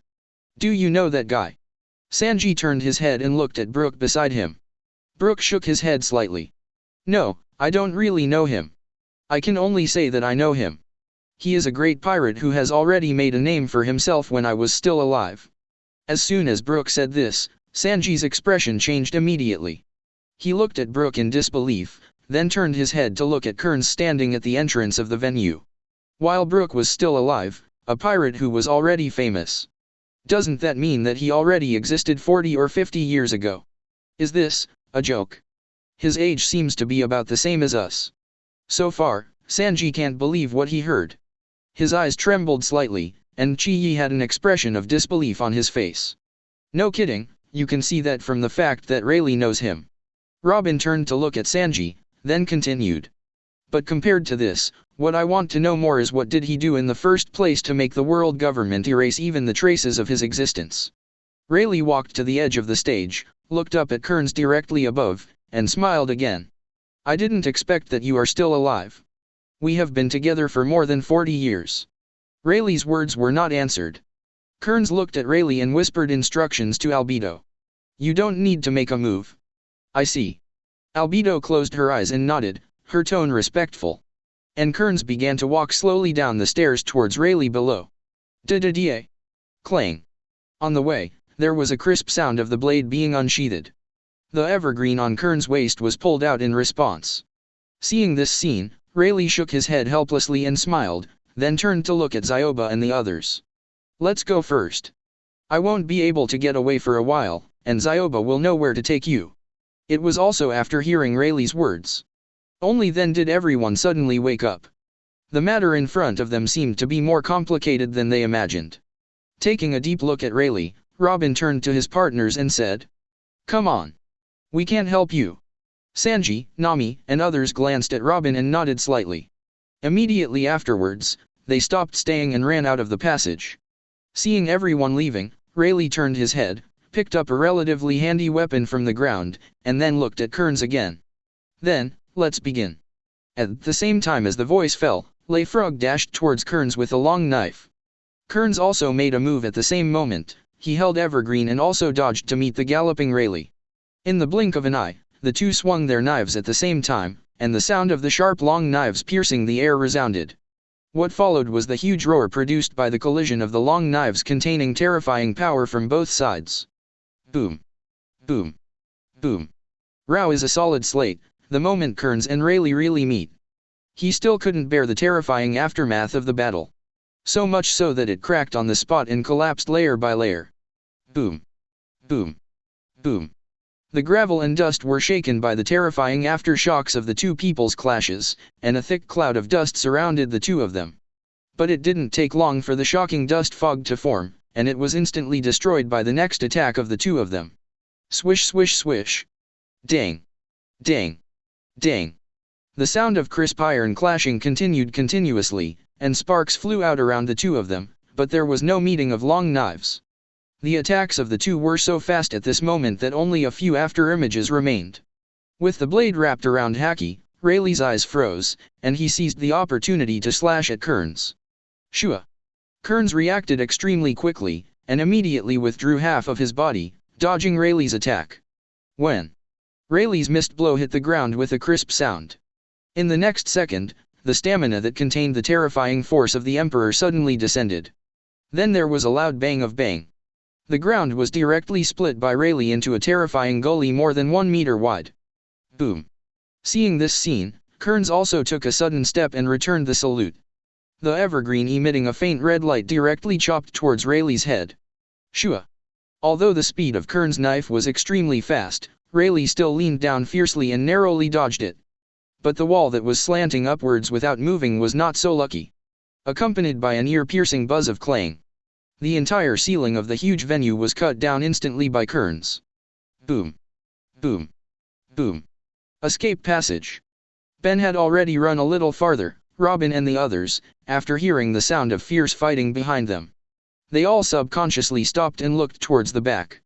Looking at the movement that could not be caught by the naked eye, and feeling the terrifying aura emanating from each attack of the two sides, Sanji and others only felt a wave of fear in their hearts.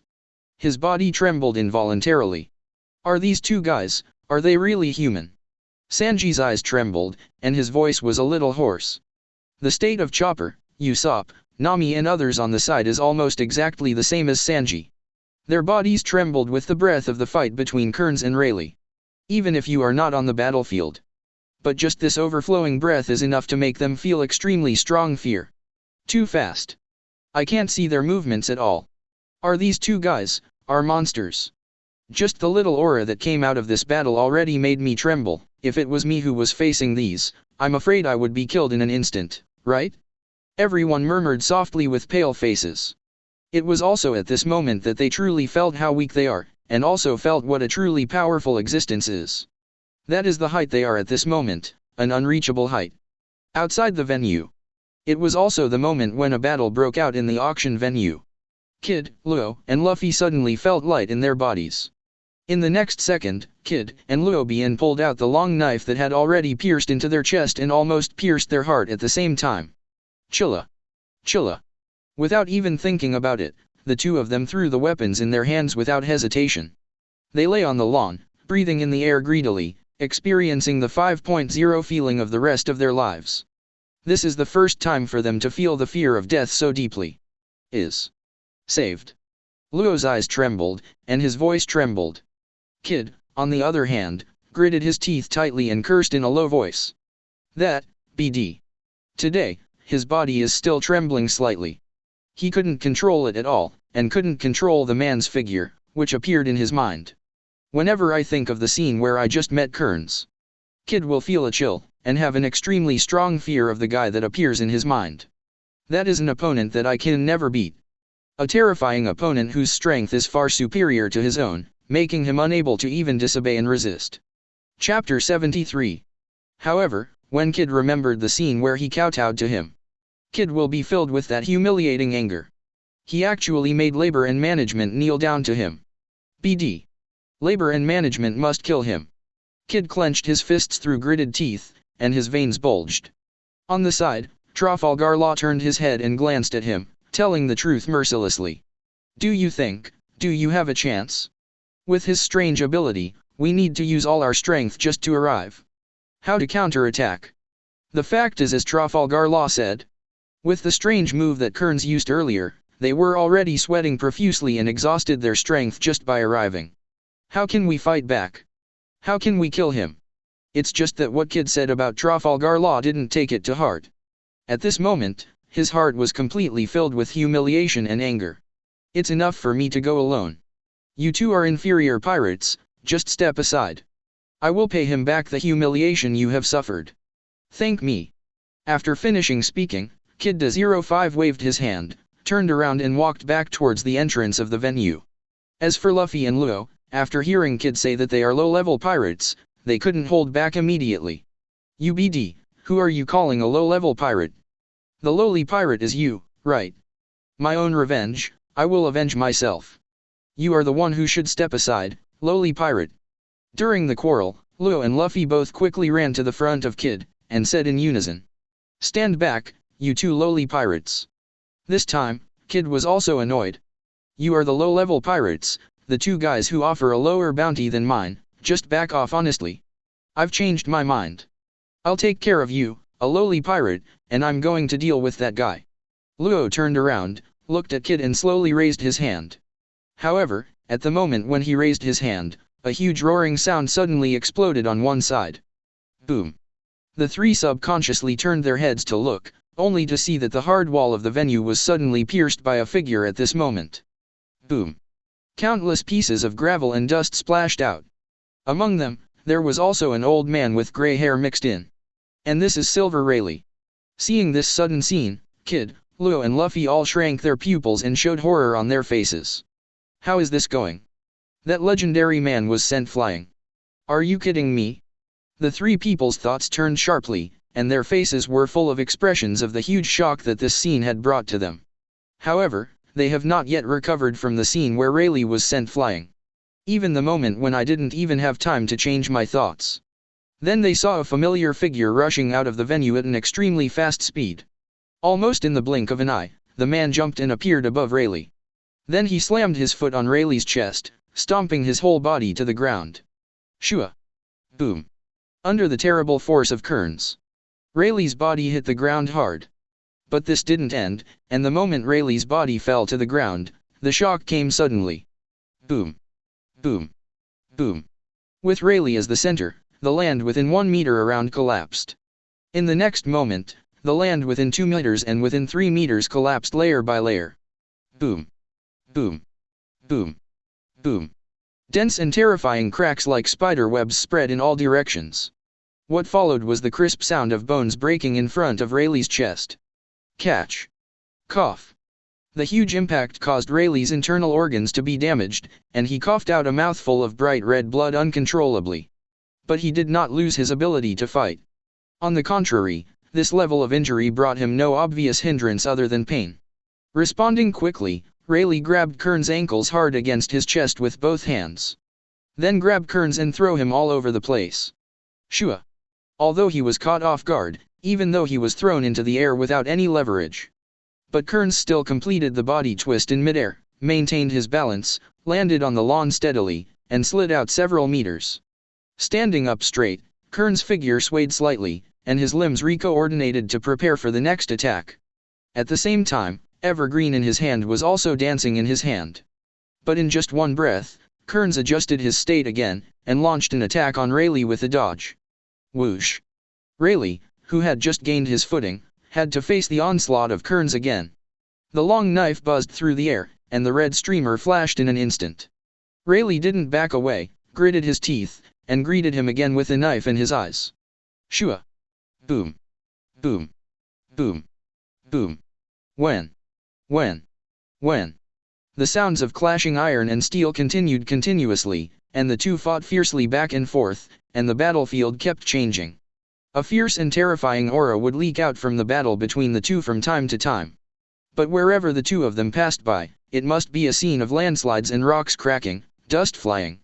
Located at the entrance of the auction venue. At this moment, Eustace Kid, Trafalgar Law, and Monkey D. Luffy watched the battle between Rayleigh and Kearns in the distance, and they all froze in place. The fierce battle that suddenly appeared in front of their eyes brought a huge shock to their vision. So much so that their eyes trembled uncontrollably like an earthquake at this moment. They saw that legendary man, the former deputy captain of the Roger Pirates, Pluton Silverfuli. In the battle against Kearns at this moment, they are all faintly at a disadvantage. That guy, what's his background? Am I dazzled? Rayleigh, the legendary Rayleigh, fell into a disadvantage. Are you kidding me? Both Kid and Luo trembled physically and mentally. The look of unbelievable horror in the eyes of Rayleigh and Kearns' duel. It was also this moment that saw the fight between Kearns and Rayleigh. Only then did they truly realize how powerful the man who made them prostrate themselves was. That is not to say a few bold words, not to have the courage to go forward. You can defeat the enemy. That is their present, untouchable existence. Chapter 74. Not to mention keeping up with their movements, Kid and others couldn't even see Kearns' movements clearly. This scene, also at this moment, directly suppressed the idea of Kid and Luo wanting to seek revenge from Kearns. It's true that they want revenge, but they don't want to court death. The strength of opponents of this level has long been far behind them. This is not at the same level at all. What's the origin of this guy? Luo gritted his teeth and whispered with an incomparably dignified expression. Holy Land, Marie Joyce. In the meeting hall of a castle. Boom. Is that Kid again? The recent incidents are enough to give me a headache. Now even the celestial dragons have been attacked. What is going on with that family? They are always causing trouble. Marshal of Naval Headquarters, Sengoku of the Buddha rested his forehead with one hand, and frowned. Not long ago, there was a little riot in the headquarters because Crane was killed by Kearns, and not long after it was suppressed, the matter of Fire Fist Ace caught up with the schedule non-stop. Right now is the critical moment when they are busy deploying troops to Marineford to prepare for the attack of the Whitebeard pirates. As a result, at this juncture, that brat from the D-clan actually beat up the celestial dragons. Looking at the distressed Sengoku, the officer who came to report the news thought for a while and continued to add. According to the information, in addition to the Straw Hat Luffy, there are also the pirate Eustace Kid and several of his companions, and Trafalgar Law, and several of his companions. A total of 13 bounty offenders, 5 of whom are newcomers with a bounty of over 100 million. Hearing the officer's report, Sengoku's eyes widened slightly. Immediately afterwards, he turned around abruptly, looked at the officer who reported and asked. Is Kearns there? Is he there? The officer was taken aback by Sengoku's sudden question. After hesitating for a moment, he spoke slowly. The above-mentioned information this time is all about the prisoner who hurt the celestial dragons, and there is no information about other bounty criminals. Then is he on that island? Sengoku asked again, with a dignified expression. The officer who was reporting felt something was wrong when he heard Sengoku repeating this question again and again, and subconsciously straightened up. I have not received any intelligence about Kearns. Sengoku turned around, lost in thought, and muttered to himself. He will be. At this moment, the idea of sending Garp, Admiral on standby, and warships to the Sabayati archipelago came into Sengoku's mind. But soon, he calmed down. This is not acceptable, the superiors will not allow him to do so. Because Fire Fist Ace is more important than Kearns right now. What's the situation over there now? Sengoku asked. We can't get in touch anymore. It is estimated that the whole army has been wiped out. The officer replied truthfully. Hearing that the situation has gotten so bad, Sengoku is even more worried. Is there any request? This remark meant something, and the question was whether there were any requirements from above. Not yet, said the officer. Located on one side, listened to the conversation of the two men. A tall and slender man wearing a white marine coat with gold threads on the epaulets and gold trim on the cuffs, and a man in a yellow and white striped suit in the coat, also took a leisurely sip of tea at this time, and slowly opened his mouth to speak. Anyway, the nobles of the world have been attacked, so we can't do it, right? Mr. Sengoku. Kizaru. Sengoku looked back at the sound. Kizaru put down the teacup in his hand, stood up slowly, with a faint smile on his face, and said in a lazily voice. Let me go, I'll be right back. Do not worry. After saying that, Kizaru turned around and walked out towards the conference hall. On the other side, Sabayati Archipelago, number 1 GR. As the battle got longer and longer, Rayleigh's fatigue became more and more obvious, and the wounds on his body became more and more numerous. Although they were all minor injuries, they were enough to be fatal. I haven't seen you for more than 40 years, your sword skills seem to be rusty. Kearns. After the fierce battle, Rayleigh still thought of teasing Kearns. So, I'm not just sharpening your sword against you. Kearns' tone was flat, and the sharpness of the sword in his hand did not diminish at all. That's really rude. Rayleigh said with a smile on his face. But in the next second, while he was distracted from speaking, Kearns directly pierced his abdomen with Chang-Ching in his hand. Puff. Red blood flowed from Rayleigh's abdomen. Immediately afterwards, he felt a sweetness in his throat, and then bright red and sticky blood flowed out of his mouth. Cough cough. Are you looking for death? Kearns looked indifferent. Rayleigh shouldn't be unable to block this blow, let alone avoid it. Behind the two, they watched as Kearns punched Rayleigh in the stomach with one blow. Kid and Luo both had serious expressions. Luffy was stunned for a moment, then yelled. Master! Looking at Kearns, Luffy's eyes suddenly burst into anger, regardless of whether it was Kearns' opponent or not. Luffy roared and rushed towards Kearns. UBD. However, Kearns did not take Luffy seriously. It was at this moment that Rayleigh, with blood still flowing from his mouth, suddenly grabbed Kearns' wrist holding the knife, and said hoarsely.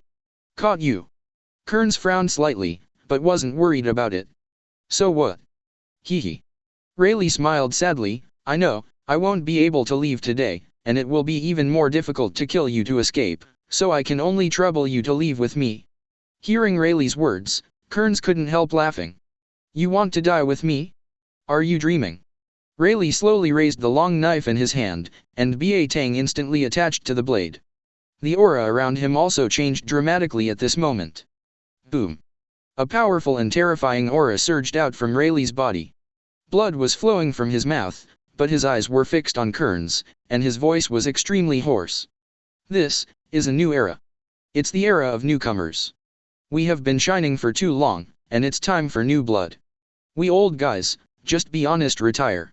After all, Rayleigh mobilized his whole body to concentrate on the blade. He took a sharp step. Boom. In an instant, the ground beneath Rayleigh's feet gave way. Give these newcomers, these new blood, give up this stage. After saying that, Rayleigh shouted angrily, and slashed towards Kearns' army with all his strength. Clang. The sound of sharp long knives piercing the air echoed, and the terrifying momentum and coercion were overwhelming. At this moment, the long knife in Rayleigh's hand exuded an extremely dazzling light. Even the heavens and the earth seemed dimmed compared with it. This knife is not for his own sake, but for the purpose of completely beheading the person in front of him. Chapter 75. Feeling the terrifying aura contained in Rayleigh's knife, Kearns looked at Rayleigh, looking a little downcast. Since you can't avoid it, let's move on.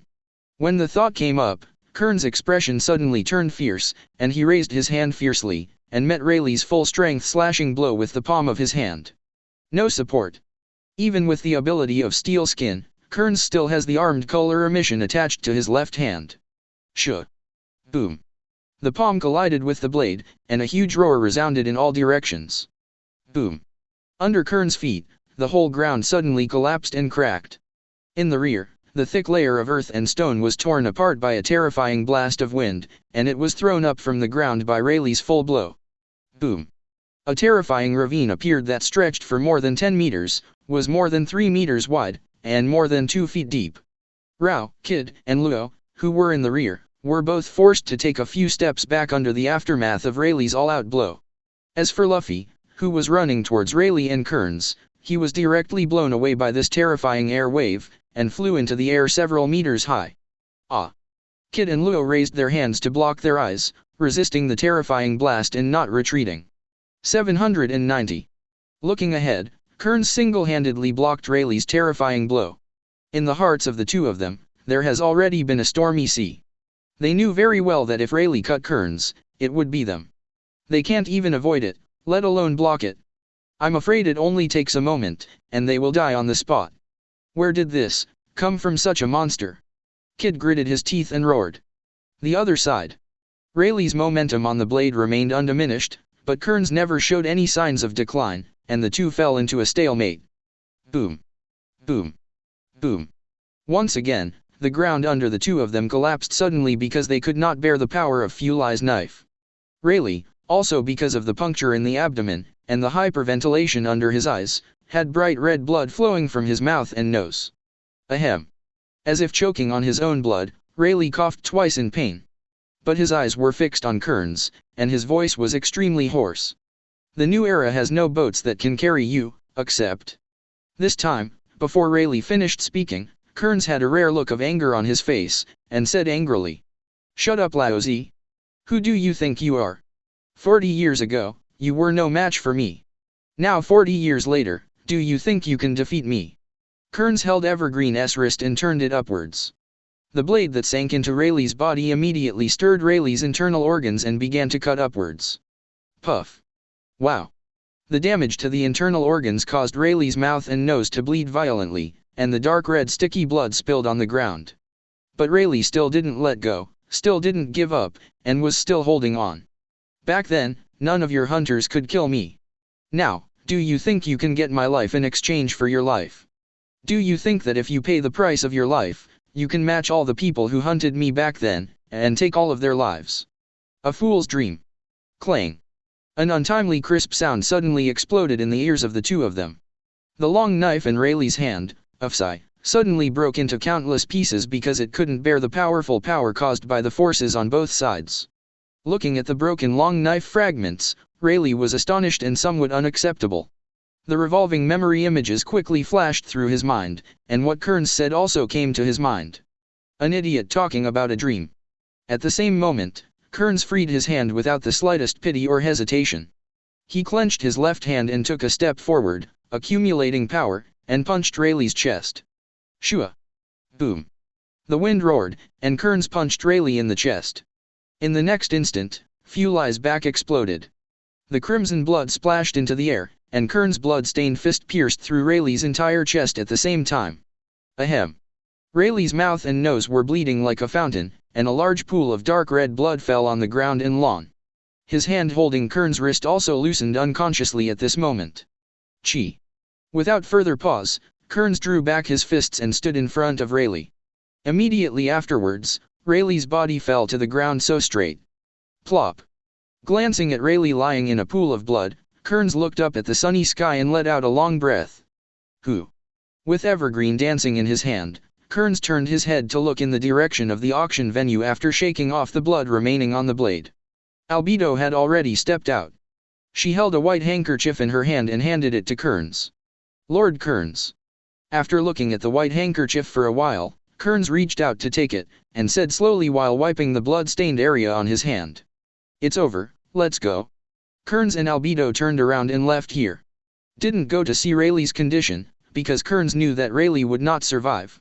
At this moment, in a pool of blood, Rayleigh looked at the sky in a daze. His body began to feel heavier and heavier, and a sense of exhaustion enveloped his whole body, making him almost drowsy. Failed.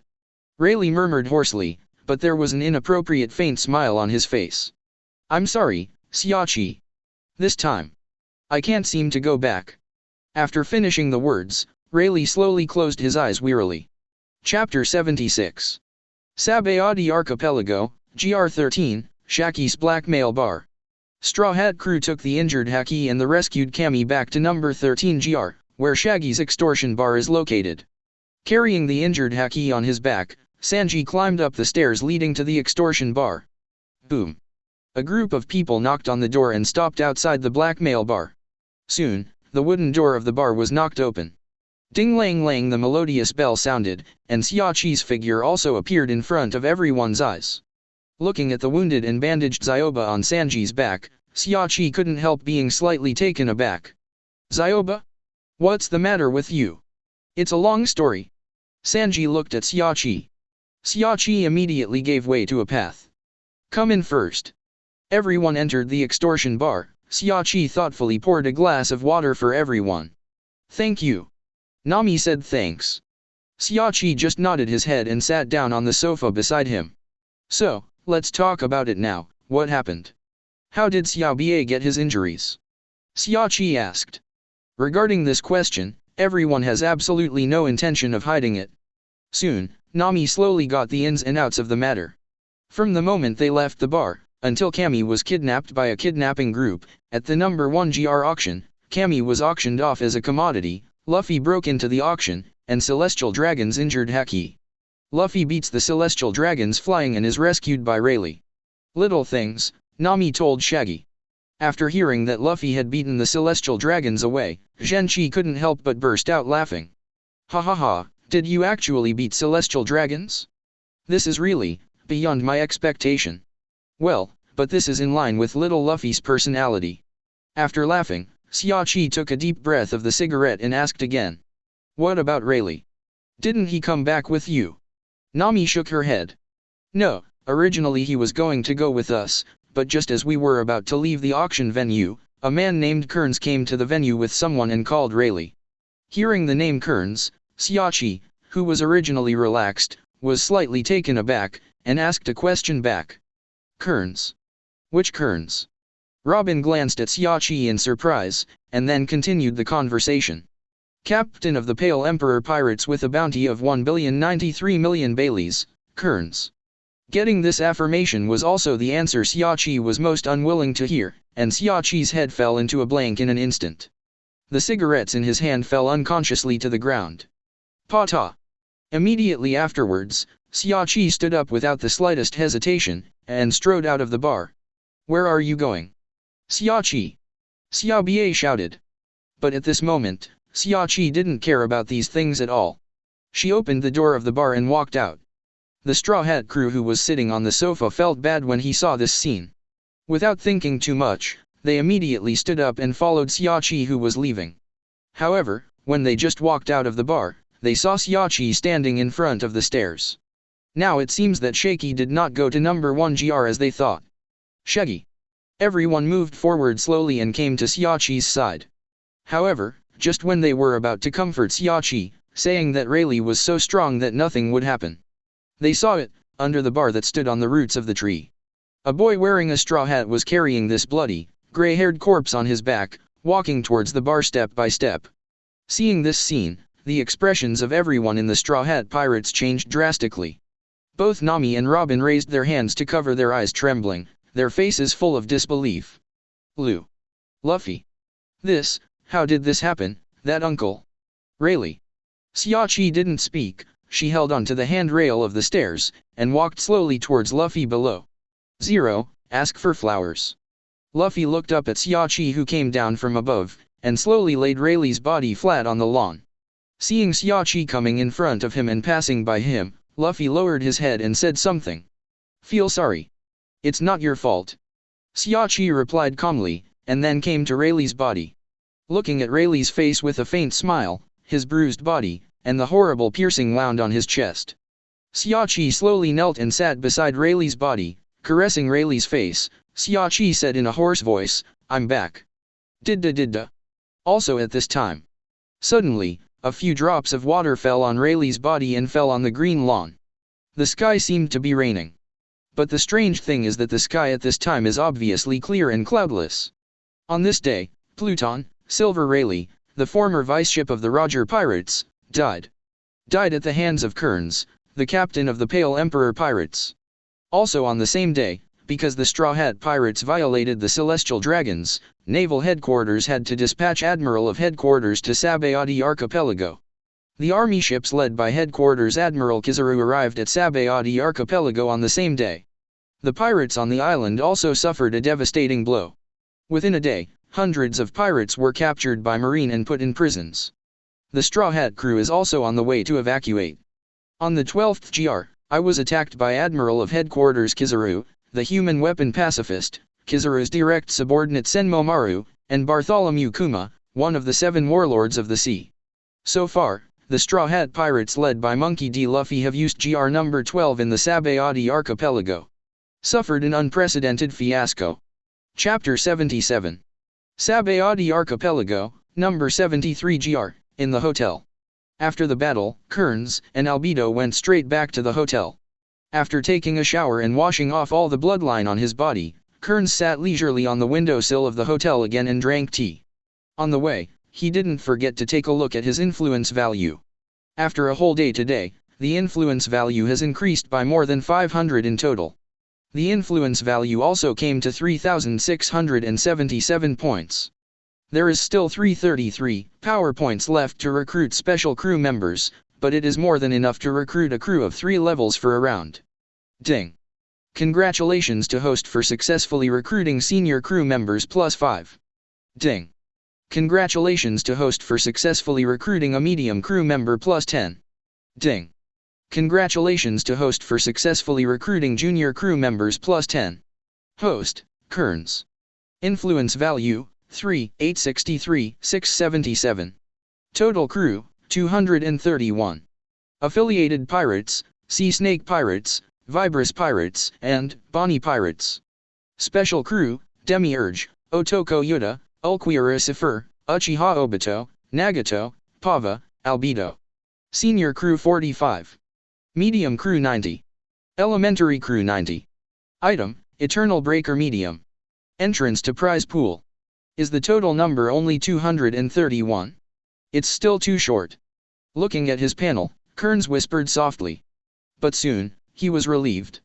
Although more than 200 people are indeed not enough compared to them, Kearns is not rushing to wipe them all out.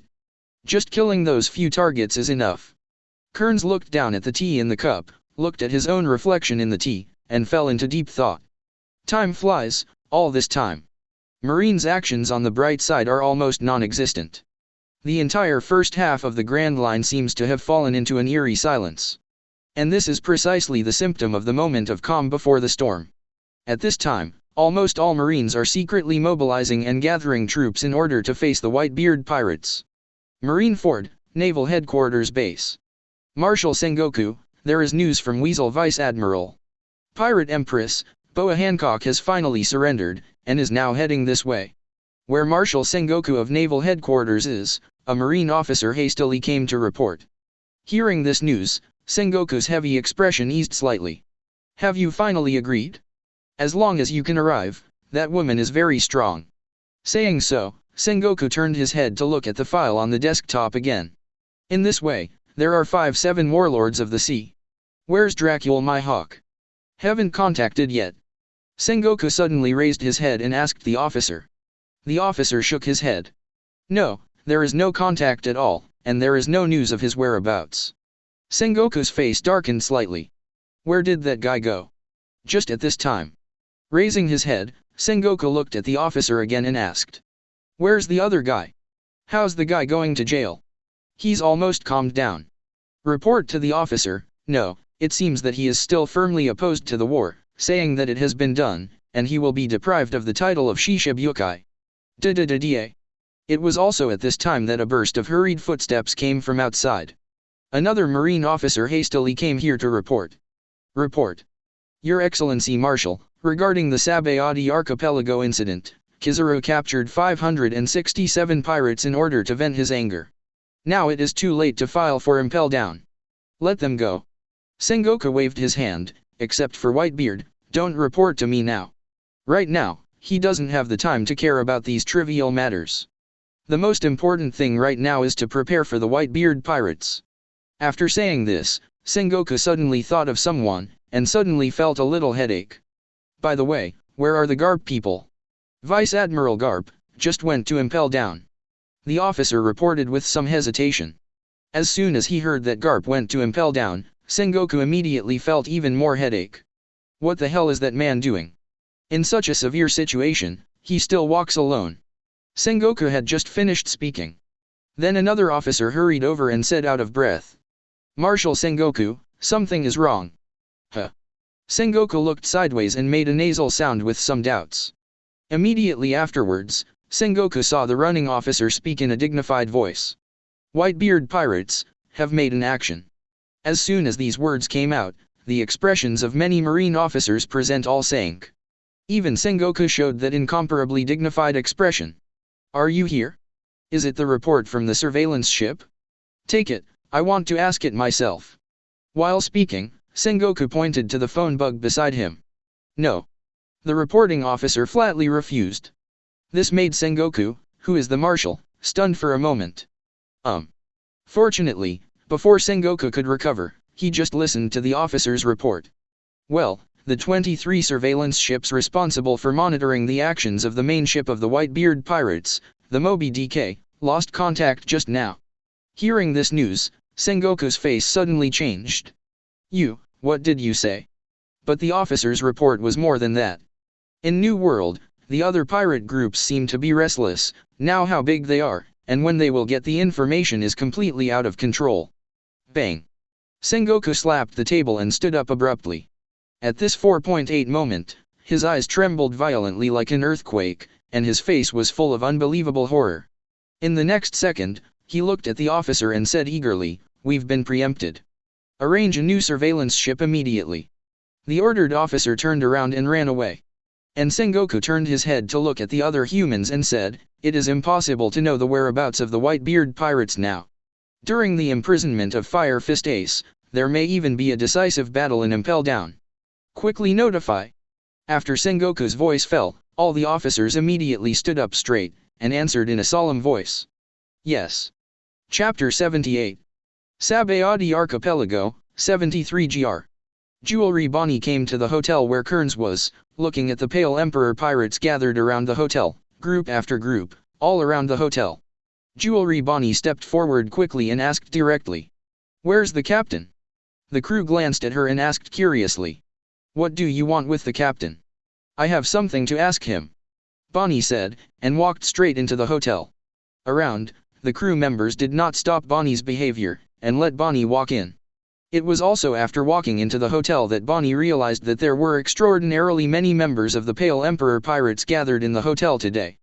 They can be seen everywhere. Looking around, almost all of them are members of the Pale Emperor's pirate group. What's going on today? Why are all the people gathered? Bonnie frowned slightly, and whispered incomprehensibly. Are you going to leave for New World today? But his ship, obviously hasn't been coded yet. Confused, Bonnie went to the door of Kearns' room and knocked on the door. 05. Boom. Soon, Kearns' voice came from the room. Come in. Bonnie pushed the door open and entered. Catch. However, when she entered the room and saw the scene in the room, she was immediately stunned. It was a battle she had never seen before. At this time, all the cotters of the Pale Emperor pirates gathered in this room. Demiurge, Yoda Oto, Ulquiera Sifur, Uchiha Obito, Pava, Albedo, and Tendo Pain representing Nagato are all here. Kearns at the table looked up at Bonnie, and asked calmly. You came to see me, what's the matter? Bonnie recovered from Kearns' inquiry. After hesitating for a while, she stated the purpose of her visit this time. When do we leave for the New World? They have been here for several days since they came to Sabayati archipelago. During these days, Kearns didn't go looking for a coding craftsman to coat the boat, so Bonnie couldn't guess what Kearns wanted to do. I haven't decided yet. Kearns responded lightly to Bonnie's question. This made Bonnie froze on the spot. He came straight to Sabayati archipelago in a hurry before. How long has he stayed here now? And he actually said that he hasn't made a decision yet? Bonnie, so what do we do next? Kearns, it's up to you, go to New World if you want, I won't stop you. What Kearns said, inexplicably made her feel a feeling of being abandoned. It's like a used-up tool that has no value. You're not welcome. Bonnie walked up to Kearns carelessly, and took the seat opposite him. Then what about you, what are you going to do? How can we say that we are also your affiliated pirate group? What to do? Please let us know first, so that we can make preparations. Kearns looked up at Bonnie and said flatly. Go to Marineford and kill some people. Upon hearing this, Bonnie was immediately delighted, and smiled gloatingly. Which unlucky BD provoked you? He actually wanted to let all of you out. Halfway through the conversation, Bonnie suddenly sensed something was wrong, stood up abruptly and asked, Wait? You? Where did you say you were going? Marineford. After getting an affirmative answer from Kearns, Bonnie was so frightened that his voice stuttered a little. Ma. Marineford, do you know where that is? Is that the base of naval headquarters?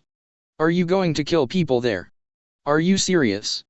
This time, Kearns wasn't responding to Bonnie. He turned his head slowly and looked out the window. In the past 2 days, Sabayati archipelago has poured in a large number of people, and they are all from Marineford, Marine's family members. Right now, the battle between the Marineford naval headquarters and the Whitebeard pirates is imminent. These people are all here. It's almost time. Kearns whispered, and after drinking the tea Albedo made for him in one gulp, he stood up slowly. Let's go. After all, Kearns walked out of the room without waiting for Bonnie's reaction. Yatterdehang followed, and the others became eye-catching. Seeing that Kearns was so determined to leave with the crew, Bonnie's face was full of unbelievable horror. Eyes trembling like an earthquake, Bonnie stared blankly at the back of Kearns and others leaving and muttered. Crazy. These guys must be crazy. That's Marineford, Marine's headquarters. Downstairs, with the appearance of Kearns and others, the crew stopped talking and followed the team one by one. Beforehand, Kearns had told all the crew about this through the spirit of the ship. A group of more than 200 people, just in full view. Exit from GR-73 and enter the Marineford Marine headquarters. At the same time. Marineford port. The well-known and powerful Marines from all over the world have also arrived one after another, and all the fighting forces in the name of justice have gathered at the Marine headquarters, Marineford. The great undersea prison, impel down. It's not good, the war is about to start, and now I'm so nervous that my hands are shaking. On the 6th floor of the prison, in the spacious road between the prisons on both sides, 2 armed soldiers patrolled and chatted as usual. On the side, another guard couldn't help but question him when he heard his words. Why are you nervous? The war is not going on here. Besides, Fire Fist Ace has already been escorted to Marineford, there is nothing to worry about. The frightened guards did not agree with what he said. That's for Emperor's Whitebeard. So what about Whitebeard? We have the Marshal and Admiral, and the final victory will definitely be ours. Another guard said firmly. The guard slightly lowered his head in fear. You're right, we have the Marshal and 3 Marine generals, the victory will definitely belong to us.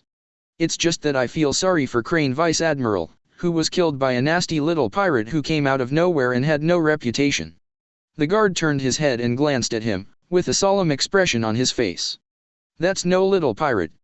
The captain of the Pale Emperor Pirates, Kearns, has a bounty of 1,093,000,000 Baileys. And in terms of fame, I can't lose to anyone in the extremely evil generation. Hearing these words, a guard couldn't help clenching the weapon in his hand, and said viciously, "One day, he will pay the price for his evil deeds, and he will be imprisoned here, in this 6th-floor prison." 2 guards walked down the avenue of the prison chatting. However, what none of them noticed was that it was located in the innermost prison. A burly man who was locked inside opened his eyes suddenly after hearing the 2 names, Pale Emperor and Kearns, they talked about. He clasped his arms around his chest, revealing a powerful aura that seemed to be suffocating. His pupils turned slightly, and he looked at the backs of the 2 guards leaving, and a low and hoarse voice came from his mouth. The Pale Emperor. Kearns. Chapter 79. Marineford, the base of the Marine headquarters. On the day of the public execution of Fire Fist Ace, the captain of the Whitebeard Pirates' second team, a storm gathered quietly. At this time, in the underground prison in Marineford. Dang lang lang.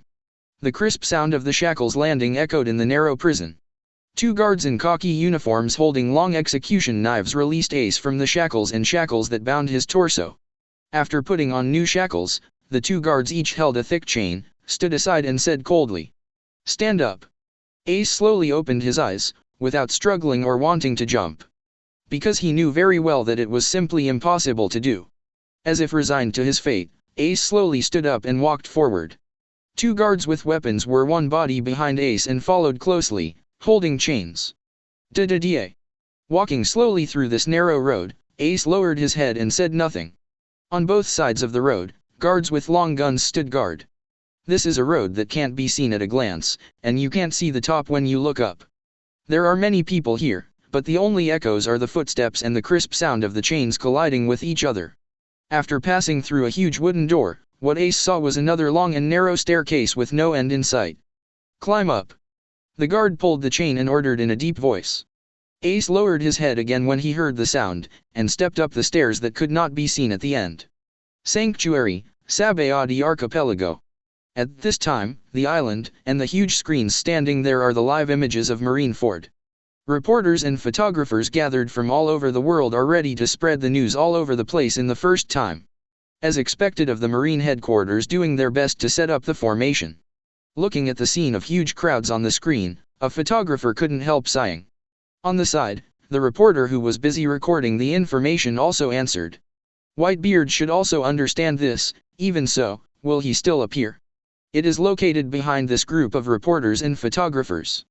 Bonnie and the other Pale Emperor pirates, looking at the huge scene on the big screen, couldn't help but sighed with a headache. "Ah, those lunatics, do you really want to describe the hornet's nest in the Marine headquarters at this time? The current Marineford has the largest defense force and the largest concentration of troops in history. Even if his strength is not weak, he will die in the face of such a huge lineup as the Marine headquarters. I'm sure I'm going to die, right?" Marineford Square. At this time, the square was crowded with people, and countless Marine elites were waiting in line. And in front of them, at the forefront of the formation, 7 warlords of the sea, 4 people have already arrived. Bartholomew Kuma, Gecko Moria, Boa Hancock, Don Quixote da Flamingo. Glancing at the other members of 7 warlords of the sea present, da Flamingo couldn't help but chuckled. Heh. What's going on, are we the only 4 here? However, none of the 7 warlords of the sea members present responded to da Flamingo's words. Just quietly looking ahead. Also at this time, a burst of exclamation suddenly came from the mouths of the Marines. Everyone turned their heads to look. Then I saw a man wearing a white marine coat slowly walking out from the side under the execution platform. And they are exactly the Admiral of Headquarters. Aokiji Kyuzan, Akainu Sakazuki, and Kizaru Polisalino. As the 3 naval headquarters' strongest fighters arrived, they sat on the chairs that had been prepared under the execution platform. The Marines below burst into cheers like a tsunami. Drink. At this moment, the morale of the Marines skyrocketed, and this was only because of the arrival of 3 Marine admirals. At the same time, the undersea prison, impelled down, the 6th floor. Gee ha ha ha. The burly middle-aged man with a few teeth missing, a rough appearance, and thick body hair laughed loudly. And he is one of the 7 warlords of the sea, Marshal D. Teach. Captain of the Blackbeard Pirates. Each station is in the middle of the road leading to each prison. After looking around, he raised his hands and greeted all the prisoners in the prison loudly. Hello, fellow prisoners. You are going to end up in these cells. Prisoners without dreams, doctors can only wait to die anyway. How about it? It's better to fight to the death inside. The guy who survived, I will accept him as a partner, and I will lead you to freedom. Gee ha ha ha ha. Hearing that Teach wanted to give them freedom and take them out of this dark place, the prisoners in the prison immediately burst into cheers. Drink. However, in the next second, the fight will come. While the people around were still cheering, someone suddenly made a quick and ruthless move, killing the surrounding prisoners with one move. Puff. Bright red blood spilled out. And this also successfully awakened the evil in the hearts of the prisoners. A bloody, life and death fight began immediately. Chilla. Chilla. Ugh. Puff. Plop. For a moment, the entire prison on the 6th floor was in chaos, with the sound of fighting and howling. I don't know how long it took, the sound of fighting gradually decreased, and the prison gradually became calm. The battle of the prisoners has already been decided. Gee ha ha ha. Looking at the winners in each prison, Blackbeard let out a satisfied laugh. Just as he was about to fulfill his promise, releasing the living prisoners was absurd. Boom. The prison door located inside was smashed to pieces with a loud bang. Boom. Boom. The huge and thick iron gate crashed to the ground. The dust on the ground was lifted by the impact of the heavy iron door, forming a thick cloud of dust. Blackbeard and the others in the road looked back in shock after hearing this movement, made Zhao. In the next second, they saw a tall and burly figure slowly walking out of the prison in the thick dust and mist. Da-da-da. When he passed through the fog and met the eyes of Blackbeard and the others, Blackbeard's face suddenly changed, and he subconsciously took a step back. At this moment, his eyes trembled violently as if an earthquake had struck him, and his face was full of that frightened expression. Staring fixedly at the figure walking out of the prison, Blackbeard's voice trembled a little. Are you still alive? Chapter 80. Without answering Blackbeard's words, the tall and burly man raised his head slightly, looked down at Blackbeard with a playful face, and asked in a cold voice. 2 questions. Where is your ship? Kearns, are you still alive? As soon as he heard the other party's tone of voice so rampant, someone from the Blackbeard pirates immediately stepped forward, ready to deal with this rampant guy. However, he had just taken a step when Blackbeard's stop came out. Forget it, you better not challenge that guy. The person who was going to give the burly man a lesson was stunned for a moment when he heard Blackbeard's words, but he still obediently retreated. The burly man didn't care about this scene, and his gaze overlooking Blackbeard and the others was full of disdain. Suppressing the fear of this man in his heart a little, Blackbeard put a smile on his face again. My boat is just outside. As for the Kearns you mentioned, there is indeed a newcomer named Kearns recently, but I don't know if it is the person you mentioned. Hearing Blackbeard 043's reply, the burly man grinned and strode forward. Blackbeard took a step back, startled by his sudden action. But soon, the burly man's voice came out again. Where is that man? Blackbeard was slightly taken aback. He didn't understand why this legendary man wanted to find a newcomer who had just set sail. But soon, Blackbeard already had the attention to deal with it in his mind. I don't know his exact location, but he should probably be in Marineford. Right now, Fire Fist Ace, the captain of the 2nd team of the Whitebeard Pirates, has been arrested. There should be a fight with the Whitebeard Pirates at the Marine headquarters. The person you are looking for may be there. While Blackbeard was talking, the burly man had already come to Blackbeard. The suffocating oppressive feeling without anger made Blackbeard feel a wave of palpitations. Marine HQ and Edward Newgate? Heh. The burly man smiled and walked right past Blackbeard. Seeing the burly man, leave, Blackbeard felt a little relieved. However, before he could recover, the burly man's voice came slowly. Come on, bastards. Hearing the burly man's words, all members of the Blackbeard Pirates suddenly had veins on their foreheads. What's more, he directly raised his gun and aimed at the burly man. But Blackbeard still stopped in a deep voice at this time. Never mind. Hearing that his captain was humiliated like this, but still chose to swallow his anger, the crew members around him immediately cast surprised glances at him. However, before they could ask any questions, Blackbeard had already opened his mouth to explain. "This is not a guy we can mess with." As soon as these words came out, the crew members around all showed a look of surprise, and looked at Blackbeard in disbelief. As for Blackbeard, he stared resentfully at the burly man who was drifting away, and said humiliatingly. At that time, he was a monster who could rival Pluton, Silver Rayleigh, the right arm of One Piece King Gold Roger in legend. Douglas Bullet, known as the evil successor. Come on, little ones, now is not the time to fight him. We have more important things to do. After all, Blackbeard took the lead and followed Douglas Bullet away. At this moment, Douglas Bullet had a flamboyant smile on his face, and the fighting spirit in his body seemed to be overflowing. He looked at the front of the prison road, and his thoughts were ups and downs. I thought that the sea after Roger's death was no longer meaningful, but I didn't expect that you, a guy who should have died back then, are still alive now. If it were you, then this sea would not be so boring. This time, let me kill you instead of that guy. The sea area where the Pale Emperor pirates are located. Aboard the Eternal Breaker. At this time, Yin Huang's crew gathered on the deck of the ship. Captain. You can already see the gate. On the watchtower of the main mast of the mast, the crew on duty sent a message. On the deck of the ship, all the crew members gave way to the bow of the ship tacitly. Kearns, Albedo, Ulquioricifer, Demiurge, and others walked through it. Come to the bow and stand on top of the skull sculpture. Feeling the direction of the wind, Kearns looked a little far away at the huge door that seemed to be higher than the sky, and said leisurely, "It's a lot slower than I expected." At this time, before everyone's eyes, the huge gate blocking the correct ocean current leading to Marineford is also the legendary Gate of Justice. The door girl is closed, right? How do we get there? Do we go around? At this time, a senior crew member lying on the railing of the ship looked at the closed door of justice a little far away, and asked with doubts in his heart. "There's no getting around it." Kearns answered calmly. "If you want to reach Marineford, you must take the correct current and pass through the Gate of Justice. Around, that's impossible. Because the currents on both sides of the Gate of Justice are reverse vortices caused by Uzumaki, the ships cannot move forward at all."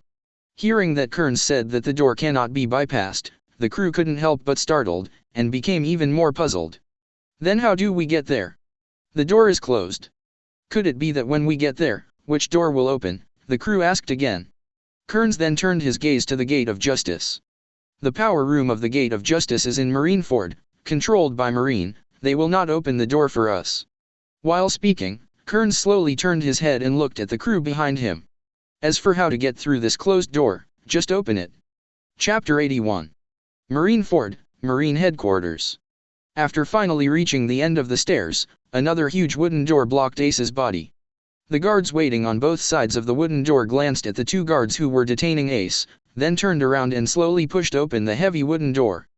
Click, click, click. As the heavy wooden door was pushed open, a burst of noisy din came into Ace's eyes.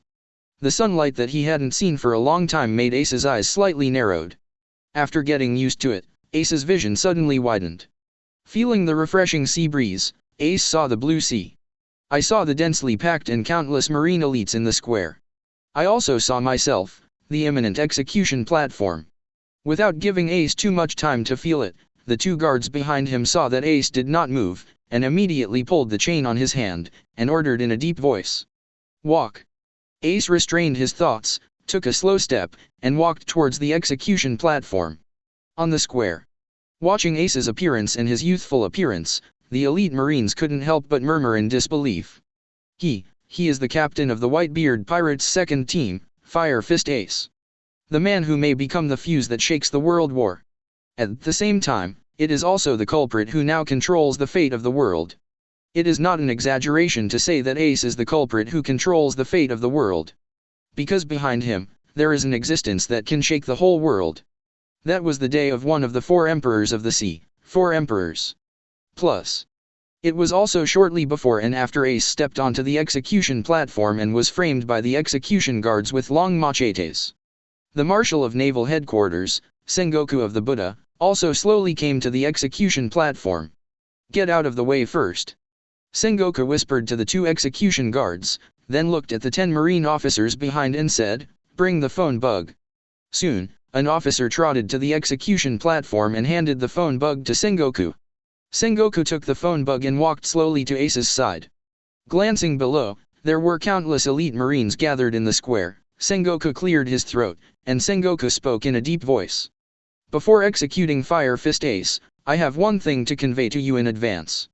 It's about the significance of poor Ghast Ace, the man, dying here today. Hearing Sengoku's words, the pupils of Ace kneeling on the execution platform shrank suddenly, and a feeling of uneasiness flooded into his heart instantly. And below, those marine elites gathered in the square also gradually became quiet when they heard Sengoku's solemn words, waiting for his follow-up words. When the square became quiet, Sengoku moved the phone bug in his hand a little closer, and said in a deep voice, "Ace. Say your father's name." Hearing Sengoku's inexplicable question, everyone present was stunned for a moment, a little confused. Isn't his father Whitebeard? If I remember correctly, it should be. But Marshal, why do you suddenly ask such a question?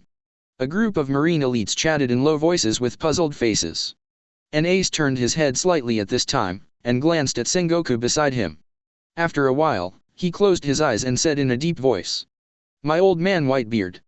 But just as he opened his mouth to answer Sengoku's words, he was immediately refuted loudly by Sengoku. Wrong. Seeing that his answer was refuted by Sengoku, Ace finally understood what Sengoku wanted to do.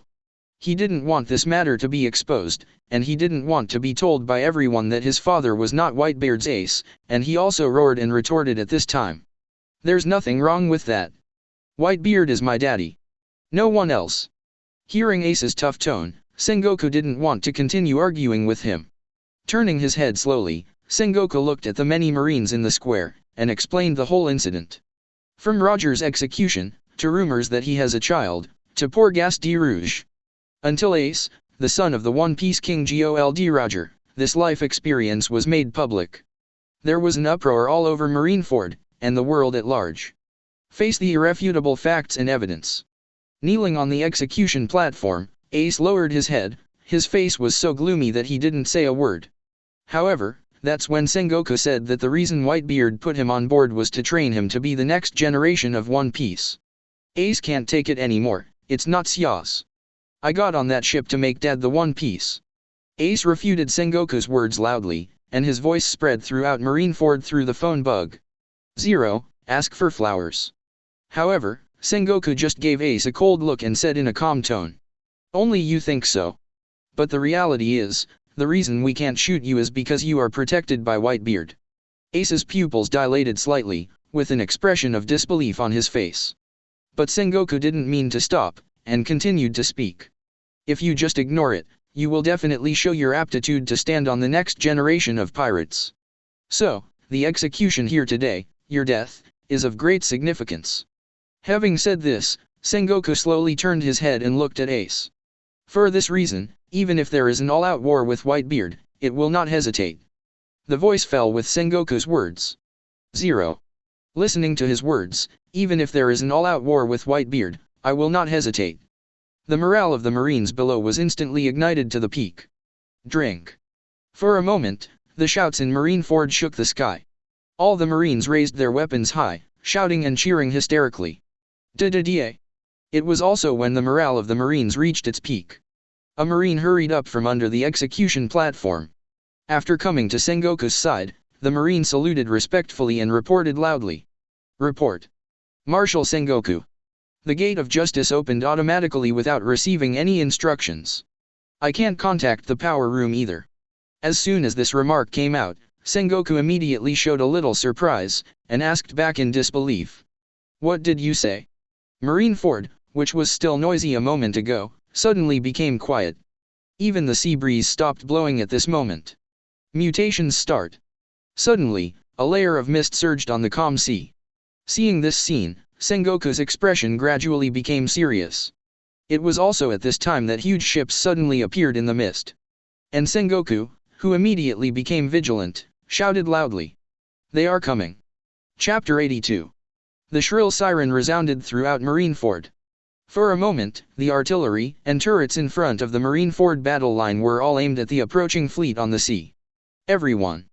Get ready for battle. Sengoku gritted his teeth, looking at the silhouettes of boats one after another in the mist on the sea surface, he couldn't help murmuring. Suddenly appeared at such a close distance. Where did they come from?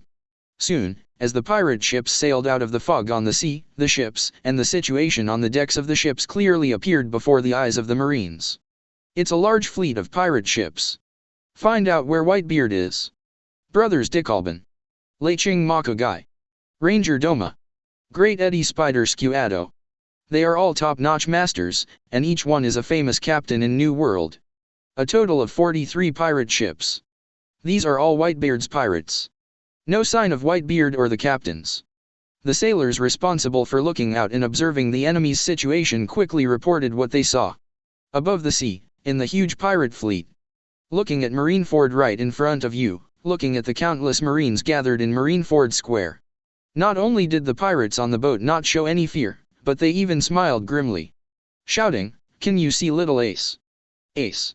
We're here to save you. Ace." At this moment, the voice of Ace shouted like a tsunami came from the entire pirate fleet. In terms of momentum, it is not inferior to what Marine showed before. Even some Marines were so frightened by the shouts of mountains and tsunamis that they let out bursts of exclamation. This time, the 7 warlords of the sea standing in front of the 570 in the array formed a sharp contrast. Facing the dense group of pirates, Don Quixote da Flamingo spread his hands excitedly and laughed. Hee hee hee ha ha ha ha, this is really exciting. Come on. Whitebeard. It was as if he had heard da Flamingo's call. In the sea surface of Marineford Bay, a huge bubble suddenly popped up. Boom. There were ripples on the sea surface in the bay, and a black shadow slowly became louder with the dull sound. Marine, who noticed this scene, immediately yelled loudly. There is a shadow on the bottom of the bay. Well, it seems that something is about to come up. Sitting on the execution platform, Sengoku, who saw a dark shadow appearing in the bay, also woke up at this time. I see. Did all their ships come from the bottom of the sea after coating? It was also the moment when Sengoku's voice fell. A loud bang suddenly came out. Boom. On the surface of the inner bay, a huge wave was stirred up. Boom boom. Immediately afterwards, an extremely huge ship with a light blue whale head rushed out from the bottom of the sea. Boom. Boom. Seeing the appearance of the whale-headed ship, all the Marines were shocked. It's Whitebeard's main ship. Mommy DK appears. Marine's exclamation just fell. There were several loud noises in the bay again. Boom. Boom. Boom. Boom boom. 3 ships, also shaped like whale bows, rushed out from the bottom of the bay one after another. Again, 3 more ships from the Whitebeard pirates appeared. They invaded into the bay. The Marines shouted in horror. Soon, Marine saw clearly the people standing on the decks of these ships. That's the captain of the first team, Marco. All 14 captains are here. Watching all the members of the Whitebeard pirates board. On the execution platform, Ace's eyes were wide open, his face was full of that mixed emotion. Also at this time, the main ship of the Whitebeard pirates, the Moby DK. There was a muffled sound of footsteps. Da-da-da. 4 Emperors Whitebeard, Edward Newgate, and Kong Yunki, one of the 12 craftsmen of the Supreme Sharp Knife, stepped on the wooden steps and boarded the bow step by step. Boom. Standing at the bow, Whitebeard glanced across the entire Marineford formation, and finally landed on Sengoku and said with a deep laugh. Gulala. Have we not seen each other in decades? Sengoku. Is my dear son all right? Whitebeard. Sengoku gritted his teeth and whispered, his face became extremely serious. He never expected that Whitebeard would appear in such a way. And it was directly invaded by him into the Bay of Marineford. In this way, the firepower they spent a lot of time planning was almost in vain. Turning his head slightly, Whitebeard glanced at Ace on the execution platform with a loving smile on his face. Wait for me, Ace. After finishing speaking, I saw Whitebeard thrust the Kong Yunki in his hand into the bow of the boat. Immediately afterwards, he clenched his fists with both hands and swung his ability violently. Boom. In an instant, the void on either side of Whitebeard shattered. The entire Marineford, and even the entire surrounding sea area, trembled violently at this moment. Boom boom. Meanwhile, the waters outside Marineford. The Pale Emperor pirates, led by the captain, Kearns, have arrived quietly. Captain, I can already see the island, although only a little bit. On the watchtower of the mast, the crew member in charge of looking out reported the current situation once. From the bow, Kearns stared ahead, although from his position he couldn't see a corner of Marineford. But he would not suspect that his crew was wrong. Let's all prepare. The next enemy will be several times, even dozens of times stronger than the enemies we have encountered before. Hearing Kearns' words, the crew members on the deck not only showed no fear, but even showed a smirk on their faces. Clear. Oh. Finally, we can have a hearty fight. Marineford. After Whitebeard used his ability to shatter the void, the entire Marineford and the surrounding sea area trembled violently. It didn't take long for the surrounding area to return to calm. So much so that the Marines on the island doubt whether Whitebeard is really as strong as the legend says. After all, although the movement just now was scary, it did not cause any actual harm to them. It was also at this time that a resounding shout came from the Whitebeard pirate ship in the waters of Marineford Bay. Well, it's for Ace, it's for Ace. We won't let anyone hurt you, Ace. Be prepared, Marine Headquarters. Drink. Another loud shout resounded after a while. The pirates of the Whitebeard pirates, even in the face of countless Marine elites, their fighting spirit has not weakened in the slightest. Below the execution platform. Looking at the high morale of the members of the Whitebeard pirates. Aokiji, one of the 3 admirals in the Marine headquarters, couldn't help talking at this moment. This really attracted a group of amazing guys. On the side, Akainu and Sakazuki, who are also admirals, said coldly. Zero. What are you talking about now? It's really uncomfortable. Kizaru raised his head slightly to overlook the Whitebeard pirates in the bay. His voice was a little lazy. Zhehehehe. This is where our Shishibukai and Marine headquarters have the strongest combat power. 3 Marine admirals and 100,000 Marine elites. So, how do you attack? Whitebeard. The forefront of the Marine array. One of the 7 warlords of the sea, Gecko Moria, shouted excitedly at Whitebeard. However, it was the second after Gecko Moria had just finished speaking. The entire Marineford suddenly became violently turbulent again. Boom boom. Feeling the strong shock, Moria was startled, and looked around blankly. What's going on with this ground ringing? The Marines, who were full of nervousness and doubts like him, couldn't help but look around at the moment. It's coming. Garp took a step forward and shouted loudly to remind everyone. Earthquake man from Shock Fruit. Whitebeard. The sea quake caused by Edward Newgate is about to turn into a tsunami. It was also at the moment when Garp's reminder fell. On both sides of Marineford, a huge wave with a height of nearly 1,000 meters suddenly surged. And that is the tsunami caused by Whitebeard's ability. Boom. The entire Marineford trembled violently, and at this moment, the Marine elite panicked. What is that? It's a tsunami. It's huge. Soon, those 2 huge waves almost covered the entire sky of Marineford. There is a great momentum. The countless Marine elites located in Marineford Square, many people on the spot were terrified by the scene in front of them and screamed in horror. It's over. Hateful. Ugh. It was also at the moment when these 2 huge waves appeared. Under the execution platform, Aokiji, one of the 3 admirals in the Marine headquarters, suddenly exudes a piercing toilet smell. Who? A mouthful of frosty air visible to the naked eye exhaled from the mouth. In the next second, Aokiji instantly disappeared into the seat of the execution platform. Whoosh. When he reappeared, his figure had already arrived in the midair of Marineford, in the midst of 2 huge waves. Looking at the 2 huge waves, Aokiji opened his hands, and the fruit ability immediately unfolded. Ice Age.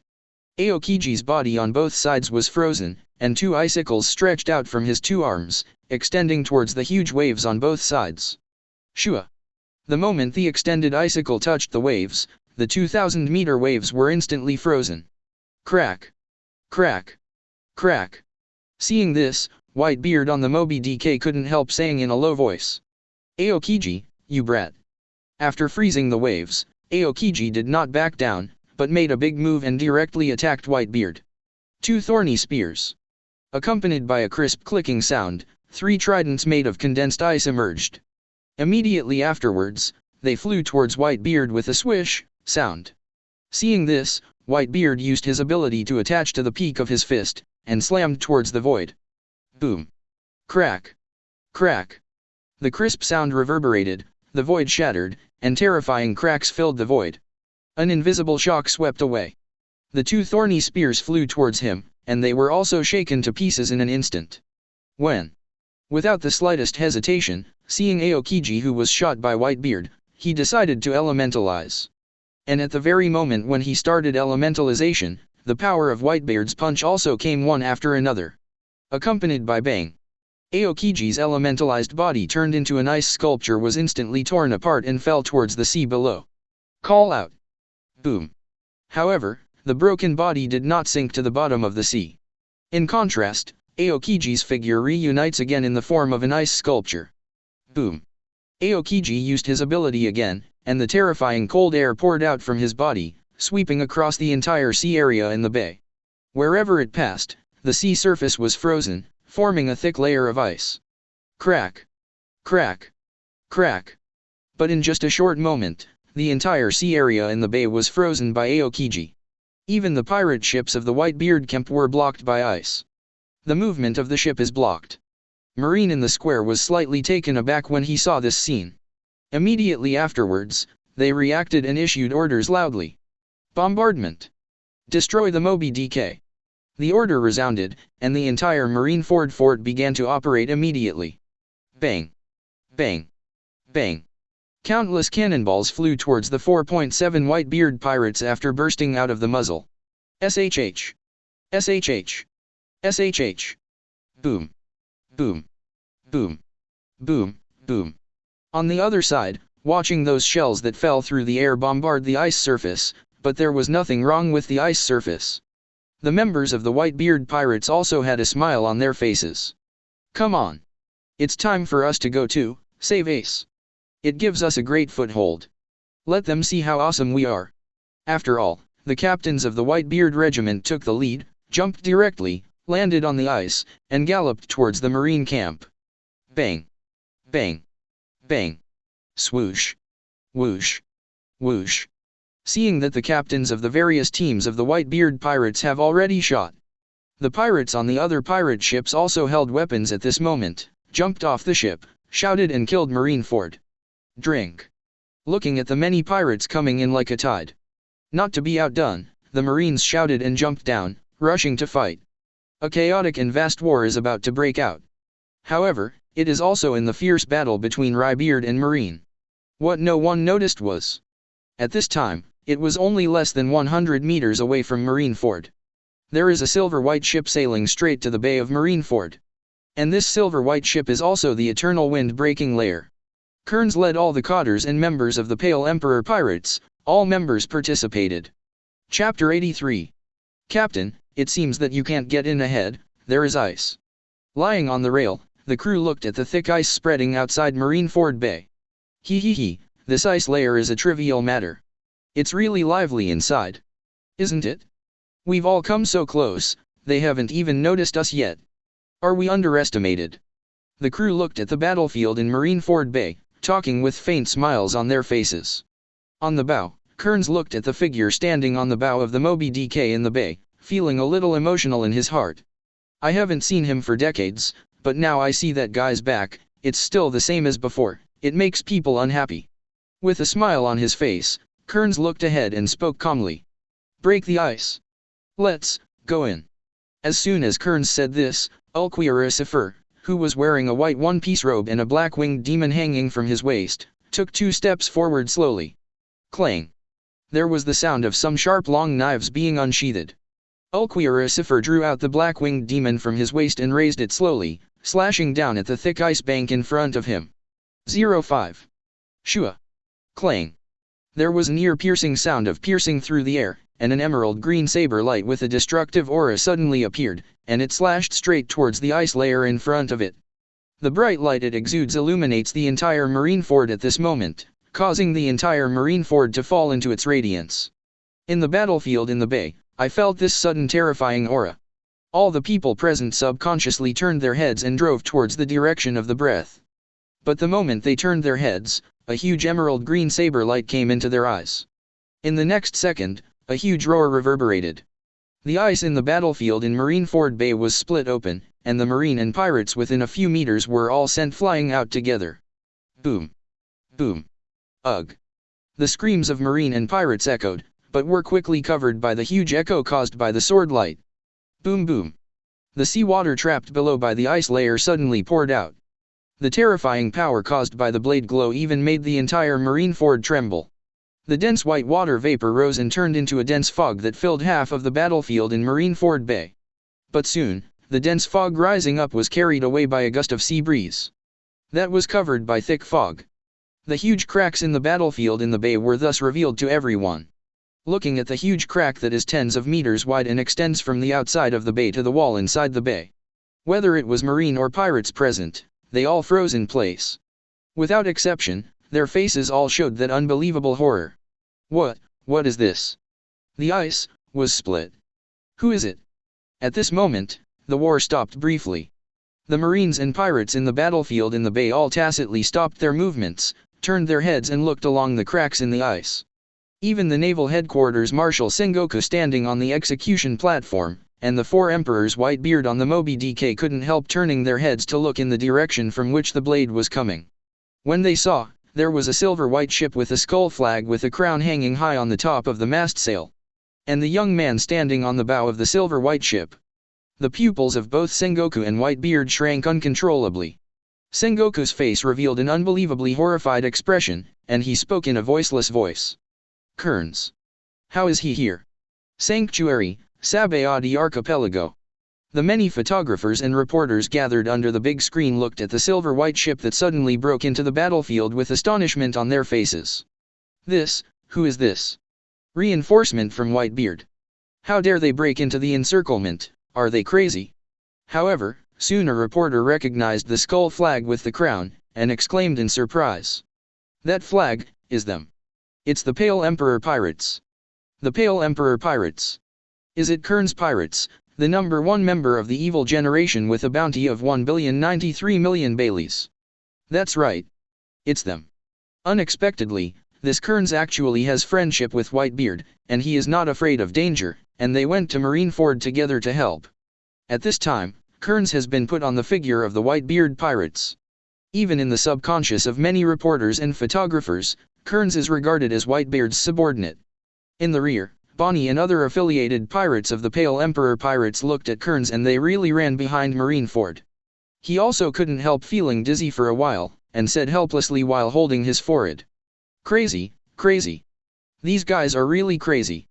Breaking into Marineford at such a time, isn't that going to die? Let's not talk about Marine, there are so many people in Whitebeard, you are only a few hundred people, this is not enough to see it all. What kind of enmity and resentment is it that makes you go all the way to Marineford to kill him at such a time? See the situation clearly, UBD Captain. Bonnie cursed with his hands on his forehead. Meanwhile, Marineford. Along the broken ice of Ulquiorra Cipher, the Eternal Breaker slowly sailed into the bay of Marineford. On the deck, all crew members are ready to go. Albedo had also put on a pitch-black armor, holding a black kite shield in one hand, and easily holding a green axe emitting green light in the other. Located behind Kearns to the left are Albedo, Demiurge, and Six Paths Pen 943. On the right back of Kearns are Ulquiorra Cipher, Uchiha Obito, Otoko Yoda, and Pava. Hey, Captain. Where is our enemy? Marine? Or pirates?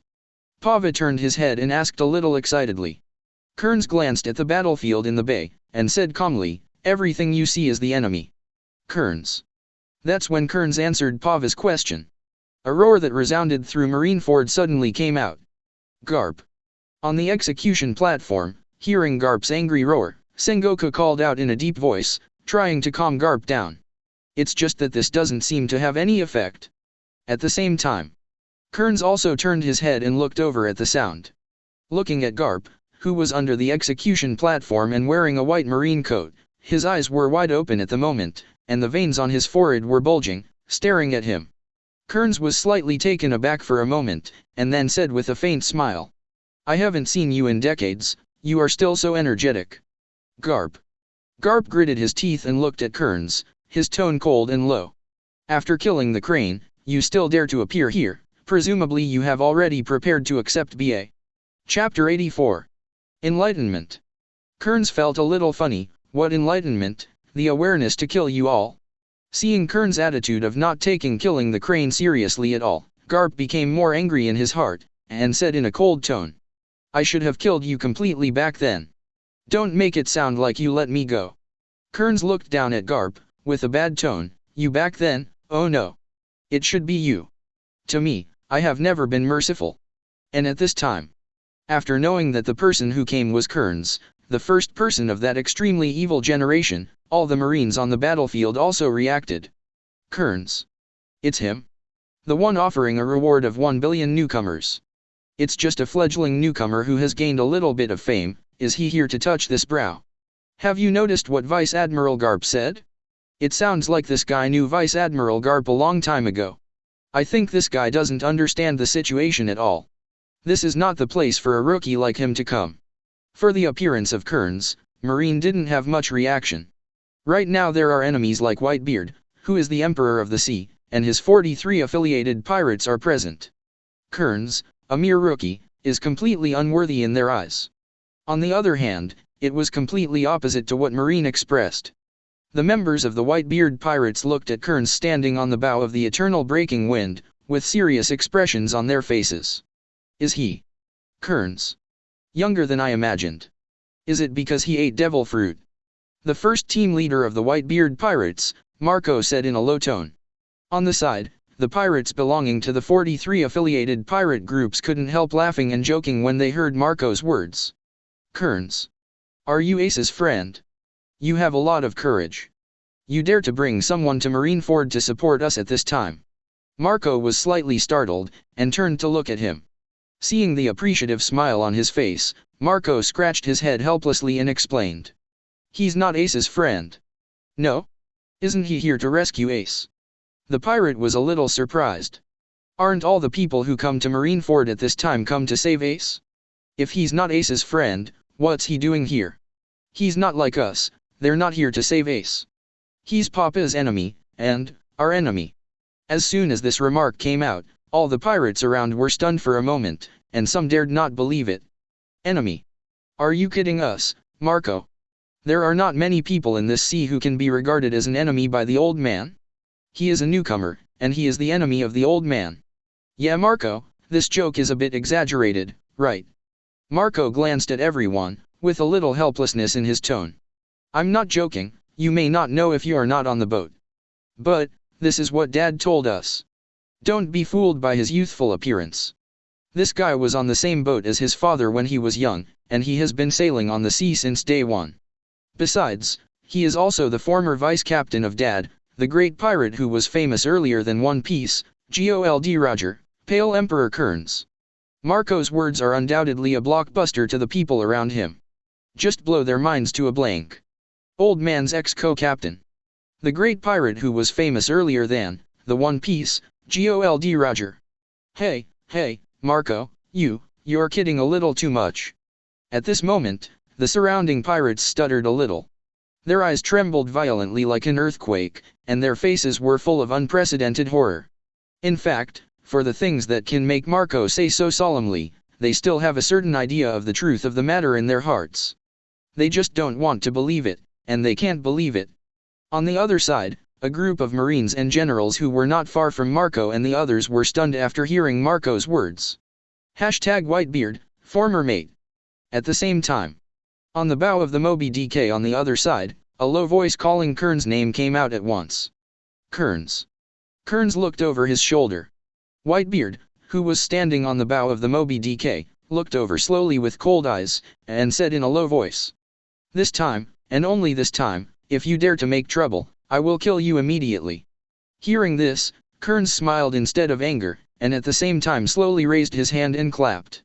Papa, I haven't seen you in decades, your words are getting tougher. How, good Zhao? Is the scar on the chest healed? Does it not hurt? It makes you feel that you can kill me at will.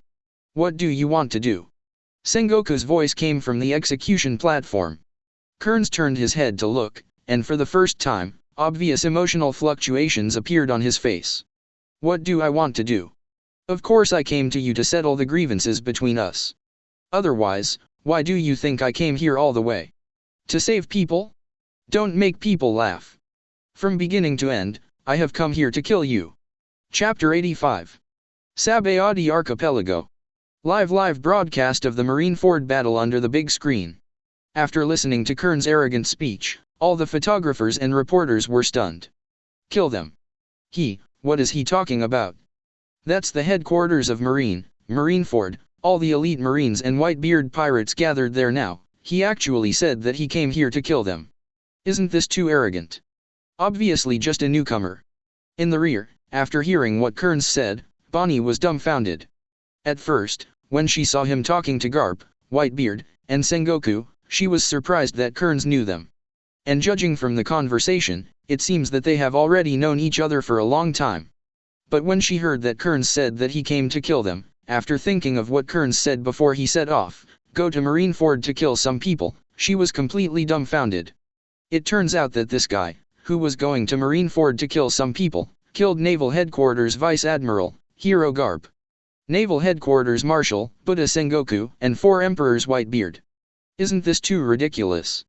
Deal with the Marine Headquarters and the Whitebeard pirates at the same time, how many lives will survive? Bonnie felt a chill in his heart, a little dumbfounded by Kearns' behavior. 370. Marineford. At this time, Sengoku, after hearing what Kearns said, suddenly became extremely ugly. UBD, are you here to make trouble at such a time? Sengoku gritted his teeth, his tone low and resentful. Right now, there is only one Whitebeard pirate group, and he is not 100% sure that he can win this war. Now comes another Pale Emperor pirates. The probability of Marine being able to win this war has fallen like a cliff. It is different from what Sengoku considers. Garp, who was under the execution platform, was only thinking about how to kill Kearns. Wow. Garp ripped off the white marine coat behind him and left it on the ground. Loosening his collar, Garp stared intently at Kearns. Before that, you will be killed by me. On the square. Naval Headquarters Vice Admiral, who was also wearing a white marine coat, all showed displeasure after hearing such arrogant words from Kearns, and said in a low voice. Stop being presumptuous. The ones gathered here are 100,000 Marine elites, and the most powerful Marines. If you want to kill us, you have to see if you have the ability. This is Marineford, Marines headquarters, not a place for you as a newcomer. A cacophony of voices rose and fell in Marineford Square. The Marines were full of indignation at Kearns' arrogant words. Only the captain of the Whitebeard pirates and other members, their faces were full of seriousness at this time, and they dared not show the slightest carelessness towards Kearns. Glancing at the noisy crowd below, Kearns slowly took a small step forward, speaking calmly. Miscellaneous fish, there is no need to exist. While speaking, Kearns released all his aura without any reservation. A terrifying coercion surged from Kearns' body, and suddenly enveloped the entire Marineford. Those who feel it can't help but have their pupils slightly dilated, and their faces are horrified. This suffocating sense of oppression. Is he really a rookie? Rao was the Naval Headquarters Vice Admiral who thought Kearns was arrogant before, but at this moment felt Kearns' extremely strong momentum and the almost suffocating sense of oppression. I couldn't help but feel a chill in my heart, and an ugly look appeared on my face. However, this is just an appetizer. The aura exuded by Kearns was still rising rapidly, but in the blink of an eye, a faint red aura appeared around Kearns' body. In the next second, Kearns' eyes froze, and there was a dark red electric pulse all over his body instantly. Chilla. Conqueror's Haki, bursting out of Kearns' body at this moment. Boom. A dark red aura that was so thick that it was already solidified and clearly visible to the naked eye rose into the sky. Above the sky, the sea of clouds is gradually rolling and boiling. Bursts of dark red air waves, also centered on Kearns, swept across the entire Marineford battlefield. Boom. Wherever the air wave passed, no matter if it was a Marine or a pirate, they all rolled their eyes and passed out in an instant. Ugh. Plop. Plop. Plop. Even the Naval Headquarters Vice Admiral, under Kearns' Conqueror's Haki, couldn't bear it, and took a few steps back one after another, staggering to one knee and kneeling on the ground, resisting with difficulty. What's more, even Vice Admiral, under the sweep of Kearns' Conqueror's Haki, instantly rolled his eyes and passed out. Plop. Plop. Seeing this scene, Sengoku on the execution platform was stunned. Even Garp, Aokiji, Akainu, and Kizaru, who were under the execution platform, God couldn't help being moved by them at this moment. This Haki, even they, felt very uncomfortable. This guy, has he become stronger again? He has become even stronger than before. Sengoku gritted his teeth, staring at Kearns on the bow of eternal breaking wind, with a serious expression. This Haki, is not to the extent that a rookie can touch.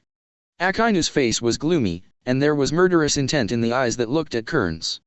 Aokiji took the situation below into his eyes, and spoke with a dignified tone. Haki, which even Vice Admiral can't resist, is already on par with that guy's conquerors, right? Scary really, the guys who came here are so strong as monsters. Kizaru frowned and said lazily in his frivolous tone. Although he said it was scary, there was no look of fear on his face. And the other side. On the Moby DK, seeing his sons being dealt with by Kearns in an instant, Whitebeard also had a gloomy look on his face, and roared angrily. Kearns. Chilla. Similarly, a dark red arc flickered around Whitebeard's body. In the next second, a powerful conqueror's Haki rushed out of his body.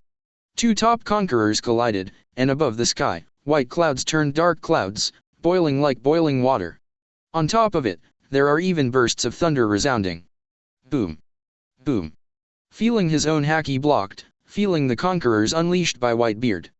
Kearns turned his head slightly to look at Moby DK and Whitebeard. You are really annoying. It's been like this since before. Kearns had a smile on his face, but his tone didn't hide the murderous intent. Boom. Crack. Crack. On the battlefield in the bay, the thick ice cracked. A turbulent wind swept across the Marineford battlefield, and the collision of two conquerors' Haki was still in a stalemate. Not far from the main ship of the Whitebeard pirates. On the ice battlefield in the bay. Feeling the creepy aura of the two, both Marine and pirate couldn't control their bodies to tremble slightly. This is the enemy of the old man. The guy who used to ride on the sea with the old man. Damn it. This feeling makes me almost suffocate. Haki alone is already too much for us. Is this guy a monster? At this moment, the Marine headquarters and the Whitebeard pirates seem to have forgotten that the other party is their enemy. Under the oppression of the two Haki, their bodies were all trembling. In the eyes looking at those two people, there is only boundless horror and fear left. Chapter 86. This is not a place for you to act recklessly. Also at this time, under the execution platform, Admiral of Headquarters, Akainu, and Sakazuki slowly stood up from their positions. Boom. In the next second, his two arms suddenly turned into hot magma, flowing like a waterfall.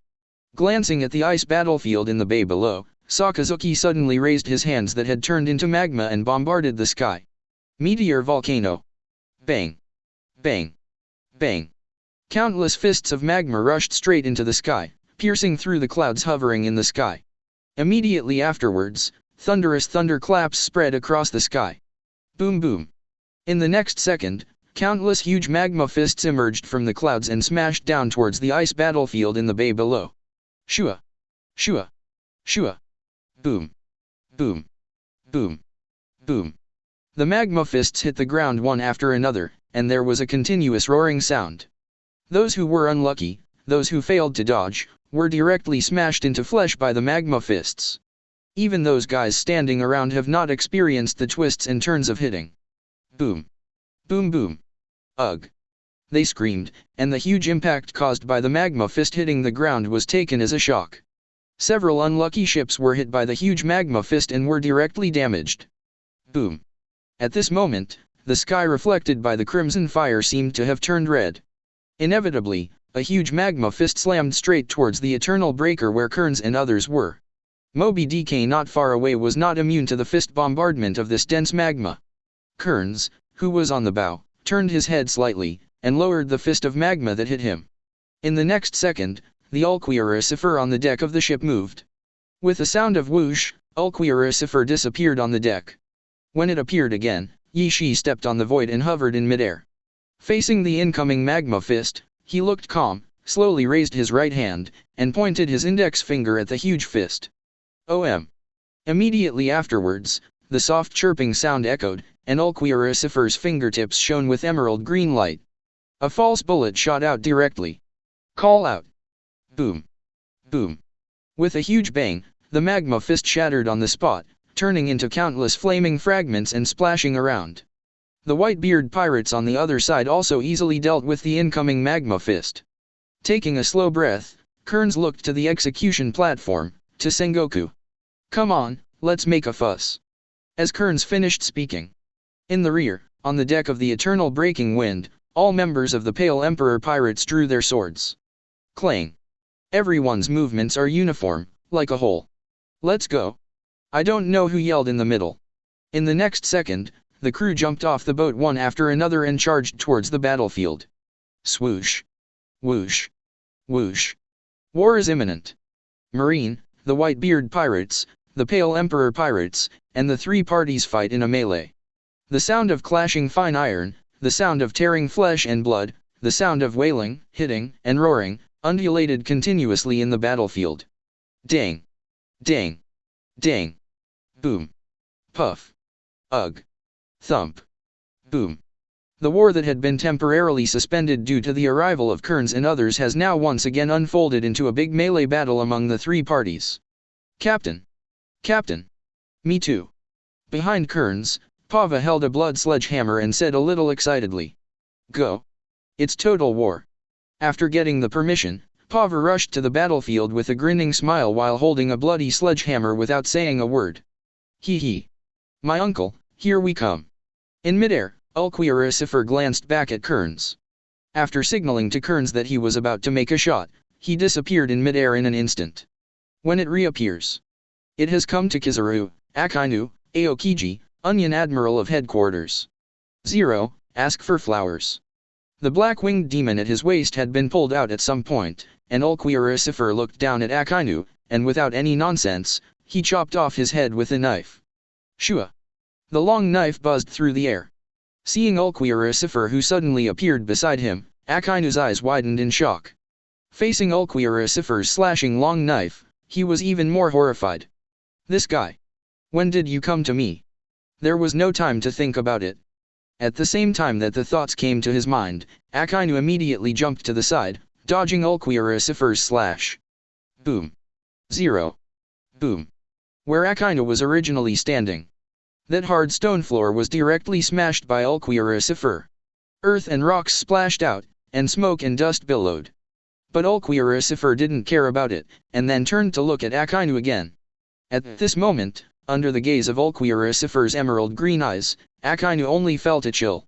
It even made him feel like he was being targeted by Shinigami.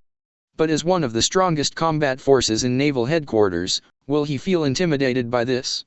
Gudong Gudong.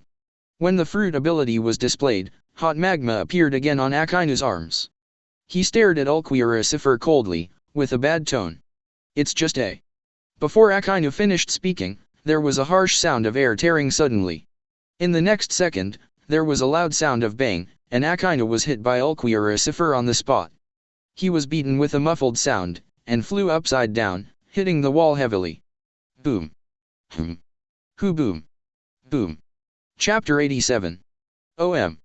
It was also at the moment Akainu was sent flying by Ulquioricifer's blow, a buzzing sound suddenly exploded beside Ulquioricifer. Dazzling golden light flickered, and Ulquioricifer turned his head slightly. Then I saw that Kizaru had already come to his side, and raised his right leg that exuded dazzling golden light. "Have you been kicked by the speed of light?" After saying that, Kizaru immediately kicked Ulquioricifer. Shua. However, although his speed is fast, Ulquioricifer's speed is not slow. Before Kizaru's lightspeed kick kicked out, Ulquioricifer had already raised his arm and placed it on his side to block. Boom. Accompanied by a dull blowing sound, Ulquioricifer was kicked by Kizaru's speed of light and slid sideways for more than 10 meters before barely coming to a stop. After stabilizing his figure, Ulquioricifer slowly raised his head and looked at Kizaru not far away. However, when Kizaru saw that his lightspeed kick was actually caught by the opponent, he couldn't help showing a little horrified look on his face. Hey, isn't it? This guy actually took it. 020. The other side. The Sanctuary, the Sabayadi archipelago, was broadcast live under the big screen of the Marineford battle in real time.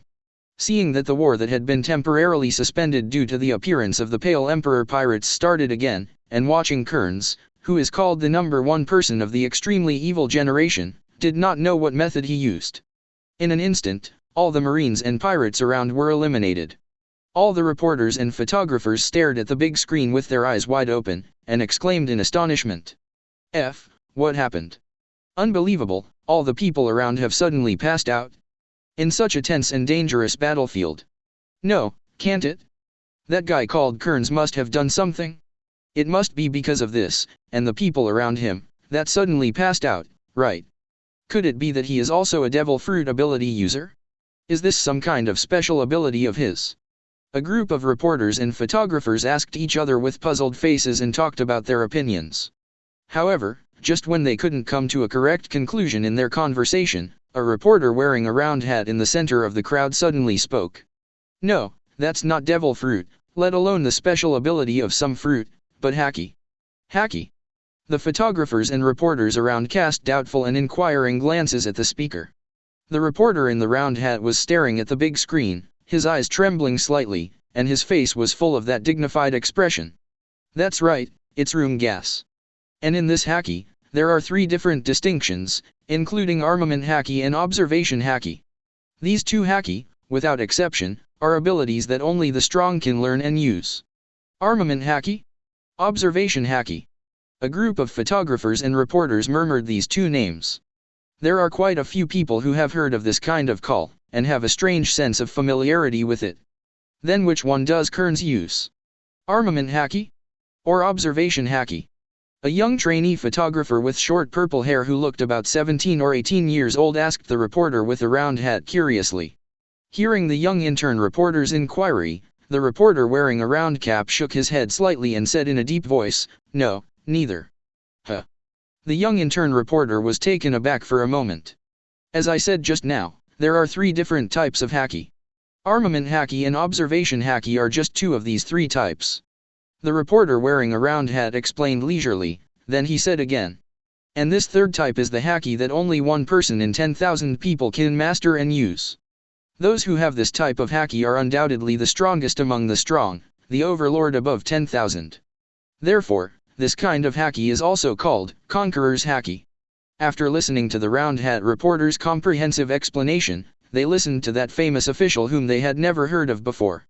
On the faces of the photographers and reporters present, there was an uncontrollable look of astonishment, and they repeated in a whisper. Conquerors. Hacky. The reporter with the round hat nodded, his tone still dignified. That's right, it's conqueror's hacky. It is rumored that the person who owns the conqueror's hacky can intimidate the opponent to the point of immobility just by relying on his own powerful aura and aura. What's more, because he can't bear the extremely strong aura, he will faint on the spot leave. Judging from the real-time broadcast of the battle on the big screen Marineford, what the captain of the Pale Emperor Pirates and the #1 member of the evil generation, Kearns, possesses is undoubtedly the conquerors that only 1 out of 10,000 people can master. Hacky. Hiss. At this moment, all the reporters and photographers present gasped after listening to the reporter with the round hat. I was shocked by the secrets and knowledge that I suddenly knew. At the same time, I also deeply understand what an extraordinary existence Kearns, who leads the Pale Emperor Pirates, is. Located behind them, Rao, Bonnie, and others who belong to the Pale Emperor Pirates, can't help but be moved after hearing the comprehensive types and differences of hacky, and what level their cheap big captain ranks in. Among 10,000. Overlord. It was also at this moment that Bonnie and others' understanding of Kearns was once again refreshed. At the same time, I really understood that those who said they were going to Marineford to kill some people were not crazy, but really have the ability to do it. On the other side, Marineford. After witnessing the opponent receive his own light speed kick, Kizaru already knew the extraordinary strength of Ulquiorra. At this moment, he looked at Ulquiorra with casualness and contempt. Instead, it is a solemn expression that regards it as a powerful opponent who can rival itself. At the same time, he was also shocked by a cadre member of the Pale Emperor Pirates who shot casually. It has a powerful strength comparable to that of the Admiral class. This has far exceeded his imagination of the strength of the Pale Emperor Pirates. Amazon Cloud Sword. Kizaru folded his hands and whispered softly. Immediately afterwards, there was a soft sound of OM, dazzling golden light shone, and a lightsaber made of light particles emerged, which was held in the palm of Kizaru. However, Ulquiorra's raised hand was amiss. Clang buzz. With a flash of emerald green light, the false bullet shot out from Ulquioricifer's fingertips and flew towards Kizaru. Call out. This sudden scene made Huang Yuan's pupils shrink. What followed was the loud detonation of false bomb bombardment. Boom. Although the power of false bullets is not as good as that of Zero, the victory lies in its speed. Boom. Billowing thick smoke rose up with this roar. Clang. All of a sudden, the sky was filled with golden light in the thick smoke. In the next second, countless solid golden flashes pierced through the thick smoke and shot towards Ulquioricifer. Whoa. Whoa. Whoa. Ulquioricifer lowered his eyelids, and the black magician in his hand danced. Shua. Shua. Shua. Dang dang dang. The dense rain of golden flashes that shoot towards Ulquioricifer is relaxed and present. Kizaru's figure was also revealed later. Holding the Amazono cloud sword, he appeared behind Ulquioricifer in an instant, and slashed towards his back with the sword. Shua. When? Eye-catching sparks. Rao Kizaru's speed is fast enough. Rao has come behind Ulquioricifer and launched an attack without hesitation. It was still blocked by Ulquioricifer with a backhand swing, and it was easily blocked. This guy. At this moment, Yuan was really shocked by the strength displayed by Ulquioricifer. So much so that his face inadvertently showed a little look of horror. Easy. It's so easy. When he responded to his attack, it seemed like he was perfunctory a child. Also at this time, Ulquioricifer slowly turned her head, her emerald green eyes stared at Kizaru coldly, and said leisurely, "Human, have you ever been afraid?" However, it was also at the moment when Ulquioricifer said this.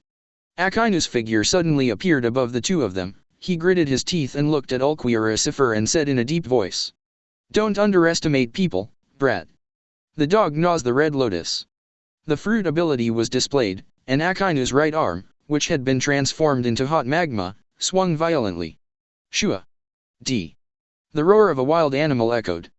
Akainu's swung right fist turned into a magma dog with a bloody mouth, and rushed towards Ulquioricifer 4.9. Ulquioricifer narrowed his eyes slightly. While resisting Kizaru's attack, he raised his left hand to meet Akainu's attack. Boom. Boom. This time, Ulquioricifer couldn't easily block it. His figure, in that roar, was repelled out. Clatter. Akainu landed on the ground smoothly, and the first thing he did was to criticize Kizaru beside him. As Admiral, you should show some strength that Admiral should have. Don't let people look down upon you, Kizaru. It's better to let a fledgling rookie kid. At the same time, Ulquioricifer, who was knocked back by Akainu, also steadied himself. Patting the dust off his clothes casually, Ulquioricifer looked at Akainu and said calmly, "Is this all your strength?" Sure enough, one hand didn't catch it. Akainu, huh? Chapter 88. What did you say? Akainu frowned slightly, and couldn't believe what he heard. Kizaru on the side raised his head slightly, overlooking Ulquioricifer. Really, things seem to be getting a little troublesome. It's okay for the guys in the Whitebeard Pirates to be as strong as monsters, but why are you like this? Arrogance comes with a price, brat. Akainu's voice was low and his tone was not kind. Ulquioricifer, who heard these words, didn't show any expression on his face. He still had the same cold expression, and his tone was still so calm. Arrogance? Arrogance? Are you talking about yourself? Even though they are so fragile, such weakants don't know what it means to attack us. I can't understand your stupidity. Hearing Ulquioricifer's words, Kizaru couldn't help but smiled self-deprecatingly. This is really underestimated. Aside, Akainu also slowly picked up the conversation, and said in a low voice. Is 08 stupid to attack you? Do you really think that with your strength, you are qualified to stand on this battlefield? If it weren't for the existence of the Whitebeard Pirates, you would have been executed on the spot by us long ago. Don't underestimate Marine, you brat. It seems that you are not aware of the true face of the matter. Ulquioricifer had a calm voice, and was not angry at what Akainu said. Your words are words spoken by people who don't understand what true despair is. Since you don't understand, let me tell you. True despair, a gesture of possession. As he spoke, Ulquioricifer slowly raised the black-winged demon that was holding in the palm of his hand. At the same moment, the aura around Ulquioricifer began to rise rapidly. Boom. A dark green aura that was so thick that it had already turned into substance, but was clearly visible to the naked eye, suddenly burst out from Ulquiorra body. Under the feet of Ulquiorra, the hard earth and stone ground collapsed suddenly, spreading cracks like spider webs. Boom.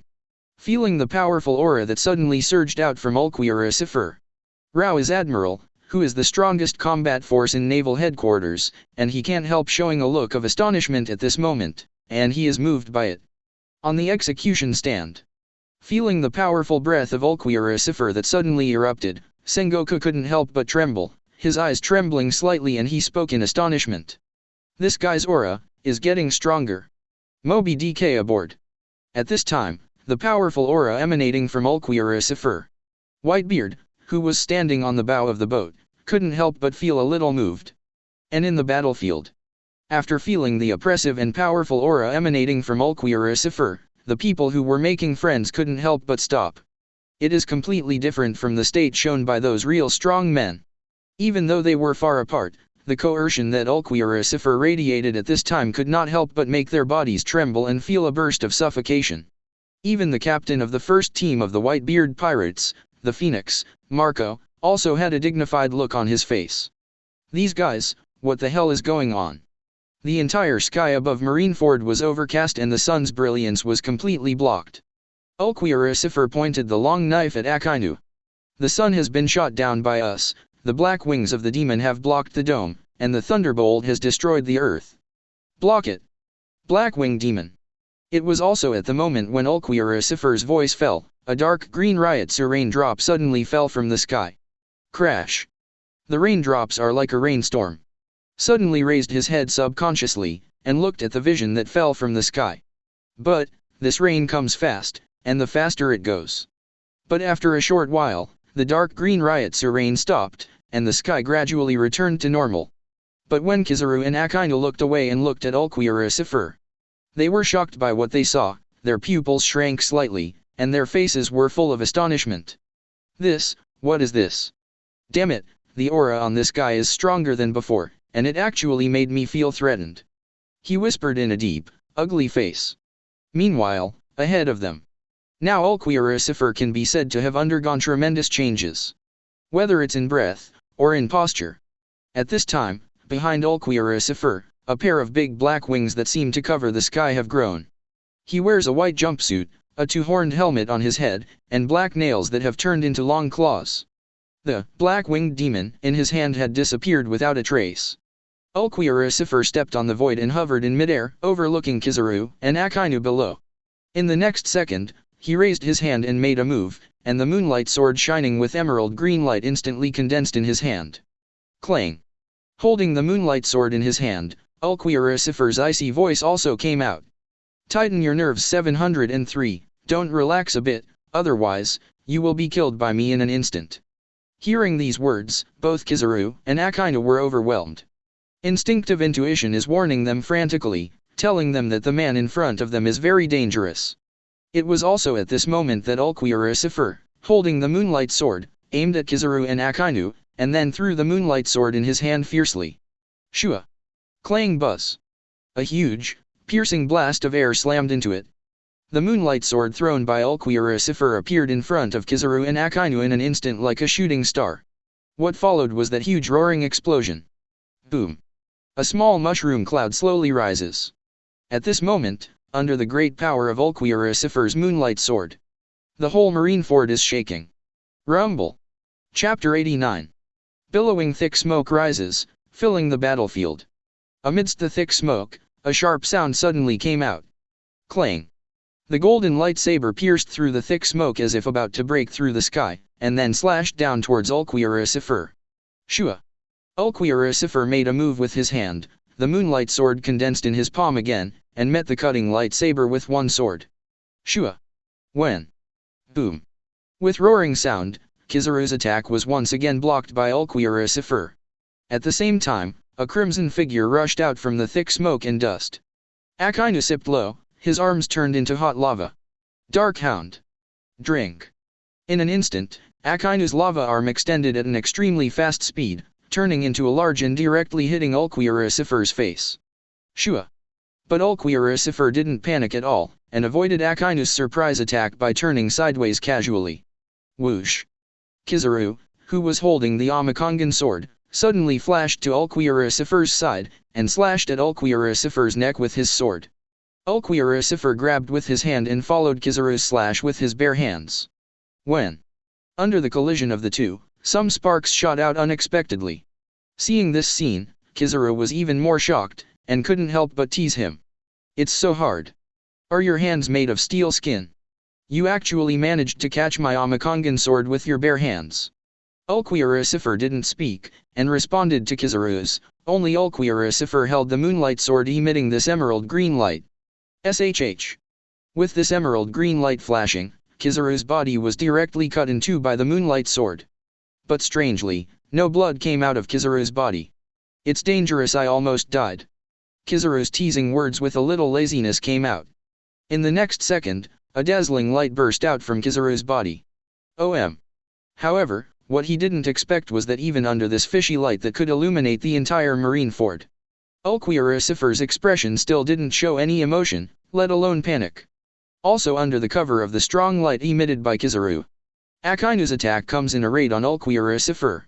Great eruption! Akainu shouted angrily, the arm that turned into a naked eye condensed into a huge fist, and smashed towards Ulquioricifer. "Let you all be sober." Ulquioricifer looked sideways, and his figure disappeared instantly. Akainu, who missed the attack, was taken aback. Disappeared. Immediately afterwards, a big hand suddenly grabbed Akainu's face, grabbed his head and slammed it to the ground. Boom! Boom! Under the mighty power of Ulquioricifer, Akainu's head was directly smashed into the soil layer, making it look like a green onion. In the next second, the soil and stone layers within a few meters of Fang Yuan collapsed suddenly due to the power that followed after the blow, revealing cracks like spider webs.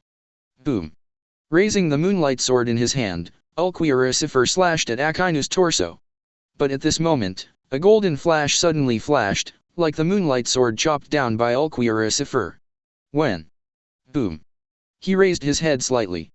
Admiral of Headquarters Kizaru, right in front of him at this moment, that golden flash is also the Amazono sword in his hand.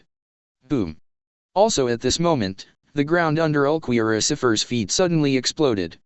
A large amount of hot lava spewed out, lying on the Ulquioricifer. Wow long! But Ulquioricifer is not afraid of this, and the backhand is a false bullet. Boom! Boom boom! The huge roar resounded again. Billowing thick black smoke rose. Kizaru's figure was shaken back by more than 10 meters by the sudden and huge explosion. After standing still, Kizaru had a look of shock on his face. With such an attack at such a short distance, isn't he afraid of affecting himself? While speaking, Kizaru immediately swung his sword in a defensive gesture. Immediately afterwards, Ulquioricifer, holding a moonlight sword, descended on Kizaru in an instant and attacked him. Boom! Kizaru supported the Amakongan sword with both hands, and was pushed back by Ulquioricifer's attack and slid out. It wasn't until Kizaru slid a few meters away and felt that the momentum had weakened a little, that he stomped on the ground and stopped his slipping figure. Boom! Also at the moment when Kizaru stopped, Ulquioricifer immediately closed his moves and launched a new round of attacks. The moonlight sword in his hand slid across, and there were bursts of air explosions in the void. Buzz! But before Ulquioricifer's attack landed, the ground between the two suddenly exploded. Boom! Boy! Akainu's angry shout echoed with a little resentment. The scorching lava is like a big wave, gushing out of the ground, slapping like Ulquioricifer. Boom! On the execution stand. Looking at Ulquioricifer's demon-like posture. Watch him fight two marine admirals so hard on his own. Sengoku's face showed an uncontrollable horrified look, and his eyes trembled violently like an earthquake. How is this possible? He, actually blocked two admirals with only one person. Even Polisalino and Sakazuki teamed up, and Shanyo couldn't win him in a short time. Sengoku murmured, that look of disbelief on his face. Subconsciously, Sengoku looked at Kearns standing on the bow of the Eternal Breaker in the bay, and then glanced at the white-beard tool standing on the bow of the Moby DK. Inexplicably, Sengoku clenched his teeth angrily, his voice extremely low.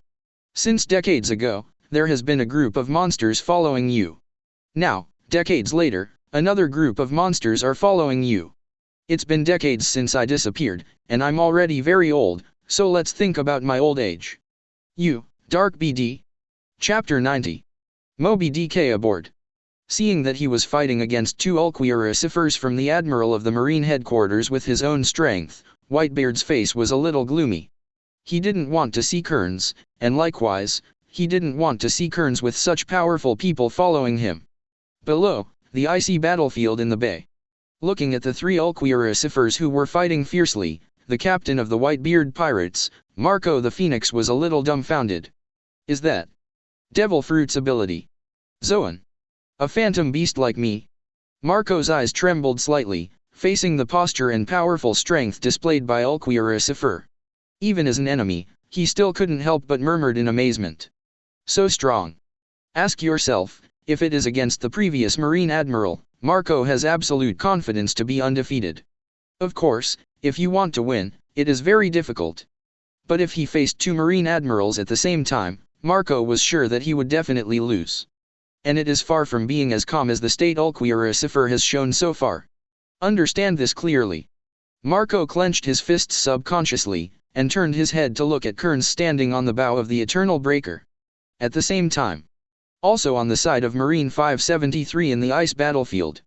As for Ulquioricifer, one man against two Marine Admirals, most sailors didn't feel how powerful Ulquioricifer was. I just feel that this guy is not weak, that's all. In their eyes. Now that the two admirals who are the strongest in naval headquarters have already made their move, the guy with the black wings is doomed to fail. And compared to this, Marine Admiral, who is their spiritual pillar, has boosted their morale just by making a move. Make them more motivated. Admiral has already made a move, we can't continue standing still. I don't know who is howling this time. And his words successfully brought all the surrounding sailors back to their senses, and they all opened their mouths to agree. That's right, we should fight with all our strength. You can't just let Admiral fight. Come on. Let me give this group of ignorant newcomers some color. Go together. Drink. Just a few words, a few conversations. Then a large group of Marines rushed towards the Eternal Breaker where Kearns and others were. Among them, there is no shortage of Marine Vice Admiral, Isai.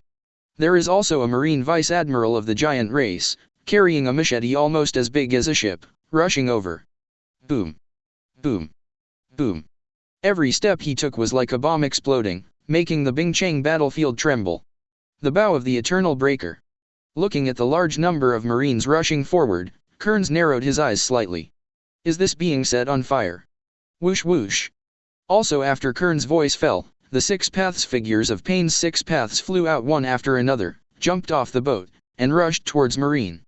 At the same time, Uchiha Obito also slowly stepped forward and spoke. Me too, Captain.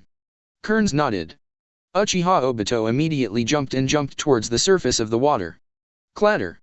Landing firmly on the ice, Uchiha Obito immediately took steps and walked towards the Marine that was coming like a tide.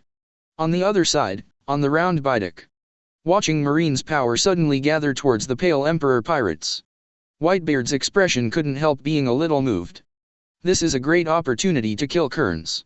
Right now, the Pale Emperor pirates have been restrained by Marine. If he makes a move, it will be a great opportunity to kill Kearns. As long as he is dead, as long as there is no him, this sea will still be the same as before. With this in mind, Whitebeard's sleep couldn't help flickering with light. But in the next second, Whitebeard slowly closed his eyes, gave up this great opportunity, and said to his sons in a deep voice.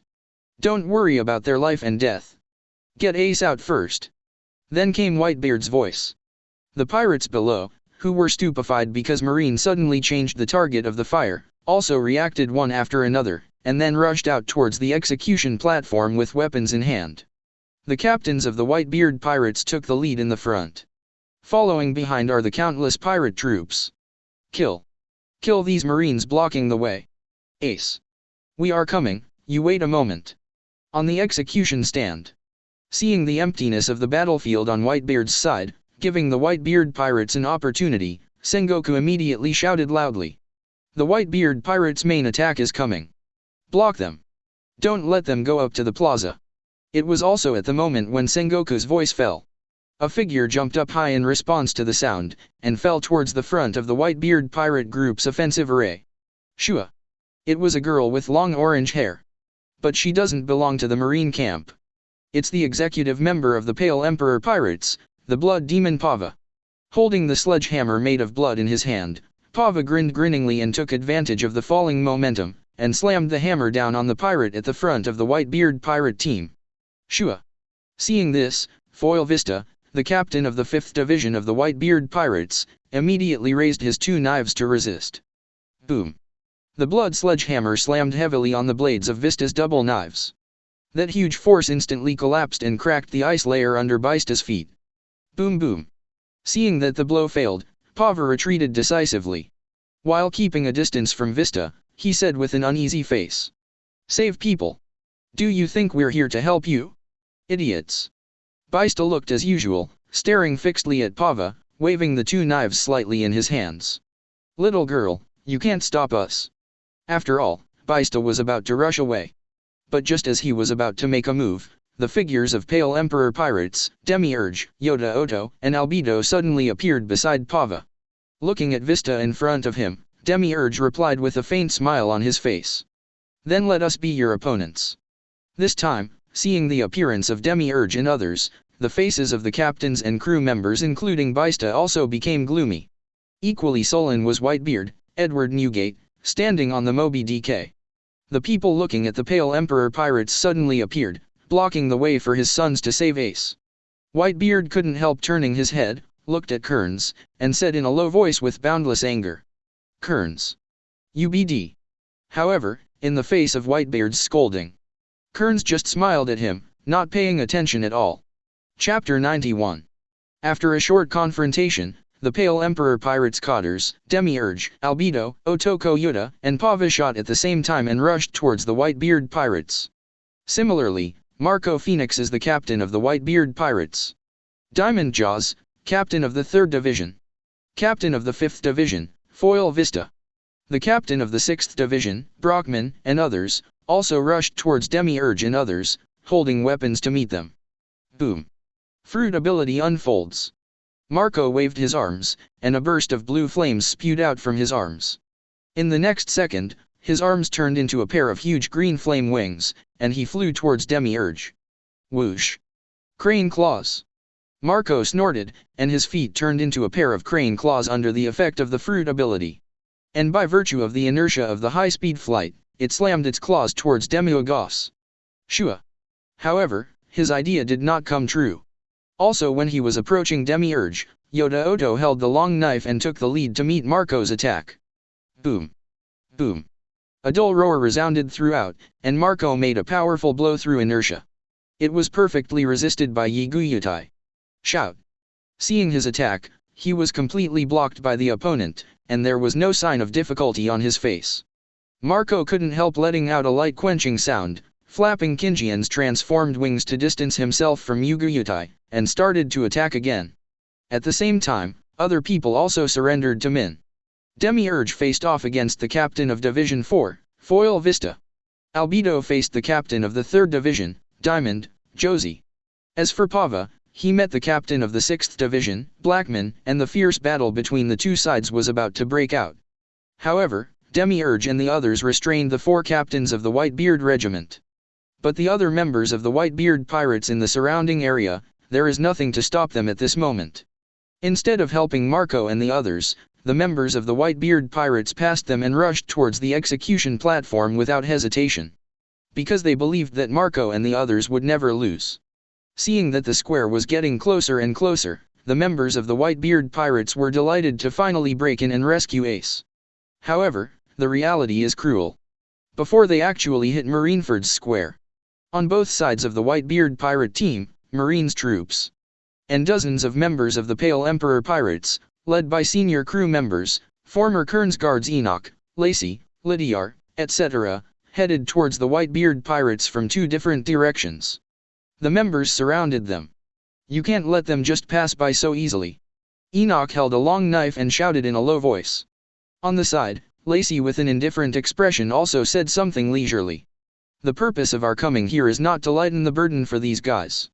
Lydiar, let's go. After all, Enoch, Lacey, and Lydiar flashed their figures and charged towards the Whitebeard Pirates first. Swoosh. Whoosh. Whoosh. And in the rear, dozens of members of the Pale Emperor pirates also responded loudly, and all followed the pace of Enoch and others' charge. Learn. On the other side of the battlefield, the 6 pens overtaken by Nagato, just 6 of them, formed an insurmountable front. They are like Shinigami, frantically and quickly harvesting the lives of Marine and Whitebeard pirates. Facing the siege, the 6 people were not in vain. A pair of purple eyes turned quickly from side to side. With the 6 people sharing their vision, any sneak attack would be futile. Bang! Bang! Bang! Puff! Boom! Ugh! Crack! Hitting the attacking pirate's wrist with one hand, the beast Deopain directly knocked out the weapon in his hand. At the same time, he grabbed the pirate's arm, pulled it forward, and received an open knee. Boom! The pirate whose jaw was hit felt dizzy on the spot. 0. Seeking flowers.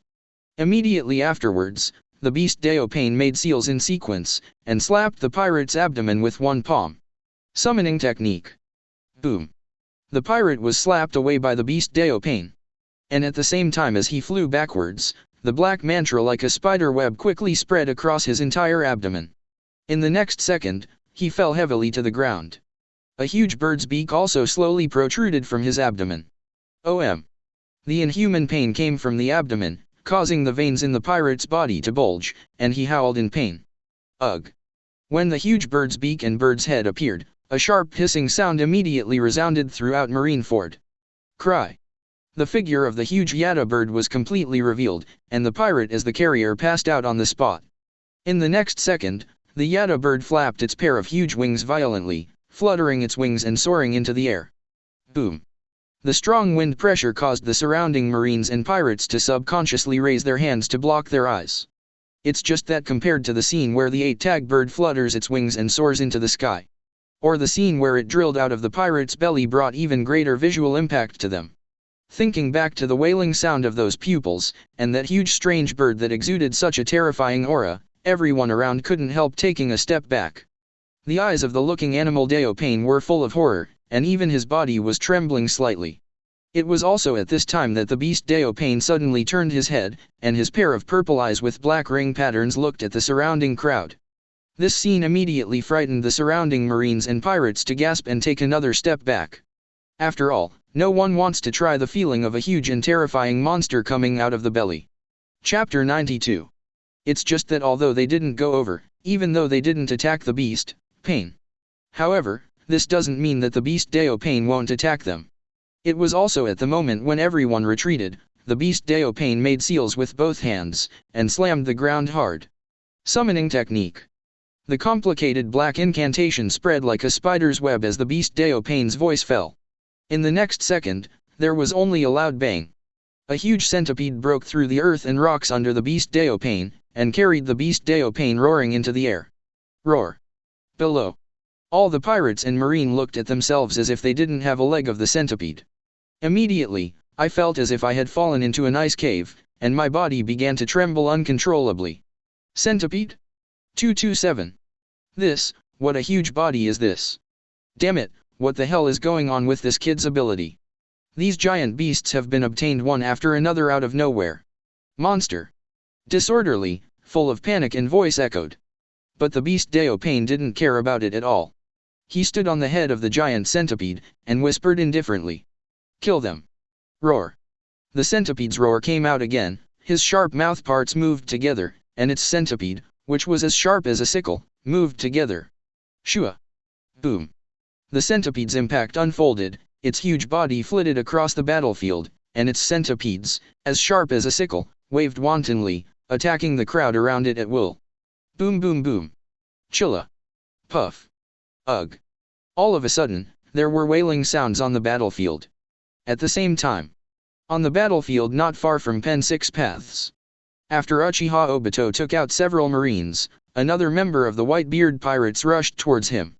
The result is that Uchiha Obito used the wood-style barrel to cool down. Wood-style cutting technique. A deep voice came from under Obito's white mask. In the next second, the wooden thorn that had already penetrated the pirate's body suddenly split and grew, and burst out of the pirate's body. Puff. Wow. Datan's blood spilled from the pirate's body onto the ground like a splash. At this moment, his whole body is like a hedgehog, being pierced by a sharp wooden thorn. Boom.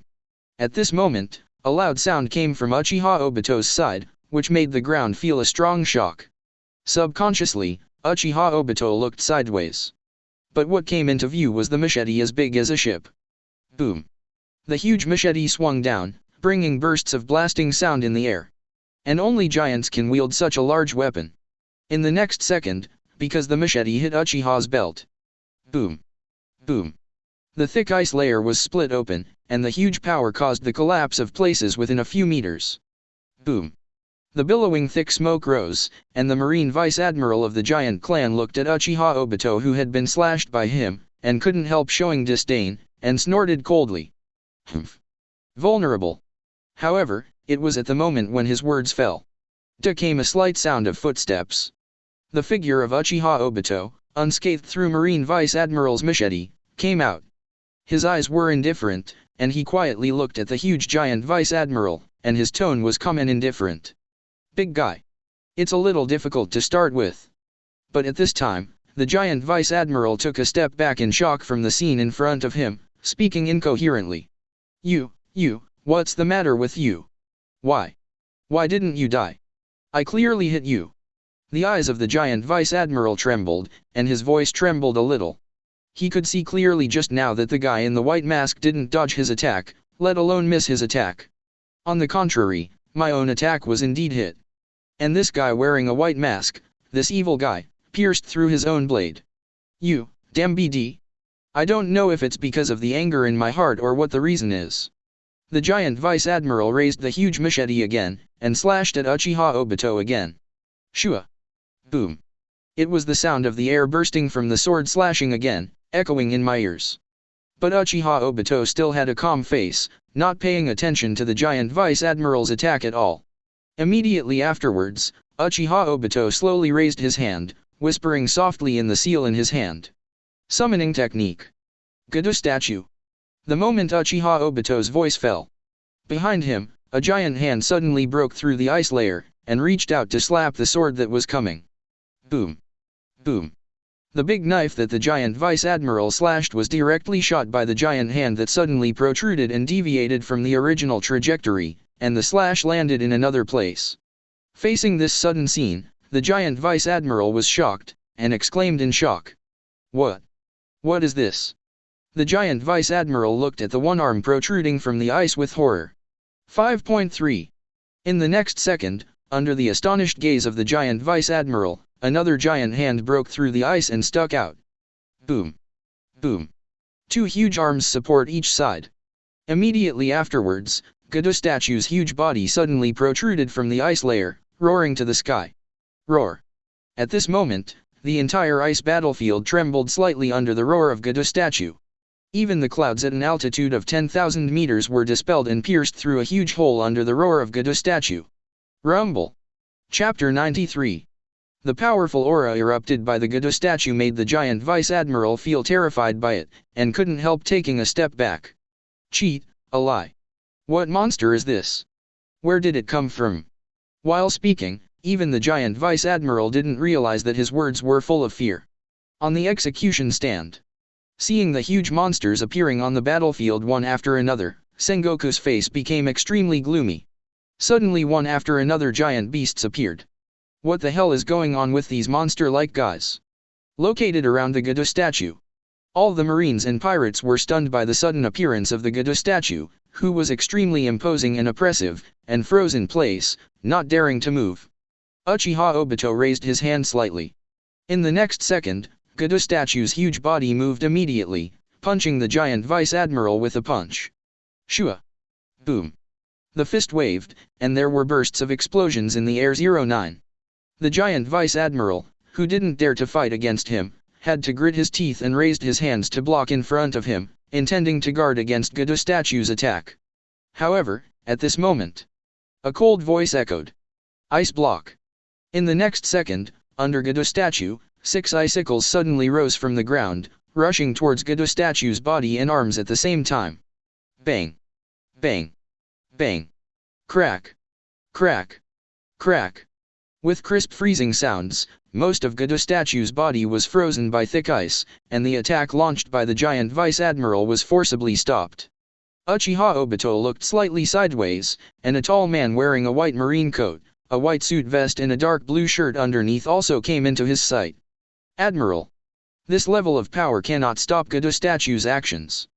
Dang! Bang! It was also at the moment when Uchiha Obito finished speaking, the real water layer covering Godot statue's body exploded. Like the broken glass, it fell to the ground. Boom boom boom.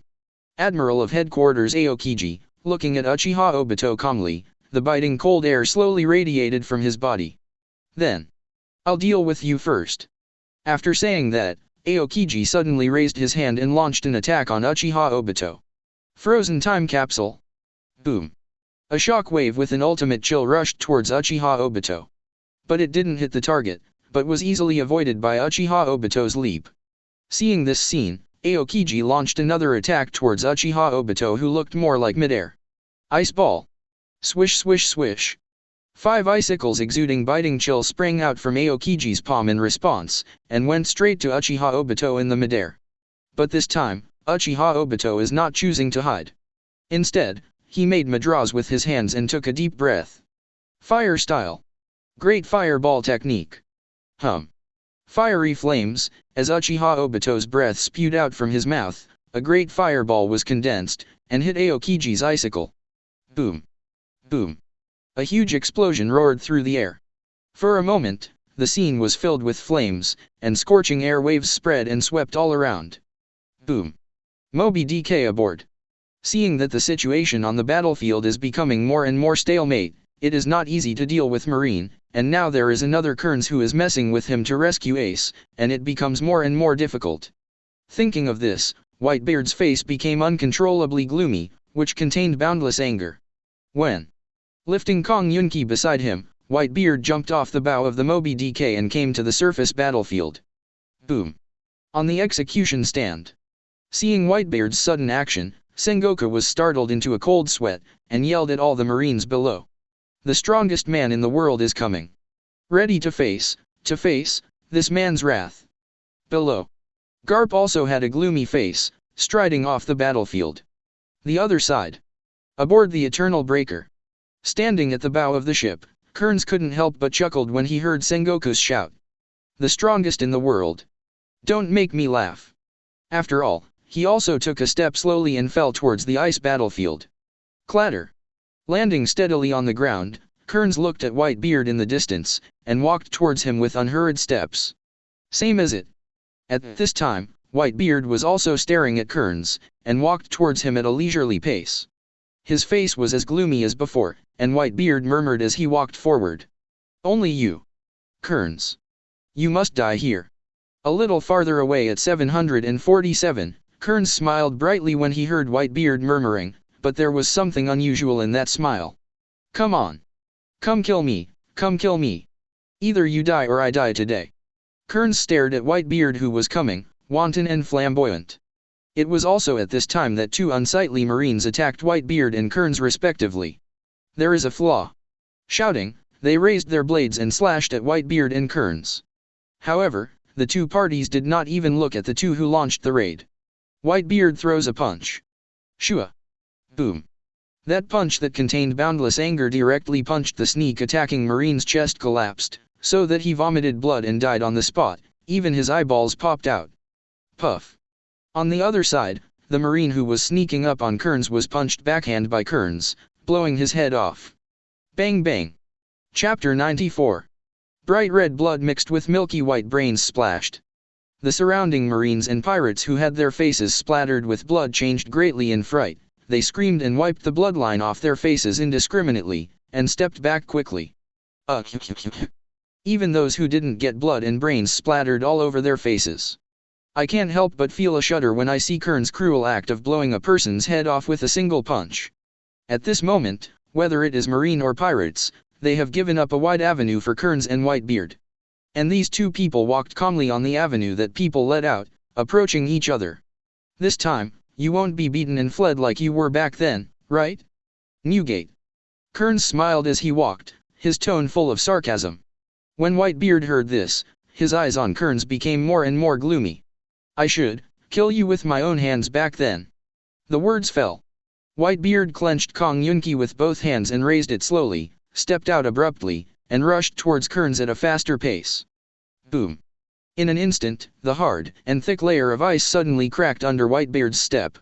Kong Yunki, who was already entwined with the Conqueror's haki, slashed heavily towards Kearns. Shua! Clang buzz! There were bursts of explosions in the air, and Kong Yunki slashed down with terrifying coercion. But Kearns was not afraid of going out, and he took the same step, and the knife wrapped around Conqueror's haki for impact. Clang buzz! Boom! Although Changqing and Kong Yunki hadn't completely clashed, there was still a distance of more than 10 centimeters between them, but they erupted with a roar that was not inferior to the clash. Boom! Boom! That huge power turned into a powerful wave of air visible to the naked eye, sweeping the surroundings with the dust on the ice. The people who were only a few feet away from Kearns and Whitebeard were directly thrown away screaming under this powerful wave of air. Boom! Ugh! Under the collision of the two people's relentless full-strength blows. At this moment, the world trembled. The clouds above the sky suddenly cracked, forming a terrifying moat. The dense sea of dark clouds was violently boiling, and there were bursts of ear-shattering thunder resounding through it. Boom boom! Scary cracks like spider webs spread in all directions. Under the feet of the two, the thick layer of ice frozen by Aokiji collapsed and cracked because it couldn't bear the huge impact caused by the attacks of the two of them. Boom! Boom! Crack click click! Boom boom! On the execution stand. Watching Kearns and Whitebeard wreak such horrific devastation in one split second. Rao Sengoku, who is the Marshal of Naval Headquarters, couldn't help being a little startled at this moment, and he was so shocked that he couldn't add it and said dumbfounded. The sky cracked open. And in that ice battlefield. At this time, under the confrontation between Kearns and Whitebeard, the ice battlefield in the entire bay began to shake and turbulent. However, the Marines and pirates on the ice battlefield have no intention of paying attention to the turbulent ice at this moment. They looked up at the sky with horror written all over their faces. The body began to tremble uncontrollably. The sky was split. How can this be? Am I dreaming? I must be dreaming. That guy, is he really a newcomer? Whitebeard's attack, even from such a long distance, I felt extremely frightened, and he, actually followed. A blow from the world's strongest man. The other side. Kearns and Whitebeard, under the all-out blow of the other side, are still at a stalemate at the moment. But soon, as the duration of the collision between the two sides increases, Whitebeard has a clear disadvantage. Whitebeard, who realized this, was no longer in a stalemate with Kearns, but raised his hand and made a fist. Do buzz. Shock Fruit's ability is attached to Whitebeard's fist peak. Without the slightest hesitation, Whitebeard swung at Kearns in one swoop. Boom! A buzzing sound exploded in Kearns' ears. What followed was the scene where even the void was shattered by Whitebeard's punch. Kakakaka. A powerful shock wave also swept towards Khan. However, this does not pose any threat to Kearns, who has Kamui, who can avoid all damage. Boom! Boom! Boom! Behind Kearns, the thick ice layer exploded on the spot under the power of Whitebeard's powerful shock wave. Countless ice fragments and ice scum splashed around. Seeing that his ability attack didn't do any harm to Kearns, who didn't dodge or evade, Whitebeard also resolutely gave up the idea of continuing to use ability attack. There was a bright red light in his eyes, and Whitebeard yelled angrily, holding Kong Yunki and slashing wildly at Kearns. Shua! Shua! Shua! Shua! Seeing this, Kearns is not only not afraid. On the contrary, there was a little excitement in my heart. Good. Holding Evergreen, he slashed and slashed recklessly, facing the attack by Master Hu. Shua! Shua! Shua! Shua! Dang! Dang! Dang! Dang! The crisp sound of fine iron clashing is endless. The two of them were like rocks, not moving a step, standing in place and slashing at each other frantically. The fierce battle caused sparks to fly around. The ice layer under their feet collapsed layer by layer under the collisions of their attacks. Boom! Boom! Boom! Boom boom! Brothers who are watching, let's make a decision, let's give some monthly tickets, and it will be updated tomorrow. Chapter 95. All around, listening to the continuous sound of fine iron clashing, feeling the air waves and impact of each collision of the attack. Seeing the slash of the two men approaching the ultimate, everyone's eyes widened, their faces full of disbelief. Even, they unknowingly stopped fighting again on a small scale. Is this really the speed that humans can wield? Quick, too fast, I can't see their movements at all. Such a crazy attack, these two people are like beasts. Such a terrifying strength, this is not on the same level as us at all. Don't think too much, this level of battle is not something we can get involved in. You still want to get involved? I just stood aside and watched the clear slash, as if I was about to suffocate. I really don't know how this guy can handle it. At this moment, the surrounding Marines and pirates, all are shocked by the powerful combat power shown by Kearns and Whitebeard. So much so that they forgot for a moment that standing beside them was their enemy. On the other side, the captains of the Whitebeard pirate team are on the battlefield. Boom. Boom. Marco, the captain of the Whitebeard pirates, who was trying to break through the block at 220, was repulsed again and returned to his original position. The figure fell on the ground, and Marco's feet and hands returned to their original appearance. But his body was still surrounded by traces of blue flames. Looking at the distance, there were bursts of fierce fighting between Kearns and Whitebeard. Look again, the ace on the execution platform. Finally, Marco's eyes fell on the Otoko Yuta, who was standing there calmly holding a long knife not far in front of him. He stood in front of him, like that iron wall, completely blocked his way. Whether it's running or flying, this kid can always take himself back. Thinking of Zone who was blocked by Yi Gyoutai before, and thinking of the father who is with his former deputy captain at the moment, and thinking of Ace who is kneeling on the execution platform and is about to be executed. Marco just felt restless in his heart. Gritting his teeth, Marco stared at Bai Shuang in front of him. Blocking my way again and again, again and again. You kid, is there an end? Get out of the way. Boom. It was also at the moment when Marco's voice fell, a huge group of green flames erupted from his body in an instant. Kinji enwrapped Marco's whole body. A powerful momentum also burst out from his body. Rumble. In the next second, Marco seemed to be reborn from the ashes, revealing his figure from the green flames. Only this time, what he changed was not the human beast form. It's the beast form with full power, Zoan Phantom Beast Phoenix. Seeing Marco's brand new posture, Yi Gyoutai was slightly taken aback. It was also at the moment when Yi Gyoutai was stupefied, Marco fluttered his wings and soared into the sky, straight into the sky. The speed is as fast as a blue streamer. Swoosh. Without thinking too much, Yi Gyoutai immediately lunged and lowered his waist, and jumped to catch up. Boom. The explosive power he produced in that instant even made the thick ice layer collapse slightly. However, even so, Yi Yushin's movements are still slow. Facing Marco, who was so fast and seized the opportunity, Yi Gyoutai could no longer catch up with him and stop him. Marco, who finally got rid of Yi Gyoutai, couldn't help but let out a sigh of relief in his heart. Without any hesitation, Marco flapped his wings and flew towards the execution platform. Get Ace out quicker, quicker, quicker. I rushed to my father's side. As the thought rose in his heart, Marco's flying speed was a little faster. But at that moment, the void in front of him suddenly split open. Chilla. Immediately afterwards, a big hand suddenly protruded out of the void, grabbing at Marco. Shua. What? Facing this sudden scene, Marco's pupils shrank involuntarily, and he was terrified. Ajsib. He wanted to flap his wings to change the flight route, and wanted to escape the sudden giant hand. However, it was too late. That giant hand appeared so suddenly. Marco, who was caught off guard, was still firmly grasped in the palm of the hand by the giant hand that had been protruding all the time. Boom. Cry. A sharp hiss came from the mouth of Marco in the form of a phoenix. In an instant, Kinjian rose.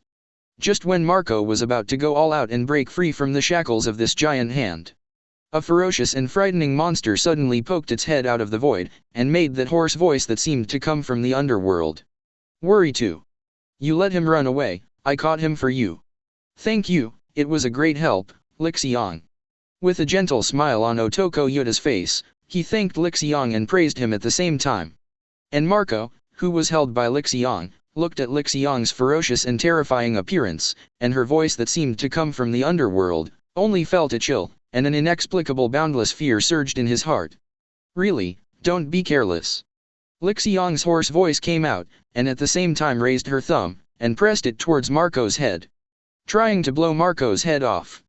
Seeing this sudden scene, Marco was shocked. Immediately mobilized his own abilities, and broke free from Lixiang's shackles with explosive force. Returning to midair, Marco flapped his wings and hovered. Although he broke free from Lixiang's shackles, Marco still felt scared for a while. This guy. What is it? Monster. However, it was also at this time that Lixiang became angry.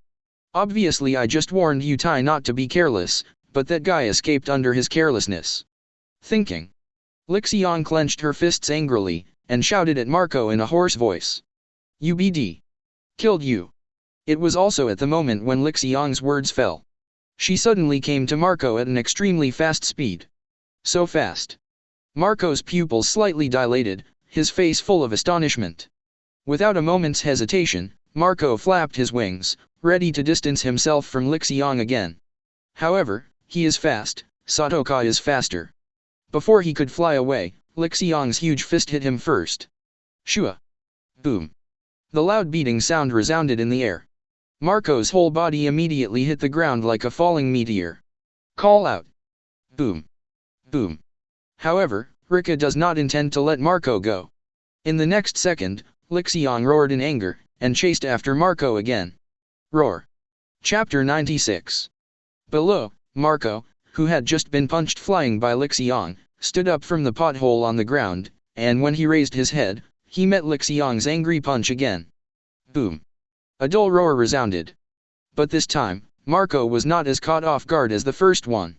He crossed his hands and raised them to block above his head, and abruptly received Lixiang's punch. In the next second, Marco's legs were like nails, and Lixiang's fist punched them into the ice. Boom! Boom! Raising his head with some difficulty, Marco looked at Lixiang, and the colleague who was surrounded by green flames said in a cold voice. You. It's just that he hasn't waited for him to speak out yet. Yi Guyutai's figure instantly appeared beside him. The long knife in his hand was slightly raised, and Yi Guyuta stared at Marco with a stern face, and he slashed out without hesitation. Boom! The sharp long knife in Yi Guyutai's hand cut across the air, producing a roar that should not have been produced by the blade.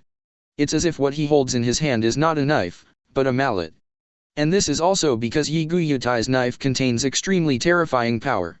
I felt the incomparably domineering power contained in this knife. Marco was shocked, secretly thinking that something was wrong. Oops. Boom. Ahem. Yi Guyuta's blow hit Marco's chest. That powerful blow made him cough up a little saliva, and his whole body flew upside down like a shooting star, and landed heavily on the ice layer. Call out! Boom! Countless ice fragments splashed, billowing smoke and dust rose. Around the battlefield, the members of the Whitebeard pirates who watched Marco being knocked into the air by Bonju couldn't help shouting in worry. Marco! Team leader! It's just that, in the current situation, they are absolutely unable to check on Marco's situation. Then they looked at Otoko Yuta and Satoka, and the members of the Whitebeard pirates shouted in a low voice. A hole. UBD. Coincidentally, after this low drink, a dozen or so members of the Whitebeard pirates charged towards Yi Guyutai. The purpose is to make Yi Guyutai unable to take advantage of the victory and pursue the attack, and the purpose is to buy Marco a little time to breathe. Facing the dozen or so people who came to besiege, Yi Guyutai didn't feel any threat at all. Holding the long knife, he watched the pirates rushing towards him and shouted in a low voice. Come on! Lick a sauce! Li Xiang immediately retreated behind Otoko Yuta when he heard the words, and roared at the pirates who were rushing. Roar! The power is transmitted to Yi Guyutai's body. Yi Guyutai held the long knife and rushed out in an instant. Boom! When? At the same time, Innes was on the battlefield where the two Whitebeards were. An untimely crisp sound echoed. Kong Yunki in Whitebeard's hand suddenly dropped. However, this was not knocked out by Kearns, but by Whitebeard on purpose. After colliding with Kearns, Whitebeard let go of Kong Yunki at the moment when he opened a little distance. How could Kearns, who saw this scene, not know what Whitebeard wanted to do next? Without the slightest hesitation, Kearns immediately headed towards Whitebeard. It's just that even if Kearns reacted quickly, it was too late after all. Dang shua. The sharp Konjayun cut through the ice layer, and inserted it upside down in front of the ice layer. Whitebeard freed his hands, raised his hands, and made a pull towards the void, and yanked. Boom. In the next instant, the power of the lily fruit exploded. Under the pull of Whitebeard, the entire Marineford tilted significantly. Rumble. The balance of the island was subsequently overturned on the spot. Island, the island is tilting. The balance is reversed. Feeling the huge changes in Marineford, the Marines screamed in horror. And Kearns, who is the closest to Whitebeard, has the greatest impact. The moment Whitebeard cast the ability of Shock Fruit, Kearns felt his balance was broken in an instant, and he felt dizzy, making him feel as if the world had been turned upside down. Overwhelmed, the Kearns, off balance, began to tip into one piece. But at the moment when he was about to fall to the ground, he gritted his teeth and slammed his right foot on the ground, forcefully regaining his balance. Boom. The hard and thick ice layer collapsed under one step. Kearns held Evergreen tightly, looked straight ahead at Whitebeard, and shouted angrily. "Do you think this will make me fall? Bah! Bah!" At the same time that Kearns' voice fell, a dark red arc suddenly danced around his body. The evergreen entwined with Conqueror's haki contains terrifying power. In the next moment, I saw Kearns holding a long knife and slashing towards him. God strike! Boom! Boom! A huge roar resounded. Whitebeard's burly frame was hit head-on by a blow from Kearns. Whitebeard's whole body also flew upside down and fell towards the distance. Call out! Boom boom! The ice collapsed. Under the terrifying power of Kearns' God strike, Whitebeard's inverted body broke a wide gully on the ice. Boom! And all around, watching the man who was called the strongest man in the world was knocked away by a rookie like Kearns. Everyone present couldn't help but suffocate, their faces full of horror and horror. Whitebeard, got shot. Are you kidding me? That's called the strongest man in the world, defeated by a rookie. Is this guy really a rookie? Dad. The Marines trembled, looking at the scene in front of them, their eyes were full of disbelief. The members of the Whitebeard pirates shouted in concern. On the execution stand. Look at even Whitebeard losing the first round against Kearns. Sengoku's face also became more ugly and gloomy. That guy not only became younger, but also became stronger. While muttering to himself, Sengoku suddenly saw a figure from the corner of his eye until Kearns and Whitebeard were there. This sudden scene first made Sengoku slightly taken aback. Immediately afterwards, Sengoku showed a look of shock on his face, and quickly turned his head and said to a Marine general who was on standby at the rear. "Quick! Go turn off the live broadcast of the phone bug." Hearing this sudden request from Marshal Sengoku, the Marine general was slightly taken aback. But immediately after, he saluted Sengoku and responded. "Yes. Sanctuary, Sabea di Archipelago." Under the big screen showing the real-time battle of Marineford. Looking at the screen, the fierce battle that is unfolding in Marineford. Looking at the picture, the newcomer named Kearns beat back Whitebeard, who is known as the Emperor of the Sea and the strongest man in the world, with one move. All the people present gasped, and then fell into a strange silence. Their eyes were fixed on the big screen, and they even forgot to record for a while. However, it was at this moment, at the moment when many photographers and reporters were staring at the big screen. The picture played on the big screen suddenly flashed, and then fell into a black screen in an instant. Call out! This sudden scene immediately brought back the spirits of all the photographers and reporters who had just been stunned by the shock. What's going on here? What's going on? Why is the screen going black on the live broadcast of Marineford? Did someone break the camera phone bug? Damn it! If this is the case, we won't be able to see what happened in Marineford next. Can it be repaired? Can the live broadcast of the battle be restored? I don't know. I don't know at all. All of a sudden, a commotion arose among photographers and reporters. Seeking flowers. And behind them, the Bonnie pirates, which belonged to the Pale Emperor pirates, and others, all froze in place. Just now, they could see clearly. The guy who fought against his own captain was shot away by his own captain, with one move. And that guy is one of the 4 sea emperors, Whitebeard, who is called the strongest man in the world. His eyes trembled violently like an earthquake. At this moment, the faces of Bonnie and the others were full of unbelievable shock. At the same time, on a certain sea area, A two-masted pirate ship is sailing at an incredible speed. Clatter. The fierce sea wind made the pirate flag flutter. At the front of the bow, a one-armed man stared solemnly ahead. Yes. They are, none other than the Red Hair Pirates, one of the 4 Sea Emperors. Boss, don't worry too much, according to the current speed, we can still arrive in time.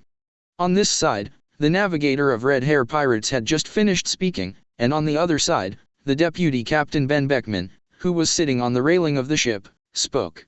I think Shank's headache isn't the Whitebeard Marine fight, it's 10 other variables. Which man is that Kearns? Yesop, who was sitting on the pole of the boat and cleaning his sniper rifle, also spoke. Kearns. I remember, that's a kid who just went to sea, right? How can such a kid become a variable in this battle? One of the crew members said a little puzzled. Call. Beckman puffed out smoke rings, his eyes became more serious, and he said slowly, if this is really the case, it is really not worth any money. Anxiety, but because of Kearns' name, Shanks got some special information from elsewhere. Special intelligence? Why don't we know when it happened? At this moment, the redhead who had been silent at the bow of the boat spoke. Get it from the phone bug. Phone bug. Boss, what is the meaning of the name Kearns? I want you to inquire about him when you hear these 3 words. This is a guy that shouldn't exist. Everyone's eyes were bright, and they all looked at the red-haired back curiously. Many years ago, when I was at Captain Roger's place, I often heard Captain Roger say that name. Even Captain Roger discussed him with Whitebeard once, after the fight with the Whitebeard pirates. He should have died in the battle Captain Roger was talking about. But recently, this name appeared again in this sea, and even the title that had been frozen for a long time also appeared again. Speaking of this, one of the members interjected, it shouldn't be, boss, could it be a coincidence? I had a look at the reward offered by Kearns before, it was a very young. The little ghost, there should be no direct connection with the one from many years ago. No. Before the redhead could speak, Beckman on the side retorted. The name can be a coincidence, but the self-proclaimed name cannot be a coincidence. There are very few people who know these things, and their traces are wiped out by the conquest of the world. Strange. Besides, coupled with the frequent changes in the reward order, it is enough to prove that this guy named Kearns is not simple. As for the appearance of being so young, I guess it has something to do with the devil fruit he ate. Hearing this, everyone's expressions became serious. If it's that man, how weak can a guy who can make both One Piece and Whitebeard discuss? In this way, he is indeed, as Beckman said, an extremely large variable. Chapter 97. New World. An unknown island. Above the sky, dark clouds are densely covered, and thunder and lightning are looming. A huge pirate ship leans against the coast. On the rock, sat an extremely tall and burly man. He has black hair shawl, a pair of long horns like horns of a dragon, a long beard like a dragon's beard on his mouth, and a dragon scale tattoo on his left arm. His upper body is naked, with an X-shaped scar on his right abdomen, a purple jacket with 2 gold chains hanging from the hem of the jacket, dark green wide trousers on his lower body, a shimetsu rope around his waist, and a purple fluffy cloak. Like a demon alive. And he is Kaido, one of the 4 emperors and governor of the Beast's pirates. Not long ago, he was about to attack the Whitebeard pirates heading to naval headquarters to rescue Ace, but was stopped by the Red Hair pirates. He even got a chilling news from the red-haired guy. Brother Jin, Brother Quinn, what is the origin of the Kearns that the red-haired guy is talking about? It actually made Governor Kaido successfully compromise, and even seems to have seriously injured Governor Kaido mentally. Under the huge ship, Jack, one of the 3 plagues, asked Quinn and Yin beside him in puzzlement. Quinn glanced at Jack aside. To be honest, he didn't know, he was also curious, because every 3 this is also the first time he saw Governor Kaido showing an anxious look because of a name. Who knows, but Governor Kaido takes it so seriously, there must be something special about that guy named Kearns. As he spoke, Quinn cast his eyes away, looked at Yin, and asked, Hey, pervert who likes to torture others, do you know that? Yin gave Quinn an angry look. Normally, he would give him a few words, but now, he didn't have that kind of thought. But as for Kearns, although he has followed Kaido for many years, he really doesn't know at all. If it wasn't for the red hair who mentioned it not long ago, he wouldn't even know that there is such a person. Let alone knowing what happened between Kaido and Kearns. Suddenly. That is at this time. A group of people hurried out of the town and came to Kaido on the coast. Governor Kaido. Governor Kaido. All the news about Kearns you asked for, and I've got it for you. According to the boss, all the reports about Kearns have been here recently. As soon as he heard the word Kearns, Kaido, who was sitting on the rock in a daze, suddenly had a flash in his eyes, and quickly took over the report about Kearns. Kearns. Pale Emperor. With every sentence in his mouth, Kaido's hand holding the newspaper became tighter, until Kaido saw a reward warrant for Kearns caught in the newspaper. His pupils contracted violently, and slowly pulled out. Familiar and unfamiliar photos came into his eyes. Such a brand new reward order. It's him. Really Kearns, this guy? No, Kearns is dead, this must be a fake. Even if he is still alive, he can't be so young. Still wrong, devil fruit? Did this guy find a devil fruit that can restore youth? So, what the red-haired guy said is true. Kearns did somehow rejuvenate himself. Damn it, you should have ended that battle like that guy rocks. Kaido roared angrily. Seeing Kaido's mental abnormality, constantly affirming, and then constantly refuting, Yin frowned slightly. It was the first time he saw Kaido lose his composure in so many years. Governor Kaido, what the hell happened? Yin took a few steps forward and asked. Kaido glanced at Yin, but didn't intend to answer his question. Jin, go and get the phone bug, and help me contact that old woman by the way. Yes. Governor Kaido. After a while, Yin returned with the phone bug, and called another 4 emperors, Charlotte Linlin. Soon. The phone bug picked up. Who is it? The phone bug emulates Charlotte Linlin. It's me, Yin. Ember. Obviously. Charlotte Linlin was obviously surprised when she heard the name. Give it to me. Kaido made a sound at this time. Yan handed over the phone bug in his hand. Linlin. Kaido looked at the phone bug and spoke softly. Well. But at this time, the ant laughed out loud. I was really surprised to hear this voice. Speaking of which, we haven't been in touch for many years, Kaido. However, I don't believe that you are calling me specifically to catch up with me. Tell me, did you call me to leave your last words? Old woman, you are still as annoying as ever, BD. Well. For Kaido's words, the ant laughed instead of anger. So, what are you calling for? Kaido took a deep breath and said slowly, that guy Kearns is still alive, he's back. After hearing Kaido's words, the ant's face immediately turned cold, and she hesitated for a while before speaking slowly. I know, are you here for this? Or do you really think I'm here to catch up with you? Linlin. Well, are you scared? The ant asked back. Stop saying such stupid things. Kaido said angrily. Kaido, so what if he comes back? Let's not talk about whether it's true or not. In the battle in the Valley of the Gods, we witnessed him suffer from extremely serious internal injuries. Even if he survived by luck, the current him. What else can I do? Kill me. Or kill you?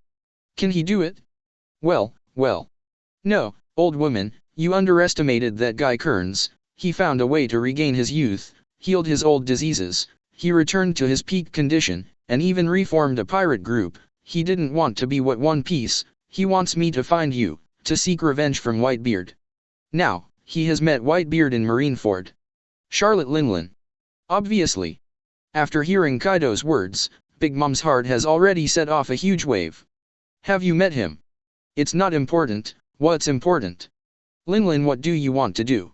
The ant pondered for a moment before she said, let's meet and talk, save our conversation from being monitored by the guys from Marineford, Marine Headquarters. Whitebeard, who was knocked into the air by Kearns' god strike, quickly stood up again and fought fiercely with Kearns again. Bang. Bang. Bang. Boom. Boom. Boom boom. But this time, the battle between the two was more intense. So much so that around them, no marine or pirate could gain a foothold. Otherwise, it will be affected by the battle between the two. Even if it's just the aftermath of the battle, for ordinary marines and pirates, it's a terrible injury that either kills or hurts. Boom. It was also when Kearns and Whitebeard were fighting fiercely. Naval Headquarters Vice Admiral, Garp, steeply jumped from the side of the battlefield, jumped into the air, and came to the top of Kearns and Whitebeard. Looking down at Kearns, Garp's forehead bulged with veins. At this moment, the expression on his face was completely replaced by anger. Clenching his fists tightly, Garp's arms suddenly showed blue veins. In the next second, he roared and punched Kearns with all his might. Kearns. The power of Ultimate's haki surged, and an unparalleled power suddenly fell towards Whitebeard and Kearns below. Boom. Fist bone impact. Boom. Boom. A huge explosion sounded throughout. Around Kearns and Whitebeard, the thick ice layer of more than 10 meters in Fang Yuan exploded under the power of Garp's punch. And Kearns and Whitebeard are in the middle of the impact of this ultimate chi. Boom. Huge ice cubes of different sizes that were smashed by the bombardment were lifted up under the action of seawater pressure. The seawater that has been squeezed under the ice layer is also gushing out at this moment. Puff. And this is far from over. Even at this moment, that powerful impact turned into a wave of air that was clearly visible to the naked eye and swept across Xia 5.3 Yan. The marine and the pirates who were a little closer were swept away by this terrifying air wave on the spot, screaming and falling elsewhere. Ugh. Plop. Klalala. The seawater gushing out from the back poured down like a torrential rain. Woda. Garp, who jumped into the air, also fell back to the ice at this time. In front of him, at the place where he punched with all his strength, a thick white mist rose up, and the scene inside could no longer be seen clearly. But Garp's face was still gloomy, but full of anger. He clearly understood that with Kearns' strength, he would never completely lose his fighting power with one blow from him. Clatter. Also as Garp guessed. In the dense white mist, Kearns took a steep step, reached out to push away the white mist around him, and appeared in front of Garp. Looking at Garp in front of him, Kearns sarcastically said with a playful smile on his face. Yo. Hero. Chapter 98. Although he knew that Kearns would not lose his fighting power under his punch. However, when he saw Kearns appearing in front of his eyes intact, his body was only stained with a little dust, and he didn't have any injuries. Garp's face was still gloomy. Because, this has completely exceeded his expectations. UBD. What? You look surprised. Kearns was still smiling. However, that is, the moment he finished speaking, a burst of blasting sound suddenly exploded in Kearns' ears. Swish. Kearns looked sideways, and what came into view was that huge cloud movement. However, in the face of this sudden attack, Kearns did not look panicked, let alone dodge. In the next second, the Kong Yunki wielded by Whitebeard directly passed through Kearns' body, and slammed heavily on the ground. The thick ice layer was immediately cut by Whitebeard into a terrifying gully. Boom. Boom. Looking at this sudden scene, Rao Garp and Whitebeard couldn't help but shrink their pupils slightly, with disbelief on their faces. What's going on? Passed through. Is it just his phantom? As soon as Garp finished speaking, he immediately refuted his own idea in the next second. No, it's definitely not a phantom. Kearns guy, how the hell did he do that? Is it Devil Fruit's ability? Whispering, Garp suddenly thought of something, and his pupils contracted violently again. Powerful taijutsu, plus haki, and this weird one, can make penetration. Undoubtedly, this is simply icing on the cake. Devil Fruit not only brought Kearns back to his youth, but also brought his strength to a higher and stronger level. Tut tisk tisk. 12. Kearns turned his head slowly, staring coldly at Whitebeard behind him. You are really the same as you were back then, you haven't changed at all. Newgate. Boom. Whitebeard put Kong Yunki in his hand on the ground, and said with unkind eyes, I said, if you make trouble, I will kill you immediately. Not only you, but whoever prevents me from rescuing Ace, I will kill him mercilessly. Kearns laughed again, looking first at Whitebeard, then at Garp, before speaking. Back then, you, Roger Pirates, and those guys teamed up to deal with me and Rocks. Now, do you want to reproduce the same situation back then, and join forces with Whitebeard to kill me? Garp. Garp slowly pulled off his tie, loosened his loose coat, and replied with a deadpan expression, the old man is just doing his marine duties. Oh, it's such a high-sounding reason. Shua. The explosion of the air exploded, between the electric light and the fire. Whitebeard's cloud cut hits Kearns' shoulder again. But no doubt about it. The result was the same as before, and Kong Yunki penetrated directly from Kearns' shoulder. Boom. When Kong Yunki fell to the ground, the terrifying impact instantly disintegrated the ground. Huge smoke and dust spread towards the surroundings like a flood. At the same time, red flashes converged on Kearns' fingertips. OM. Before Whitebeard could finish his move, an energy ball containing powerful power had already formed in front of him. False bullets. Boom. Red light shines. From condensing to lasing, it seems like a long time has passed, but in fact it is only a moment. This sudden scene made Whitebeard's heart tremble, and his intuition sounded the alarm. Because at such a close distance, it is too late to withdraw the knife to resist. In the next moment, Whitebeard's figure was quickly tilted to one side, obviously giving up the idea of withdrawing the knife. Swoosh. Boom. Boom boom. The false bullet exploded in the ice behind, and Whitebeard narrowly avoided it. It's just that he successfully dodged and was ready to reheat. Kearns' attacks came one after another, and he took the lead in attacking the back cut in Whitebeard's hand. When, with a crisp sound, Kong Yunki flew out in response. Whitebeard looked shocked. But Kearns didn't stop there, but slashed at Whitebeard with a backhand. Shua. Even in the face of such a dangerous situation, Whitebeard did not continue to mess up. With his extremely rich combat experience, he immediately blessed the ability of shock fruit on the peak of his fist, and punched out fiercely. Boom. There was a huge roaring sound, and an impact wave visible to the naked eye approached. But then came Whitebeard's body flying upside down. Boom. Rolled for tens of meters in a row. Whitebeard had barely stabilized when Kearns was in front of him. Bang bang bang. Dang dang dang. Pfft. With a flash of the knife, following Chanking's stroke in Kearns' hand, a terrifying wound extending from his shoulder to his lower abdomen was also left behind by Changqing. SHHH. Ying Hong's blood splashed out. Beihuzi's throat was sweet, and then he coughed up a big mouthful of blood. Daddy! In the crowd, one of the Whitebeard pirates shouted. This shout not only attracted the members of the Whitebeard pirates, but also attracted the attention of most Marines. Dad! Even though he was injured, Whitebeard resisted the pain and shouted, "Don't come here. It's okay, Whitebeard, none of them can get away." Kearns' voice had just reached Whitebeard's ears before Changqing slashed at him again. However, at this moment, there was a roar that tore through the air, and Kearns immediately changed the attack direction. Boom. Boom. The collision between Haki and Hakamai starts again. Garp looked directly at Kearns, and said in a loud voice, "Although the old man is getting old, it's not enough for you to underestimate him, Kearns." Kearns' eyes dimmed slightly, but he didn't speak, and his eyes shifted from Whitebeard to Garp. Boom. Boom. Bang bang bang. Whitebeard regained his composure, picked up Kong Yunki not far away, and immediately attacked Kearns again. But even in such a 2-on-1 situation, Kearns still did not fall into a disadvantage. Boom. The ground trembled unceasingly, and the majestic airflow wave after wave. The aftermath of the battle even involved most of the Marines and pirates. So much so that they had to stop what they were doing and retreated to the edge one after another. According to this level of fighting, it is only a matter of time before Marineford sinks into the sea. Grrrr.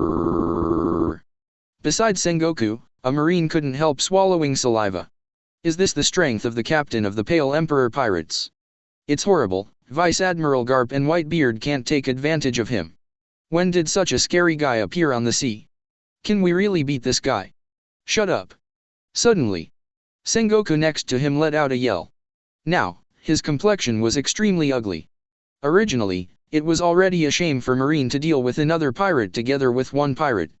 If Garp, the Marine hero, and Whitebeard, one of the 4 emperors, can't kill Kearns, then, whether it is Marine or Whitebeard, it will become the laughing point of the whole world. But the result now is completely out of my expectation. Whitebeard and Garp still can't pose any threat to Kearns. Damn. Sengoku cursed. Compared with the rocks back then, Sengoku feels that the current Kearns are more dangerous. Clatter. Just at this very moment, Sengoku, who was the Marine Admiral, stepped out, having torn off the white Shirahoshi coat that was draped over his shoulders. Even if the face of the Marine and the world government is at stake, just like the last battle, we must win. The words fell. Sengoku quickened his pace, leaping towards where Kearns was fighting. In an instant, the Battle of Kearns, from the original 1-on-1 to 1-on-2, evolved into a 1-on-3 situation. At this moment, the focus of the audience also fell on them. Whirring. Marco had just gotten rid of Yoda, and Jamie left the fight in time. He couldn't help but cast a glance at Kearns' direction, when he saw that Kearns was fighting against Naval Headquarters Marshal Sengoku, Vice Admiral Garp and 4 Emperors Toka Beard on his own. He couldn't help breathing stagnation, and his back felt cold. This guy, what the hell is a monster to have Papa and Garp and that guy Sengoku in person? At this moment, Marco finally realized clearly that his father had such a big reaction when he heard the name Kearns. Is this the strength of my father's vice captain back then? Boom. The battle became more and more intense. Whitebeard, Sengoku, and Garp are all ruthless, and they all want to solve Kearns in the shortest possible time. In Card 073 Ens is powerful in haki, taijutsu, swordsmanship, and with the blessing of the ability obtained from the crew. Even if the 3 of Sengoku teamed up, they still couldn't pose too much threat to him. However, the downside is that he can't concentrate on dealing with one, which makes him involved a lot, and at the same time, the physical exertion is also multiplied. If it continues like this, the competition will be who will leak the flaw first. Boom. With a burst of violent explosion sounded. Garp, Sengoku, and Whitebeard fly backwards.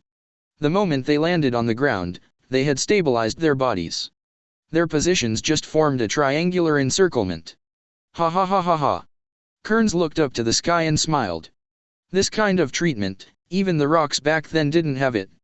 You Marines really want to achieve your goals, you can do anything. Ah.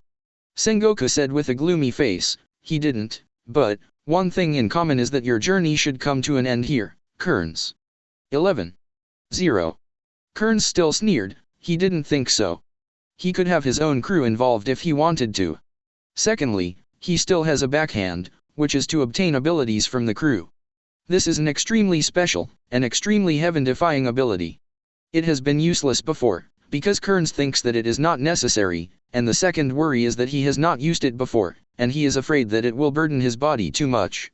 Now that the situation has changed, if he wants to solve it in a short time, he must use it. Kill me? Maybe you could have done it back then, but now. Even if there is a Kong, your chances of winning are still not good. Change. Boom. As soon as Kearns' words fell, in an instant, a terrifying aura emanated from his body. What is this guy doing? Garp immediately noticed something was wrong, and immediately stepped forward to launch an attack. Whitebeard and Sengoku didn't hesitate at all, and rushed up at an extremely fast speed. Some things delayed the update today, and I came back in the afternoon, and now I will update it as soon as I finish writing. Chapter 99. Kearns, don't try to play tricks, the old man won't let you get away with it. With the Conqueror's haki wrapped around his hand, Garp leapt for life and punched hard. Boom. What? Garp frowned, as a wall of air formed in front of Kearns some distance away. This punch of his hit the air wall, and it seemed, all the power of this punch was absorbed by the air wall. Not even a splash of water. From different directions, Whitebeard and Sengoku have also arrived. While Conqueror's haki is entangled, Whitebeard also uses his shock fruit ability. In the same way, Sengoku unleashes his Buddha power. But the result was the same as Garp's, all these forces that were enough to shock the world didn't even splash a little bit of water. What exactly is this guy's devil fruit ability? Sengoku's face became extremely ugly at this moment. None of these words have been answered. In an instant, centered on Kearns, there was a violent explosion. Boom. With a sound, the monstrous smoke and dust went straight to the sky. Sengoku, Garp, and Whitebeard were instantly sent flying by the blast. Hula. Compared with the last time, this time they fell directly to the ground, and then rubbed against the ground heavily. The entire Marineford shook violently, and an extremely huge crack began to spread. Run, Marineford is cracked. At this moment, almost all fighting stopped. Marine and the pirates kept running towards the safe area. Damn, what the hell happened? I just saw it, it was Vice Admiral Garp, Marshal Sengoku, and Whitebeard who launched an attack together. With a bang, I saw Vice Admiral Garp and Marshal Sengoku and Whitebeard fly out backwards. What about that Kearns guy, how is he doing? I don't know, but, in the face of 3 such powerful attacks, it's not much better than that guy named Kearns. It might even be dead. Died. Not far away, Marco's eyes flickered slightly, and his eyes could not help but glance at the center of the explosion. Kearns is dead? Did that guy die so easily? Just thinking about it, Marco was suddenly amused by his own thoughts. Yes. If only Kearns had died so easily. How could the situation develop to this point? Hey, you don't seem to care about your captain's life or death at all. Marco suddenly made a sound, and spoke to Yi Gyuta, who was not far away. Hear the sound. Yi Gyuta smiled immediately. Rather than worrying about our captain, it's better to be worried about your captain. Talking. Yi Gyuta's gaze also looked towards the direction of the explosion just now. Just then. In the billowing smoke and dust. A white sphere popped out from the smoke and dust, flew into the air for a certain distance, and then stopped. In an instant, countless lightning bolts fell around the white sphere. Look, what's that? I don't know who yelled. Everyone looked up one by one. Ball? What is that? No. I don't know, it flew out from the direction of the explosion just now. Is it some kind of attack? No, I don't know, but I don't know why, but there is a strong uneasiness in my heart. Certainly. It's not just these shrimp soldiers and shrimp generals who have an ominous premonition. At this moment, even those guys with heads and faces had extremely strong anxiety in their hearts. Sengoku and Garp saw each other. At the first moment, they didn't know whether to attack or stand still and see what Kearns can do. Hey hey hey hey hey. In the distance, Doflamingo, one of the Shishibukai, laughed out loud at the sight. He never thought that he came here to join in the fun, and he didn't expect to see such an interesting scene. Captain. Obito was even more surprised after seeing this white sphere. He was very curious about how Kearns did it. There is no 10 tails in this world, and even the power system in their world does not exist at all. But Kearns is the Jinchuriki who can become 10 tails, become sage of 6 paths. Puff. Suddenly, Obito laughed out loud. I was so surprised that I almost forgot that I have come here. It is not surprising that the captain can be transformed into 10 tails Jinchuriki. Hee hee hee ha ha ha ha ha ha. Just as he was talking, Obito suddenly looked up to the sky and laughed loudly. Then people in this world, how are you going to meet this force? Crack. Cracks suddenly appeared in the white sphere. As the cracks spread. Finally. The white sphere suddenly shattered. Klalala. Pieces the size of feathers fell down one after another. Next moment. A brand new Kearns came into view. His skin is very white, without the slightest color of blood. Has a blood red, and a pupil with many lines. From the 3 scales behind him, 6 paths fairy fire chakra emerges. There is still a truth-seeking ball floating behind, and the evergreen that was originally held has also turned into a 6 paths tin rod at this moment. Is this Kearns guy? Below, there were discussions among the crowd. You can't be wrong, this guy is Kearns, although his appearance has changed a lot, he is still easy to recognize. What did he do? Why did he turn into this man or ghost? Perhaps, this has something to do with his devil fruit ability. I heard that some Zoan devil fruit can transform into beast form. Meanwhile, watching Kearns warily below, there are Sengoku, Garp, and Whitebeard. Garp, what do you think? For a while, Sengoku didn't know whether to launch an attack, or wait for Kearns to attack, and then they will fight each other again. Garp's face was solemn, and Kearns, apart from the huge change in his appearance, also noticed that his pupils had also changed a lot. The eyes are like an abyss, even just looking at them is enough to generate great fear in people's hearts. I don't know, but the only thing I can be sure of is that the aura emanating from his body has completely changed. Sengoku nodded and agreed. It seems that there is no threat to us at all, but my body trembled involuntarily. Continue the uninterrupted attack. At this time, Garp asked. Before Sengoku had time to think, the two of them instantly sensed the danger, but before they could react, pale palms grabbed their heads. Immediately, the center of gravity of the body flashed, and it had already hit the ground heavily. Boom. There was a loud noise, billowing smoke, and dust scattered, and an extremely huge pit appeared on the ground. Puff. Same time. Garp and Sengoku almost spat out a mouthful of blood. Do you think you can still attack uninterrupted? Kearns' tone was very flat, but it did have a kind of magical power, which made Garp and Sengoku feel chills in the back. Too fast. Even if one's knowledge and color perceive danger. However, there was no time to react at all. Kearns, what about Laozi? The voice just fell. Whitebeard waved Kong Yunki and jumped, and while Conqueror's haki was entangled, it also added the ability of Shock Fruit. Kearns glanced slightly from the corner of the eye, and the moment he let go of Garp and Sengoku, his figure was already facing Whitebeard. Shua. Facing Kong Yunki who was slashing at him, Kearns didn't use any haki this time, and he only raised his head slightly. When? With a loud, Wang Qianhao, noise. The shaking of the ground caused a wave of air. What? Whitebeard's pupils narrowed slightly, he never expected Kearns to take the blow so easily. Newgate, haven't you seen the gap yet? Immediately. I saw that Kearns made a slight effort. Clang. The supremely fast knife that he was so proud of was actually broken. Drink. Behind him, Garp let out an angry roar, exhausted all his strength, and hit Kearns heavily. Call out. However, at this moment, Kearns disappeared. Boom. No one saw what was happening, and when they did, Garp had already been punched by Kearns in the stomach. Saliva mixed with blood spewed out, followed by a huge impact that made Garp retreat sharply. After serving Filu, the update doesn't show up. FK him, something happened today that delayed the update.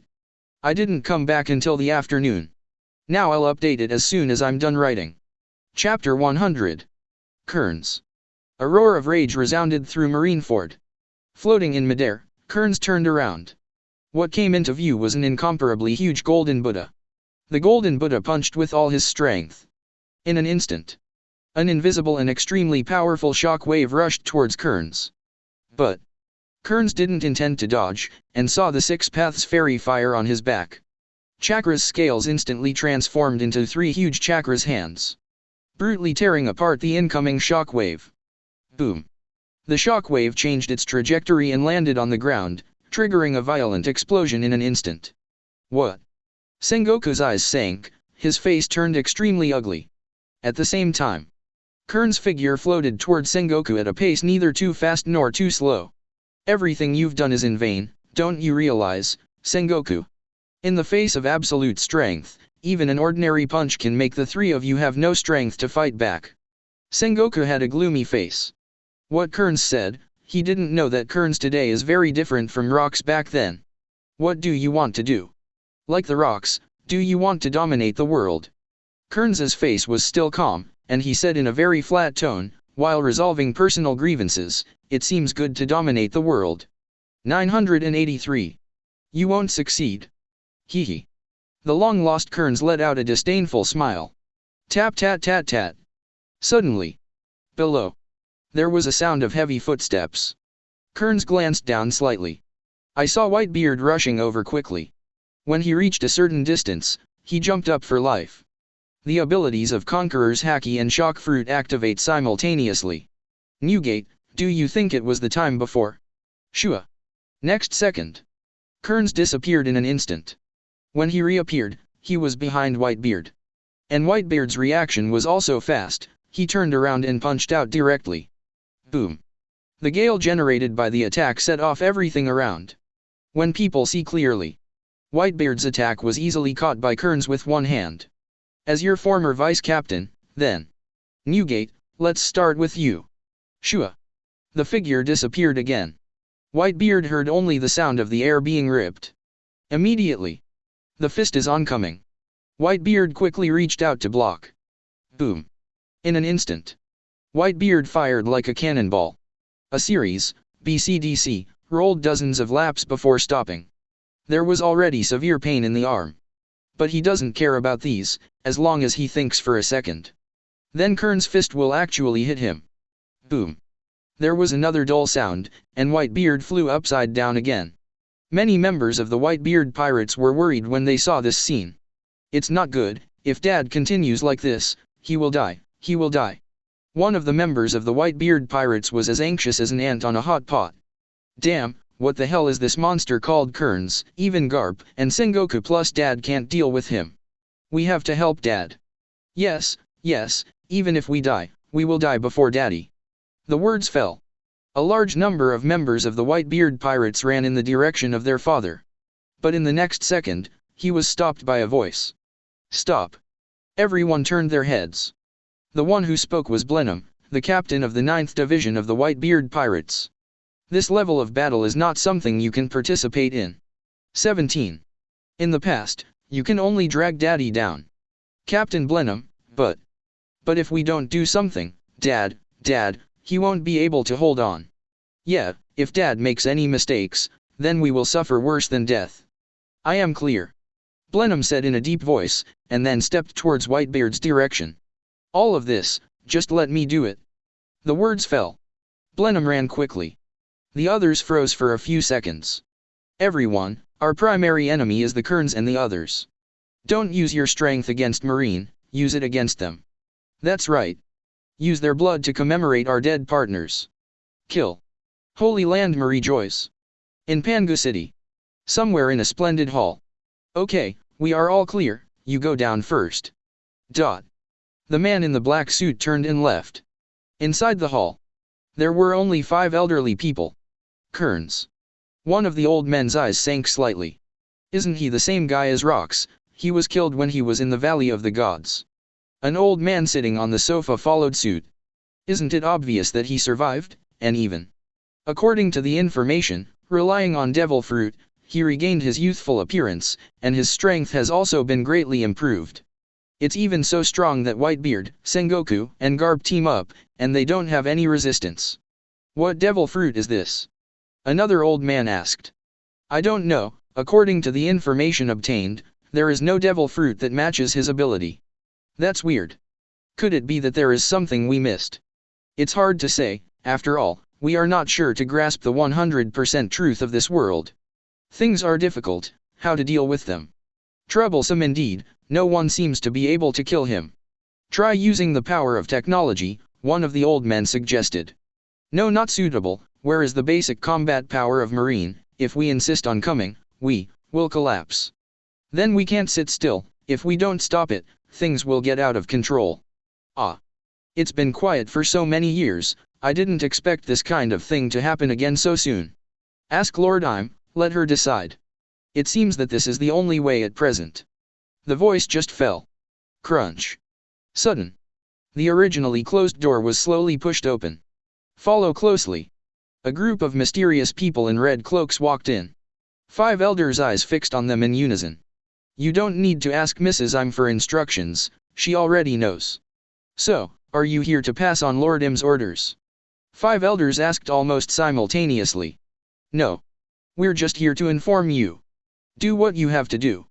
When things get out of control, we will take action to stop them. 17. Kearns isn't the Kearns he used to be, 5 elders reminded. When the mysterious person at the head heard the name Kearns, there was a slight fluctuation in his eyes. Kearns. Today's surprise is indeed these 3 words, it's just that, he was just a defeated player back then. Now that so many years have passed, I want to see how strong he has become. You still need to pay attention, after all. Sengoku and Garp teaming up, can't take advantage of it. Well, I get it. I'm all to blame for this. After the heavy blow, I thought he was bound to die, but I didn't expect, he survived with his last breath. I am leaving. The words fell. The mysterious man turned around and left the hall at a moderate speed. The 5 elders peeked at each other. Even Lord Im already knew about it and took action, so we don't have anything to worry about. Well, everything, let's see the result later. Chapter 101. At the same time. Marineford battlefield. Kearns, who was fighting Whitebeard, Garp, and Sengoku, suddenly sensed a breath flying towards him. This made him glance sideways at the direction of the breath source.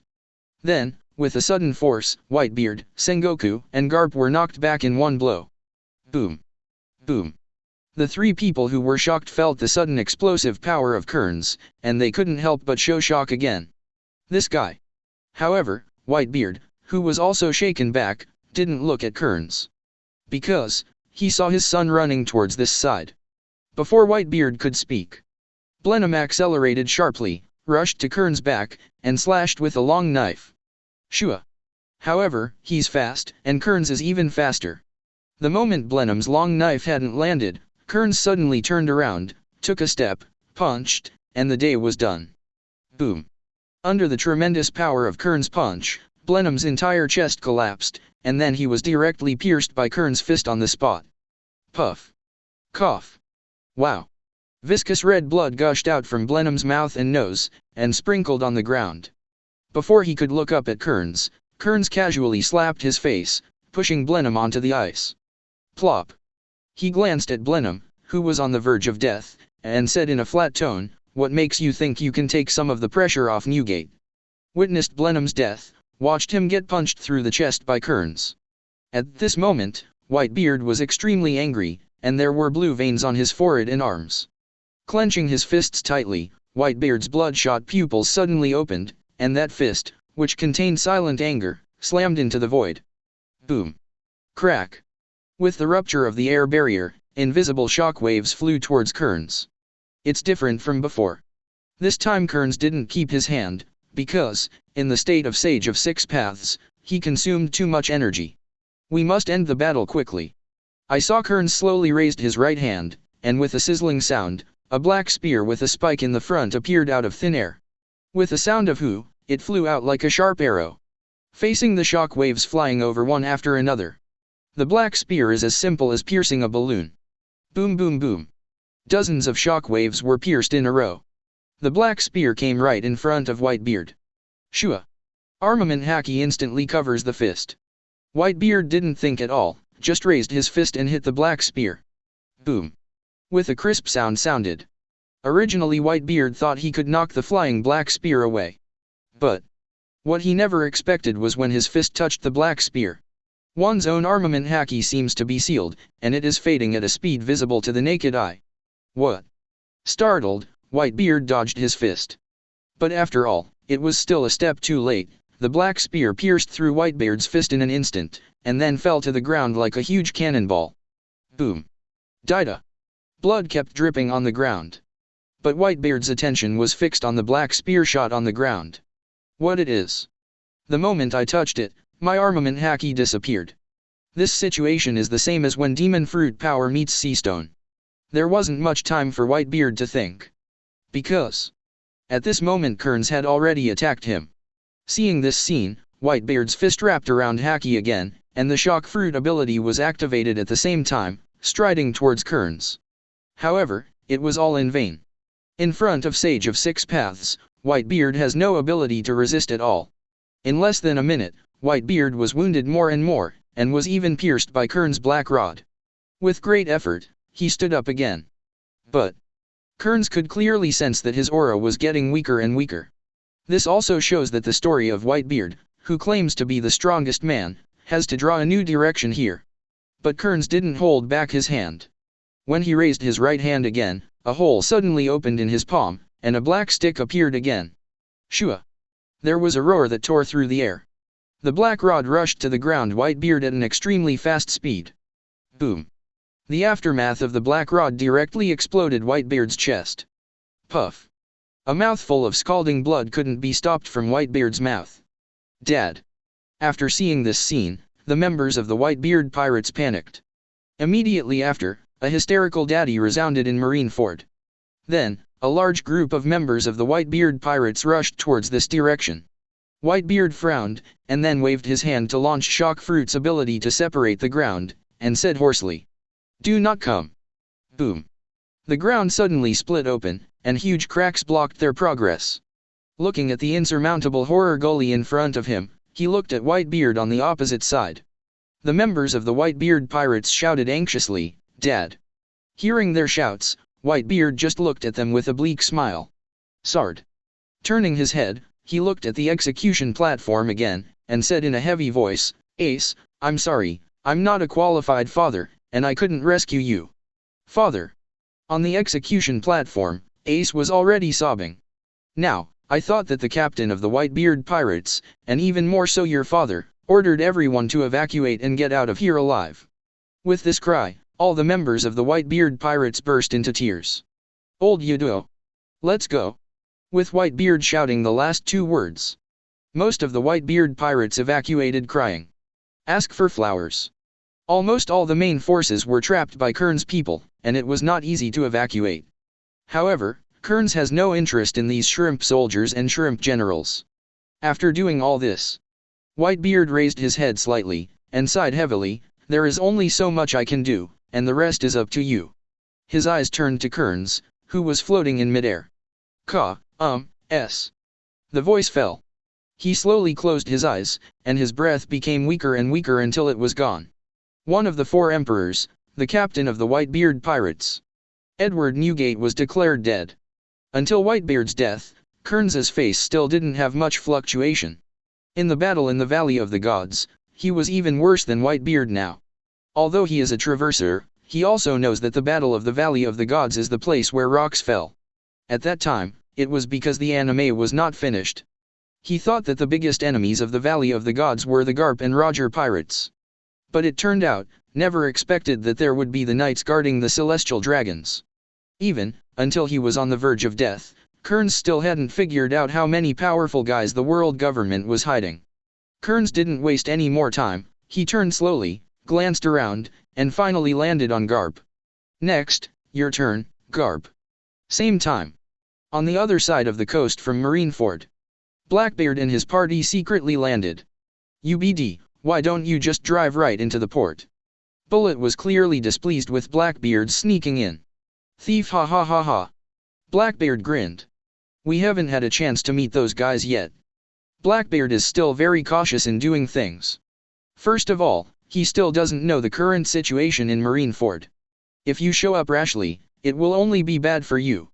FFLX. He must first understand the current situation in Marineford clearly before deciding whether to show up. If the situation is not good for him, then, he will leave without hesitation. Bullet gave Blackbeard a contemptuous look. It was the first time he had seen someone speak so clearly and refinedly. Then take your time and find the right time. After Bullet left these words, he quickly walked towards the main battlefield without looking back. The other side. Sengoku, they are in the battlefield. They couldn't gain the upper hand with Whitebeard Garp before, let alone him and Garp now. In front of Six Paths Kearns, they have no power to fight back. After a short fight, both Garp and Sengoku were injured to varying degrees. Chapter 102. Swish swish swish. Bang bang bang. Boom. Even though Sengoku and Garp were wounded, they continued to attack Kearns endlessly. The 2 figures rushed towards Kearns at a speed invisible to the naked eye. As for the result, it was also expected. After rushing over, he was sent flying by the huge impact. But what they focus on is desperate, no matter what kind of impact they receive. They would all get to their feet as fast as they could, and then sprint towards Kearns as fast as they could. Drink. Garp, covered in blood, jumped up high and roared, "Fistbone God Strike." With the top haki wrapped around his fist, he used almost all his strength to punch this punch. The fist hasn't arrived yet, but the airflow caused by it has caused the ground to collapse substantially. Ah! The roar that resounded through Marineford stopped. Garp just dropped like a bomb. Boom! Marineford shook violently, and in that huge crack, rough sea water rose into the sky. 19,743. The result was still unsatisfactory. Garp's full blow was still caught by Kearns. And the current situation is very embarrassing. Kearns gripped Garp's fist tightly, making it impossible for him to keep a safe distance from Kearns. Shua!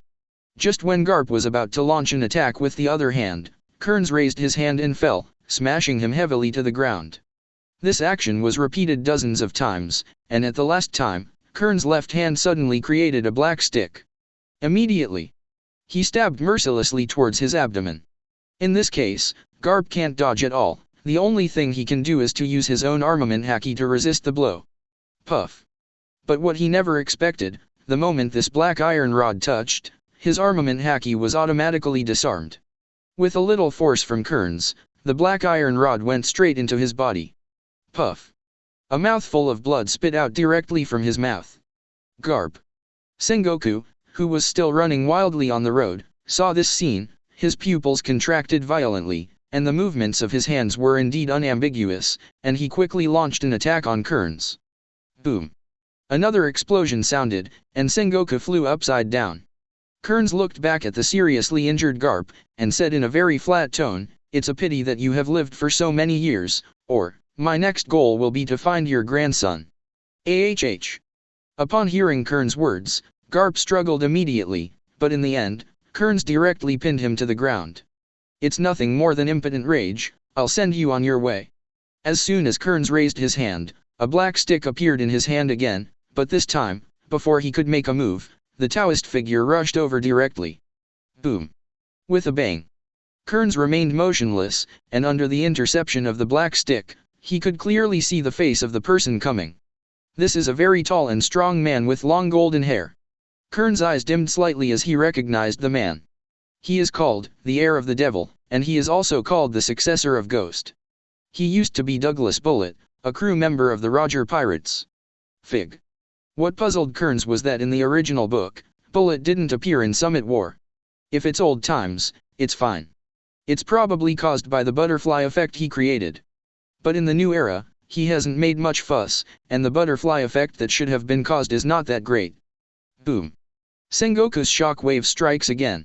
Same time. Kearns and Bullet disappeared instantly. Boom. But Garp was even more miserable, forcibly taking the blow from his old partner. Kearns didn't land on the ground this time, but was floating in midair, and his gaze was on Bullet on the ground. Kearns. Bullet stared at Kearns and said those 3 words. It really surprised me, even the guys from the Roger Pirates came out to join in the fun. It's really you, Kearns. It's very similar to the reward orders I've seen before. I didn't expect you to be alive. Bullet said in a deep voice. Actually, Bullet never met Kearns back in the old days. The reason why I know it is because Roger once mentioned Kearns and gave him a high evaluation. At that time, Bullet was very curious, and found Kearns' old bounty warrant somewhere, and remembered his appearance. Although years have passed, the appearance in memory has become blurred, but the moment I saw Kearns at this moment, the blurred appearance became very clear. The other side. Blackbeard, who was hiding in a hidden place and observing the current situation in Marineford, was stunned. Because, the situation is very different from what he guessed. Hey, what the hell is going on? Badgers looked at the scene around him, and his expression became extremely serious. The one standing with a big hole in his chest is Whitebeard, one of the 4 emperors. What happened to Marineford? Who beat Whitebeard like this? Hey. Now the question shouldn't be this, didn't you see it just now? That flying guy beat the marine hero Garp to the point where he couldn't fight back. That guy seems to be the person that BD was looking for just now. Damn it, Whitebeard didn't kill him too. I don't know, but from my point of view, it doesn't feel like it. The guy Whitebeard should have been killed by Marine. Over the years, it seems that many things have happened in the sea. Why are there so many strange faces? Captain? What should we do? Blackbeard's expression was very solemn, because the current situation made him very confused. The current Marineford is hundreds of times more dangerous than previously estimated. Thief, ha ha ha ha. Suddenly, Blackbeard laughed out loud. Many members looked at him suspiciously. I remember. I've definitely heard the word Kearns many years ago. Where can I hear it? Asked Badgers. I heard it from my father at the beginning, but it was about a dead person, so I didn't take it to heart. The thief, ha ha ha ha. I didn't expect that guy is still alive, no wonder that guy is so interested in him. So what are we going to do? Play it by ear, Kearns guy, we can't afford to mess with that. As he said that, Blackbeard looked straight at Whitebeard's body, and continued cunningly, but, for the sake of Daddy, I want to take a gamble no matter what. Ha ha ha ha, are we finally going to make a move? Someone on the side said with a hint of excitement. It's not necessary to send out all the people. It's easy to attract the attention of others. It's enough to have a few people to cooperate with me. Let's be honest, Blackbeard isn't going to mess with Bullet and Kearns level guys.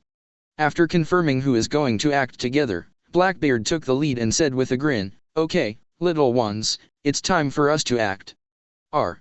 When Blackbeard just took a step, he immediately hid back, and his face became very serious. What's wrong? 5.0. The members who haven't got up yet look surprised. It's not good. Discovered. There's another group of people who haven't had time to fight yet, Blackbeard said in a low voice. Who? Everyone asked curiously. Red Force. That's Red Hair Pirates. Fan Oka said. Red Hair Pirates. Everyone murmured. Obviously, the expressions on their faces at this moment were exactly the same as Blackbeard's. To explain some of the details above, first of all, the Red Hair Pirates, he came here faster than in the original book. The reason is because of Kearns, where he wasted no time with Kaido. Second, regarding the debut of Luffy in the original book, some changes have been made here. The reason why Luffy can't come out is also because of some other influences caused by Kearns. Chapter 103. Does the plan continue? Van Oka asked Blackbeard, who seemed to be distracted. Blackbeard lowered his body, then sat down on the ground. The situation has changed, I have to find new opportunities. Compared to Kearns, or Bullet, he has a greater fear of red hair. After all, for Kearns and Bullet, I just need not to mess with him. Under normal circumstances, they should not bother me. As for the red hair, it's hard to say, whether the needle is aimed at him or not depends entirely on his mood. Who let there always be some kind of grievance between himself and the red hair? Boom. There was a loud noise. Because Red Force was too fast, the hull hit the port. For a while, everyone's eyes looked over. When they saw clearly the pirate flag fluttering in the wind. Especially Marine's complexion was even more ugly. Red Force? Here comes the red hair pirates. Damn, why are the red hair pirates guys here? What are they doing here? Damn it, if they are here to make trouble, then our Marine will be worse. Because of the appearance of the red hair pirates, the battle in Marineford was temporarily stopped. The red-haired group stood at the front of the Red Force, scanning the devastated Marineford, looking at the shocking corpse. Their expressions were extremely serious. Boss, we are still one step late. Lackey 14 Road said in a deep voice. The redhead looked at the standing dead Whitebeard, with mixed feelings in his heart, and with a heavy sigh, he jumped up and landed on the ground. Seeing this, many people from the red hair pirates also jumped out of the boat one after another, and then closely followed the red hair. Kearns, who was floating in midair, was a little puzzled, as if something was wrong. He didn't remember the red hair appearing so early in the original book. Could it be, it was also because of my own fault that the redhead made her appearance in Marineford ahead of schedule? The redhead walked and watched, and noticed Garp lying on the ground with a black stick stuck in it. He didn't know whether he was alive or dead. He also saw Garp covered in blood. I also saw Marine Admiral who suffered a lot of injuries. At this moment, the redhead deeply realized that he underestimated Kearns and his group. Being able to do this is enough to prove that the strength of their pirate group is unimaginable. What redhead didn't expect was that he actually saw Bullet here. Bullet, how are you here? The redhead was the first to speak, leaning against Bullet and asking. Bullet took a look, then grinned. We haven't seen each other for decades, Shanks. Yeah, the memory of us being Captain Roger together back then is really nostalgic. As the redhead spoke, he turned his head slightly to look at Kearns floating in midair. As early as decades ago, I heard Captain Roger mention the strength of the deputy captain of the Rocks pirate. I didn't expect to see your demeanor at that time, but today I can see it in Marineford. Kearns just looked at him coldly and didn't speak to him. The red hair continued to speak. Although I don't know the specifics about the Valley of the Gods, I think that your purpose of coming here should be for a Whitebeard. Now, Whitebeard is dead, and your goal has been achieved. If you continue to fight like this, it will only increase the losses of the three teams without limit. Everyone here, I hope you can sell me a face here, so that this war will end here. As soon as this remark came out, everyone present was silent. Finish? The Marine wanted to end it long ago. The Summit War was supposed to be a duel with the Whitebeard pirates. Unexpectedly, because of the appearance of Kearns, their Marine suffered an unprecedented blow. What they didn't expect was that even the Marine Hero and Marine Marshal, and Whitebeard teamed up to defeat Kearns. It's fine if they weren't defeated, but what made them ashamed was that they were counter-killed. Now, Whitebeard died in battle, the life and death of the Marine Hero is uncertain, the Marine Marshal is seriously injured, and the Marine 3 Admiral is not much better. What kind of war is this? It's a complete nightmare. Not only Marine, but everyone who came to the Whitebeard pirates wanted it to end. End? Hee hee ha ha ha ha ha ha. Suddenly, after hearing the redhead's words, Bullet burst out laughing on the spot. Shanks, if I came all the way here just for this guy Kearns, you let me end like this? Then if I come like this, wouldn't I come for nothing? Hear the sound. The sharp eyes of the red hair shrank slightly, and the expression on his face was a bit serious. Bullet, if you want to make trouble, our red hair pirates can accompany you at any time. Ha ha ha ha ha ha. Bullet continued to laugh. Sorry, I'm not interested in any of you. In just a few sentences of dialogue, almost most of the Marines scolded Bullet thousands of times. What the hell, you are amazing, you are singled out with him. Damn guy, stop talking, I beg you, I just want to get out of this nightmare sooner. Who the hell is this guy? He must be more or less sick. Seeing this situation, the redhead ignored Bullet, but raised his head slightly to look at Kearns again. What do you think? Kearns took a look around and saw that the main force on his side hadn't suffered any losses. As for the other members, there must have been casualties in the war, but they were very few. The only thing worth noting at the moment is that the state of Sage of Six Paths consumes too much physical strength. He must follow the state of Sage of Six Paths within the appropriate time. If you run out of energy, you may cause unnecessary trouble. Why do you think your face counts? Kearns' words undoubtedly splashed water on everyone. Obviously. Even the redhead of one of the four emperors, Kearns didn't pay attention at all.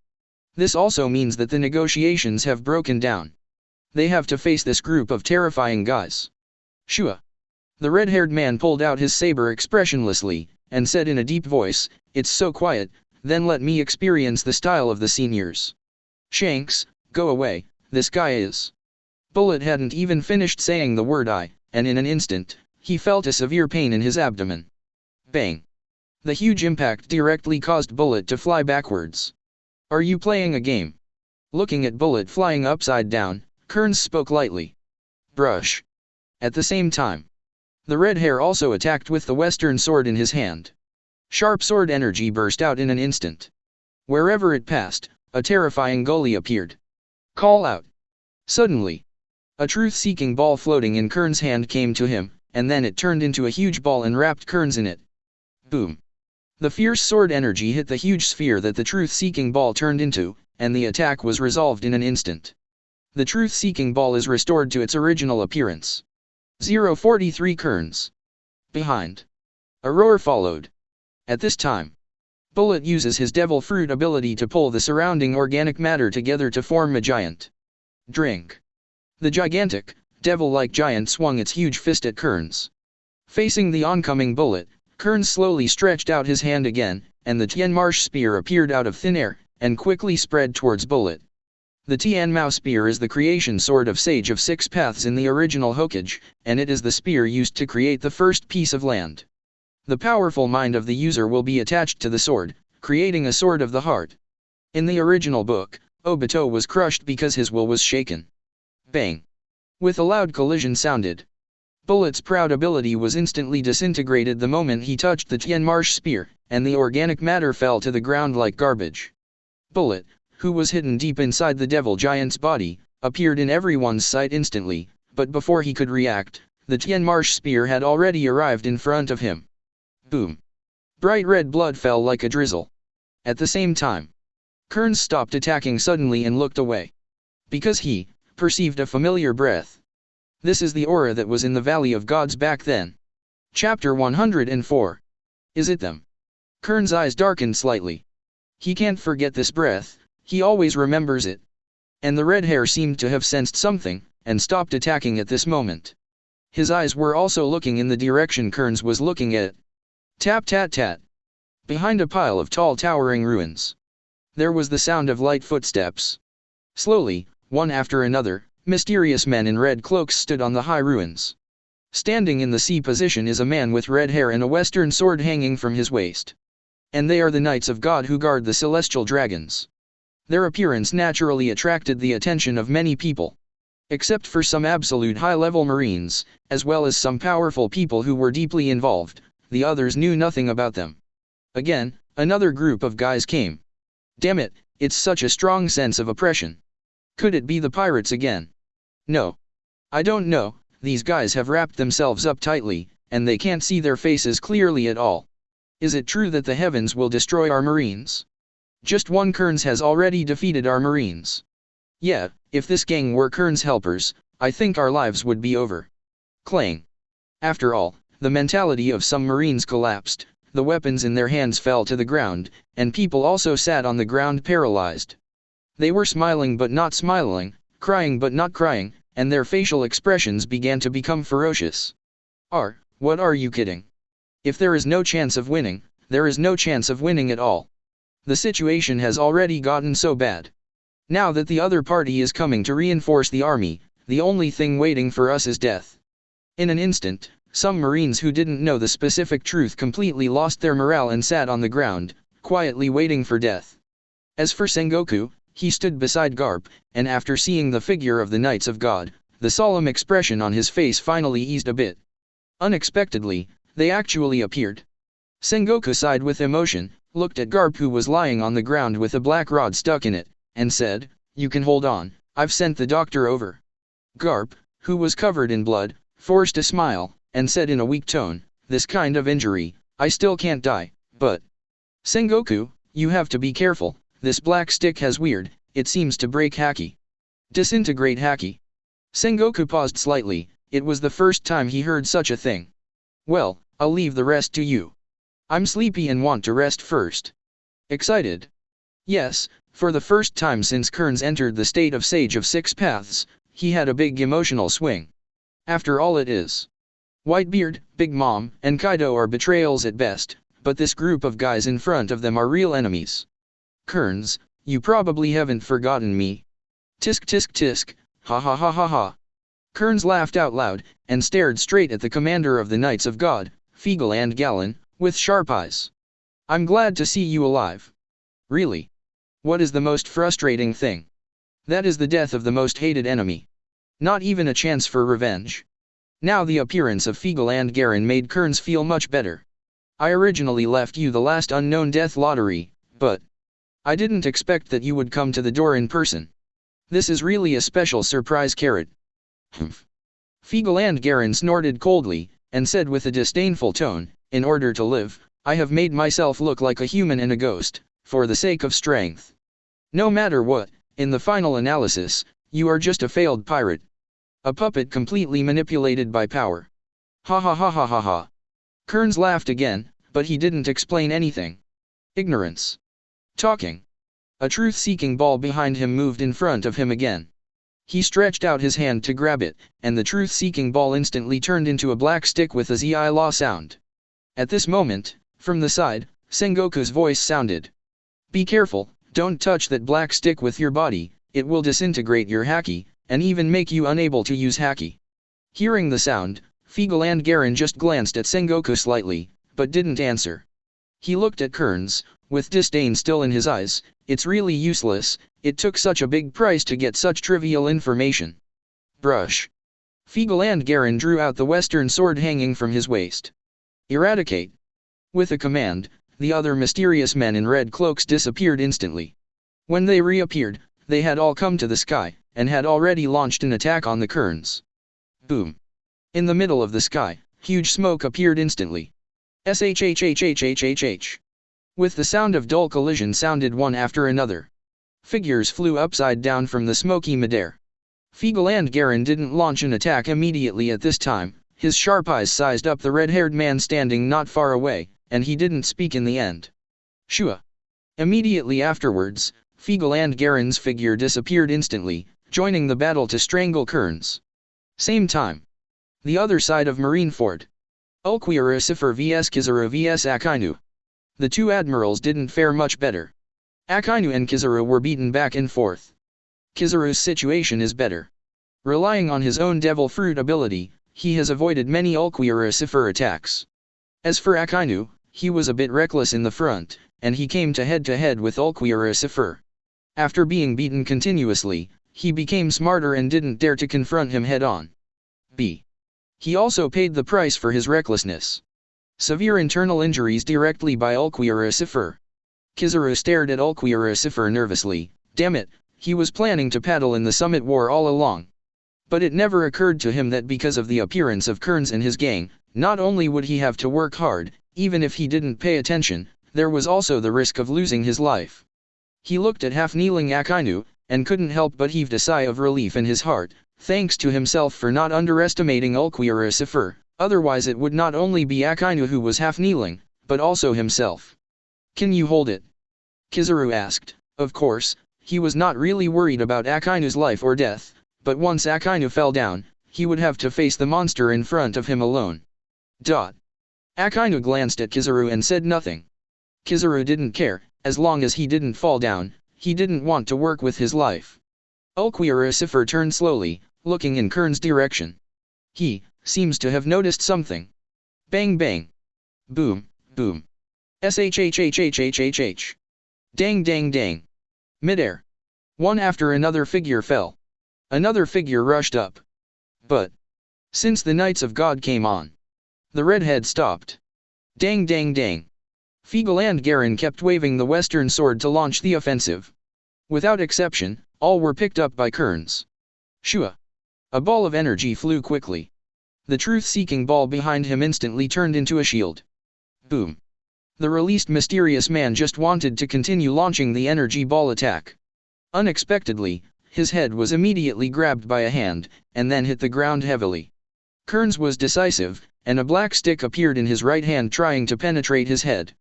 But the members of the Knights of the Gods were not vegetarians after all, and quickly relied on their devil fruit ability to successfully escape the catastrophe. The original book did not indicate whether the other Knights of the Gods are demon fruit power, good, but I think even the 5 elders are all demon fruit power. The Knights of the Gods don't say all of them, but there must be someone is owned. At the same time, Fiegel and Garin had already chased after him, gathered his own strength unreservedly on the blade, and then directly slashed down. Indistinctly. As if the space is distorted. Kearns did not hesitate, and once again released the creation sword of Sage of 6 Paths, Yinmao District. As the Tianmarsh spear spread and stretched, it collided with Fiegel and Garin's western sword in the blink of an eye. In an instant, an unprecedented explosion suddenly resounded. The huge fallout sank part of Marineford to the bottom of the sea. The surrounding seawater surged violently, followed by monstrous waves. Above the sky, it was clear that the sky was clear, but the thunder and lightning visible to the naked eye spurred the earth. Caw caw caw. Under the huge impact, Fiegel and Garin's western sword trembled violently, and continuously faded back. Chapter 105. Damn. Fiegel and Garin's pupils shrunk, obviously surprised by this result. Caw caw caw.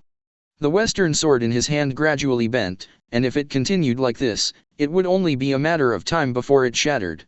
Even if one is not handled well, not only will the western sword in his hand be broken, but Kearns' Tianmarsh spear will hit the bullseye. Immediately, Fiegel and Garin made a decision. I saw his figure flashing at the same time. Just about to let go of the hands holding the western sword. But the result. Kearns' Skymarsh spear attack was too violent, completely beyond Fiegel and Garin's budget. Dang. The western sword was blown away in an instant, but luckily Fiegel and Garin had already moved his body out of the attacking range of the spear. Otherwise, as he had guessed earlier, he would be directly hit by the Tianmarsh spear. Boom. Fiegel and Garin fell to the ground and rolled continuously. He got up quickly and ran towards the direction where the western sword fell. He didn't feel anything in his hand for a short time, and what he had was only the feeling of numbness. Did this guy rely on devil fruit to obtain this terrifying power? Fiegel and Garin murmured secretly. Fiegel and Garin suddenly realized that his understanding of Kearns also came from the Valley of the Gods. Today's Kearns is no longer the Kearns I knew in the Valley of the Gods. Shua. Fiegel and Garin retrieved the weapon smoothly, but when he was ready to fight again, he suddenly discovered that there was a man with a pair of big black wings and a strange complexion floating beside Kearns. Captain. Ulquioricifer came to Kearns' side and called softly. He could feel 373's physical exhaustion after going through several battles besieged by many people. Kearns let out a long breath, glanced at the members of the Knights of God below, and spoke calmly. I know. Leave it to me, I will finish it as soon as possible. Ulquioricifer proposed. Kearns shook his head slightly. If this was given to Xiaowu, then Xiaowu would naturally be able to handle it. But if he can't kill the enemy with his own hands, then he will lose the meaning of being here at this moment. My purpose is not only to kill them, but to kill them with my own hands. Looking at the dead body of Whitebeard, Kearns then looked at the redhead and his crew, and then at the Knights of God. These guys who came out at the end and have continued to be at their peak, are a bunch of troublesome guys. With this in mind, Kearns glanced sideways at the state of his crew. From this side of his head, he saw the corpses of many members of the Emperor's pirates in the battlefield, and even the crew members who were still able to fight now looked in a mess full of scars. Watching this scene, Kearns couldn't help being silent for a while, and said leisurely, "Now is not the time to be dead. With the current state of the crew, if the fight continues, the members below the cadre level may be wiped out. The enemies in front of them deserve death, but they are still almost at their peak state due to their huge consumption. The state of Sage of Six Paths can't be maintained for long, he must reserve a little more energy, so as not to make himself look embarrassed later. And the members of the Knights of God are here, and perhaps the support of the world government is still there. As long as the Knights of God come early, Kearns can send them all down to meet Whitebeard. Get out." Kearns said softly, "At least he's been killed." Ulquioricifer nodded, and with a whoosh, the figure disappeared into the air. "Follow closely." Kearns looked around and finally landed on Fiegel and Garin. "Before I leave, I'm giving you a present." Fiegel and Garin frowned when he heard the sound, and hurriedly rushed towards Kearns again with the western sword in his hand. Kearns clasped his hands together and shouted softly, "Planetary devastation." As Kearns' voice fell, the whole Marineford began to shake violently. Fiegel and Garin, who was still running wildly, suddenly stopped. What happened? Fiegel and Garin scanned his surroundings with narrowed pupils. At this time, Marineford was falling apart. Whether it was a person, a corpse, or any other object, they were all sucked up by a huge suction force. "Beckman!" the redhead yelled. And Beckman understood, "Leave Whitebeard's body to me. Give someone to control the boat, don't be sucked up by this force." Redhead quickly ran towards the execution platform, and at the same time told his teammates, "Boss, don't worry, leave the rest to us. Help me. Help me. Damn it, I can't move my body, the suction is so strong that I can't move at all. I don't want to die, I don't want to die." Certainly. Most Marines are of the above kind of thinking. They managed to survive until now, and no one would want to die in this way suddenly. Sengoku supported Garp and gave instructions to the other Marines, "Everyone, defend." For a while, Marineford is chaotic. Most of the warships, corpses, and living people were sucked up. As Marineford fell apart, its area became smaller and smaller, and above the sky, a huge ball of rock had formed. Boom. After a while, Marineford no longer exists. Some are just above the sky, that floating rock ball that covers the sky and blocks the sun. Below, there are dozens of warships floating, including pirate ships and marine warships. Kearns glanced down, and soon saw the Knights of God standing on top of a world government ship. "Today is just a welcome ceremony. Wait, I will make the holy place Marie-Joyce cease to exist." "Work." Kearns. Fiegel and Garin roared. However, Kearns ignored him and landed on his own boat. Hoo-hoo. As soon as it landed, the fair skin on Kearns' body suddenly started to peel off with little sparks. The state of the Sage of Six Paths, as if it had been completely burned by a spark, turned into dust and drifted away with the wind. Kearns, also restored to its original appearance. "Thanks for your hard work. It is our honor to serve you, Lord Kearns." Albedo leaned forward and said in a gentle voice, "Yes, Captain." Hearing the words, the other crew members also agreed with each other. "Let's go, get out of here." "Yes, Captain." Kearns. They did not stay here too much, their ship left here at an extremely fast speed. As for the members of the Knights of God, they didn't stay here for too long. As soon as Kearns left, they followed. In less than a minute, there were two forces missing here. Suddenly, just when most people were relieved that they survived, a loud angry shout resounded through the air. On the red-haired ship, Ace, who had just uncuffed his handcuffs, noticed the Blackbeard pirates sneaking away from the side. After being called out like this, Blackbeard turned his head towards the red hair and looked over. At this time, he also had a depressed face. Originally, he had been waiting for the opportunity to execute his plan in front of Whitebeard's corpse. But in the end, the opportunity never came, and he was almost sucked into the rock ball hanging in the sky just now. "Thief, ha ha ha ha." Blackbeard laughed maniacally again. "It's you, Ace, long time no see." A hole. Ace was about to jump for life when he was suddenly pinned to the ground by the red hair. "Let go of me, Shanks, teach that guy, I must catch him, otherwise, I will have no face to face the Whitebeard pirates." "Calm down, Ace." The redhead continued with a gloomy face, "If you continue to fight, you will only continue to increase casualties without limit. What you need to do now is to bury the beard in the court. Ah. Ace hammered on the railing angrily, venting his anger. The death of Whitebeard was a huge blow to Marco, he said a little innocently. Ace, listen to the redhead. Thief, ha ha ha ha ha. Blackbeard laughed again. So, redhead, see you next time. The redhead didn't speak, just watched Blackbeard leave quietly. Turn around. His gaze went to Sengoku's side again. However, before the red hair could speak, Sengoku said solemnly, let's go, take the corpse with us. The redhead nodded slightly, and turned around gorgeously, set sail. This moment.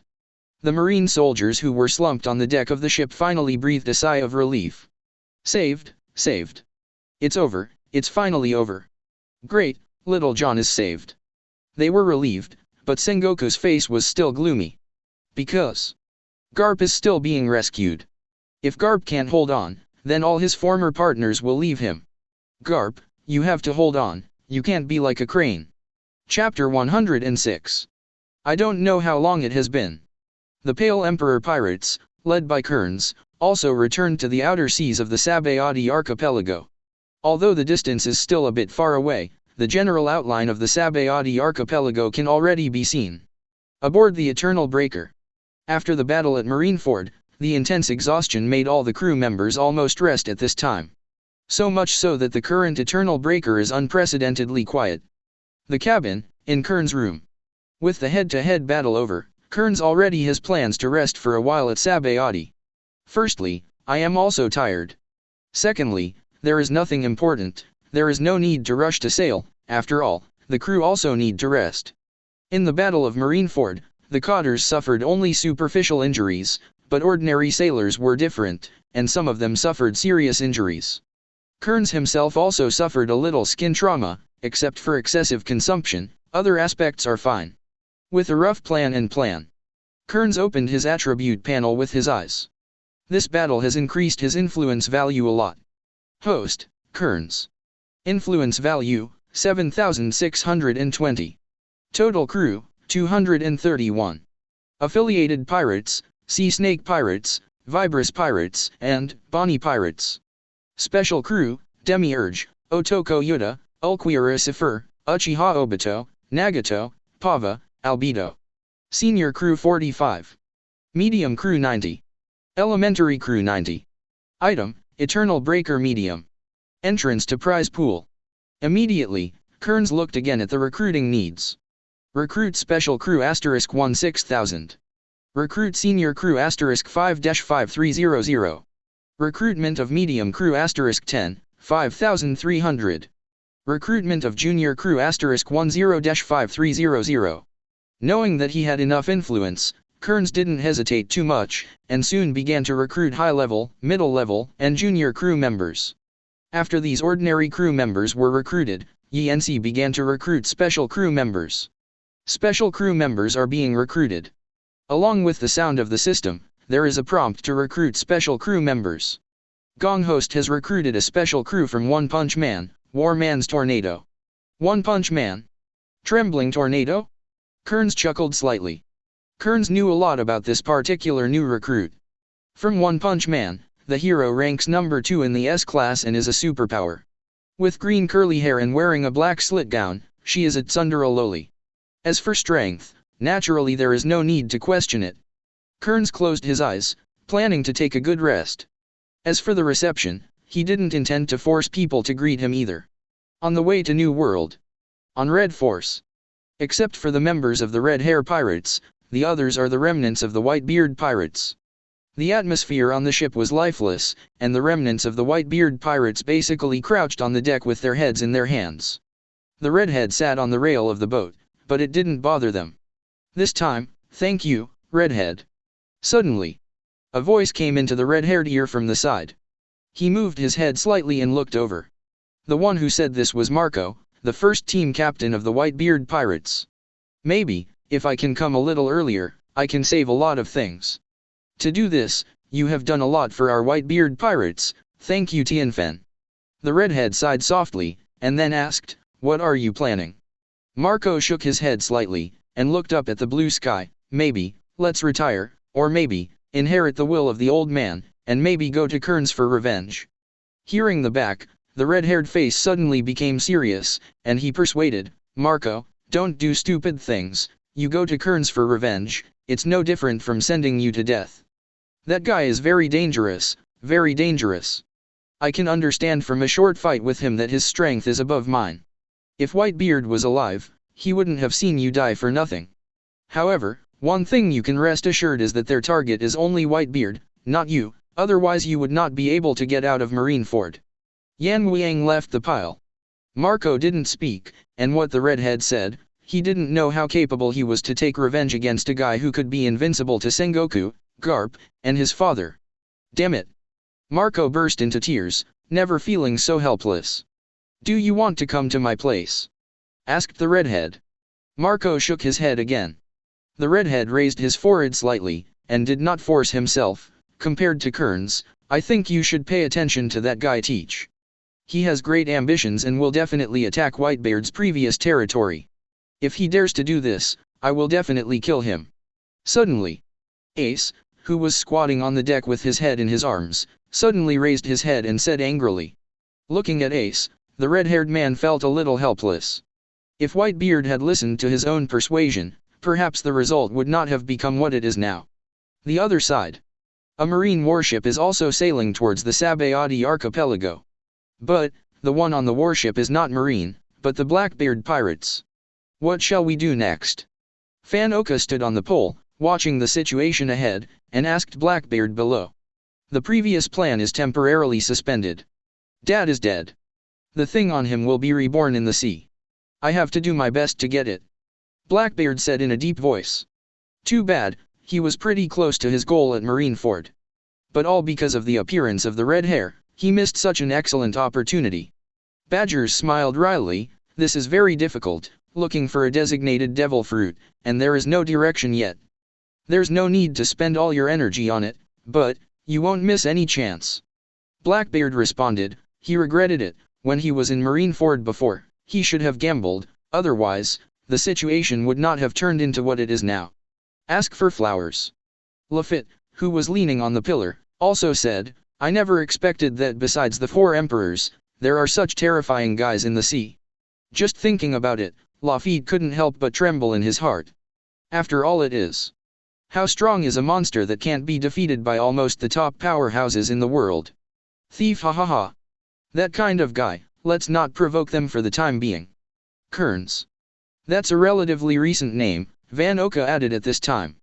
That guy is not a product of the new era, but an old monster whose traces have been erased by the world government. Blackbeard explained with a smile. Everyone paused slightly, and their eyes fell on Blackbeard in unison. Night fell. Located in Sabayati Archipelago. On Shopping Street number 30. Because what you buy here are ordinary items. Therefore, most of the people who walk here are aborigines. Arnold, why are you looking at the store? Where's your father? The one named Arnold is a boy about 15 years old, dressed plainly and thin. Father is sick, and I will replace you. A batch of expensive fruits came last night. If you don't sell some of them today, the fruits will become less and less fresh. Anyo said softly. You are really sensible, but uncle, I have to tell you some things. If you encounter pirates, you will suffer a little. Don't be stubborn, otherwise, once those pirates are unhappy, killing without blinking an eye. Yeah, uncle, I know this, father has told me again and again, if you encounter pirates, even if the fruit stand is gone, don't be angry. It's good to understand, it's not easy for us people to live, and Marine doesn't care about it, the pirates here are too rampant, we can only keep a low voice in order to survive. Just as he was talking, suddenly, an obese woman with a large mole on her face came over with a child and a large bag of fruits. Before anyone approached, the big bag of fruit was thrown over, followed by the sound of cursing. Well, Arnold, you are young, you can do anything for money. Anyo looked puzzled, and hurriedly asked in a low voice, what's wrong? Look carefully, what did you bring back to my Bing Bing? I also asked Bing Bing to buy some fruits because your father was honest, but you boy used other fruits to cheat money. The mole woman pointing at Arnold and cursing.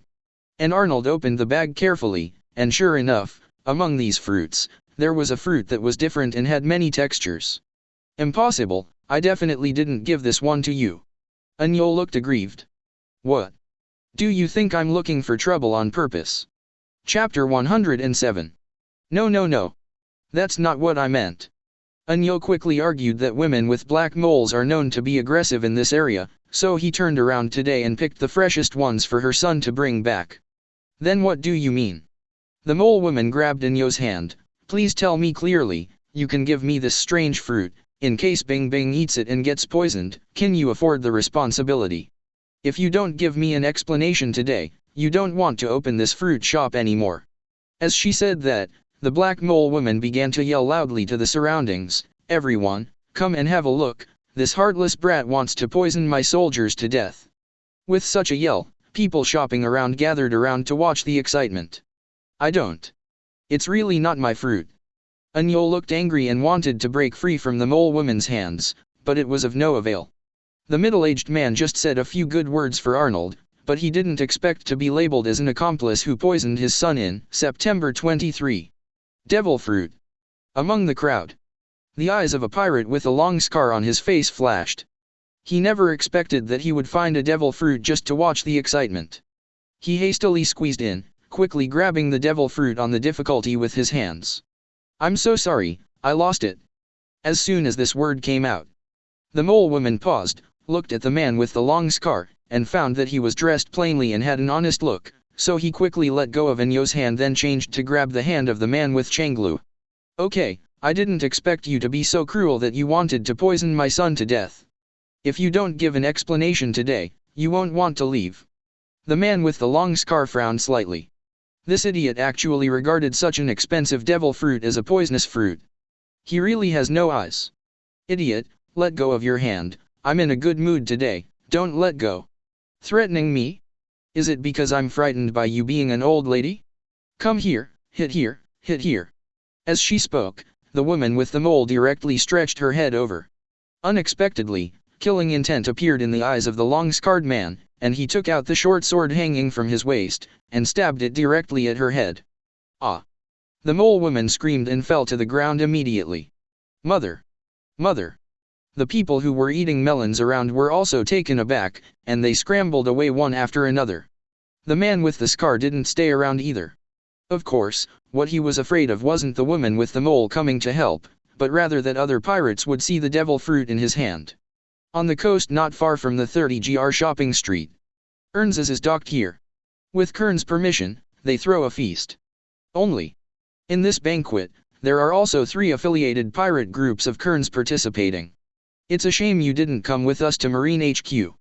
Yeah, that's definitely a battle that can make you hardy. Have you not seen the strength of the captain and the cotters? The captain is 1 against 3, and he is also the well-known Marine Marshal, Marine Hero, and the strongest man in the world. The most important thing is to kill 1, ha ha ha ha ha. Even the cotters have the upper hand against 2 Marine Admirals at the same time. At the celebration banquet, dozens of people gathered around a table, and most of the conversations were about Marineford. Listening to their words, Bonnie and other affiliated pirates hung their heads, feeling like they were sitting on pins and needles. Who would have thought that Kearns' strength had reached such a terrifying level? With only 1 person, he can face 3 of the world's top powerhouses. What's even more unbelievable is that he won the fight and killed him instead. I have joined a terrifying pirate group. Who is that? For a long time, Bonnie asked the senior crew member beside him. The senior crew members followed Bonnie's eyes, and he talked freely while drinking. Oh, the cotter crew on our ship, Tornado. Officer? Tornado. Bonnie's eyes sank slightly, a little surprised in his heart. This little girl is actually a cotter of the Emperor's pirates. Yeah. The senior crew member nodded, and added, don't look at her like a child, she is very strong, at least I think it's not a problem to hit you 10 times.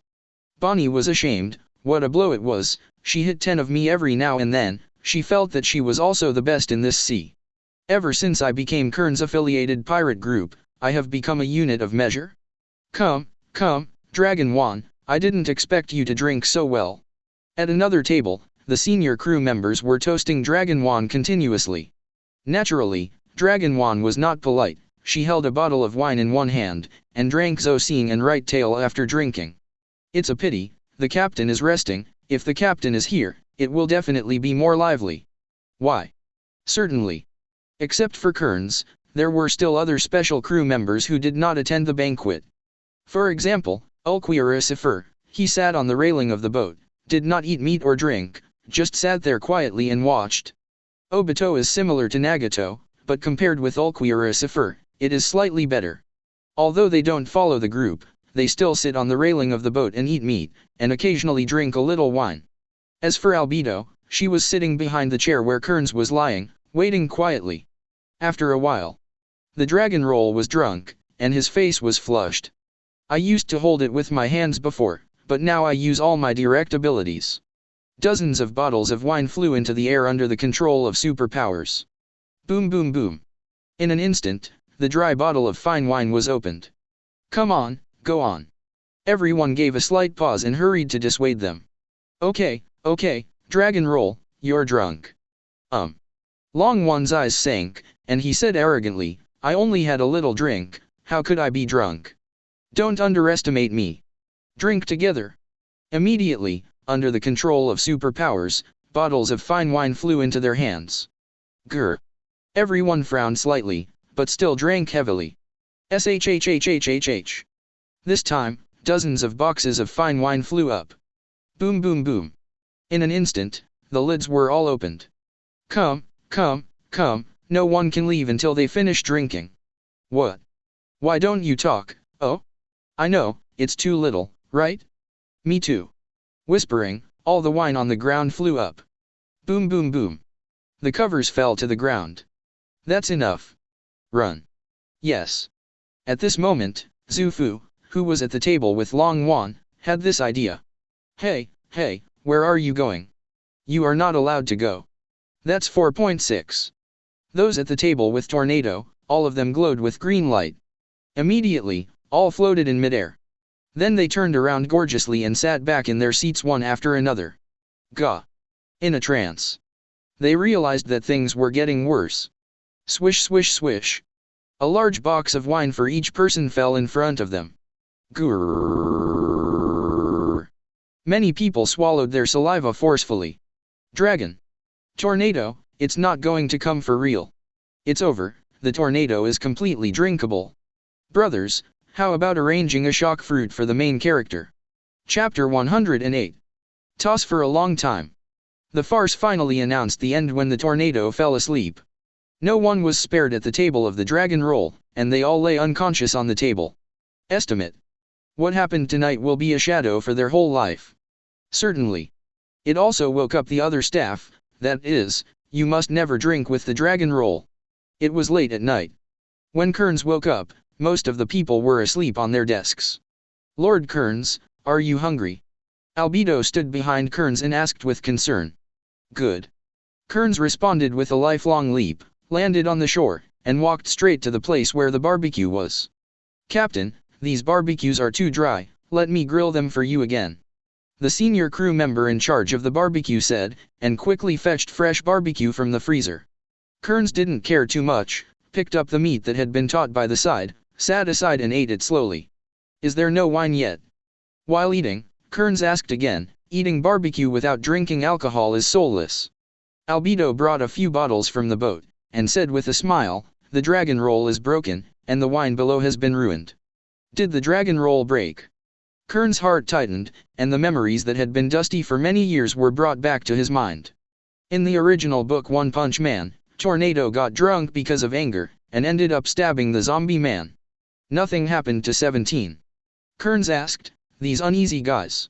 It's okay, it's just that the people who drink with him suffer, but I don't think there will be a next time. Albedo laughed. Kearns also just smiled, and looked at the tornado sleeping on the ground. Take her back to sleep on the boat. Okay, Innes Scales. Albedo nodded, and then walked towards the tornado.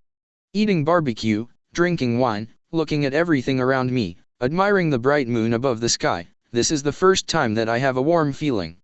Time flies. In a blink of an eye, came the second day. New world. Cake Island.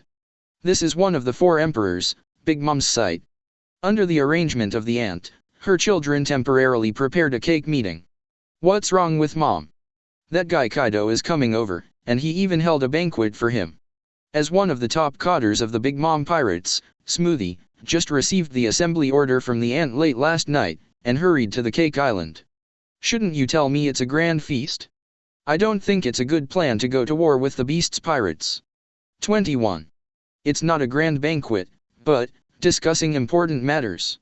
Katakuri, who is also one of the 3 dessert generals, replied while sitting on a stool.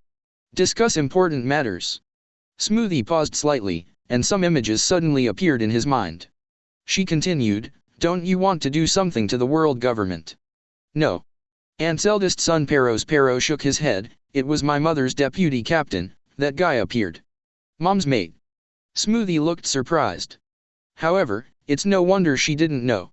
After all, that was many years ago. Among the children of the ant, only a few of them have stayed in the pirate group of rocks and seen the style of Kearns back then. Yeah. Katakuri nodded slightly. Before, I heard from my mother that that guy died in the same battle as rocks in the Valley of the Gods, but I didn't expect that he suddenly appeared in the sea again during this period of time. It's been so many years, does mother still value him so much? Smoothie is a little puzzled. After all, the combat power of the Big Mom Pirates at this time is not to be underestimated. If you add a Beast's pirates, even the world government will give the master a little bit. Smoogie, you underestimated him. Katakuri said calmly. Just when Smoothie was about to say something. Suddenly, a small man came over. Master Katakuri, the newspaper you requested has been delivered. Katakuri nodded slightly, and took the newspaper. Today's newspaper content is about Marineford. Whitebeard is dead. When Katakuri read the newspaper and said this sentence, the expressions of the people around him became serious. Who killed it? Marine. Mom's mate. Smoothie asked. Katakuri shook his head slightly. I don't know, there is nothing about that man in the newspaper. Yes, it's just that Whitebeard had a fierce battle with Marine, and in the end, Marine won this one. Pero laughed and said, I'm used to it. How could the news that Marine leaked be detrimental to Marine? Katakuri turned over slightly, and saw that there was a stack of reward warrants sandwiched in the newspaper. The first photo of the bounty order. It was in a magnificent hall. Around the hall, there were many fallen corpses, and there were also many people standing on both sides, holding weapons, and laughing. And in the center of the portrait, there is a beautiful and solemn throne. That is the throne reserved for kings. But in the portrait, the king collapsed beside the throne, in a pool of blood. A young man also sat on the throne that belonged exclusively to the king. The young man held a silver white long knife in his hand, with a faint smile on his face. Seeing this photo, Katakuri's pupils shrank slightly. As he once stayed in Rock's Pirate, he naturally knew the source of this photo. Pale Emperor Kearns, with a bounty of 5.65 billion Baileys. He continued to flip backwards. A photo of the second bounty order. It is a man with a slender figure and a pair of large black wings behind him. Pale Emperor Pirates, Kader Ulquiera Cipher, bounty 2.83 billion. 28/Z. Katakuri's face looked gloomy, and he had naturally seen the reward offered by the Pale Emperor Pirates before. But after a battle of Marineford, the bounty increased so much. That must have done something in Marineford that made the world government absolutely threatening. It seems that the appearance of Kearns has caused a great threat to the Marines in Marineford. After muttering, Katakuri continued to flip. Pale Emperor Pirates, Kader Uchiha Obito, with a bounty of 1.5 billion Baileys. The Pale Emperor Pirates, the Kader Demiurge, has a bounty of 800 million Baileys. The Kader, Albedo, offered a bounty, and it was difficult. The Kader, Yugayutai, offered a reward of 500 million Baileys. The Kader, Pava, offered a bounty of 300 million Baileys. Before Katakuri's bounty notice was read, a voice came from the side. Coming. As soon as this word came out, everyone looked back one after another. What caught my eye was the Beast's pirates headed by Kaido. Go and inform Mom that Kaido is here. Pero arranged for a man who was doing something. Soon after, the ant walked over slowly while eating the delicious cake. Well. 287. We haven't seen Kaido for decades. I haven't heard from you for a long time on this sea, I thought you were dead, blah blah blah. Kaido, who was sitting on the ground drinking wine, frowned slightly. He thought that he would never see this old woman in his life, but he didn't expect that he would eventually meet Stop talking nonsense, old woman, I'm not here to catch up with you. Kaido said angrily, and then threw the newspaper on the ground to her. Whitebeard is dead. Well, well, well. Isn't it a good thing for us that Whitebeard died? The ant didn't read the newspaper that Kaido threw over, but wiped the cream in her hands with it. Maybe it was a good thing before, but now, not necessarily, that BD Whitebeard should be killed by Kearns. So what? Asked the ant. Kearns' next target is either you or me, and if you don't care, old woman, you don't know how you died.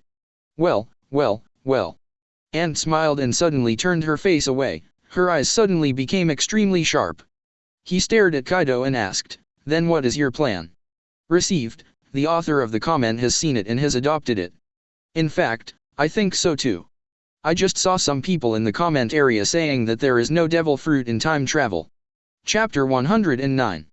Gila Gila. Kaido drank the wine in his hand. He said firmly, instead of waiting for that guy Kearns to come to the door, it's better for us to take the initiative. Kaido didn't know when Kearns would come to his door, he couldn't wait, and didn't want to wait, on his own, he didn't feel sure. But working together, it is impossible for him to stay in Big Mom's territory forever, and Big Mom is definitely not willing to stay in Wano Kuni forever. So, for him, the only option is to take the initiative. Linlin, you don't want Kearns to come to your door while you are enjoying the delicious cake, do you? The previous words did not arouse any emotions for the ant, but Kaido's latter words were really unacceptable to a person who has an extreme sweet tooth and suffers from severe cravings. Well well. The ant laughed again, this is indeed a simple and crude method, okay, then let us cooperate as before. But, Kaido, does this count as another debt you owe me? When Kaido heard it, his face changed drastically, old woman, UBD, do you want to listen to what you are talking about? Kill Kearns just in case that guy keeps coming and harassing us. It's not just about me. Even. Maybe he doesn't have much impression of me, you should be worried, so. I'm helping you, you owe me a favor. Why? At the same time. Holy Land may rejoice. After a lengthy operation. Garp's life was finally saved. But when he will wake up is still unknown. Overnight, Sengoku seemed to have aged a lot, with a haggard face. Boom boom boom. Outside the door.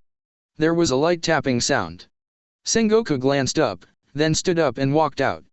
Marshal Sengoku, there is urgent news from New World.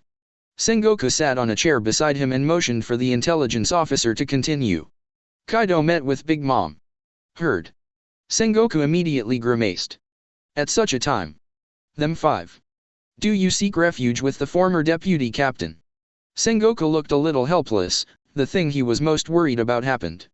If the situation really develops in the most unfavorable direction, Kaido and Big Mom join Kearns.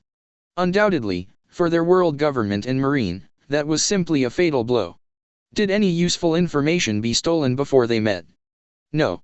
Sengoku caressed his forehead, and the waves rose again. Once Kaido and Big Mom join Kearns, the balance will be broken, which may cause unstoppable disaster. Kearns, you're going to give us trouble. Announce, those above Vice Admiral who have not performed their missions will immediately come to the Holy Land Marijois to attend an emergency meeting. Yes, Master Sengoku. The intelligence agent had just walked a few steps. Sengoku just added. Forget it, there's no need for Vice Admiral, this matter must be done by Admiral. In Pangu City. In a certain hall. This time, there are not only 5 elders here, but also the commander of the Knights of God, Fiegel and Garen. New World just got the news that Kaido met with Big Mom. One of the 5 elders said. Call. Another 5 elders sighed, I just don't know if it's a good thing or a bad thing. It stands to reason that they had a disagreement in the Valley of Gods back then. We should be the beneficiaries of this meeting. But don't forget that he used to be their deputy captain. Although it seems impossible, it is still possible. Fiegel and Garen expressed his opinion. Perhaps, you should ask Lord Im for instructions. Kearns is different from anyone else. He is an absolute threat to our world government. If Kaido and Big Mom really go to Kearns, I think it will be an excellent opportunity. Maybe, we can use that power.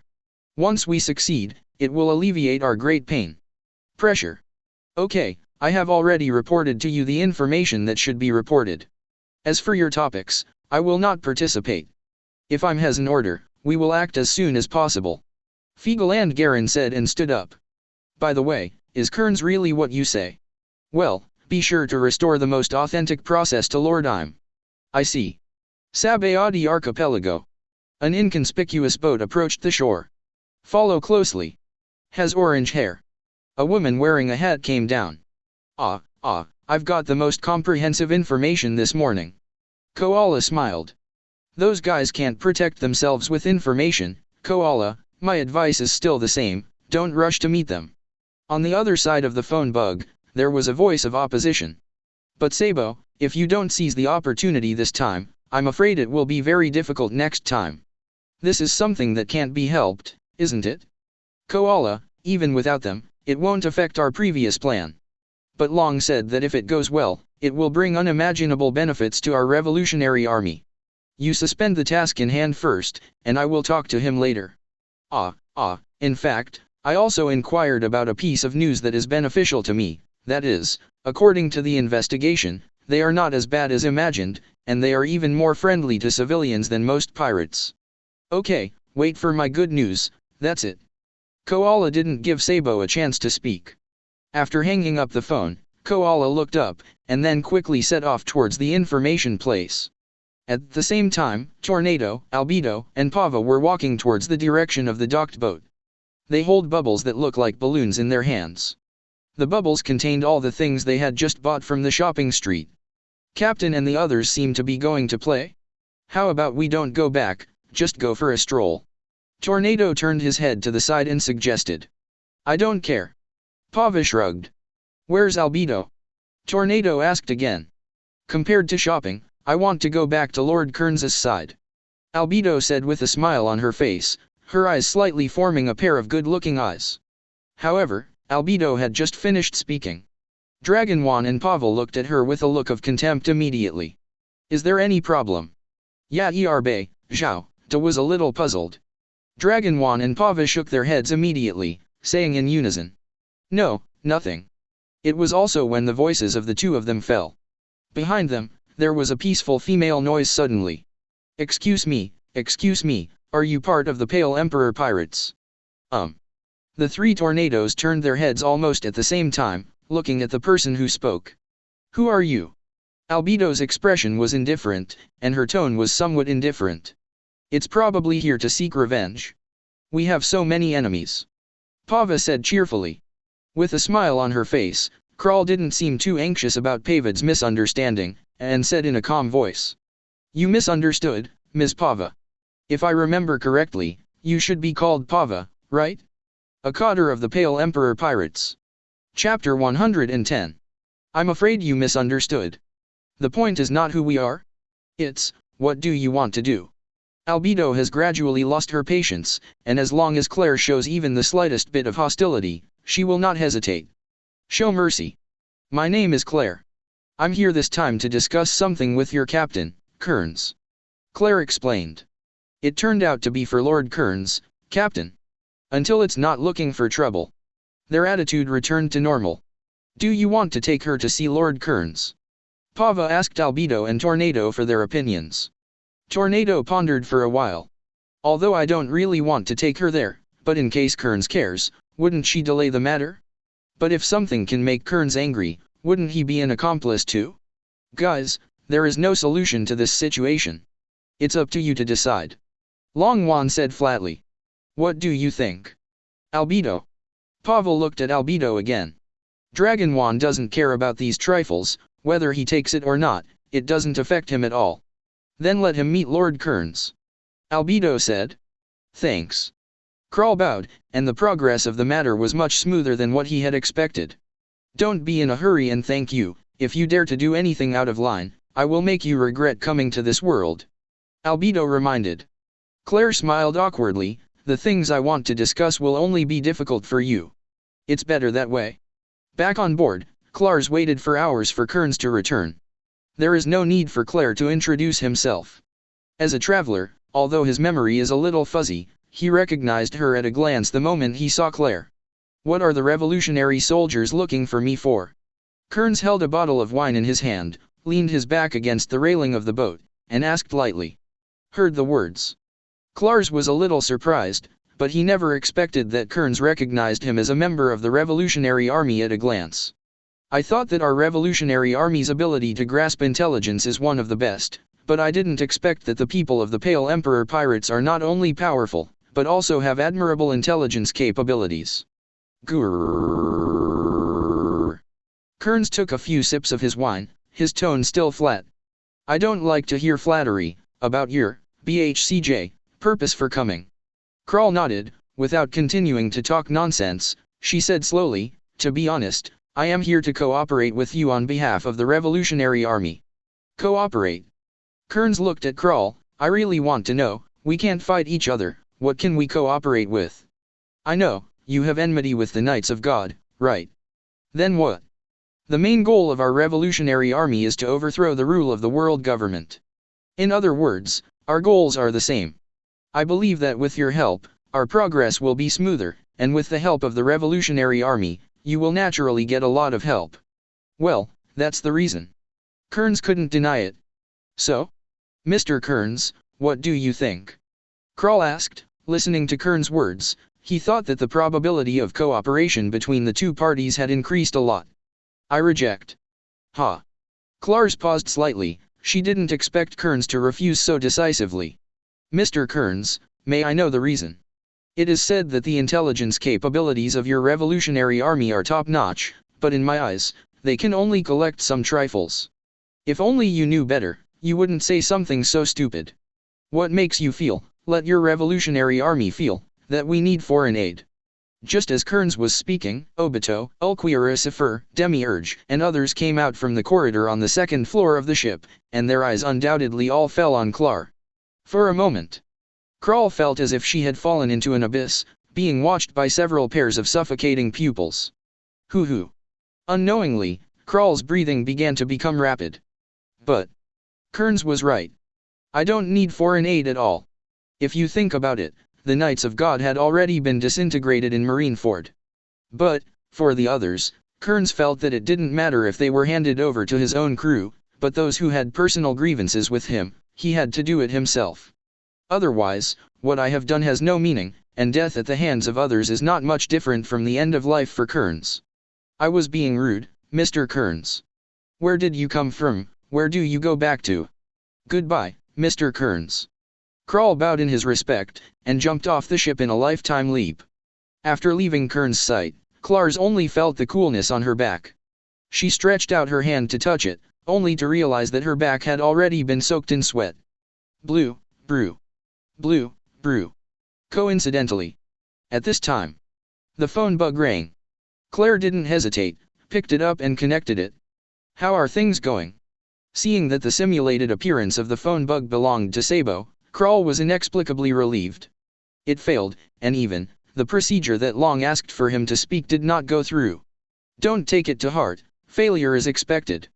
After all, it is too difficult to cooperate with people of this level. Sabo comforted.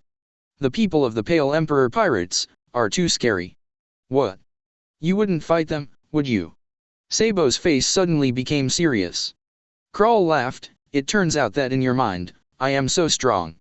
I can still leave unharmed when I fight against a guy of this level.